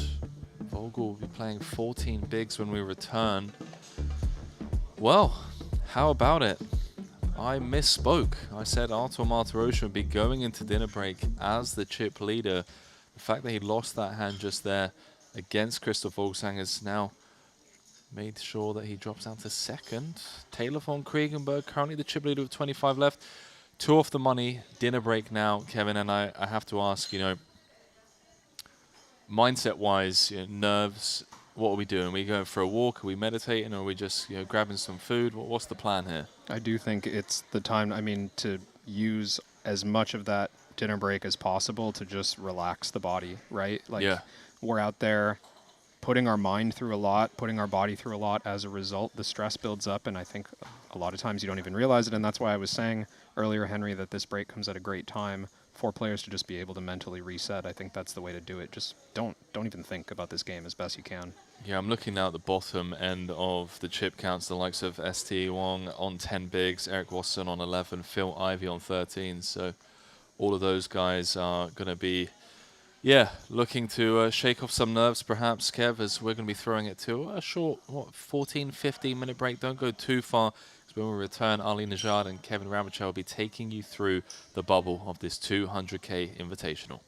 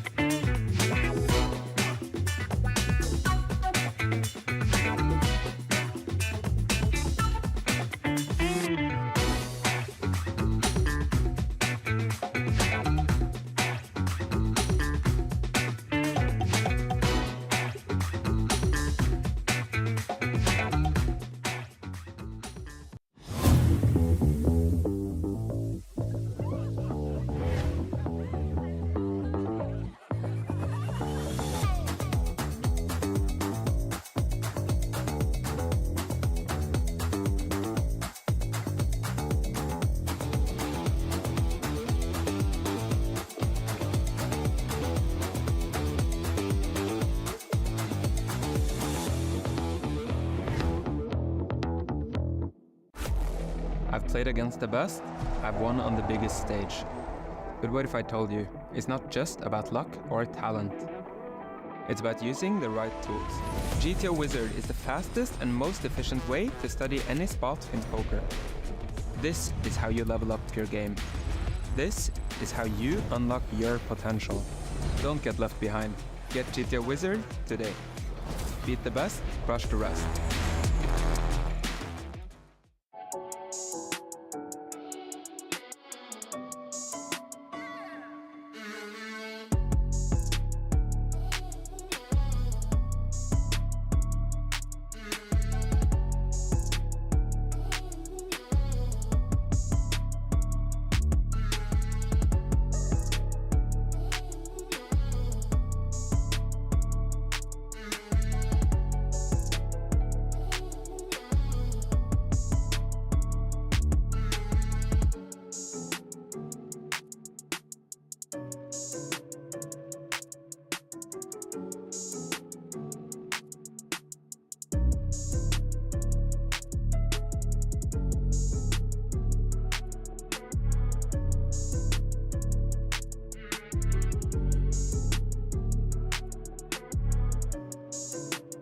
+1 in the top 20 in the invitee direction. Or sorry, +2. Okay. 11 to 9. And then in the Sorry, man. remaining I'm tired. 21st to 29th, Not enough sleep. I'm counting Okay, perhaps right. just 3 invitees. Okay, it's No. close, yeah. Yeah, it's almost 16 pros, 13 invitees. But no, 15 and 14. So that's a story 29 then. remaining. 15 pros, 14 invitees, I believe. I can't. Okay. Time was once upon a time. I'm not going to do the math again, so I'm going to believe you as we can discuss the hand. dive back into the action here. We've got a little mystery hand going on. I know how much the viewers love these. 175 in the middle. Vogelsang open from under the gun. Has flopped top pair on the King 9-7. Couple of clubs out there. Vogel with that King of clubs in hand. When have you ever seen me show a bluff in those spots?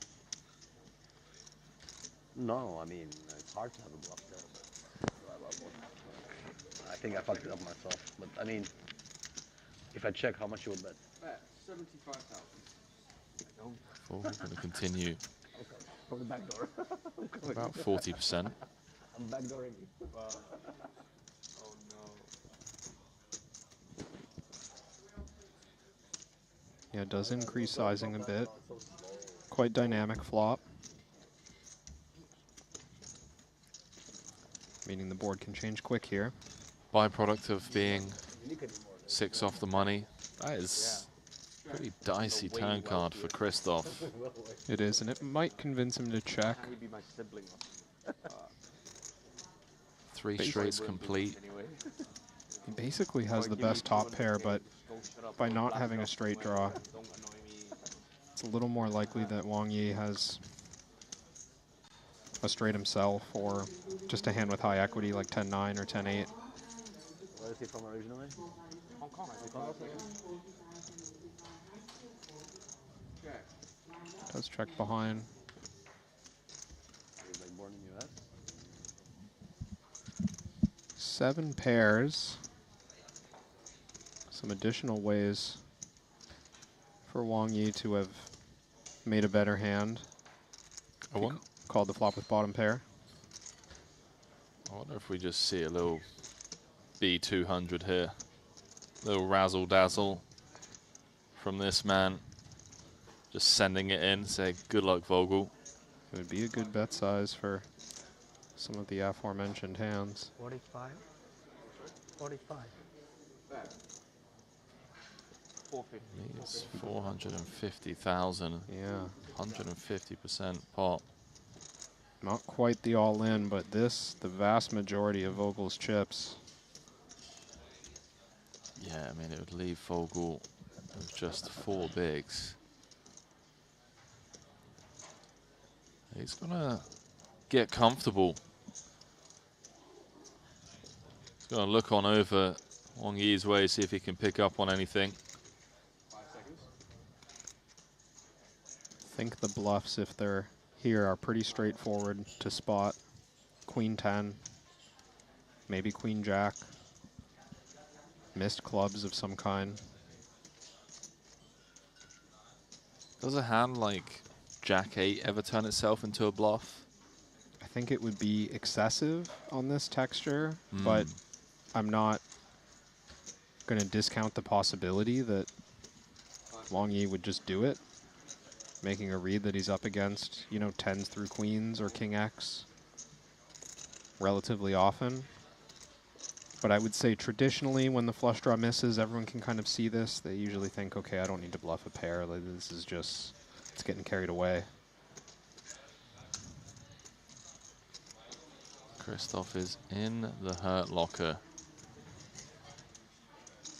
450 of his 565 on request. It's quite a strong hand to be folding King Queen. I mean, we've checked back the turn, right? Yeah. Like, does Wang Yi ever have the same hand and is thinking thin value because Christoph never has Ace King plus? There are worlds where the perceptions of this spot are different enough And Wang Yi has the luxury of having over 2 million chips to start this hand. So he's not that worried about board developments like this. For Christoph, it's much more meaningful.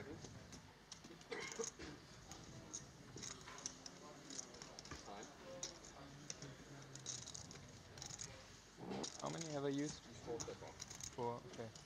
Thank you. Also note that Christoph bet 40% on the flop, which might help us rule out hands like 10s through queens as even part of his range.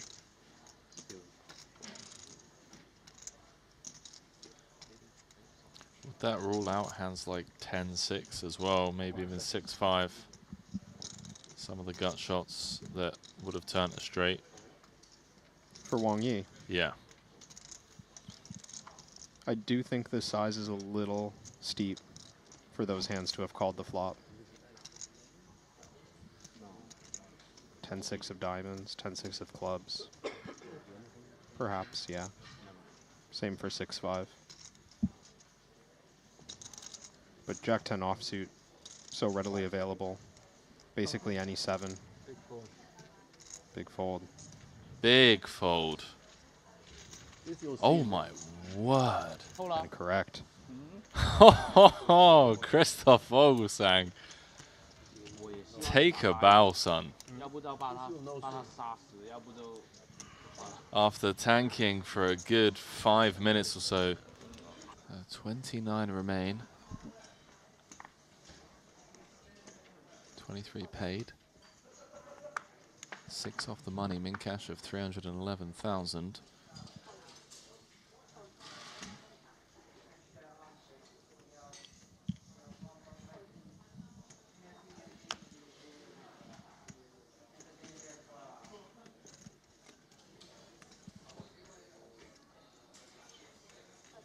Huge hand for Danny here. Out of position against the chip lead. Oh, it's just going in. It's just going in for sure. Let's see who's got more luck.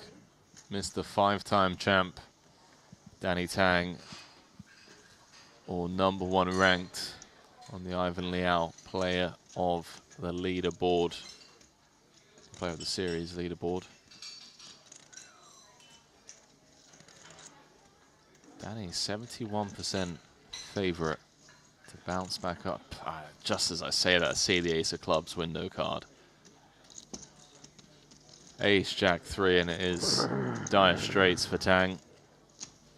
Just 6 off the money. Lady Luck on his side. Let's see if he can pull a queen. No, he can't.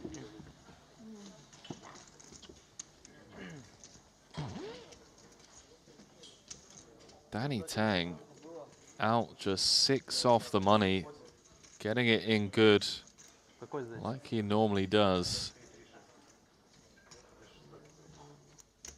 with the queens, but this man, unstoppable. Artur Martirosyan is the tournament chip leader with 28 left.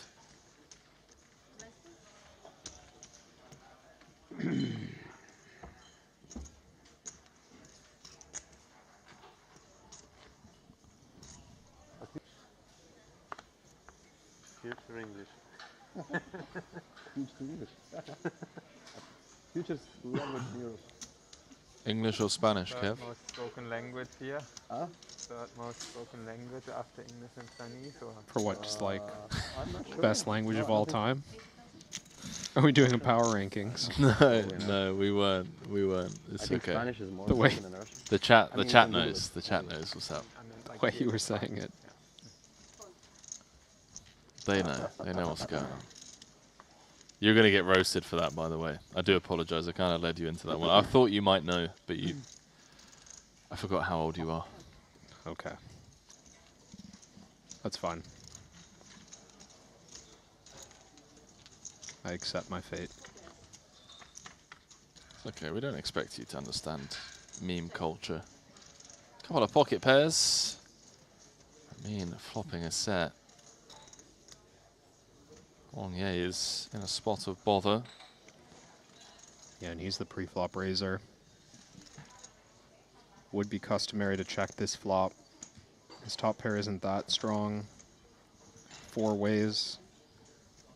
But you know that De Carolis has been playing wide pre-flop. You know that Hagiev would squeeze behind with a number of stronger Jack-X hands.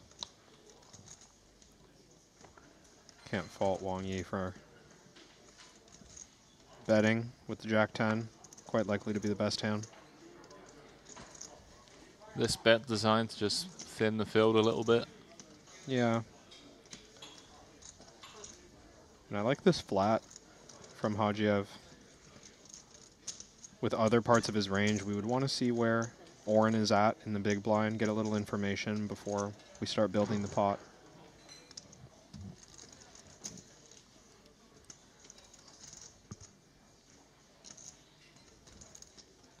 Third diamond. Rolling off on the turn.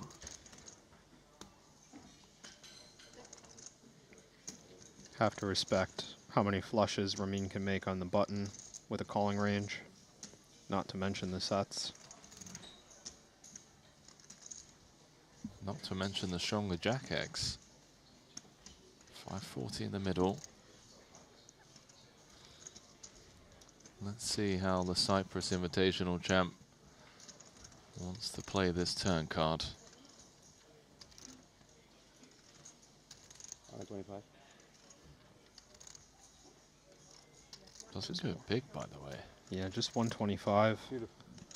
Thank you. Representing marginal pairs, hands that want to clear equity.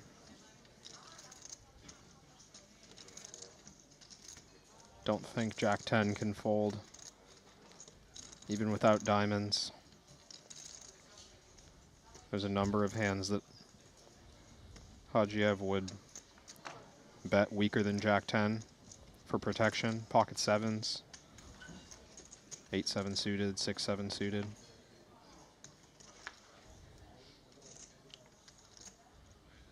Are behind or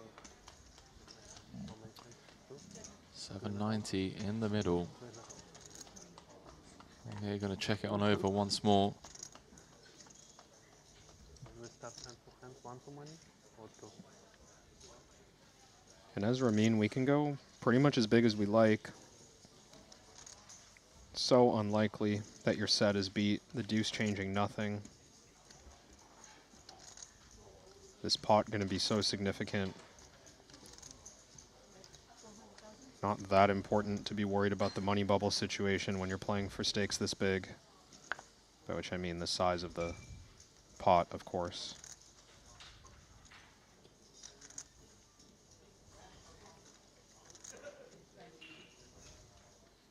Well, you're not going to love that he has the 10 of spades now. Prime bluffs being 10-9 suited. Queen 10, maybe even offsuit. I mean, this went 4 ways to the flop when Wang bet out.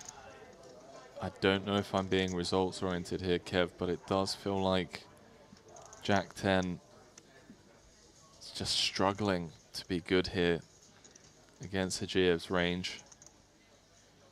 I mean, you mentioned a couple of hands like 7s and whatnot, 10-9 suited, but I don't know, man. Don't know how I feel about Jack-10.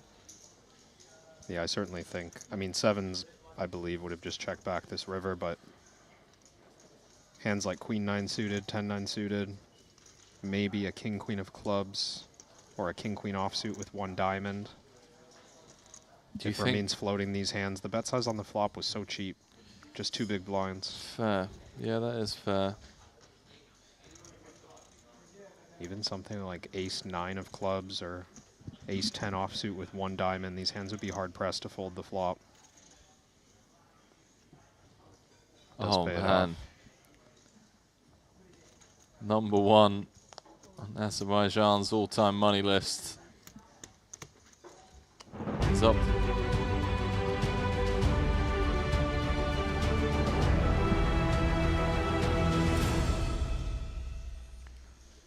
And welcome back to continuing coverage of this Triton Invitational, a 200K in day 2 and just 25 remaining. Ali Najad back in the saddle. Kevin Rabichow still here. And Kevin, I know you're a man of facts. I know you like a little bit of culture, maybe a little bit of geography. The nation of Azerbaijan has a population of just north of 10 million people. But when it comes to this Invitational, in the top 5, they make up 2 of those slots. I'm looking down at the Triton Poker Plus app, and I'm seeing the name Javid Ismailov and Ramin Hajiev, who knows a little something about a deep run and a title here at a Triton. He's an Invitational winner, number 3 and number 5. And we saw Ismailov catapult up to that spot with an outer table hand against Jules Dickerson. Unfortunate demise of him early, shy of the money in this event. So many people enjoying watching him on the big stage, of course. And Hajiev, from what I can see, is coming to our feature table next. Yes, and this is in part why we bring him up 2 away from the money. 23 will enjoy a minimum of $311,000. Payouts will be static for 3 slots until we move to the first pay ladder, which will be 24K. Somewhat negligible considering the fact that a 200K bullet is what's required to get in. And let's not forget, some people could be in for 4, maybe even 600,000 if they're from the invitee side and things didn't go their way. Let's feast our eyes on that feature table then, shall we, Kevin? And as you take a look at it, you see Hajiev there. Yoni Yukamainen, who put a dirty one on David Einhorn to dispense him. The Finn now sits just 23 big blinds. Surveying the situation, what jumps off the page, if anything? I mean, we've still got Martirosian, who was playing, he's just shy of tournament chip leader right now, playing table chip leader here. He's getting after it. We saw a 4-3 offsuit open on the button, just looking to play every pot, make players uncomfortable, and leverage that advantage that he has with just 2 spots to get to the money. Now, of course, with that said, 2 spots from the money, the big stacks are going to be looking to set themselves up for a big run, because this is the moment in time where you can really nab chips. Everybody is looking at the difference between 0 and 311K. You can regard it as a ladder, and as such, it's going to get respected. Yeah, and that ladder kind of pales in comparison to the jumps that we see at the top. 6 million for the winner of this tournament, and when you're in one of the top positions, you can't be worried about busting right now. You have to be thinking about setting yourself up for a deep final table run. Well, one wouldn't blame Christoph Vogelsang for being a little bit worried at this feature table, because he sat just 14 big blinds. The German going to have his hands full as China, the U.S., Finland, Russia, and Azerbaijan, the aforementioned nation occupying 2 of the top 5 slots, all represented here. It's going to be 6-handed action, not far from right now, quarter 50 and 50 were the blinds and antes. Producer James giving us the countdown, just about 10 seconds from getting right back in there. Taylor von Kriegenberg of the U.S. at the top. That was David Einhorn's partner, looking perhaps for a measure of vengeance against good old Yoni Yukamainen, who did knock out his partner. Maestral Resort and Casino. A little glimpse of what's cooking elsewhere in the room. There's Taylor. Does he have a stretch band working? Okay. All right. Whatever it takes. Work out the kinks. Davies, Tang, Santurn, Pavi. All up there, but this is where we cast our eyes. We already got the little sneak preview and the breakdown courtesy of Crab now. Courtesy of Bet ACR. The official chip counts at this feature. 125,000 every 6 hands, shaved right on off your stack. Makes life a little difficult. 14 bigs though, Kevin, at this stage of the tournament, especially on the bubble. It's the kind of thing that Christoph's really going to be milking, especially considering there's 3 people with fewer chips. Ivy, Wasserson, ST Wang, Yeah, 13, and Christoph, 11, and 10. Pardon the interruption. Christoph just finding his way to 14. Got the full double before the break from Martirosian. He was a lot more willing to put those chips at risk when he was 25 of 25, but going to be hard to imagine we'll see Christoph entering many pots over the next few minutes. Tend to agree. Seems heavily incentivized to lay low. Keep it clean.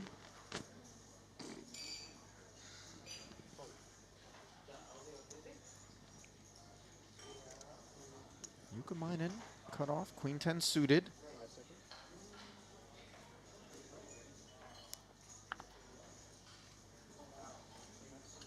Does have Wang Ye on his left to worry about as a covering stack, so he doesn't play it. 4-5 of clubs on the button.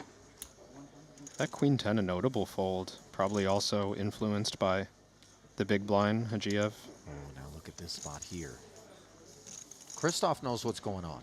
Yeah. He knows bubble play, as evidenced by that Queen 10 suited fold from Jukemainen, is upon us.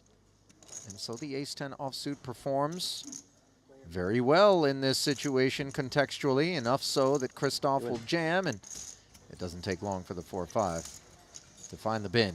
Tidy little pickup there for Christoph. We're too slow.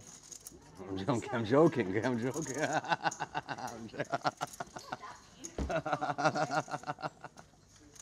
Vogel saying just shy of $9 million in career Triton earnings across 22 caches, one-time title winner. Did finish 10th in the 40K mystery bounty. He was the very last person to draw. Did manage to get a draw again and an 80K with his single bounty. 132,000 in total hauled in for Lord Vogel in that one.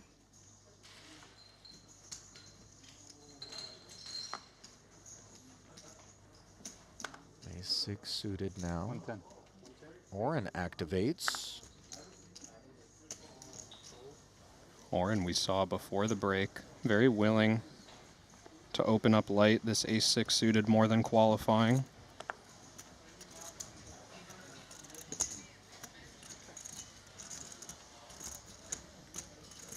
No takers. Joseph likes to rumble in the cash game streets as well.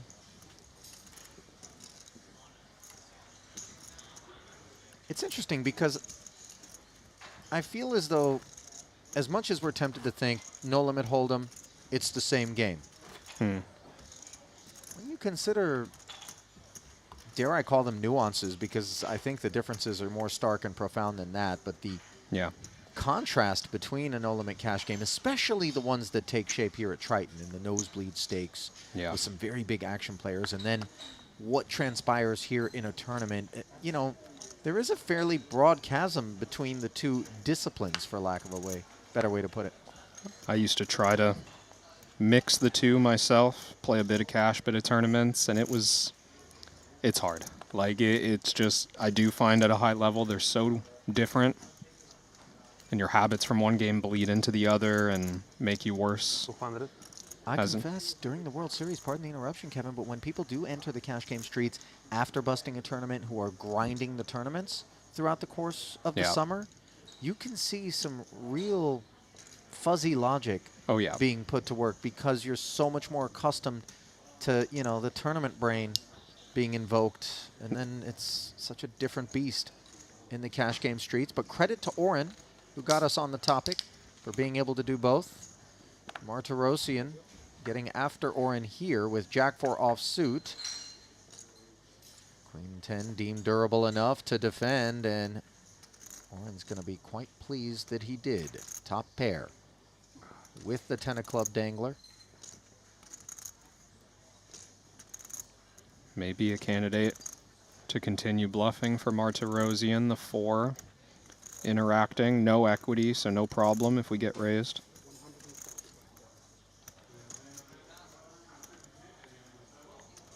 And just in general, not expecting to face a lot of pushback when you cover by this much.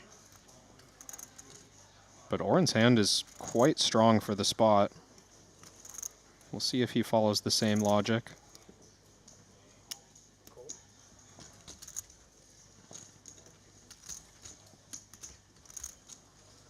Bet call of 125,000.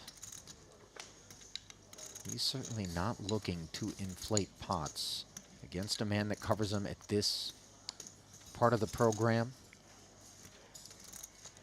Well, the 4 is going to slow Martirosian down, you would think, but could get him in a bit of trouble if Oren starts value betting.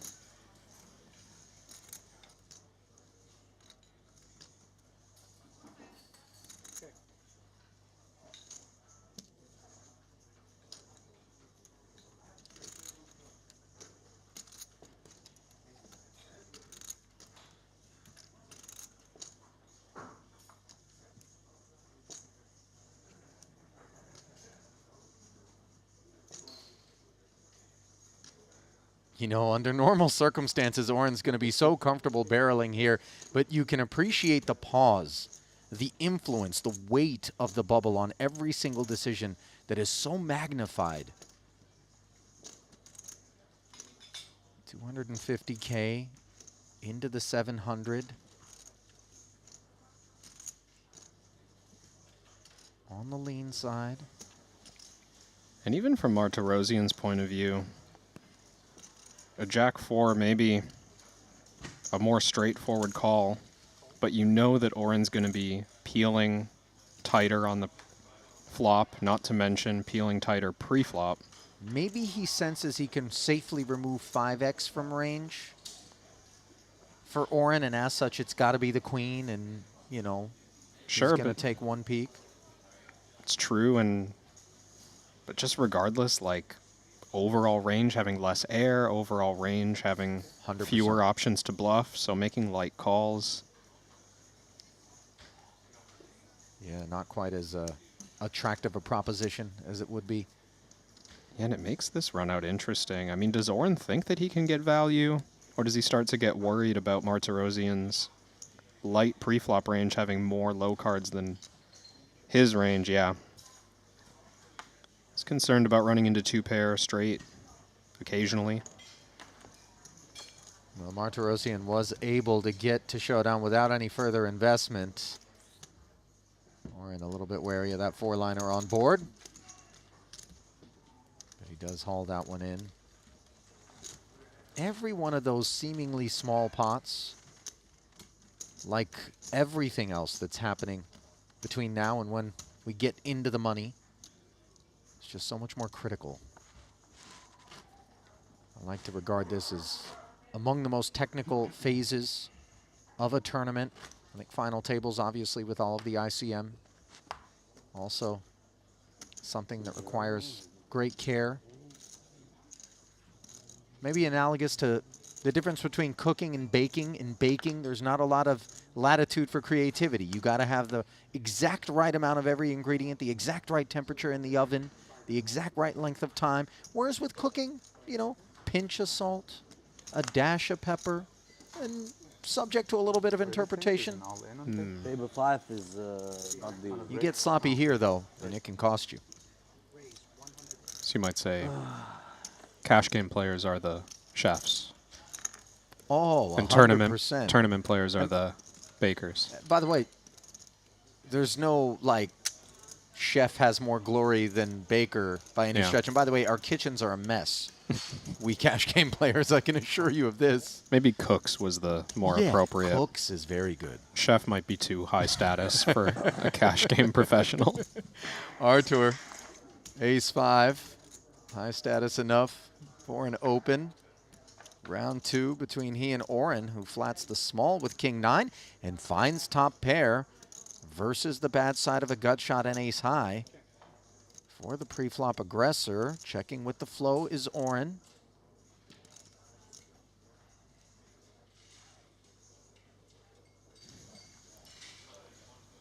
These two players now almost equal in chips. Expands Oren's pre-flop range in a notable way. Every time I start queuing up stuff that suggests Martirosian might slow down, though, I just find I'm mistaken every time. 100K into 300, 1/3 pot. Of course, king-9 not going anywhere. Third heart, either party with the flush draw. Having said that, I'll try to do it again. The hearts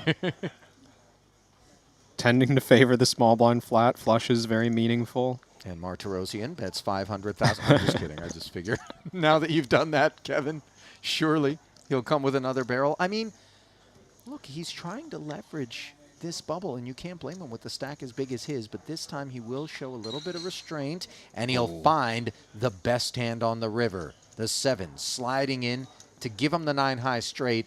Obviously, Oren knows ranges are going to be wide out of Artur on the button. Could see him not taking much pride in the 9.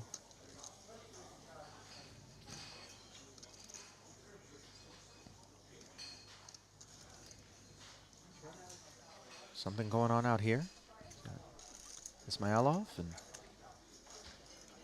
Leon Sturm. Hang on now. 125. Raise from the small. Defense from Leon. Jack 9-7 off suit. Javid bet. Leon called 125K. 4 on the turn. 275 bet called. Jack on the river. And a bet call of 125,000. Javid showed ace-6 for ace-high there. Leon mucked. Yeah, but he called. Called the whole way. Makes me think some kind of missed straight draw with perceived showdown value. Queen 10, King 10, King Queen, perhaps. I mean, obviously, it wasn't ace-high. It would have been difficult to produce a worse ace, if not impossible. We return to the altercation between Martirosyan and Oren. 325,000 into this 500. And this is really, does he have the straight or does he not? Calculus going on for Joseph. And knowing how wide Martirosyan can be on the button. Not sure if word of the 4-3 offsuit open has reached Oren. But you think about hands like King Deuce, King 3, Queen Deuce, Queen 3. If your opponent has the whole deck, certainly could be bluffing, but he finds the right fold. Ismailov, first ever Triton tournament here. Really devastated Leon in that last one.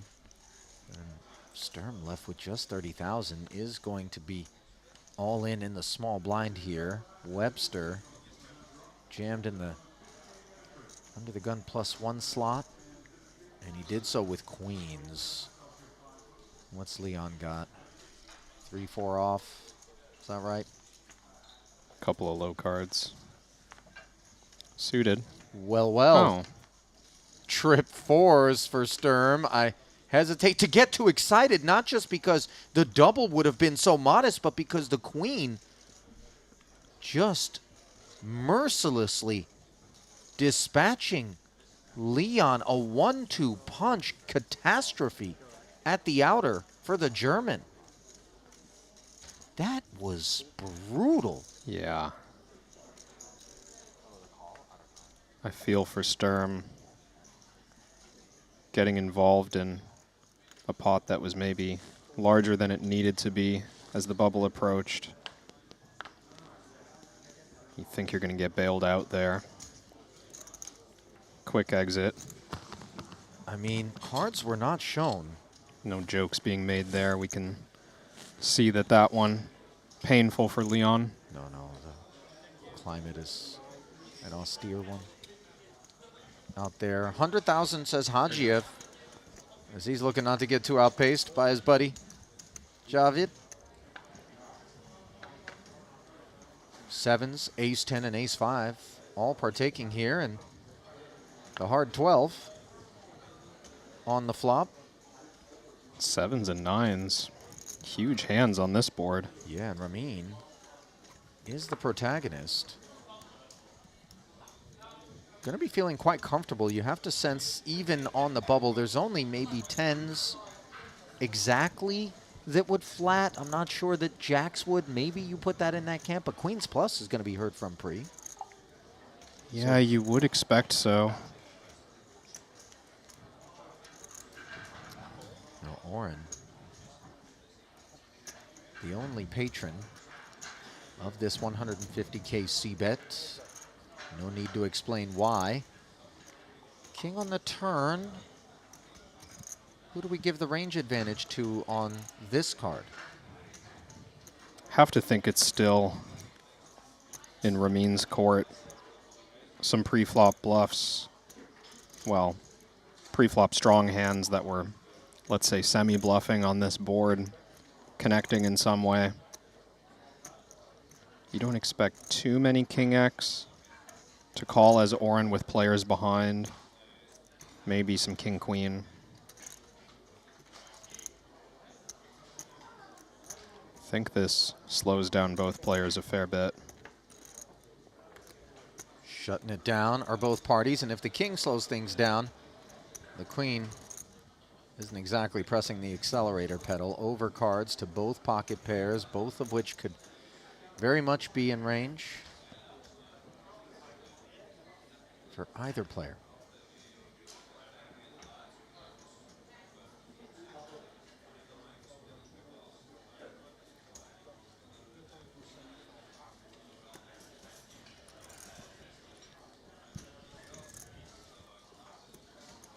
Two and a quarter, says Hajiev here. I mean, it's sort of safe to assume the king would have been heard from, and if Oren had found the queen, you don't really expect him to decide to raise. So sort of setting his own price and also merging with a bit of value. This is a nice find. I think maybe on the turn, Hajiev realized that he was likely to be good, but just wanted to see what developed. And this queen feeling just as blank as the king, perhaps, unless we're thinking ace-queen arrives in this pre-flop spot.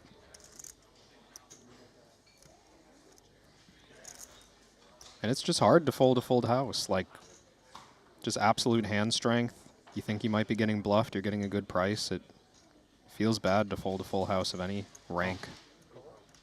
Well, this time he's going to make the call unlike he did versus Martirosyan. And you can see an anxious showdown there for Hajiev. But the nines, a winner. Perhaps he's assuming it was a curious ace with some frequency. But as we can see, it was the 2 sevens, pipped by a couple of notches. So value as Azerbaijan continues its ascent here in the Invitational. Stone bubble upon us. Nice hand.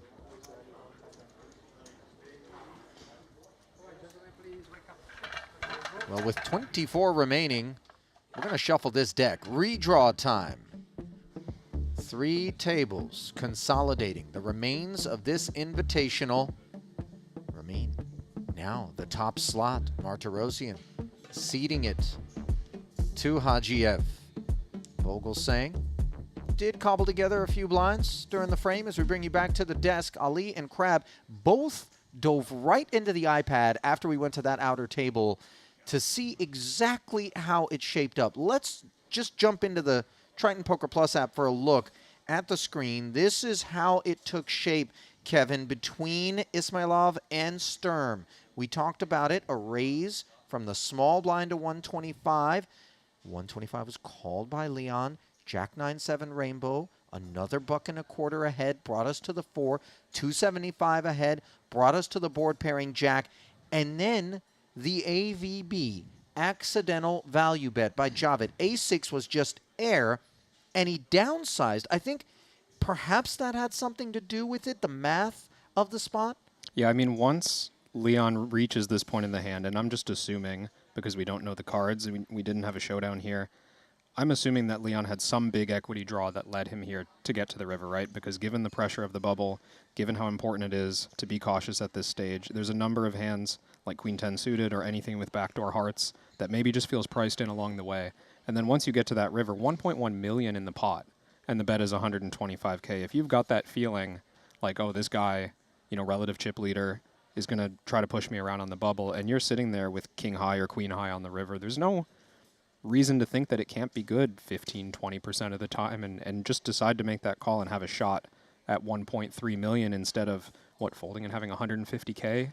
You probably bubble the tournament anyways. I mean, seldom do we get the 8 or 9 to 1 river spot in a big pot on the bubble. Obviously, it's a bit uncomfortable because the feeling you speak of isn't an overwhelming one of confidence for Leon there, but he's just like, if, like you said, 1 out of 8, 1 out of 9 times even, this guy can't beat the king or queen high. We have to assume that's bottom of range for Leon there. Let me just make sure. And given that this is Javed's first ever Triton, it isn't as though there's a big database. So Leon getting the intel the hard way there and then showered shortly thereafter on a vicious Queen's Full river. We're going to step aside as the administrative duties are underway, but we'll be right back. Continuing coverage of Day 2 of the 200K Invitational comes your way after this.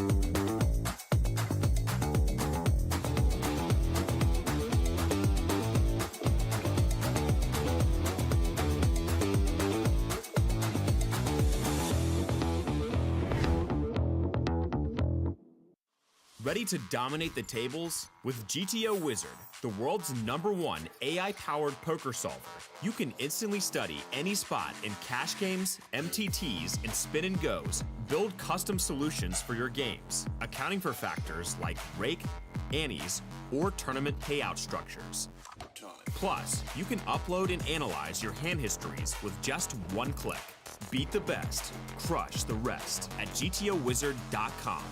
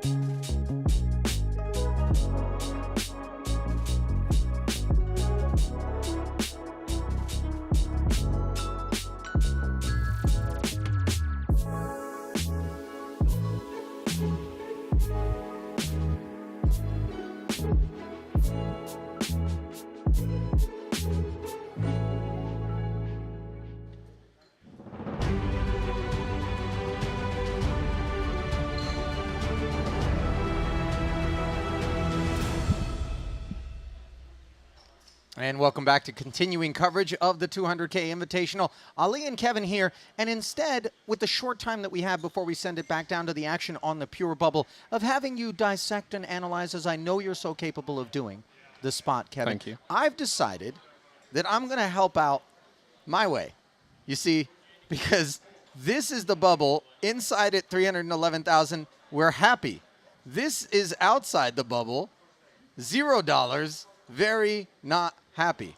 See what I did there? It's perfect. Great analysis. I don't know if it was great, but it was fun. Let's get back down to the floor and let's find out how the entire field is taking shape, as we've got a new feature on our hands.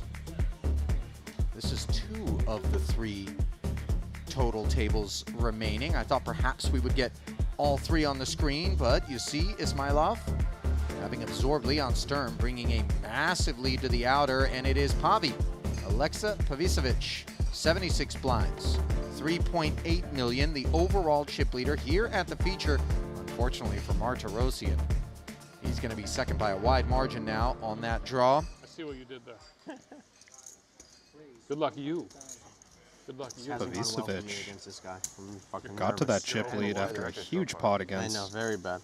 What's the Tyler von Is that Kriegenberg, 0 for 1? Yeah. our former chip leader. 0%. I'm undefeated against him.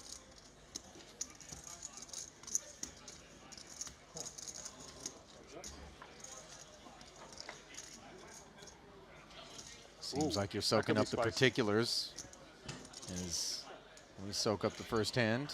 Post redraw, TVK looking to right the ship, 2 overs and an open ender on a Jack 10-6 board.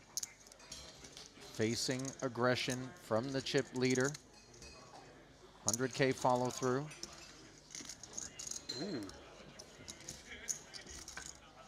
TVK funks in the 100 and finds himself the nuts on the turn. Praying, of course, here that Pavicevic is going to lead at this card, which is an inviting one. Certainly let this one play out before I get back to the hand that brought them to the current status, where Pavicevic has the chip lead and is opening the 8-4 offsuit. This certainly a classic kind of board that you'd bluff at with the big stack. A little bit dicier at this stage of the tournament because, as we can see, TVK in the big blind going to be calling plenty of broadways. Not obliged to 3-bet. 2 1/4. Taylor flats. A little bit demoralized to see the queen, as any King X is now chomping with him, but as we can see, it's just 8 high that lurks. Could be a river that saves the chip leader from investing too much more. And Taylor's just going to lead. Okay. Recognizing his range is quite strong at this point. Doesn't want to lose action from 2-pair or a top pair hand. Bobby lays it down. So to get us here, yeah, shortly before the feature was set, we had Pavicevic cut off open. Taylor defends in the big blind covering. They were both 3 million effective at this point. Jack 10-7. Okay. Check, bet, raise. 400K, call. Turn 8, check, check. River 5 to a straight, on board. Jack high straight on board.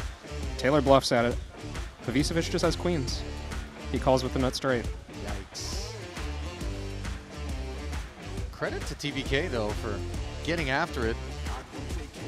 It's one of those spots where when you're up against another big stack, there's oftentimes this unwritten agreement to avoid altercation, as it's so detrimental to either of you to suffer big wounds. But different people approach it different ways. I saw that. One of our final 24 will be going home without any cash, having invested the most time and effort you can to suffer that fate. And he will leave behind 23 very happy people, assured 311,000. Who's it going to be? Shortest stack here 1.1 million belongs to Eric Wasserson, 8 bigs. Brian Kim, second shortest, 15 bigs. Come on. Oren making it a little more than 2 bigs with the Jack 8 suited.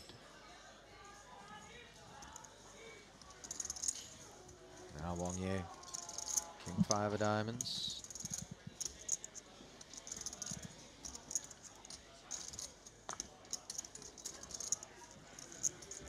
Defending.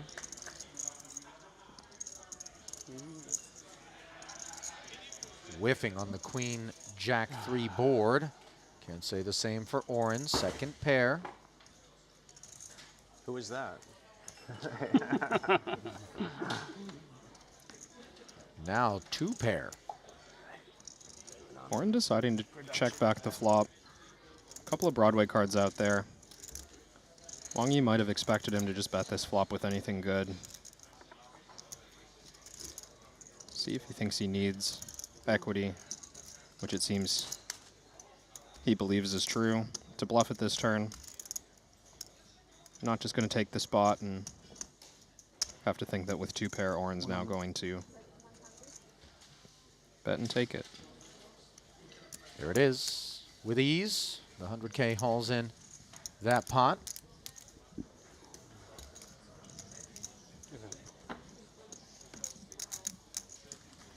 Honestly, I want.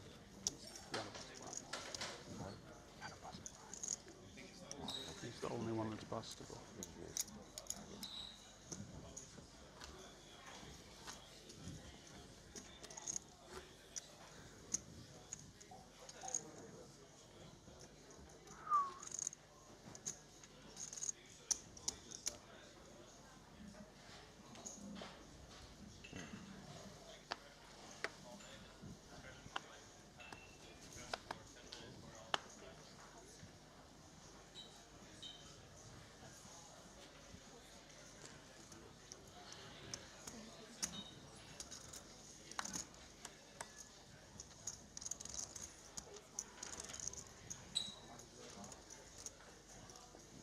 Queen 10 open from Sergio Aido.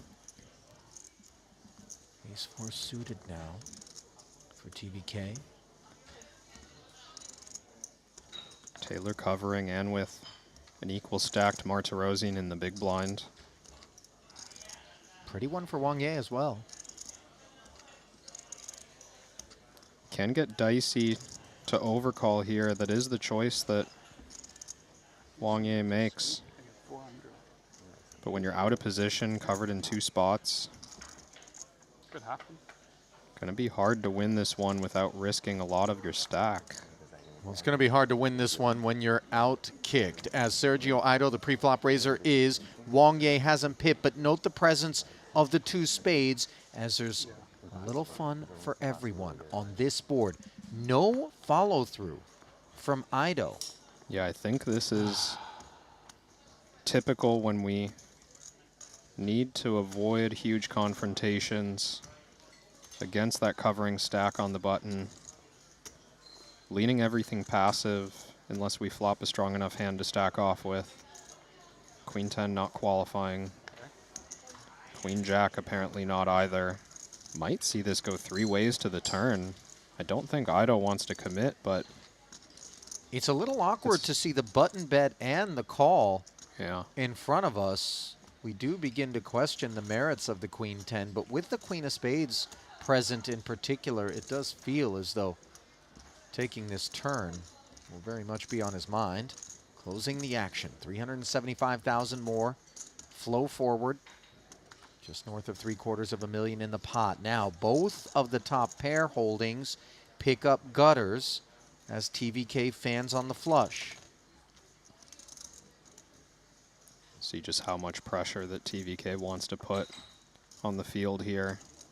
I do think both players would be quite uncomfortable facing turn barrel.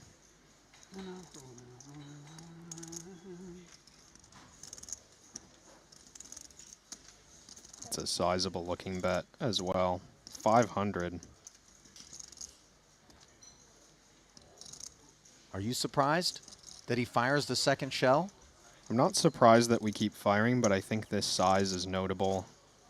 Both players relatively uncapped, and risking 500 into 2 players makes you start to wonder if one of the 2 will jam on you too often to make this the right idea with how much equity Taylor has. You know, pure bluffing as we get the Queen Jack to fold already. That is fantastic news for Ido, because I think that's the holding he was slightly more concerned about than TVK's, just given stack depth and position for Taylor versus Wang Ye flatting as an overcaller of the pre-flop raise from Ido, out of position against both parties, sticking around on the flop. So with that clearance, you may have thought Sergio would make the call, and I suppose when you witness this pot going to Taylor and 2 top pair holdings finding the bin, Oh yeah, finally drinking. Yes, you start to understand exactly why it was he fired that 500. I mean, that I should've just... checked the river to you though. Yeah. You would've bluffed. TVK just cleared out the 2 best bluff catchers that exist on that board. Like 800K or something. Both players had them, and they both folded. Maybe like 6, like, you know. Hard to argue with the results of that bluff. And the pot was like $1 million, right? Is that just stone bubble type tension? Yeah. I'll be regretting that on the way home. That's how important min caching or better in this tournament is to both those players. Of all the permutations of turn action, the longest odds were both Wang Ye and Sergio folding to that bet. Yeah. Well, Oren, ace 10, under the gun open here.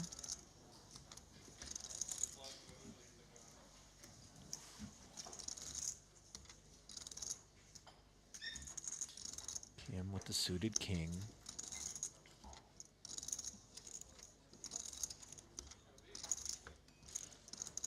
Just letting it go. Not the kind of sight we're accustomed to from the very capable Brian Kim. For his stack, I think very appropriate. He is near the bottom of the leaderboard, 20th of 24. Yeah, but it's those other 4 players with the leaner stacks. What's on his mind? Pause button pressed, hand-for-hand action. What's cooking here? Outer table. Action on Boyka. It would seem a 3-bet from little Dave. Yeah, this looking like under the gun versus +1. Boyka started this hand with less than $1 million in chips. 250K, the current price.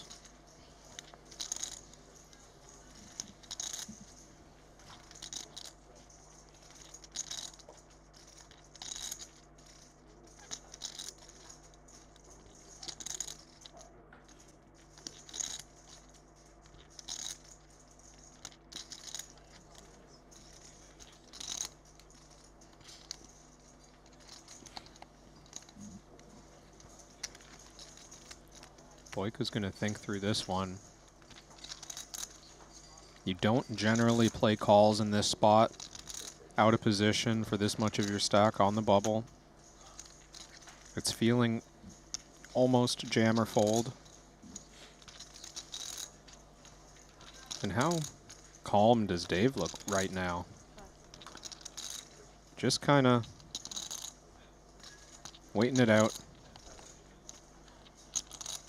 Maybe suspicious of some posturing, but the other tables are paused. Action's complete at the other two. You see the time banks being worked through here by the Belarusian. There's no strategic benefit to burning these banks in this moment. There's real contemplation. Yeah. And on the back end of that contemplation, he does find a call. So we're going to see 3 here. This is already out there. We expect so little of this.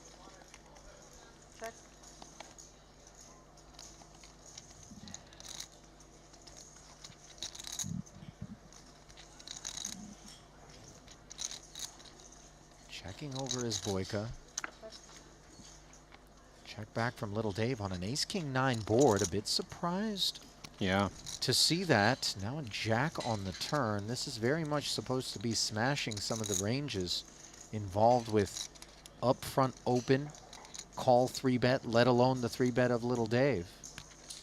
Start to wonder very quickly if Dave has pocket queens. Ace-king X board, you 3-bet pre-flop, and you check behind. Not to mention a number of other marginal hands that were bluffing pre-flop. Ace-X suited, king-queen, something of that nature.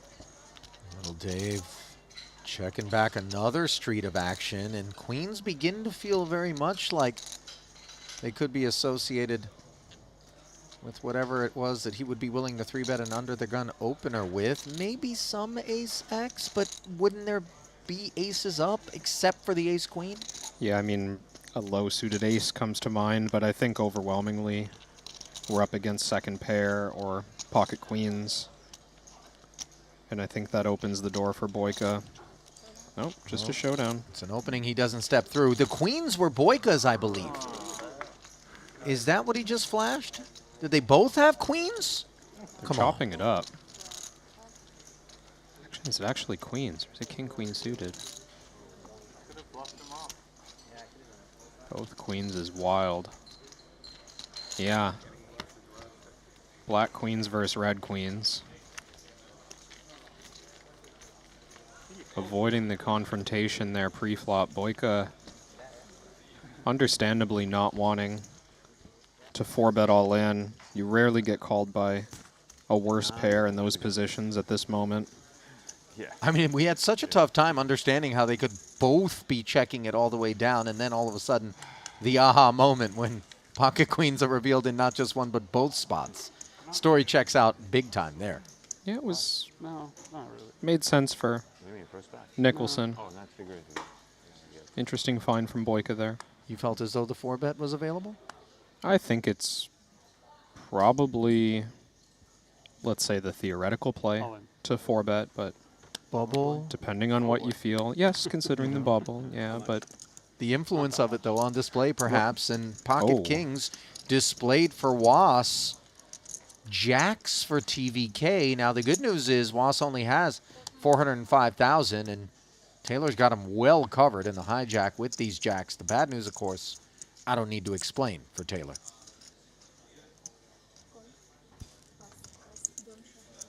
Does feel like just a straightforward call. 8x opens getting flatted. Skew toward the rich part of the deck. I have 20%. 20%'s a lot. That is a lot. Ow. It's actually 2% more than the board, I guess. They'll show later. Taylor actually has. But call it a rounding error. Huh? What are you waiting for? He said not to show.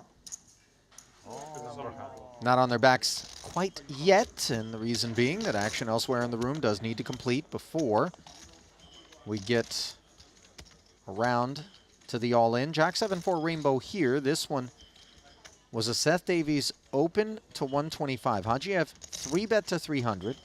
Seth would make the call and has checked over to Ramin, upon whom we wait.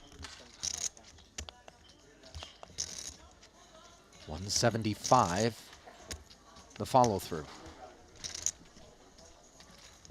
Somewhat wider ranges to be expected between these two, given the healthier stacks. 40 big blinds effective to start this hand, but still, early position. Under the gun versus low jack. 3 of diamonds on the turn. Front door flush completes after Davies peeled. Checks again. Remember, this was an under the gun open from Seth.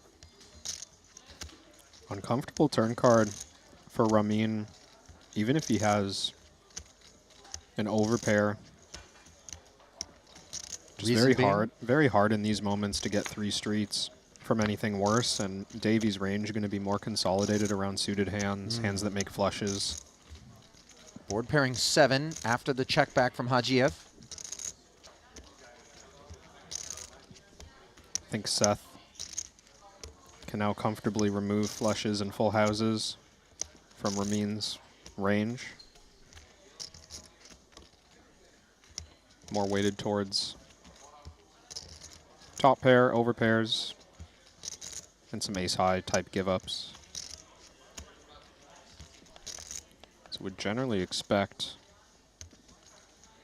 flushes are better to take the lead, bet big, but almost everything else, Jack X, pocket pairs. I mean, maybe we can stab very small as a block bet, but checking as well. This looks small.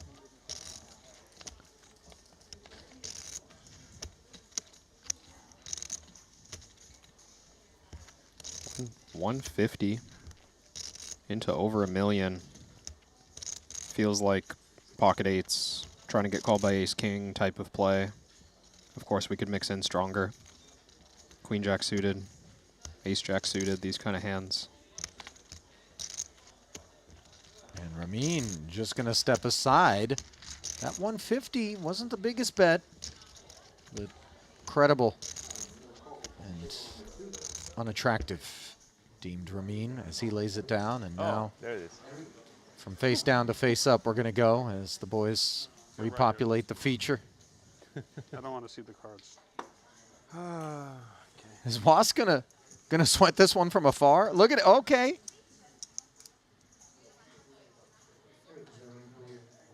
Can't bear to look, but getting way the best of it.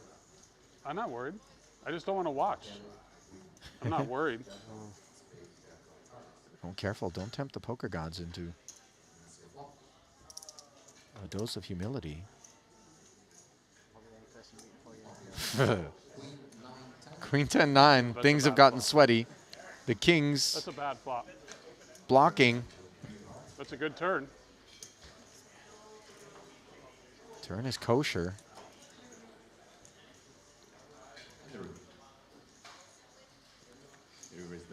And the river's halal. Just felt luckier to not watch, to be honest. Seemed like he So knew sorry, so the sorry. cards pretty quickly for someone not watching, but nice hold, Wasserson. I'm sorry. That's a good time to get kings. Yeah, under the Taylor's not particularly bothered. He still fights on with plenty of tokens. Wass's double brings him up close to 20 bigs. Well, don't tell it. It would be bad. You don't want it, actually. You're the one guy in the table who doesn't want it. Probably. No, yeah, I'd rather you. Yeah. I'd probably rather you not. Do it though. Fuck it. Don't tell anyone. Don't tell him.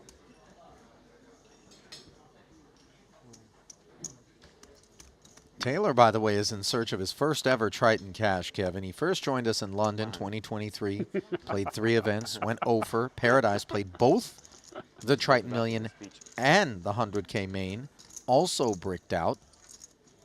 And here he is, just 1 slot away from the money.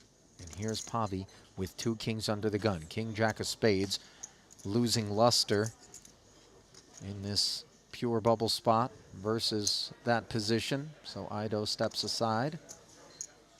Eyes on the prize for Sergio, which at present is the difference between $0 and $311,000. I got your hand. How is this real life? It's I not, had king three. It's not that big of a deal, guys. It's like min cash, whatever. Kings. Can't breathe. Straddle this hand under the gun. One of my favorite lines at the poker table, by the way. The old can't breathe. Let's see what's cooking out here in Hajiev's camp. Looks like a Mahar Noida takedown.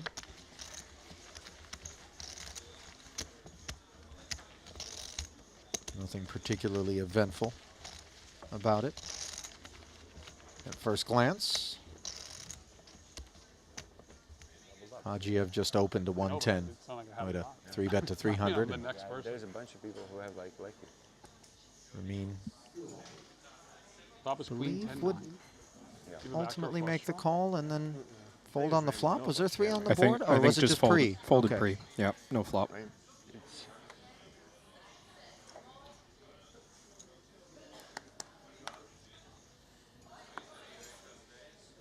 Ace 10.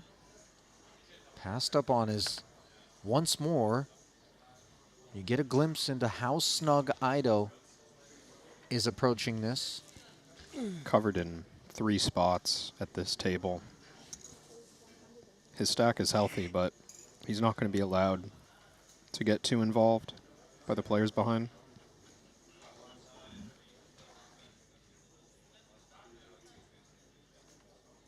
Those with the biggest disadvantage, as we see Joseph taking a peek at the ace-king on the button versus Martirosian's deep stack open with the queen-8 of hearts. Those with the biggest disadvantage at present right now, Kevin, I would imagine, are the ones populating midfield in terms of the chip counts. To some extent, I think the shortest stacks still suffer the most during these moments because they really, really just can't enter pots at all. At least the mid stacks have modest options, albeit heavily reduced. But everyone, at least at this table, outside of, let's say, the top 3, they're all bleeding value right now. Bleeding chips. Bit of a war of attrition down toward the bottom portion of the leaderboard, but perhaps single decision poker proposition in terms of just a stack that is looking for a spot to take pre. Meanwhile, Oren will take this one pre after making it 275,000. Somewhat predictable, the outcome there. Was briefly worried that that one might have been too cheap and Martirosian was going to get involved light, but still recognizing the strength of Oren's range there. Queen 8 suited. You know, I'm not going to allege that it's the product of arrogance or inflated ego, but high aptitude skill level players, especially when it comes to post-flop procedures, can sometimes in moments like this, especially with a stack deep enough to call versus that size 3-bet, wade into waters that would be ill-advised, you know, and even having the swim fins that they have, it can be awkward when all of a sudden you look down and realize I've just lost half my stack in a needless spot. Yeah. For just up against all over pairs and ace kings and the like. Convince ourselves that we can take flops and attack low boards. Fancy play syndrome, as I've heard it referred to sometimes. We've all been there. Have we not? I feel like I don't know that I'm good enough to get fancy. Maybe I've had delusions of that sort of grandeur. There's nothing diluted about a small blind rip from Pavicevic, especially given what he's observed. I'm sure from Sergio, reluctance to get involved in pots, unaware that ace 10 and the like have been taking a pass, but obviously low VPIP. Now, what have we here? Vogelsang flashing an ace and a smile. 3-betting almost all of his stack over the top of the Boyka click. Another pre-flop wrap-up. Boyka opening there off of the short stack and the cutoff. Vogelsang happy to steal a few chips from him. They were almost tied for last, although Paul Pua now shortest at that table.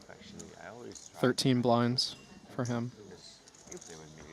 There are no shortage of people rooting for Boss to find the money.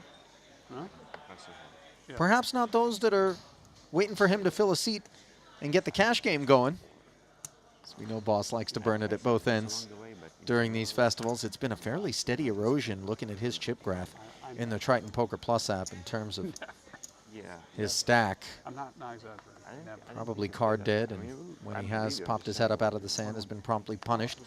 Just shy of $20 million in career earnings for Pua. When you lose 15 weeks in a row, Played start trying to only one event thus far, the 25K WPT Global Slam, before popping into this one. Now, Oren, 110K with Queen 3 suited, Kevin.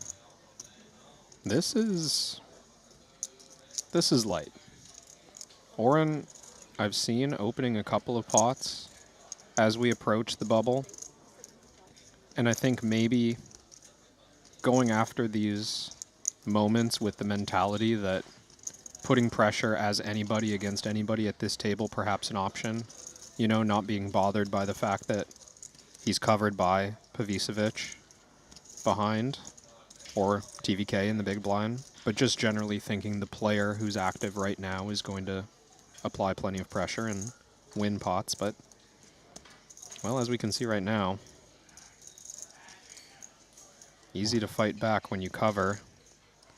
Very difficult to proceed when you are covered. I mean, this is going to be another illustration of the pure bubble pushing Ido over the hump, I would imagine, and into the muck. Yeah, King, Queen of Diamonds, so much hand. Yeah. But Pavicevic's offsuit edition Ido, on the button.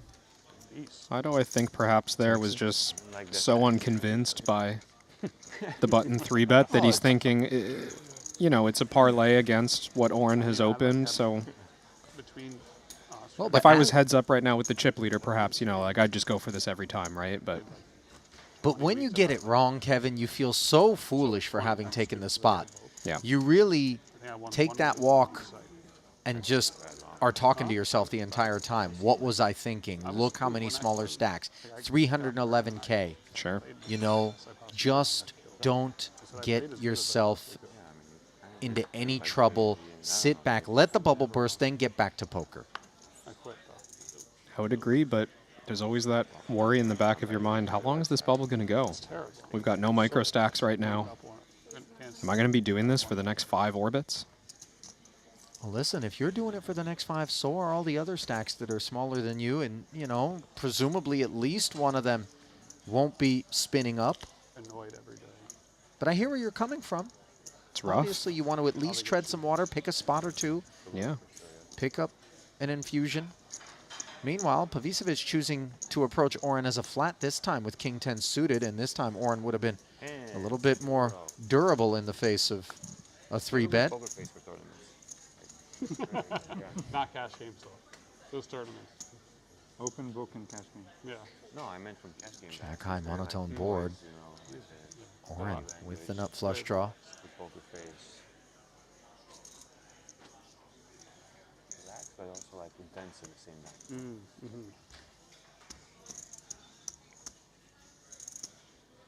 Slips it. And Pavi takes the bait. 75,000. It's a modest effort. I like this from both up to this point. Oren going to have a lot of hands that don't love this flop. Generally speaking, want to check it over to the chip leader. And then Pavicevic just taking his cheap stab with not much. So the peel from Joseph. Now he adds a wheel draw to what is the best hand. We've seen Pavi swing twice in spots where we weren't sure were that inviting. Feels like a spot where if we're going to keep bluffing, it takes 3. 3 streets, that is. So much of that flop check calling range going to have equity. So much of that equity not going to be able to fold to 275 on the turn. It is so tempting when you can see the screen to think, go ahead, raise this up, Oren, take it without any pressure to make a hand, given you got to have equity here, unquestionably. Yeah, but we wonder how much thin value is really in this turn barrel range. Is Pavicevic going to be betting Jack 10 suited twice? Or is this just overwhelmingly bluffs? And by calling, we keep them in. Board pairing Jack is a disappointing sight for the ace-queen. Difficult to bluff at this one, though. King 10 suited. Certainly never good at showdown. But don't we feel as though Jack X is unlikely to be in Oren's range here, and perhaps we can rep it more credibly as a flat caller from the cutoff pre? I don't know. Now that we've been called twice, I think the likelihood of a jack has gone up significantly. Of course, the combo's being cut down by the jack of spades being revealed, but 975. for wow, this is nasty. Was that pot? 975 from Pavi. And Oren's only got 1-5 back. I wish you guys could see the smile on Kevin's face here, by the way. Not reveling in anyone's discomfort, but obviously appreciating the lesser explored pathway by the Montenegrin on home soil. I just think it's a great bluff. It's hard to execute. You see people give that up at so many various points in that hand just for different reasons, right? It's easy to justify shutting down the turn. It's easy to justify shutting down the river, but I think he just took the best line. But if we just follow through on the pre-flop raise, on the flop, do we not enjoy a different outcome more likely? Oh, yeah. Yeah.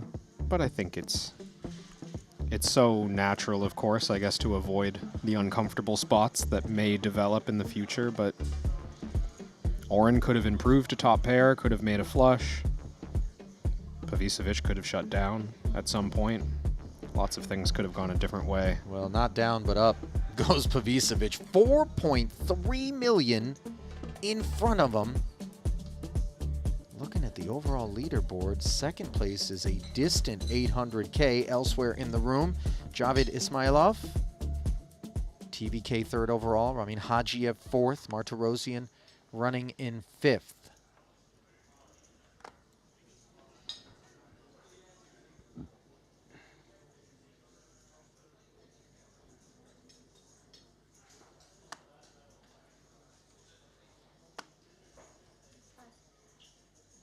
Thank you.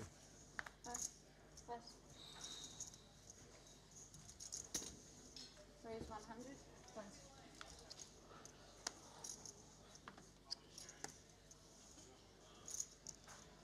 A click now from Pavicevic. I think he's really looking to lean and start to break away from the peloton. Yeah, I mean, even considering the chip lead, this is a light one. You've got Martirosyan in the big blind, Von Kriegenberg on the button. These are two very sizable stacks. Players unafraid of confrontation, but Pavicevic is trying to run away with this. Dominated is Martirosyan, and unfortunately he's connected with top pair on a King 8-6 rainbow board. Pavi, brisk 75K into 275.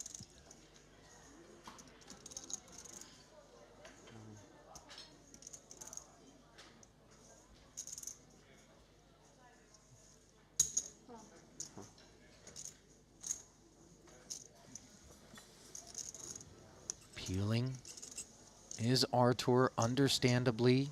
The 4 actually adds a gutter to Alexa.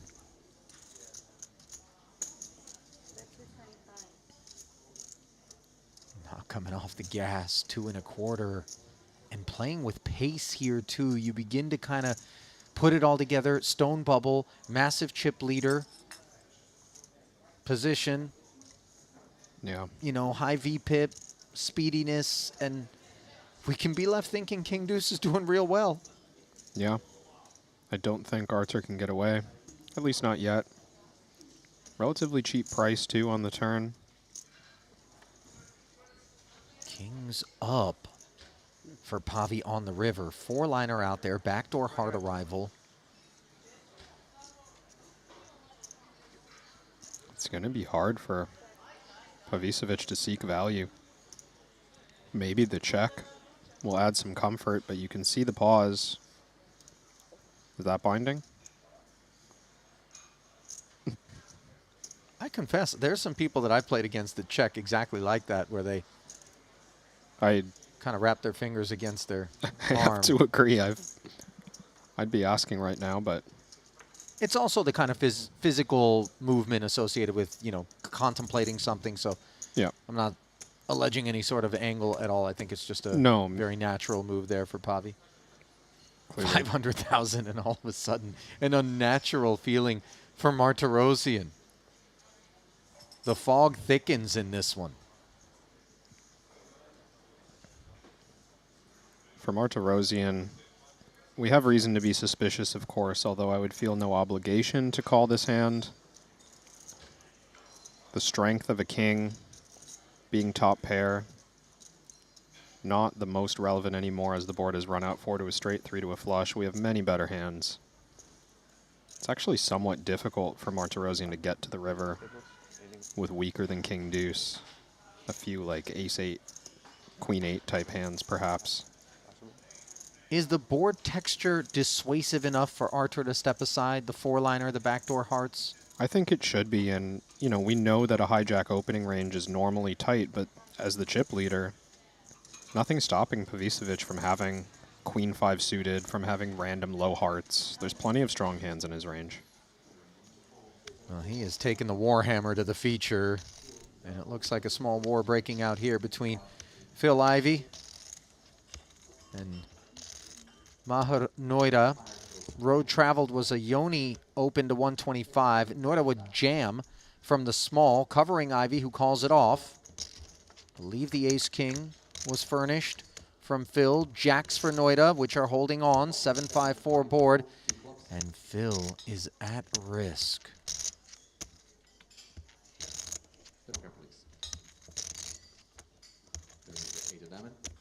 Now, a 6 would allow him to carve it up and fight on. But he needs to hit a 6-outer to keep this bubble intact and keep his seat, which he does not. Wraps the table as Maher Noida just got added to everybody left in this field's Christmas list, bursting the bubble at the expense of Phil Ivey. Just a tough spot there for Ivey. Yoni starting that hand short. Players, you're all in the money. 23 players remaining. By the way, I'd keep my distance as the cameraman that's, you know, looking for the now chase there play. on Once Ivey. again, You know, please remember the fast action is now I don't think he's going to be particularly in the mood for the lens right about now. No, I don't think so. Just my read. We're not going to play. I don't think it's a hot take. Please, dealers, still announce all in and calls.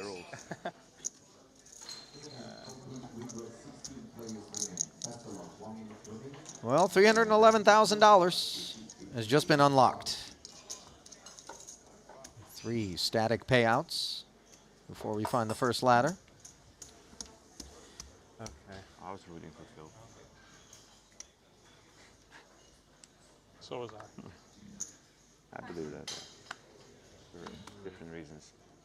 No, I just like him. That's why I Yeah. I don't know the guy. You know.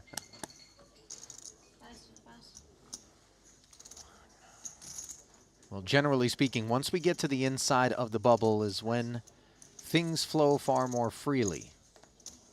And let's see whether or not that holds true.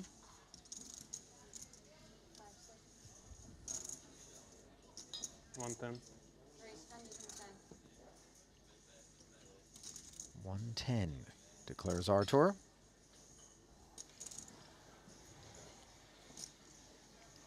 Somewhat immediate shift here for Martirosyan. Think he would have happily open jammed just a moment ago. Now Brian Kim much freer, as you said, Ali, to get involved.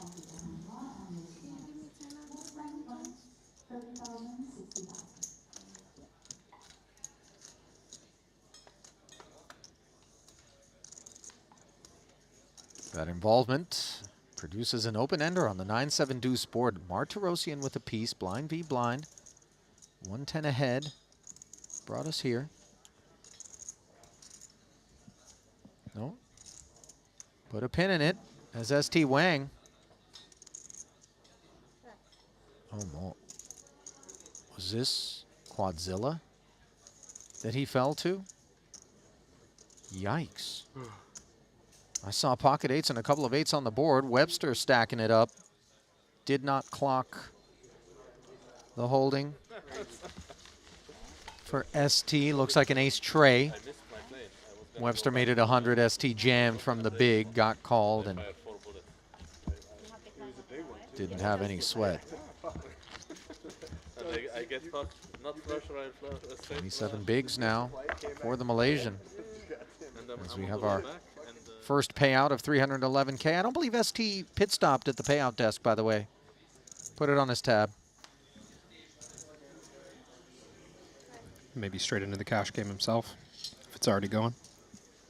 And straight back to this hand, where Martirosyan did not follow through on the pre-flop raise, instead chose to check and then had to call a 50K barrel from Brian.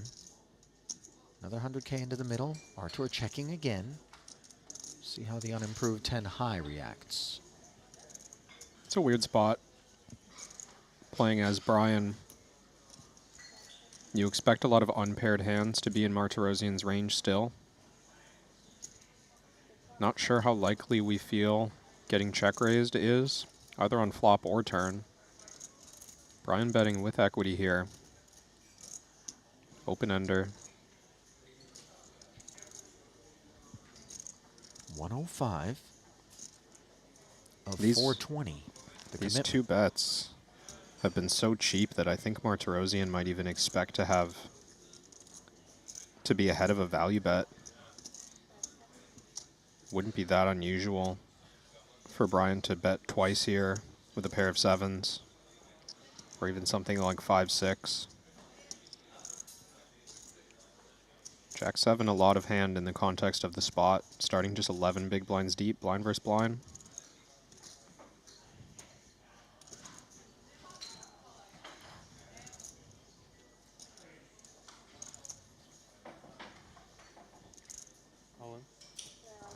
Wow, the check jam applying maximum pressure to Brian. This is painful. This is such a good find from Martirosyan. This is hard to do. I don't think Brian expected much of a check raise frequency. Ended up in a troublesome spot with the open ender now, realizing how much equity he has.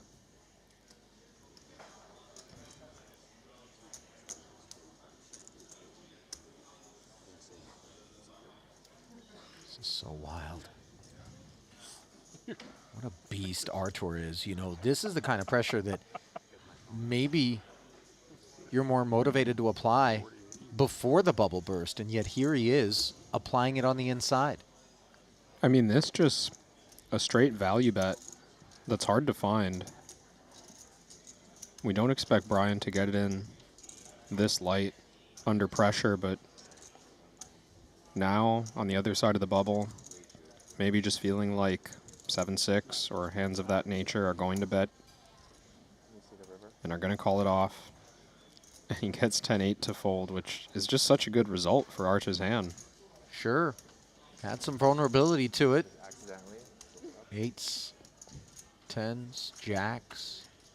All would have worked out for Brian, who doesn't even get to see the river.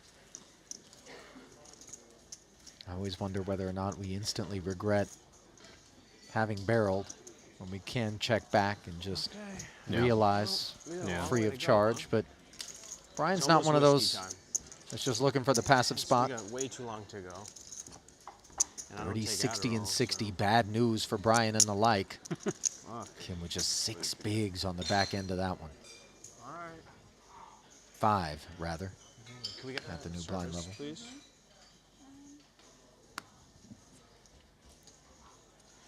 Could you do the Lagavulin? The whiskey, the Lagavulin whiskey, like 1 big ice cube? Oh, 60,000. Okay. One. Take it easy, buddy. Take it easy. Way too tired, man. The whiskey wakes you up? Yeah, it makes me play worse, but it wakes me up, you know? How would whiskey wake you up?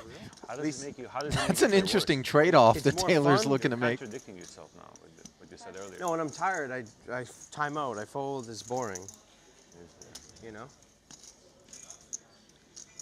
It's more You exciting. know, I'm familiar with beer level during the World Series main. Yep. But whiskey level on the inside of a 200K bubble, this is new. Not new is Pavi raising up a pot, for that matter, squaring off against Oren. $1.25 ahead, bringing us to the King 9-8 board. And as you can see, Pavi is outperforming with middle pair against bottom pair. But elsewhere in the room, things cook. What exactly? Looks like it involves Webster, who just claimed a pelt himself and now is out of here. Hajiev opened to 120. Webster jammed to 1.3. Hajiev would call, and it was aces against ace-queen. Webster did find a club sweat after it came 5-3, 9-2 clubs, a third one on the turn. But the deuce of spades would spell the end for Chinwei Lim of Malaysia. 311K going his way, and Hajiev headed north. Part of the 4 million chip brigade is the Azerbaijani. Do you think I could do like one more of the? Yeah, thank you so much. I've been winning Now too much. returning to what looks like a huge turn card here for Oren. It did go check, check, as he was unable, remarkably, to get Pavi to barrel on the turn, but Pavi pays off 650 on the river. Big river bet there. And a nice find. Some of those top straight draws missing. The jack tens, the queen jacks perhaps convincing. A bluff catch.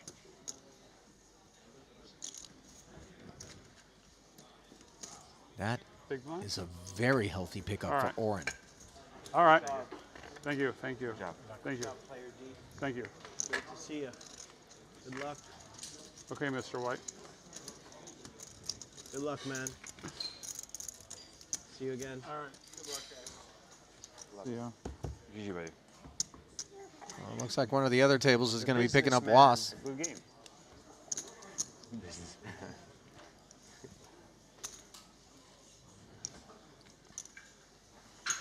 That was a quick call there. Well, I'm not folding. I mean, I should fold my hand, but. No.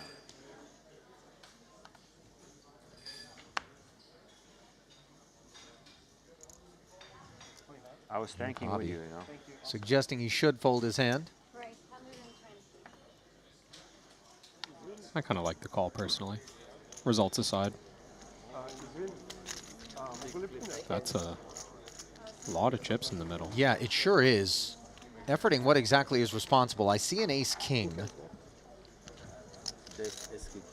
Little Dave made it 125. Ismailov made it 350. Dave jammed. Javid called. And are they jacks? Looks that way. I believe the jacks belong to Javid. Seems as though the ace-king needs help and cannot find it. An absolutely huge one. Is that a 58 big blind pot that we just observed? Yeah, 1.7 million each. Button versus small blind, jacks versus ace king. I mean, that's quite the setup. I mean, revisiting the feature, we find the action as we suspected, free-flowing. Kim, ace-jack against a 10-8 suited. Ido taking a stand, finding a gutter and a diamond draw. Oh. Top pair for Brian, in the lead ever so slightly. Just a 4% advantage against no pair, and now 0% is Brian Kim. Wow.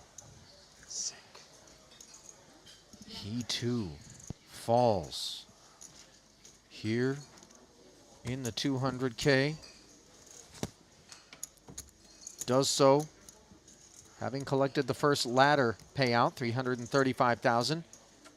We saw ST Wang, Webster, and Little Dave secure the 311K distributions. 2 more 335K payouts still remain as 19 fight on. You know, tired. My head's still spinning over that Javid and Little Dave entanglement. Jack's ace-king. Are you willing to play a pot that big with ace-king? Mandatory, I think. Yeah? Yeah, for No the escape? positions. It is what it is? Burning a hole in my pocket. 1.7 million doesn't go as far as it used to. That's funny. Yeah. Average stack now, 2.1 million, 35 blinds.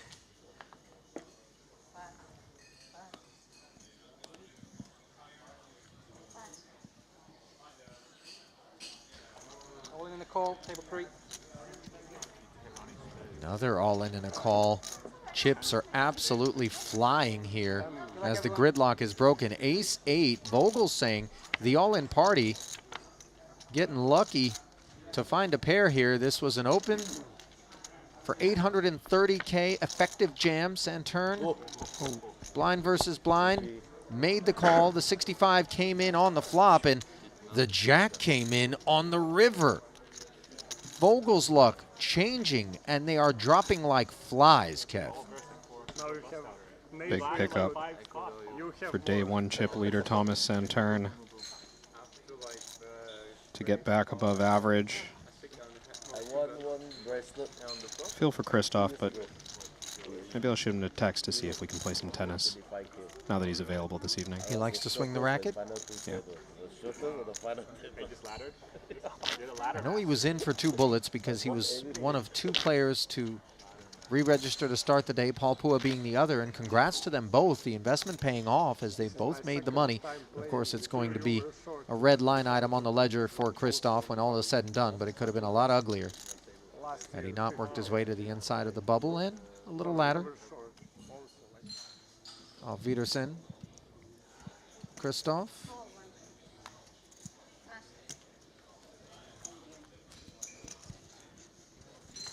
Pavi on the button, has an appetite for Jack-8 of spades in the face of a Wang Ye open. From under the gun, no less, with this 10-9 of diamonds. Now TVK with dominant diamonds in the big, baby-suited ace. Does he want to give it a squeeze?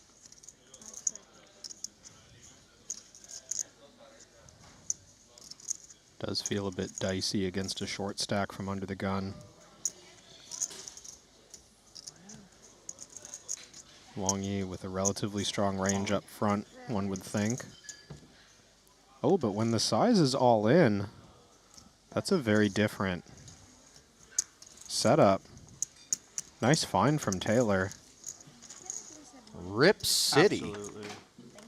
Against what you might think would have been a narrow range for Wang Ye under the gun.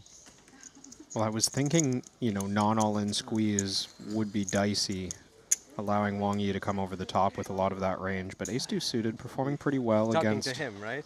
Not a me. snug calling range. Okay, I'll be right here. Maybe Right forcing here. out hands like ace-jack offsuit. Doing just fine if we get called by 10s plus. Do we have more carnage brewing? This is Yeah. quite the pace, Ali. Looks like Yoni shipped it on top of the 130 open from Maher. Out of the small. Noita's made the call. What's he got cooked up? Is it a couple of ace-jacks? No, it's an ace-queen against an ace-jack, and Yoni performing very well.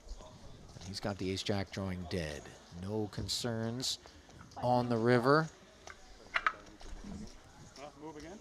Wow. Okay, bye guys. Dubois is just getting collared left and right. As you combine it, collars a double. That'll put him up to 1.3.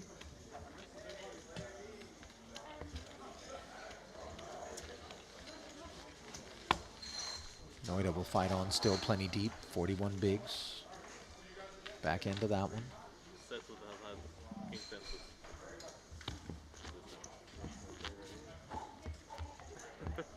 Do you feel as though the more protracted the bubble is and the more pent up everyone gets, the leaner the stacks are, the Yeah. more swiftly the breakneck pace emerges. Yeah, absolutely. I mean, the longer that period goes on, just by the numbers, right? Short stacks trying to survive, fold their way down shorter and shorter. Action-wise and everything, uneventful for me. Get on the other side, and they only have 7 or 8 I didn't get blinds. anything going the last like 5 hours, I think. Ranges to get it in just so much wider at that point. Flop, posted. Yeah. I was kind of like an empty chair, you know. Which is quite rare. Dead money. Well, that's what it felt like, you know. Yeah. It was only 1 bind, so whatever. There's the whiskey. Said, you know what? This is TVK wasn't bluffing. for another year. Here I am. See you guys next year. Yeah. Here I am playing. Last year you did. I feel like through the years I've actually observed people who genuinely Together too. play better when they're drinking. I mean, they get out of their own way a little bit in terms of overthinking and nuking some spots. I know, Kevin, you're not buying it, but I'm sure you've observed some, you know, whether we can actually correlate or not, who it seems like the liquor flows and all of a sudden the chips do too in their direction, oddly enough. I've observed a number of players making the claim that they play better when they're drinking, but I have yet to believe it. On the back end of those claims, I assume you're first to call the cocktail waitress over, Kev? This location is super help convenient. wet the to them. beaks? This location is super convenient. to Miss, you. gentlemen here would like cocktails? Put it on my tab. To the rest of the table, you mean? Yeah. Oh, boy. I don't know how that would be received. Round of drinks. Your family isn't On me. Everybody do shots. Oh, Except for me, I've been sober for 2 years. Yeah, but you kind of lean over and you're like, hey, listen, bring me one. I just put water. Yeah. Okay? Just water in mine. Have you done this? This is devious. Kev, hang on. Relax, man. This isn't about me. We're talking it about work you. together It's with just, No, I've never the done idea was so fully fleshed out in your mind. It's just, I really don't drink. So this is well known. A couple of indulgences, but nothing worthy of note. Of course, worthy of note here is Artur indulging in the Black Kings. Perhaps the whiskey Years ago, I remember? is proving a little costly. Sizing of 150 on the button versus 120. Yeah, thank you. Out of Taylor with Jack 9 off. Yeah. It's great. Forced out. Yeah, like 2 minutes, 1 minute. No, sorry. I keep playing pots. Such a distraction. The poker, that is. I was surprised by the weather. Yeah. It's a little bit chilly. So annoying. 2 minutes, sorry. Winters here are pretty cold. Okay. Well, less here, but if you go north central. If I don't, okay. But is it the standard weather? Okay, here now? 1 minute. In May? Yeah. Water's cold, well, 19 degrees or 18. A month from now, I will see like a difference. Kind of drink. Just even and this time should be like, you'll see a huge difference 2 weeks from now. Yeah.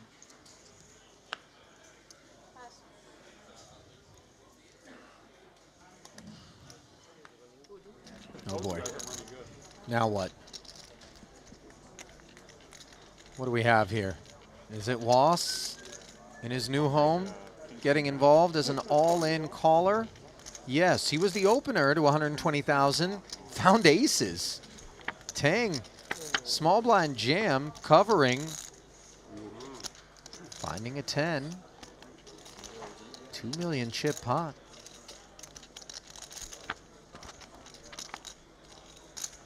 Seven is kosher.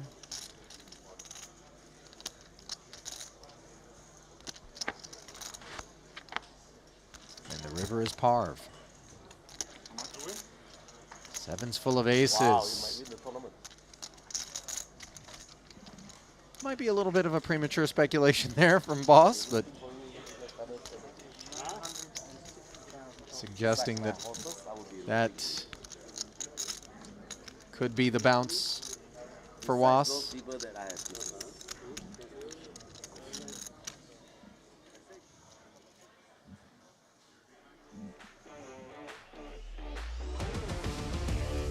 Well, let's unpack this leaderboard. Top 2 slots now bear the Azerbaijan banner. Javed Ismailov, 5.2 million in front of him. Ramin Hajiev, 4 million plus. Pavi in third, not far behind. Thomas Santern, day 2 chip leader, coming in 2.8 million. Fourth place stack, TVK, 2.7, and a couple of fingers of whiskey as well. Average stack at present, 2.2 million, 37 bigs. Paul Pua, shortest stack in the room at 540,000. Boyka, 575, and Tang, who just took that blow with the ace-10 now, 16th of our remaining 18 runners, sitting at 965. On-tap payout, still 335,000. We do have an immediate ladder of 37K if you can crack top 16, 17 rather. By my count, Ali, remaining level is the field between pros and invitees, 9-9. Yeah, it's a good thing to keep tabs on. All three of the top 3 spots as well, invitee side. Sergio, how do you have so many chips in it? I wanna put. That's how you do it, really?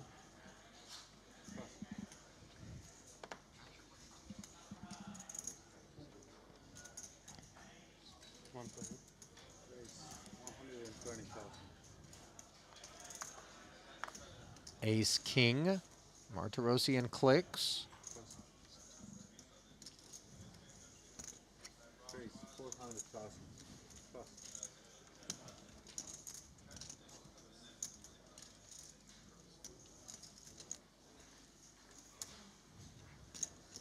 Ace 10, 3-betting. Ill-timed here out of the small.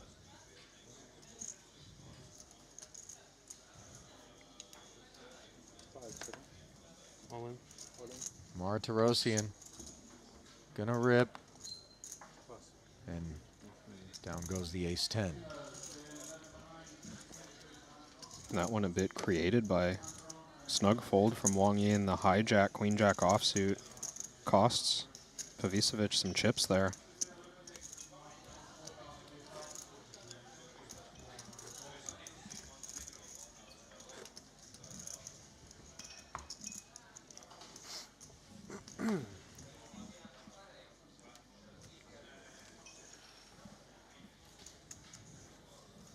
Well, I got a little stat here in the history of Triton Invitationals. As you were talking about the field being divided evenly between pros and invitees, Kevin, producer James, advising that currently, with a record of 4-3, This has to be done sometimes too, right? the pros are just a nose ahead of the invitees in Triton history. Our pro champions include Sam Grafton, Bryn Kenny, Dan Smith, Patrick Antonius. Invitees who've gotten it done: Aaron Zhang, Alejandro Lococo, most recently at our Bahamas stop late last year. And then the man who is in the hunt to do it again and maybe draw level for the invitees, Ramin Hajiev. 10-5-4 board here. The dominated king out flopping with bottom pair. Just limp check was the pre-flop action. King 8 a bit too much to consider bluffing. Even more reason to seek showdown now. But maybe Ido strong enough to think about value.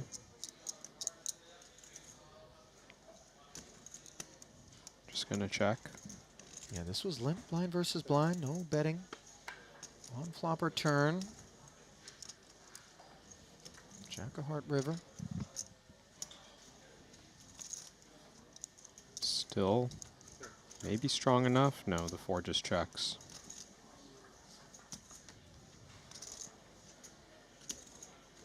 Sometimes with the king in our hand, prefer to check and hope to run into a lower high card. No problem. Targeting king high. If we bet for value. You don't trust me?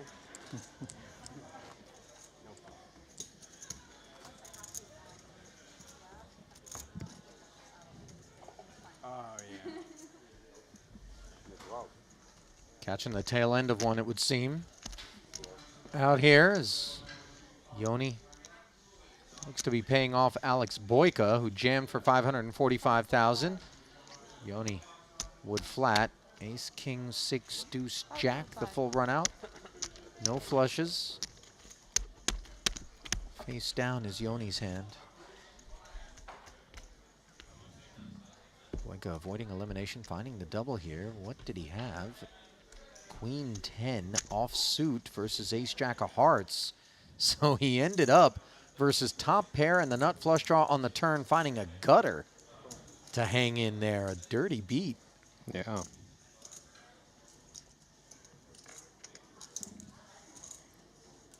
Meanwhile, Martirosian Were you in kicked it Monaco off now? with pocket Were you in sixes. Monaco? Pocket eights flatted. Now fives for Wang Ye. Everybody paired up here.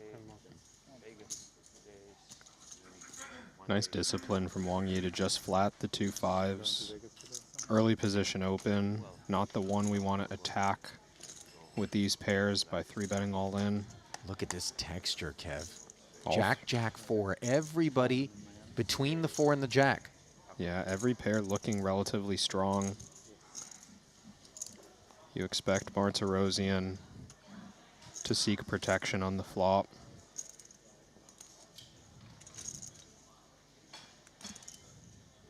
One thing.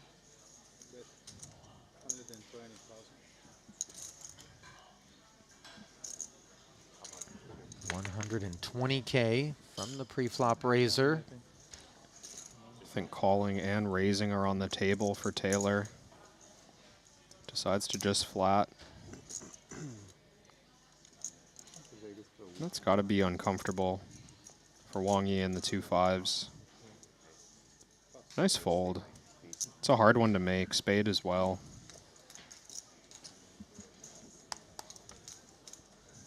So out of the way are the 2 5s. In front are the 2 8s, with another 240 having slid into the middle. Third spade says hello. No overcards to the 6s or 8s other than the paired jacks. Well, we'll see if I have to eat my words again, but lots of reason, I think, for Martirosian to shut this down. Tend to agree. No spade in hand. Some Jack X combos that could have flatted. Can occasionally even bluff catch rivers if you're hoping that you got floated by, let's say, King 10 of diamonds, King Queen with 1 spade. Hands like this that might bluff on the end as Taylor. Are the floats not reduced somewhat by the presence of Wang Ye? For sure. I was trying to be selective there with Yeah. my float No. choices. Pretty strong hands, you know, the backdoor diamonds or backdoor spades with King high, but totally agree. Well, with the check back from Artur on the turn, Taylor now gets after it for 240. Do think it's just a difficult spot to get away from if I'm playing this as Martirosian. Do think those floats are so likely, and yeah, he's already called. Nice value bet from Taylor.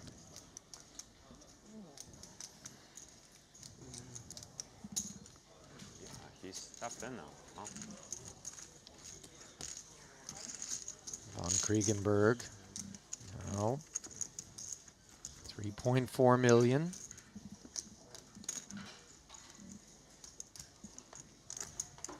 You think the whiskey's been polished off, Kev? I think he was instructed to keep it off to the side somewhere. Perhaps there's a table behind him Well, so that it's not perched on the rail and, you know, potentially ruining a beautiful and no doubt expensive table.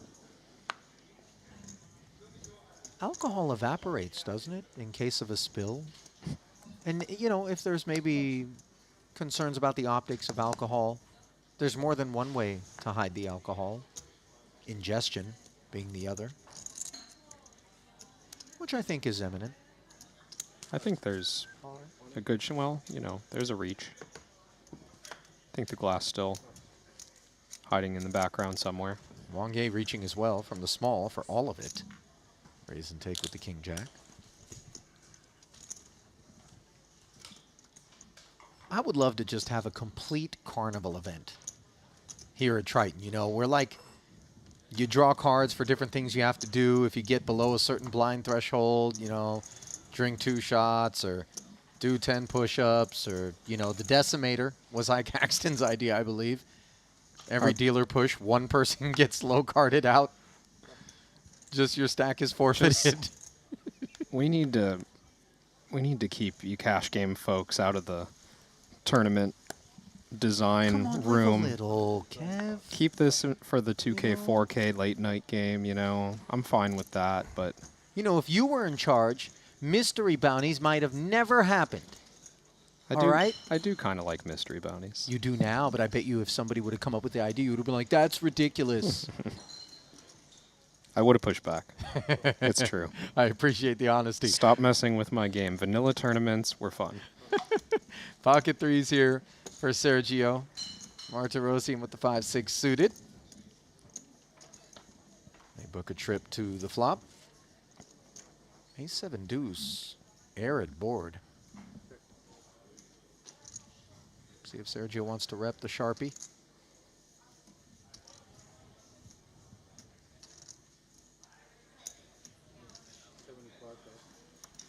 Yeah.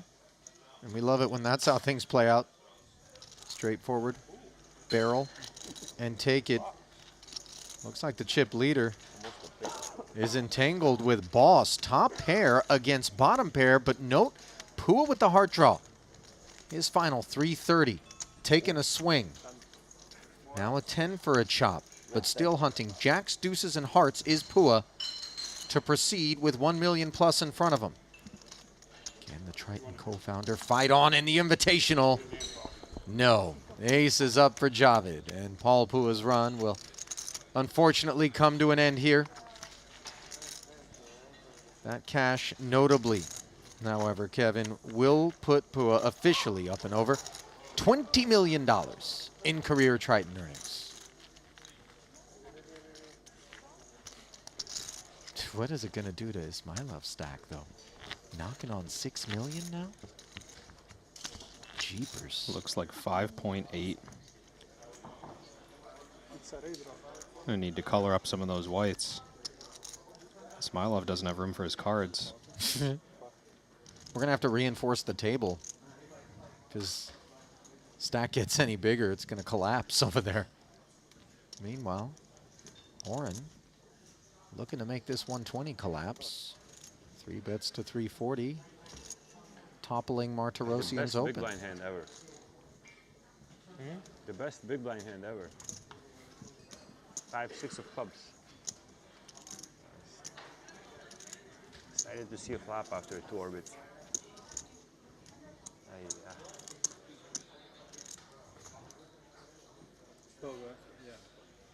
What does that qualify as the best hand?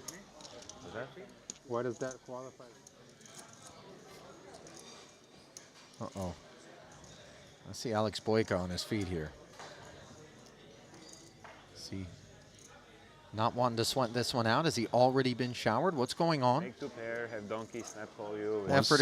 Was seeing on table 1 in the app there briefly a pre-flop all-in against Linus Loliger. King-queen suited against the ace-queen. Didn't catch the board, but I believe Loliger's ace-queen held up at showdown. Yeah, the board was 3, 7, 10, 4, 8. 2 clubs on the flop, a third on the turn. Neither player held the flush draw, and the ace-queen would hold all the way down as it went. Hagiev opened to 120, Boyka small blind rip. Linus Love prepared for it with the ace-queen dominating and always outperforming all the way down. So Boyka, the Belarusian, out of there in 17th. On the heels of Paul Pua's departure. Difference, of course, that Boyka will take home $372,000 while Pua was left with the final $335K, and that leaves us at the final 16. So it's time for a redraw. Lines will be steady at 30 and 60,000. Going to take a minute to handle business. As such, we're going to bring you back to the break desk where Kevin and I are hanging out, but not for long, Kev, because you are going to cede the desk to Randy. But first things first, you know, we got to haze the new guy. What's the pin situation over there? Kev, I probably should have told you before out, we came back on camera. I was just trying out a new look. The East Poker Tour, is that I think what that is? it can look okay this way. No, Maybe. No, that's definitely, Wait. that's M for Montenegro. There you are. Yeah, it's like a compass. Just keep it facing north and you'll be just fine. There it is. Well done, Kevin. Well done, obviously, of course, Javid Ismailov. 5.8 million in front of him. An absolutely overwhelming chip lead over Ramin Hajiev, his countryman, who's got 4.2 million, 16 remaining. Let's step aside. It's going to be about a 15-minute break, but when we come back, Randy Liu and I are going to walk you through as we take more steps toward the end of day 2 here in the 200K. Keep it close.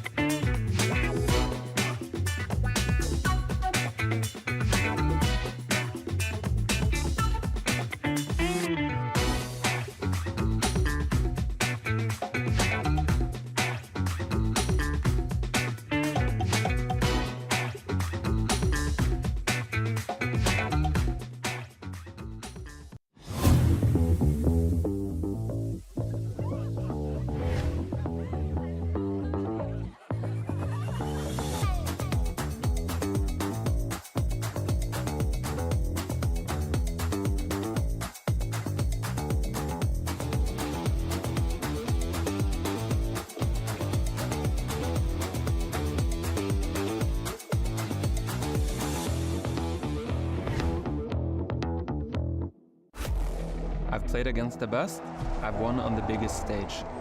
But what if I told you, it's not just about luck or talent. It's about using the right tools. GTO Wizard is the fastest and most efficient way to study any spot in poker. This is how you level up your game. This is how you unlock your potential. Don't get left behind. Get GTO Wizard today. Beat the best, crush the rest.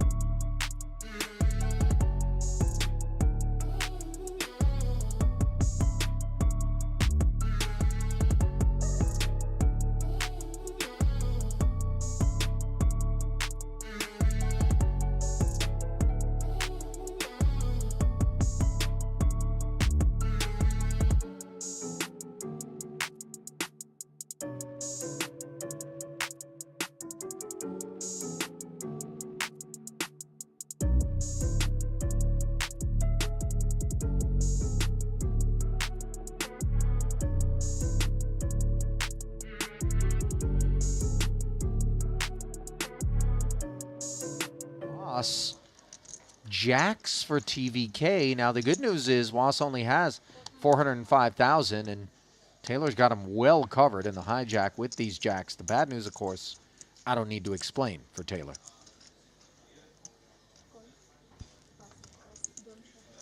Does feel like just a straightforward call. 8x opens getting flatted. Skew toward the rich part of the deck. I have 20%. 20% is a lot. That is a lot. How? It's actually 2% more than the board, I guess. They'll show later. Taylor actually has. We'll call it a rounding error. Huh? What are you waiting for? He said not to show.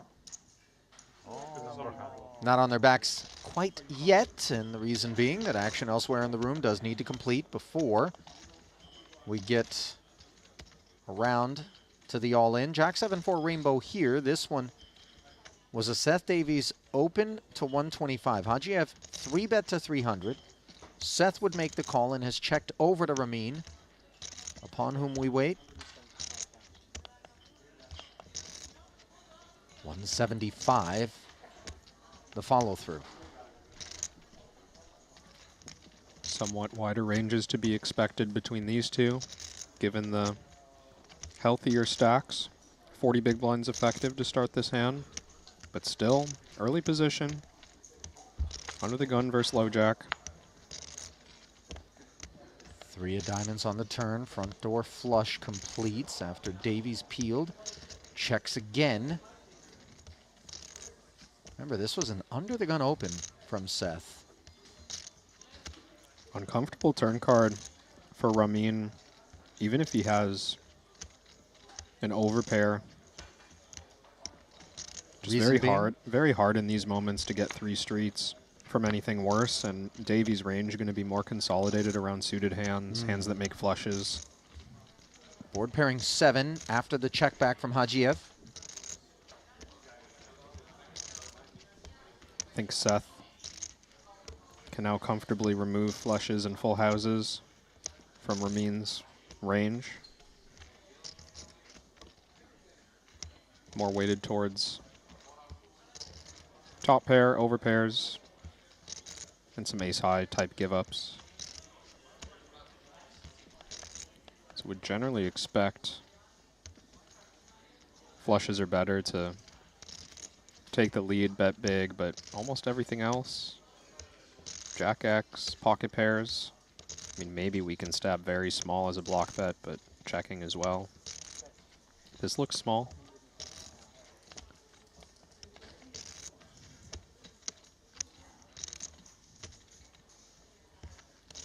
150 into over $1 million. Feels like pocket eights, trying to get called by ace king type of play. Of course, we could mix in stronger. Queen jack suited, ace jack suited, these kind of hands. And Ramin just going to step aside. That 150 wasn't the biggest bet, but credible and unattractive, deemed Ramin as he lays it down. And now, there it is. From face down to face up, we're going to go as the boys repopulate the feature. I don't want to see the cards. Is Was gonna sweat this one from afar? Look at it. Okay.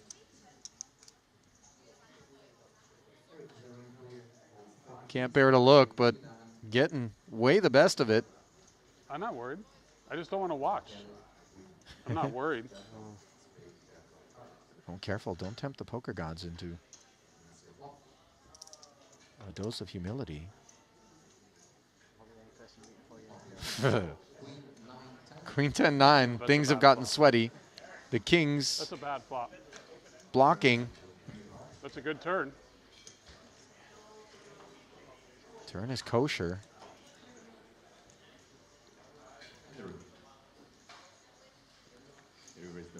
And the river's halal.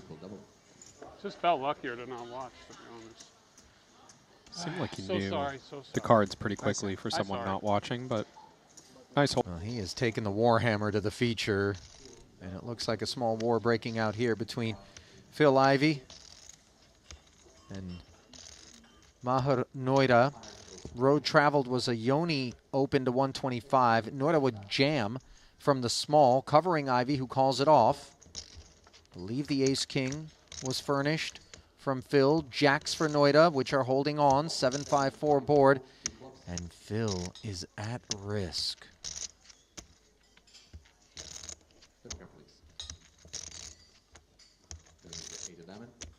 Now, a 6 would allow him to carve it up and fight on. But he needs to hit a 6-outer to keep this bubble intact and keep his seat, which he does not. Wraps the table as Maher Noida just got added to everybody left in this field's Christmas list, bursting the bubble at the expense of Phil Ivey. Just a tough spot there for Ivey.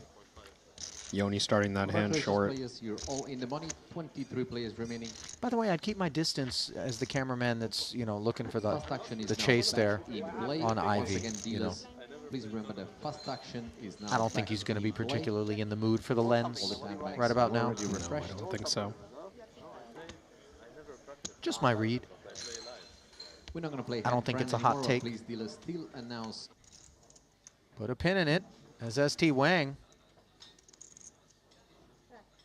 Oh, no. Was this Quadzilla that he fell to? Yikes. I saw pocket eights and a couple of eights on the board. Webster stacking it up. Did not clock the holding for ST. Looks like an ace tray. Webster made it 100. ST jammed from the big, got called, and didn't have any sweat. I get fucked, not flush, right? 27 bigs now for the Malaysian. As we have our first payout of 311K. I don't believe ST 5, rather, Can we get at the new service, blind level. please?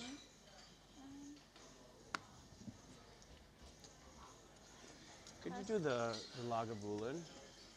The whiskey, the Lagavulin whiskey, like one big ice cube? Oh, 60,000. Okay.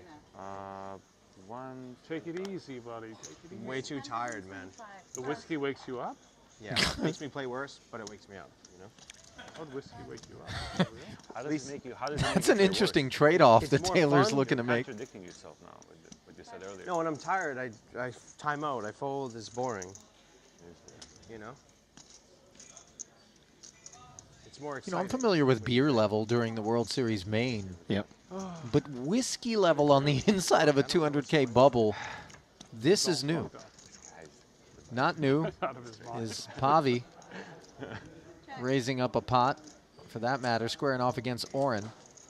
$1.25 ahead, bringing us to the King 9-8 board. And as you can see, Pavi is outperforming with middle pair against bottom pair. But elsewhere in the room, things cook. What exactly? Looks like it involves Webster, who just claimed a pelt himself and now is out of here. Hajiev opened to 120. Webster jammed to 1.3. Hajiev would call, and it was aces against ace-queen. Webster did find a club sweat after it came 5-3, 9-2 clubs, a third one on the turn. But the deuce of spades would spell the end for Chinwei Lim of Malaysia. 311K going his way, and Hajiev headed north. Part of the 4 million chip brigade is the Azerbaijani. Do you think I could do like one more of the... Yeah, thank you so much. I've been winning Now too much. returning to what looks like a huge turn card here for Oren. It did go check as he was unable, remarkably, to get Pavi to barrel on the turn, but Pavi pays off 650 on the river. Big river bet there, and a nice find. Some of those top straight draws missing, the jack tens, the queen jacks perhaps convincing. A bluff catch.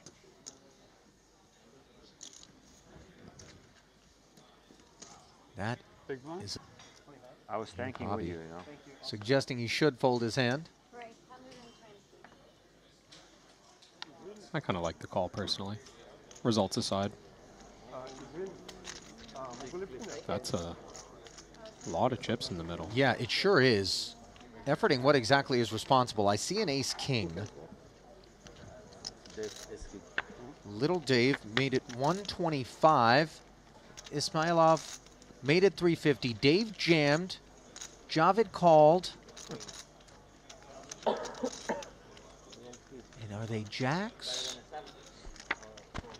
Looks that way. I believe the jacks belong to Javid. Seems as though the ace-king needs help and cannot find it. An absolutely huge one. Is that a 58 big blind pot that we just observed? Yeah, 1.7 million each. Button versus small blind, jacks versus ace king. I mean, that's quite the setup. I mean, revisiting the feature, we find the action, as we suspected, free-flowing. Kim, ace-jack against a 10-8 suited. Ido taking a stand, finding a gutter and a diamond draw. Oh. Top pair for Brian, in the lead ever so slightly. Just a 4% advantage against no pair, and now 0% is Brian Kim. Wow. Sick. He too falls here in the 200K. Does so, having collected the first ladder payout, 335,000. We saw ST Wang, Webster, and Little Dave secure the 311K distributions. 2 more 335K payouts still remain as 19 fight on. You know, tired. My head's still spinning over that Javid and Little Dave entanglement. Jack's ace-king. Are you willing to play a pot that big with ace-king? Mandatory, I think. Yeah? Yeah, for No the escape. positions. It is what it is. Burning a hole in my pocket. 1.7 million doesn't go as far as it used to. That's funny. Yeah. Average stack now, 2.1 million, 35 blinds.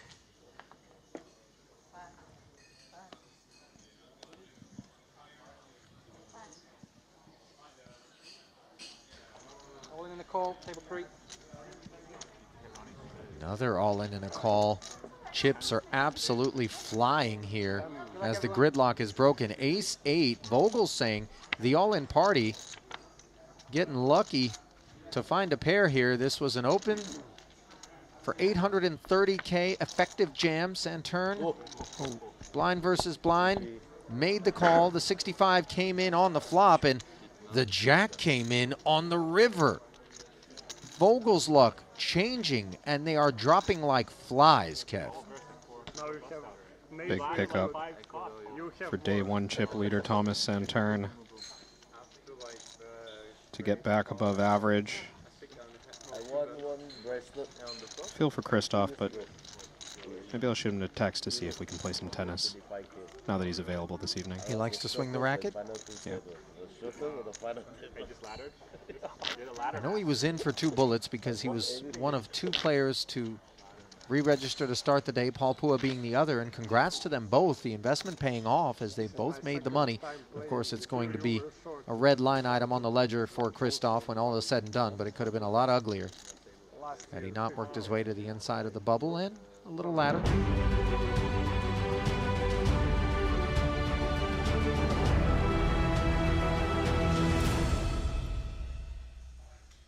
We approach midnight local time, and there is still plenty of poker left to play here in the Triton Invitational. Ali Najad now alongside Randy Liu for this next frame of play. 16 remaining, and every time we have a redraw, Randy, I like to get you and everybody at home to cast their eyes on it and figure out who ran well and who ran poorly. Let's dive into the Triton Poker Plus app, of course, with 2 tables remaining. The gold table will be your feature, so let's first start, if you will, down below with that secondary table, the outer. We zoom in, and what do we find?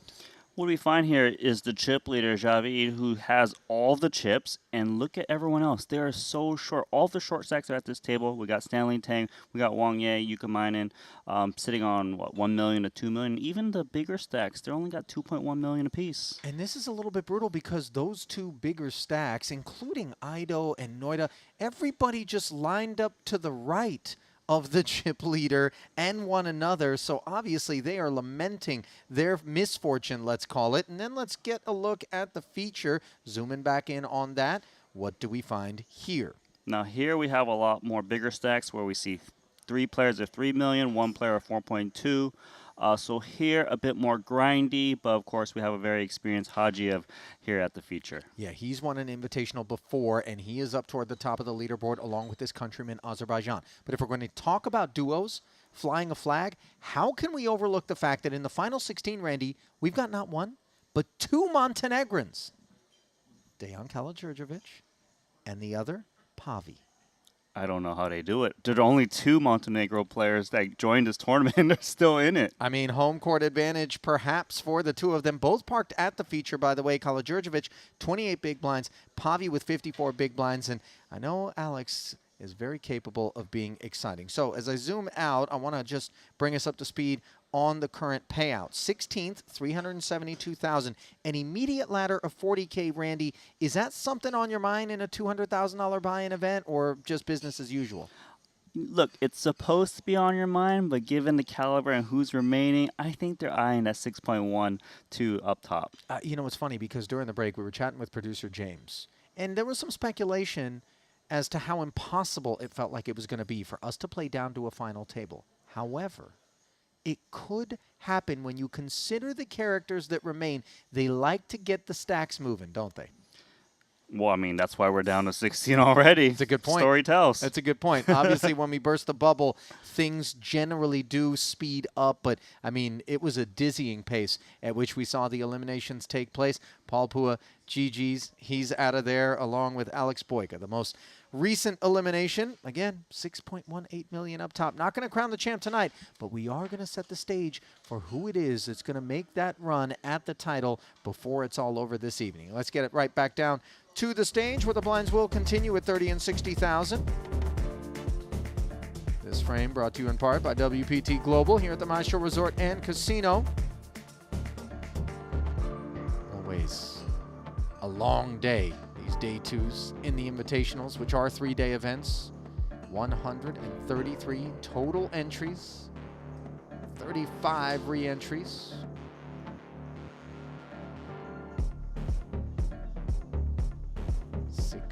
Remaining. Shortest stack in the room right now belongs to Stanley Tang. 14 bigs. He ran into some aces to put him down there. Wang Ye, second shortest at 18 bigs. Yoni, 25 bigs. Let's get a look at the entire field on a single screen. The two Azerbaijanis not having to contend with one another, and both helming their respective tables. That's crazy, man. Is poker on a curriculum in Azerbaijan? You know, one would think. And if it is, those two boys made their way through the advanced track, showing off their talents in a major way. Ismailov, first ever Triton event, Randy? That is crazy. I mean, I saw him the other day, and Hajiev says, yeah, first time he's played a tournament as well. No, come on, stop. I'm pretty sure I heard that.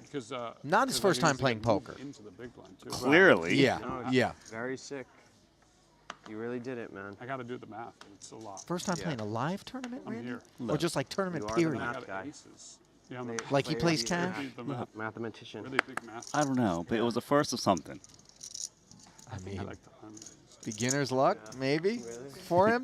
Not here at the feature, but his countrymen getting busy to kick things off with the ace-10.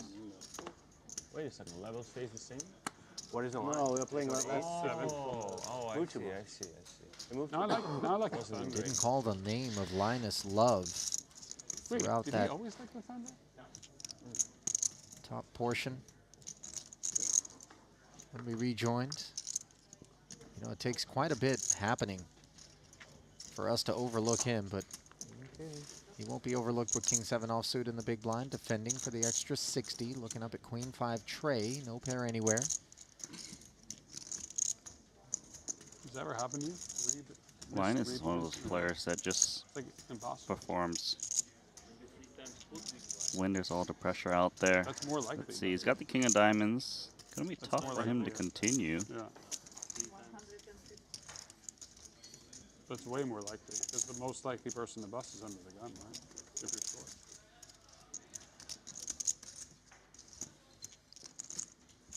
Some hesitation here from Lolliger. That King of Diamonds, and for that matter, the 7 could end up playing a part in a straight. He's not supposed to mess around this deep with just 2.2 million, You but know. hold on. This is in part why we think it just might be possible that we get down to this FT here tonight. Because these characters are the ones that do what you're not supposed to more than the average player. There is no ladder that's around Linus, I'll tell you that. Fold. So the ace-10 bullied by the king high. As Linus reminds everyone that he's here to get it done.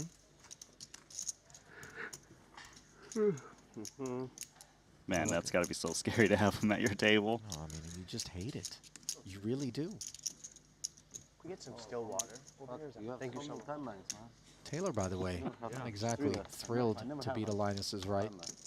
Can we, I can give it to you. I would love to take it. This is the first time that any remaining pairings would have the opportunity to be playing at the same table, but There's only one pairing remaining, according to producer James, and it is that of Thomas Santern here at this feature and Maher Noida, who's at the outer. No. I see. Thank you so much. We have had instances where pairs have made the final table, if I recall correctly.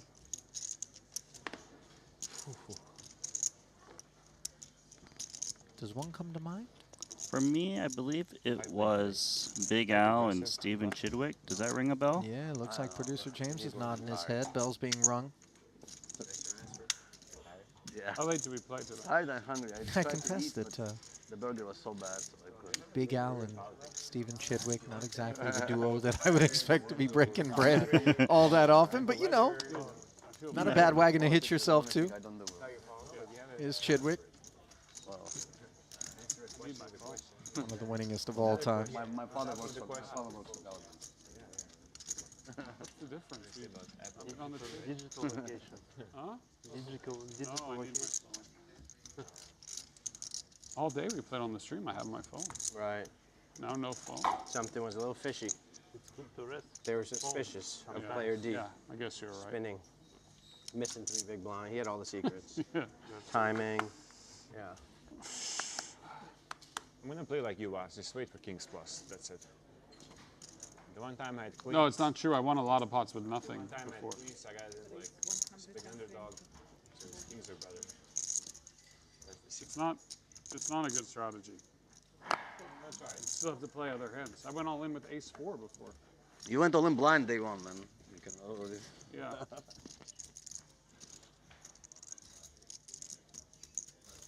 You're better off not looking at your cards, I think. King 9 suited here. Play one orbit without looking. Hajiev with dominant diamonds. It didn't work out. Early position raise, and Dayon out of the small blind, the Queen 10 suited. Like we're getting in there. And the small blind gets an early position raise.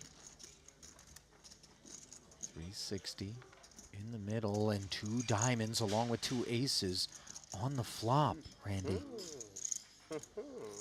If the diamond drops, It's a good move. DK's done. For now, though, will be a check over to the pre-flop raiser. Not much reason for Ramin to slow down. C-bet seems quite nice.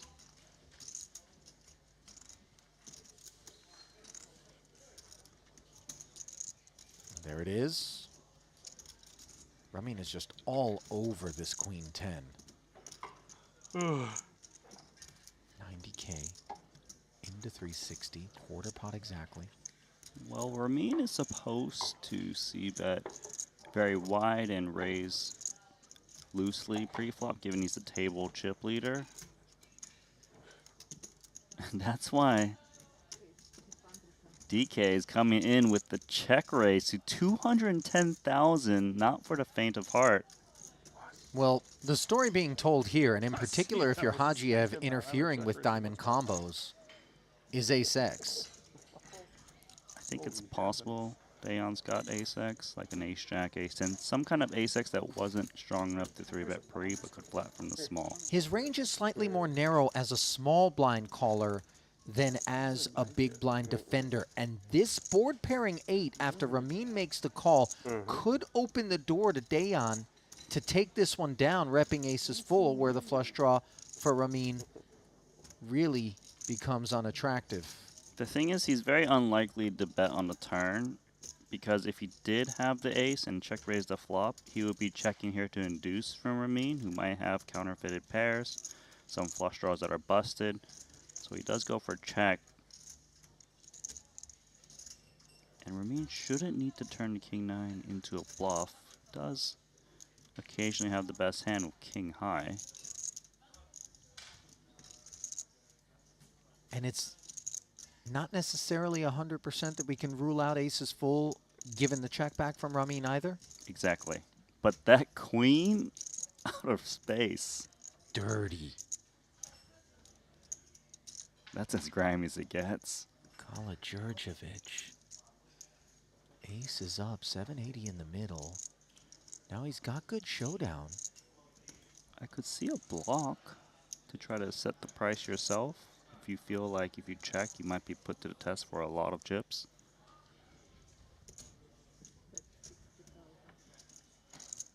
What do you go with? Min? Believe it or not, this could actually get paid off by the king high.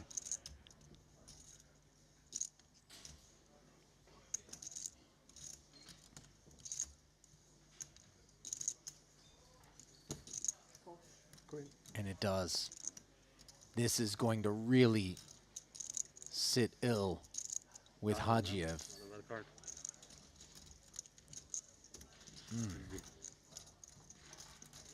Danced with the devil and got away with it there. Did Dayon. Yeah. Whew. Nice Well, one for the hometown hero, though. Listen, what we do know about Hajiev's stack is it certainly dealt out some of that stuff on the day, if I had to guess. Djurjevic now on the back end of that exchange, 37 bigs.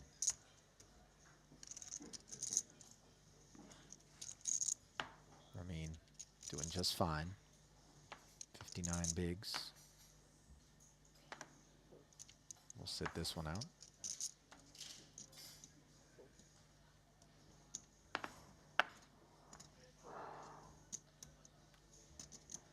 Taylor von Kriegenberg. He's queen. Looks good. Let's start that party.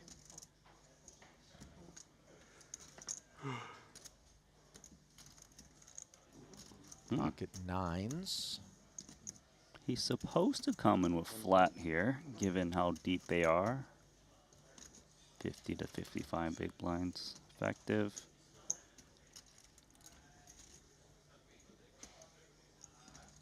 Ace 4 of clubs. Solver bait. Pavi hops aboard. Not going to get out of line. 435 in the middle. Three-way affair. Queen, queen, 10. This is all TVK. Very clean flop. Taylor is the pre-flop raiser, so he's going to want to try to build this pot. There is some straight draws out there. Even pocket nines should be looking to call one. No, not interested. Man, final two tables, it really does change how players approach things. I think Santurn has been on the snug side. I think also Pavi is a bit of a feral creature to our left who flatted as well pre-flop, and so you can't just rule him out. Yeah, I would guess that Santurn would always check call if it was like queen, queen, 8. It makes a difference because the hands that Taylor is semi-bluffing with usually are straight draws, and they got a lot more equity, and as well as the 10 being the counterfeit to the 9s. But they're just trapped in the middle. Didn't feel like it, which is understandable given we are final two tables in the 200K Invitational.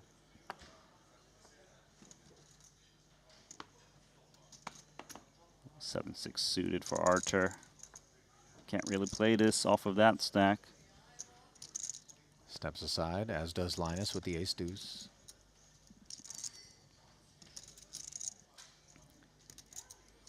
Dayon, very active player. Queen 9 offsuit in the cutoff. Raising into big stacks. No fear. 130. And he picks it up. So keep an eye on Dayon now. Trying to put something together. You know, Dayon, he only plays our Tritons when it's in Montenegro, in his hometown. And he only has one cash under his belt.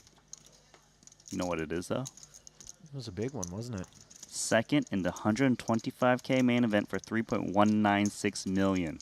That's his average cash, man. Was that last year? It was last year. Yeah, that's pretty strong. Of course, the most impressive average cash, especially when you consider how many events are under his belt. It's $2 million plus coming into this event for Bryn Kenny. Staggering. 2 10s for Linus. No stagger. 130 with ease. Oh, aces for Pavi. Well, you know, and the thing is, I'm not sure how much intel Linus has on Pavi, but he's been a frisky character. So this 3-bet to 325, with non-zero frequency, we could see Linus maybe asking questions of it. Note that 110 was just binned. There's a chance Linus just asks for a lot more right now. 2.5 million back. 10s is a monster. Here comes the call.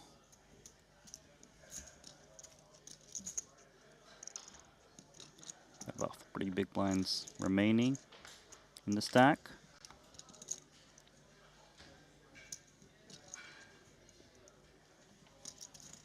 It's a pretty good flop for 2 10s. Sure is. Overpair for Linus, as he did well not to re-raise, but what he thinks is a good flop for 2 10s is actually a horrendous one given the presence of the aces. 300K into the 800. For his sake, I hope he check calls, but I wouldn't blame him if he check raises. 10s is a monster. You out of position, you kind of want to charge overcards.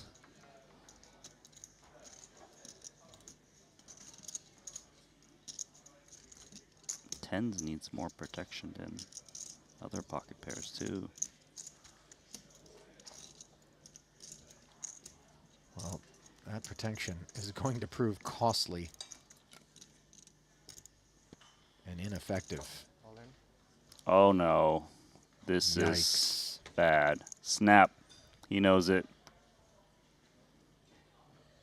With the safety off, Linus has just pulled the trigger on himself.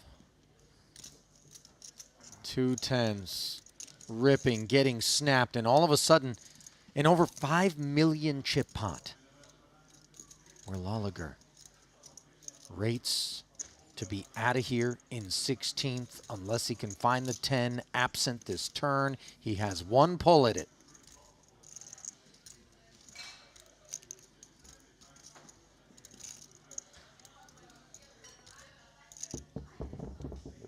Not there. Switzerland, a neutral nation, but a hostile act on the flop as Linus went to war. And the battle all over for him. And the field got softer. Fair point. Nothing personal, but I don't think anybody is sad to see that man say goodbye.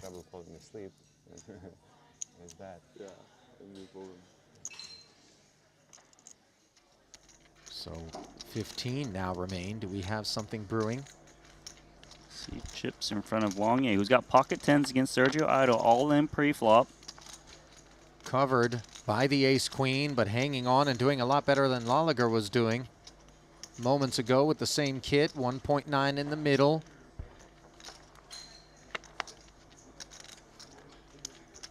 Can't exhale quite yet. 1 to come, 6 outs spoil the fun.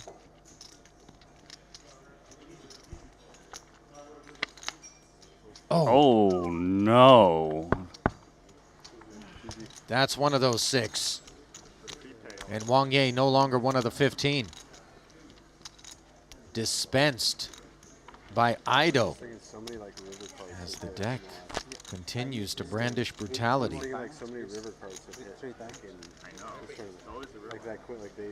Tough one for Wangye, but another cash and the biggest buy-ins out there. Yeah, Wangye was $3.1 million in Triton earnings. Coming in, placed 3rd in the 150K in Jeju. And here he is with a 15th place effort in Montenegro. I was better shape than him. 7, 8, 14 remaining now. When I was thinking this morning how I would like my day to go, this was on top of the list. Just like you are. Roulette wasn't more important? No. This was, let's have higher pairs in big pots.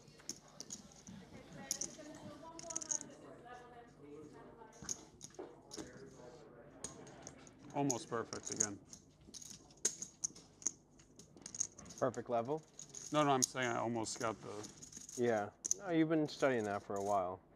I should have at some point. 15 years ago, you were talking. I should have at some point probably played a hand slower. Yeah. I never do it, though. That one probably flashed. You missed it. I didn't see it. I didn't see it. It's a good one. I'm keeping it. Did you actually see it? Just the other half of the table did.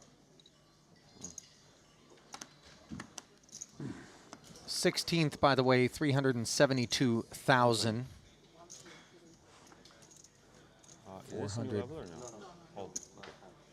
412K for 15th. Those the most recent distributions. Is 14 fight on. Just take it. I was hoping you would say this. You can't always play back at me, you know. TVK? Did he just concede the ace-deuce offsuit in the big versus a click? That's respect. Well, that's PTSD, perhaps. Some respect around the table, you know? Yeah. I mean, you're supposed to defend that, aren't you, Randy? I would think so, off of his stack.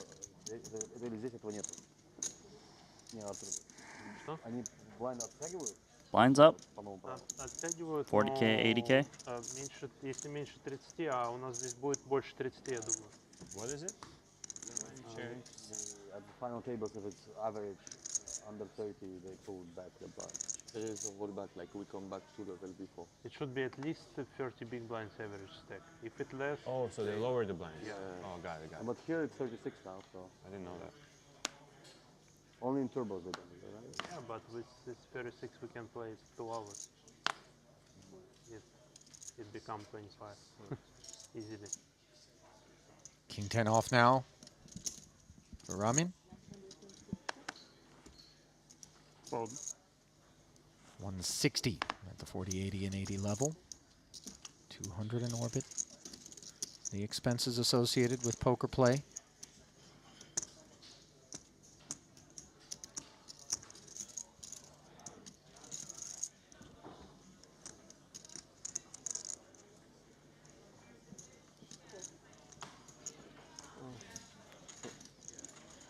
Dayon hasn't been shy of defending. Here he comes with Jack-6 of diamonds against Ramin, and he flops a flush draw versus top pair. Well, this one's not going to end quickly. Now it's a little bit of a different board, but last time Dayon had a flush draw, he did come in with check raise. King 10 should be looking to build a pot.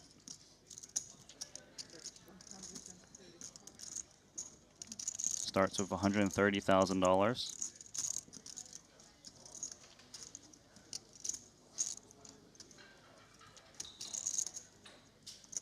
Let's see how he plays Jack-6 of diamonds. Certainly could check call, check raise.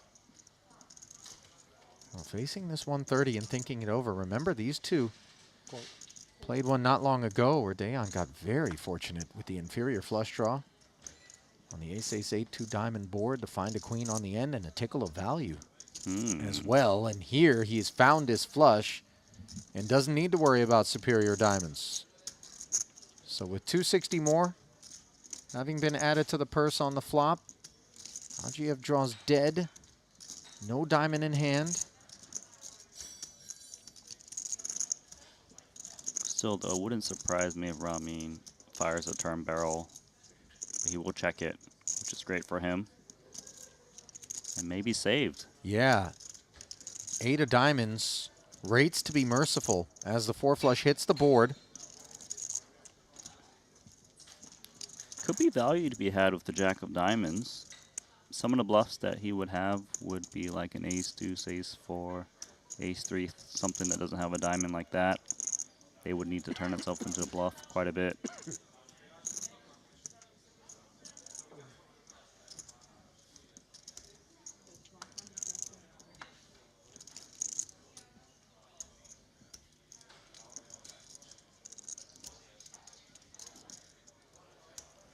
175K. Looks like it's sized well. Hagiev checking back the turn and then keeping an eye on his man, who once again hangs an L on him. Kala-Djurdjevic chipping up. These spots are going to start to add up for Hagiev. They're actually level in stacks, 2.9 apiece for Ramin and Dayan. You know, I want to keep an eye on Ramin here, because there is such a thing, even though he has all those chips still in front of him, Randy, as being upstuck and getting a little bit steamy as a result. Some call it winner's tilt. What we call it, when it comes to our official timekeepers at Jacob & Co., is some of the world's finest watchmaking. They're craftsmen, producing not just the pieces that you see on your screen, but so much more, including the incredible Bugatti piece, which I got to look at our London Festival in 2023, featuring a working Bugatti engine inside the case, embodying speed, precision, and pure excellence. Check out all on offer at Jacob & Co.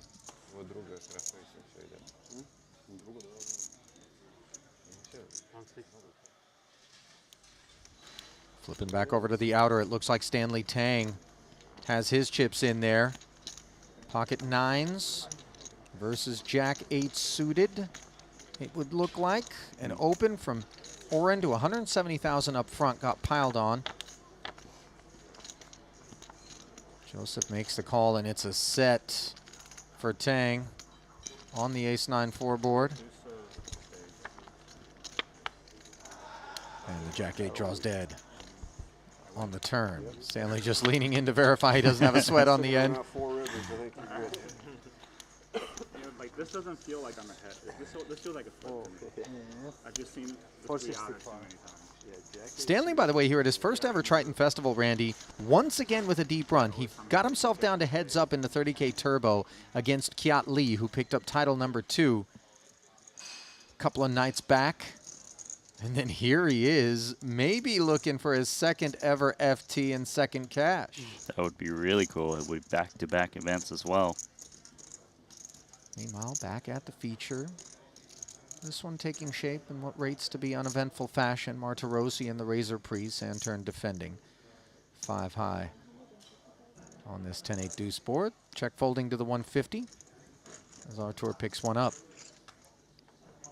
Give me a glimpse, if you would, at Martirosian's recent results, Randy, because I'm starting to feel as though this guy is just quietly compiling big scores. I mean, perhaps evidenced by the fact that he is the Ivan Liao Player of the Year Season 4 leader right now. Not going to be adding any points because this is not an open event here in the Invitational, but he has been beasting of late. That's right, and he did extend his lead because he got second in the 25K in the second event for 512,000. But the first 4 events he played here in Montenegro, he cashed them all, and that was his deepest round to second place. It's just incredible, man. When people catch fire, it really just swells the confidence and allows them to play kind of the peak iteration of their game. 175? Run good begets run good. But his fire doesn't burn out. Yeah, this ain't a match. It's a Duraflame. DK. Buck 75 with the King 8 on the button, and now Santern with a pretty one.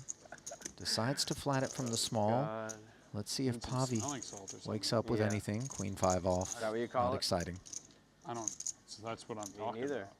That's not what I call the thing you're talking about. I don't do that. Not exciting, right? I have done smelling Okay. salts. I was a little afraid he was going to grab more than I've never one black chip, but here we go. They don't work that Yeah, you got a right to be afraid of that. too hard right when you smell them, and then 2 players from Montenegro in this pot. Yeah, this one a little bit cannibalistic for the home team. Ace-4 tray board. No pair anywhere. Let's see whether or not Dayan wants to rep it. Technically, Pavi's got the most interesting piece. Gut shot. That little 5. That which will keep him interested potentially. No need to call any action. And now it's a two-way straight draw for Pavi and the club draw for Saturn. Wouldn't shock me if Saturn fires out here. You didn't see a c-bet from Dayon on the flop, which makes him think that the ace-x doesn't rate to linger over there, so he can just stab away. And in case he does get called, he's got a club draw. And if he does get heroed by like a 6-7, a 4-5, this type of stuff, he's got more outs than just a flush draw. Come on. What are we going to talk about? Come on. 210, says Thomas. Pavicevic makes the call and finds the 7-high straight.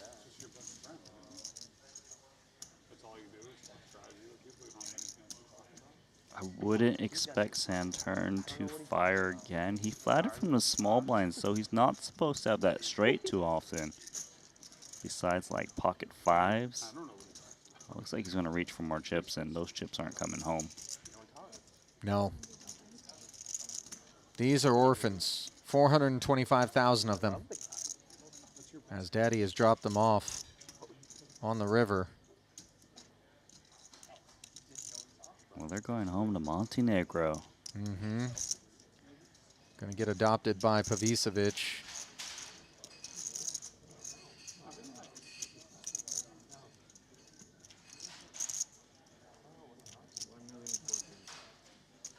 Raise announced, and got to imagine Saturn is promptly going to find the muck. And there it is. Frustrating spot there for Thomas. Had a lot of promise on the turn. Maybe didn't anticipate the 5x to have called the 4 1/4, or the 210 rather, on the turn, Randy. Well, got a clear chip leader now. Talk to me. The man that just won that pot. He's up to 6.9 million. That's all we talked about. All right. Yeah. That's like a good friend to have. It's a decent lead over second place, Yavid.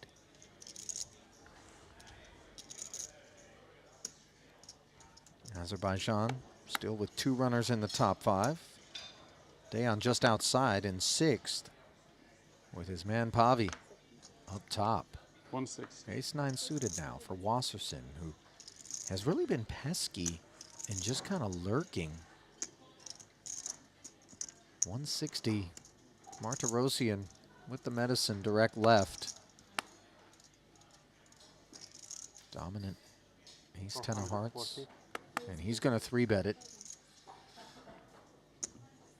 You said Wasserson was pesky, but having Archer in position against you is even more pesky. Oh, yeah.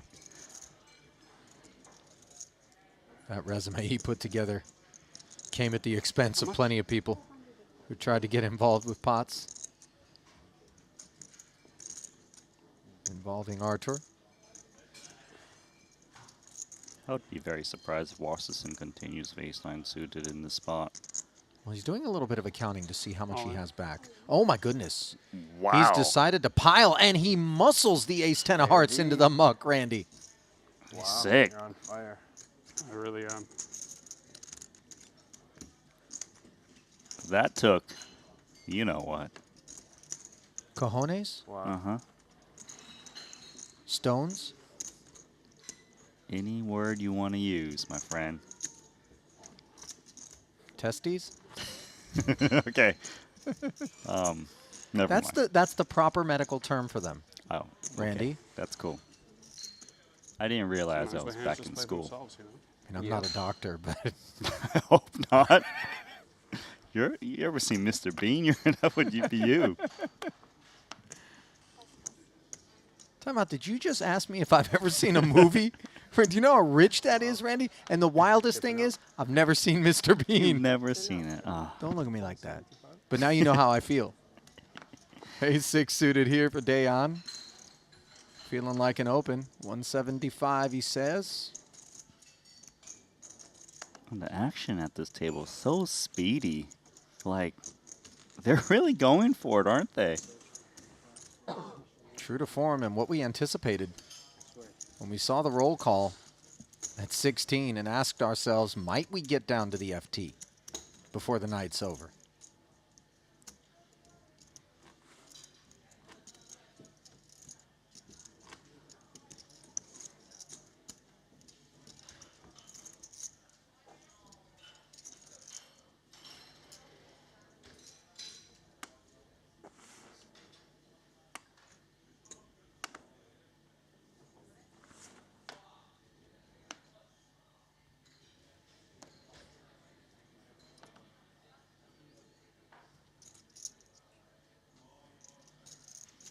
Ace queen now for Thomas. Has slipped down to 2.1. Calls out the raise. Pavicevic going to give him a crack at the chips he lost moments ago as he flats. Unclear what Pavi's working with.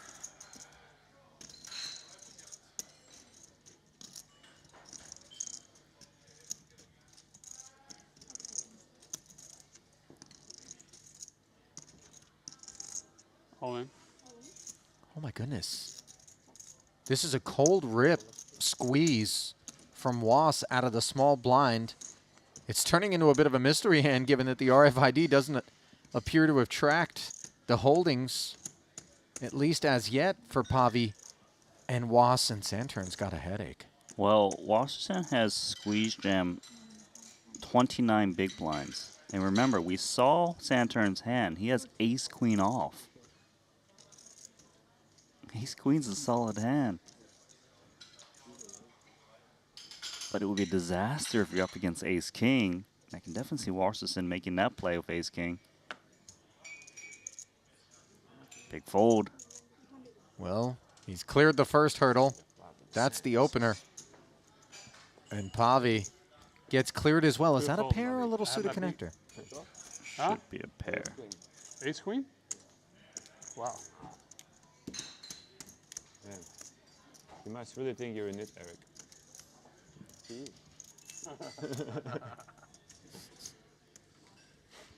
Have we even played before? Maybe he heard. I've never even played with him. Disrespectful fault. He's going to look very dumb later. How does he know? What do you think? Huh? I believe you. I have already ace queen. You have ace queen? You really have ace queen? Wow. Sick fold. Think you had better than ace I have queen, ace Randy? king. This was still ace king. Okay, he's claiming ace Yeah, king. ace king. I believe it. You have ace king? Don't lie. I did. Santurn What else would I shove with? looking to mend Ace jack? the recent I wounds. just call. Mike Queens help him do so. Pavi giving the beard a stroke with the ace-6 suited. Villainous. And he's asking questions of Thomas, who's delighted, by the way. Doing Hajiev a bit of a favor. Yes. Potentially the eights. Under the gun and under the gun +1 open and 3-bet. You see Ramin annoyed. But should be grateful, as we can see. Spades bottom card. Sevens. Was has the same problems Ramin had. Well, you really do have nasty. Holy shit. Whatever, dude. When I expose myself. I just folded the best hand I've had at this table. Not like it flashed big, man. It was like this. No. Oh, this was the best hand I've had since I've been here. Yes. I swear to God. Oh my God. See how Thomas wants to contend with this. Does seem with 1.7 back, Randy, that saying hello now is the only way to go. Yeah, it would seem a bit How much is it? weird if he didn't do anything but all in off of that stack. So 1.9 million is the jam. Hey, but Pavi you sure asking about for the a eight of count. spades? Positive? Look at Pavi just verifying that he's got only Like 8 spades 90%? left in the deck. Yeah. Rather. Okay, I fold in that case. Can make it flush. 10 spades. So wait a second. Against I'm me, already ace thinking queen, he's flopped a snap flush draw. No. Against this guy, oh. No, King queen. King queen. King Simon? queen. Oh. I made a huge fold. You're on the team. Bad fold. Your Seven. first bad decision of the day. 7-7. You would have won. You had 8s? I had an 8.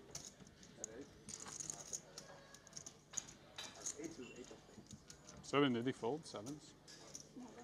Did Was just update everybody that he didn't have the ace king, but he had king queen? Did I catch that correctly? No. Yeah, when it works, you win. I used to play tournaments 10 years ago. He told me, I mean, only 3 bets. it's not a and stupid ace. play. So You I can do it. try to listen, and then I get 4 It's bet okay, by but worse you hand should. and have to You fold. can- It's a good fold. I mean, It's going not to be that another time, but early kind of open advice here is that. from Thomas. 10 years ago, man. I had thought last hand it was under the gun +1. It was a spot removed. As this time, Pavi with the ace-8 of hearts decides no.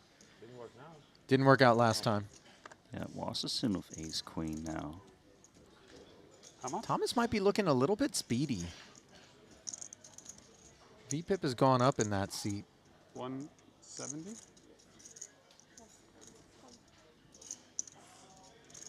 Eric, content to flat. Now TVK with a pretty one in the small. Let's see if he's got the appetite to tangle.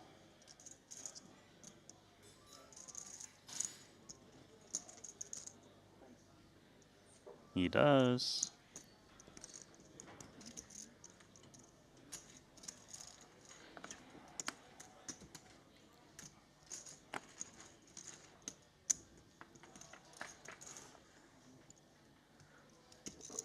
Eight, 7, deuce, 2 hearts. Are you kidding me? That's got to be backflips for TVK. 2 overs, open-ended heart draw, and got 2 ace queens interfering with each other, unbeknownst, of course. It's not one backflip. It's a triple backflip. Perhaps a sow cow? Or a triple Lutz? Triple axel for those that have been watching figure skating during the Winter Olympics? 2 checks in front of Was as Thomas declines to follow through. That queen of hearts, something he's keeping an eye on as he checks back, and now a pair of 9s to formally put Taylor in front.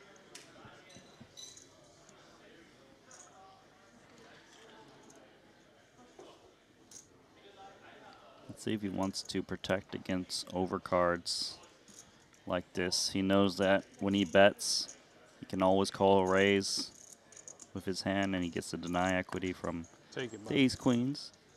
Good. There we go. Turn a straight draw. I did turn a straight draw, which I already had one. I turned one too. I almost led the flop. You already had a straight draw, and then you also turned a straight draw. I had 9, 10 of hearts. It was 7, 8 of hearts. Holy heavens. Should just led the flop. You didn't turn a straight draw then. You turned a pair, genius. Well, I was open-ended, yeah. But you were already open-ended. Well, I flopped a straight draw, and I 150 and take it for Taylor. I should have 3-bet my hand. Absolutely. Another, I wouldn't say a blunder, but a misstep. It was a bit of a misstep. It's all right. Ace queen. Wow. These 2. Wow. Missed a 3-bet. Mr. White told me to 3-bet. You let me sneak in there. Let you sneak in.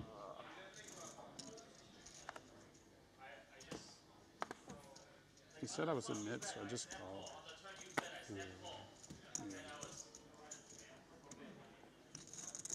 Taylor and Was. Quite friendly. You should have just gone on range. How many blinds? We're all short. You can just kind of go all in any hand. I had 30. What did I? Day on. So I had You Limping definitely queen could go 4. all in. 35. You could go all in. Santurn allows it with the You're jack making- 10. you're earning. Heads up, 10 in the window. Top pair for Thomas. You let me Way the sneak better in. of this exchange. Jam is more fun when You almost got me to jam. There? Yeah. Really? Wow. I wish I did now. Crazy. Well, Dayon's the type that likes to bet. He's not going to bet this flop. 10-7 deuce with just queen 4. Yeah, you would have been close. I was close. Slipping it to Thomas. Let's see what Santurn has in mind. A check back. 7 now pairs. Check back just on balance here out of Thomas? A little bit of that. Also, we're 14 remaining, so a lot of the play that's dictated with ICM involved is a lot more checking to not open the door for your opponent to check raise, and then you're put to the test by the river. Like, if you bet the flop, you get check raise, you call, and you know you might get put all in by then. You just try to avoid that situation when possible. Second street of checking, and now the board double pairs. Yeah, so queen high should want to show down as played, and Santurn can put in a decent bet. He can get called by ace or maybe even king high.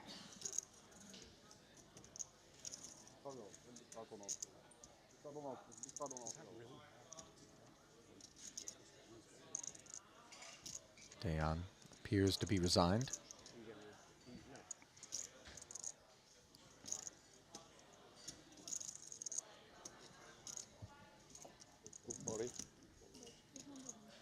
Now Thomas barrels. So he's asking for full pot. We see this a lot where players check down blind versus blind situations and then they go for 3/4 plus on the river. You know, it's allowed them to pot control the pot, but then still get enough value if necessary on the river with the bigger sizing. 1.2.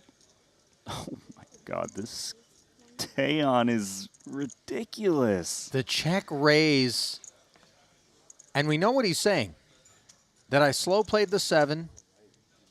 Maybe he's got deuces full, but what Santurn has is a problem. He was trying to respect the ICM, and now all of a sudden it's being leveraged by Dayon. I'm speechless. Oh my god, he's so good. The sleeves are rolled up in Montenegro, and Dayon on home soil continuing to demonstrate he's here to make waves. I don't know any of that crap. Wow, Santurn Very little. tried to pot control and Your instincts. That's Instincts. He got punished. It's all about talent. It's not about. You know, it's those little, seemingly inconsequential pots that all of a sudden turn into something interesting Really? that remind you, Randy, 2.5, 3 weeks. Wow. Cycled in. deep into virtually any Triton, Really? Yeah. but the big stuff in particular, I don't know. you better be ready What are you doing to today? tussle Yeah.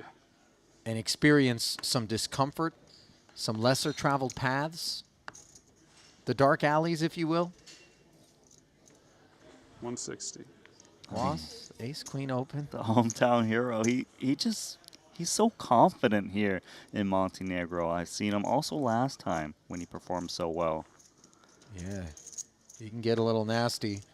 As Martirosian with pocket tens could be afforded a little nastiness here. He deploys the full clip. 1.6, a 10x jam over the open. Loss. It's hard to lay this off. one out. You got to Yeah, continue. he's going to make the call. And he's going to need help. He folded ace queen. Not me. Not me.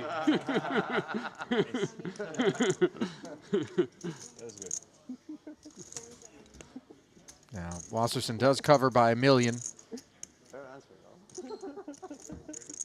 Martirosian at risk, but in front. Nearly a 3-2 favorite and a $3.5 million chip pot. Oh no. Top 2 for Was. Artur. Setting up a prepay on his feet here, not feeling optimistic about the 30th mile showing up on this board. For good reason, it would seem, on the turn. Demiking begins. 2 cards. Put that mic back on. Is a black 10 available? No. GG. Good game, Archer. Didn't put a foot wrong, Randy, and that's usually the case when it comes to him. Another deep run, another healthy cash. No points toward the Ivan Liao Player of the Year award, but obviously the nice haul. Looks disappointed, and I get it. Had higher hopes for the 10s in that spot. 412,000 to add to his career total. But the field fight's on. Absent Martirosyan. 13 remaining, and Wasserson surging. 4.5 million in front of him now. Holy heavens, dude. Holy heavens. Heavens. Want to flip? Player D want to flip? Wow. You're really climbing the ranks. I mean, for real, wow. You're really something, man. Shiver me timbers, dude. They let you play in the Shiver me timbers? You a pirate? I mean, I keep forgetting you're the businessman. You're gonna hear a big uproar again. I hope so. About this. I hope so, buddy. Good. Good. Good. For the third time, I snuck. For the third time, I snuck right in. I'm running so good. I mean, what do you want me to do? I agree with you. I'm here to spot a mistake. It isn't take for Was. He's playing perfect. I'm locked in right now. Honestly, I'm running so good. You guys are fucked. He's playing perfect. Focus. He's playing perfect. I don't know. You left 100 out, so I'm changing it. Is that okay? I left 100 out? Yeah. Nice. Yeah. I took it.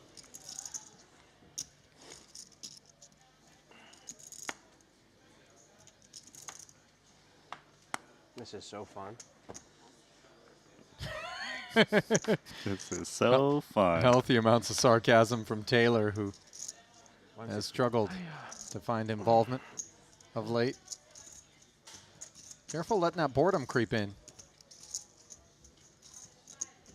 See if Wasserson creeps in. Jack 9 offsuit. Yes, he does. Pavi on the button. 6-7 off. Let's see 3 with 440. Play a little poker for real. In the center. We might even see the third. King 3 deuce. Jack high is best. Seabit should work with the worst hand. I mean, I guess we could. There we go. Maybe I'm supposed to call. I don't know. Too late now. No, I have. I mean, bet what did I have? Jack? Oh, sorry. Jack of clubs or 9 of. Penalty, 1 round. I agree with you. I have the Jack or the 9 of clubs. I'm not sure. But honestly, I saw the queen in there. Someone folded the queen? That's Jesus, crazy. somebody watch out for this guy reaching his hand into the muck.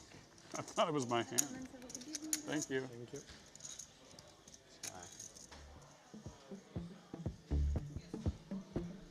Well, let's get a look at the updated state of affairs, at least here at the feature table, where Aleksa Pavicevic of Montenegro, along with Dejan Karađorđević, has performed handsomely. North of 3 million for Dejan, north of 6.3 for Pavi. Wasserson and TVK, the 2 Americans, bookended by the Montenegrins, as Hadzhiev still has another Azerbaijani runner over at the other table in Javid Santern, the one guy who has struggled here in this frame, Randy. Day 2 will end upon But the he's still in. completion of level 22. Yes, it's possible we could stop before. Yeah, that's what I heard. Before the final table. No, we're just playing 1 more hour. At this rate, you think that's what happens? I've never made it this far, like in a long time. Buddy. But you don't think there's no? I'm saying we could get to 9. It could happen, right? You mean that? Oh, yeah, it could. It's possible, but unlikely. It's 5% or something. 10%. 5%. Well, depends how much we drink now. Yeah. No, drinking takes longer than that. Probably. Dejan, 175? 6s. Pavi with 9-6 suited, flatting the under the gun open here, Randy. This is not for the faint of heart. Taylor in the big blind. decides it's time to see a hand, and he flops a double gutter on an ace-7 tray board. Note that 3 of the 6s he seeks are occupied elsewhere. Let's see how Dayon reacts to this seemingly dry board. Yeah, but the thing is, when Pavi flats 9-6 suited, it's giving me these vibes that he's looking to steal the pot, even though he's very loosely connected to the board.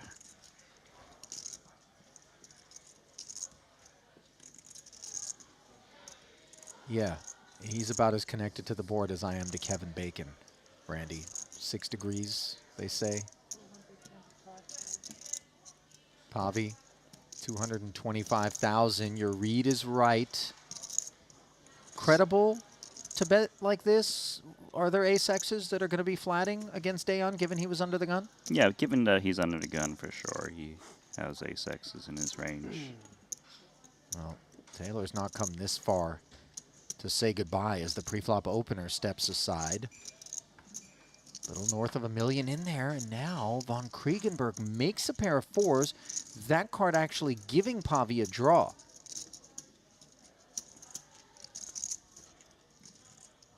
So even though Pavi picks up a draw for his hand, he might be very well scared of Taylor having the ace, especially an ace that could be coupled with some backdoor hearts, some gut shots. But for now, does Taylor want to tell the story? Because he is taking some time before doing the customary check to the player of the last initiative. He is going to lead. Taylor von Kriegenberg. He's got game. That's a nice find, as Crab likes to say. You know, these guys have been playing with one another for quite some time now, and the longer you keep the same faces around you, the more you're able to kind of witness some of the ranges, the showdowns, the approaches to certain types of hands. So maybe some of that playing a part as well. Look, for Taylor. A common theme at this table for the whole table. Okay. They all fight for pots. Mm-hmm. You know, they're not the type that's just, yeah, let's just check, you know, flat all of our big hands that aren't good enough to get in. No, this is a splashy table, and this is why we're already down to 13 remaining. Average stack is also quite solid at the moment, especially at this table. Shortest stack has 24 bigs, plenty to work with in that sand turn.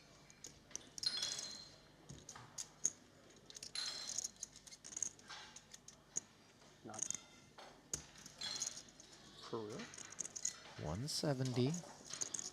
I don't know why I feel like he's going to 3-bet ace 2 soft suit. He does have that feeling, doesn't he? Even big blind versus under the gun. He's already picked on Thomas once. Okay, he's done. This time he steps aside, though. Wait, is that wine or whiskey being delivered? It did look like some sort of spirit. If I've ever seen one. Look at that. Thomas had the same read that Cheers, guys. Good luck. you and I did. Oh, hang on.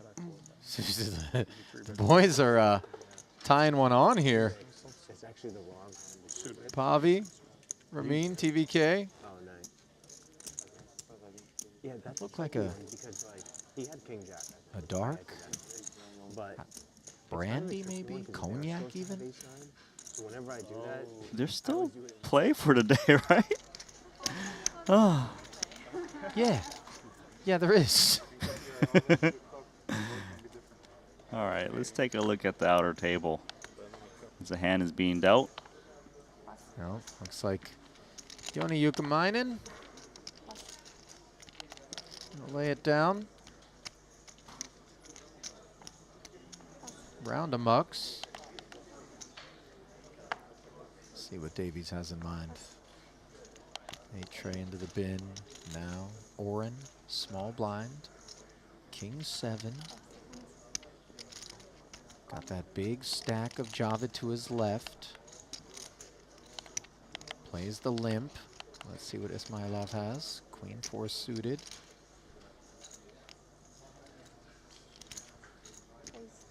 Shoots it. 225. If we're going to play one, let's play for more. Yeah, you think you limp into my big stack? Good luck, buddy. Oren bowing out there. These are the luxuries of having big ammo.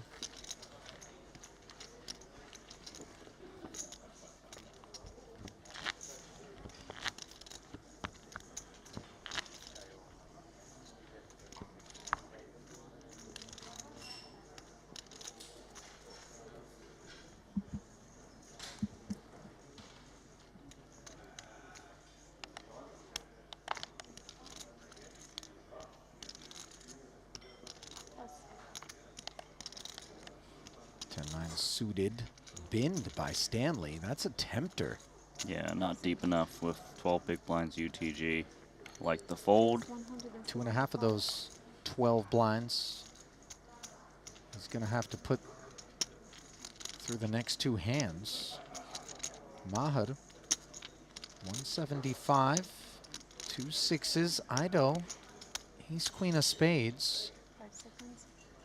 Delicate part of the program, and so maybe without all of the ICM pressure, as we work our way toward the FT with 6.1 million plus up top, Ido reacts differently, but here he flats.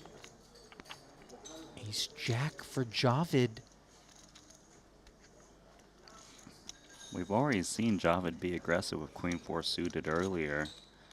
Albeit this is different proposition, but you know what's on his mind. Third floor. 350,000. Not a huge re-raise.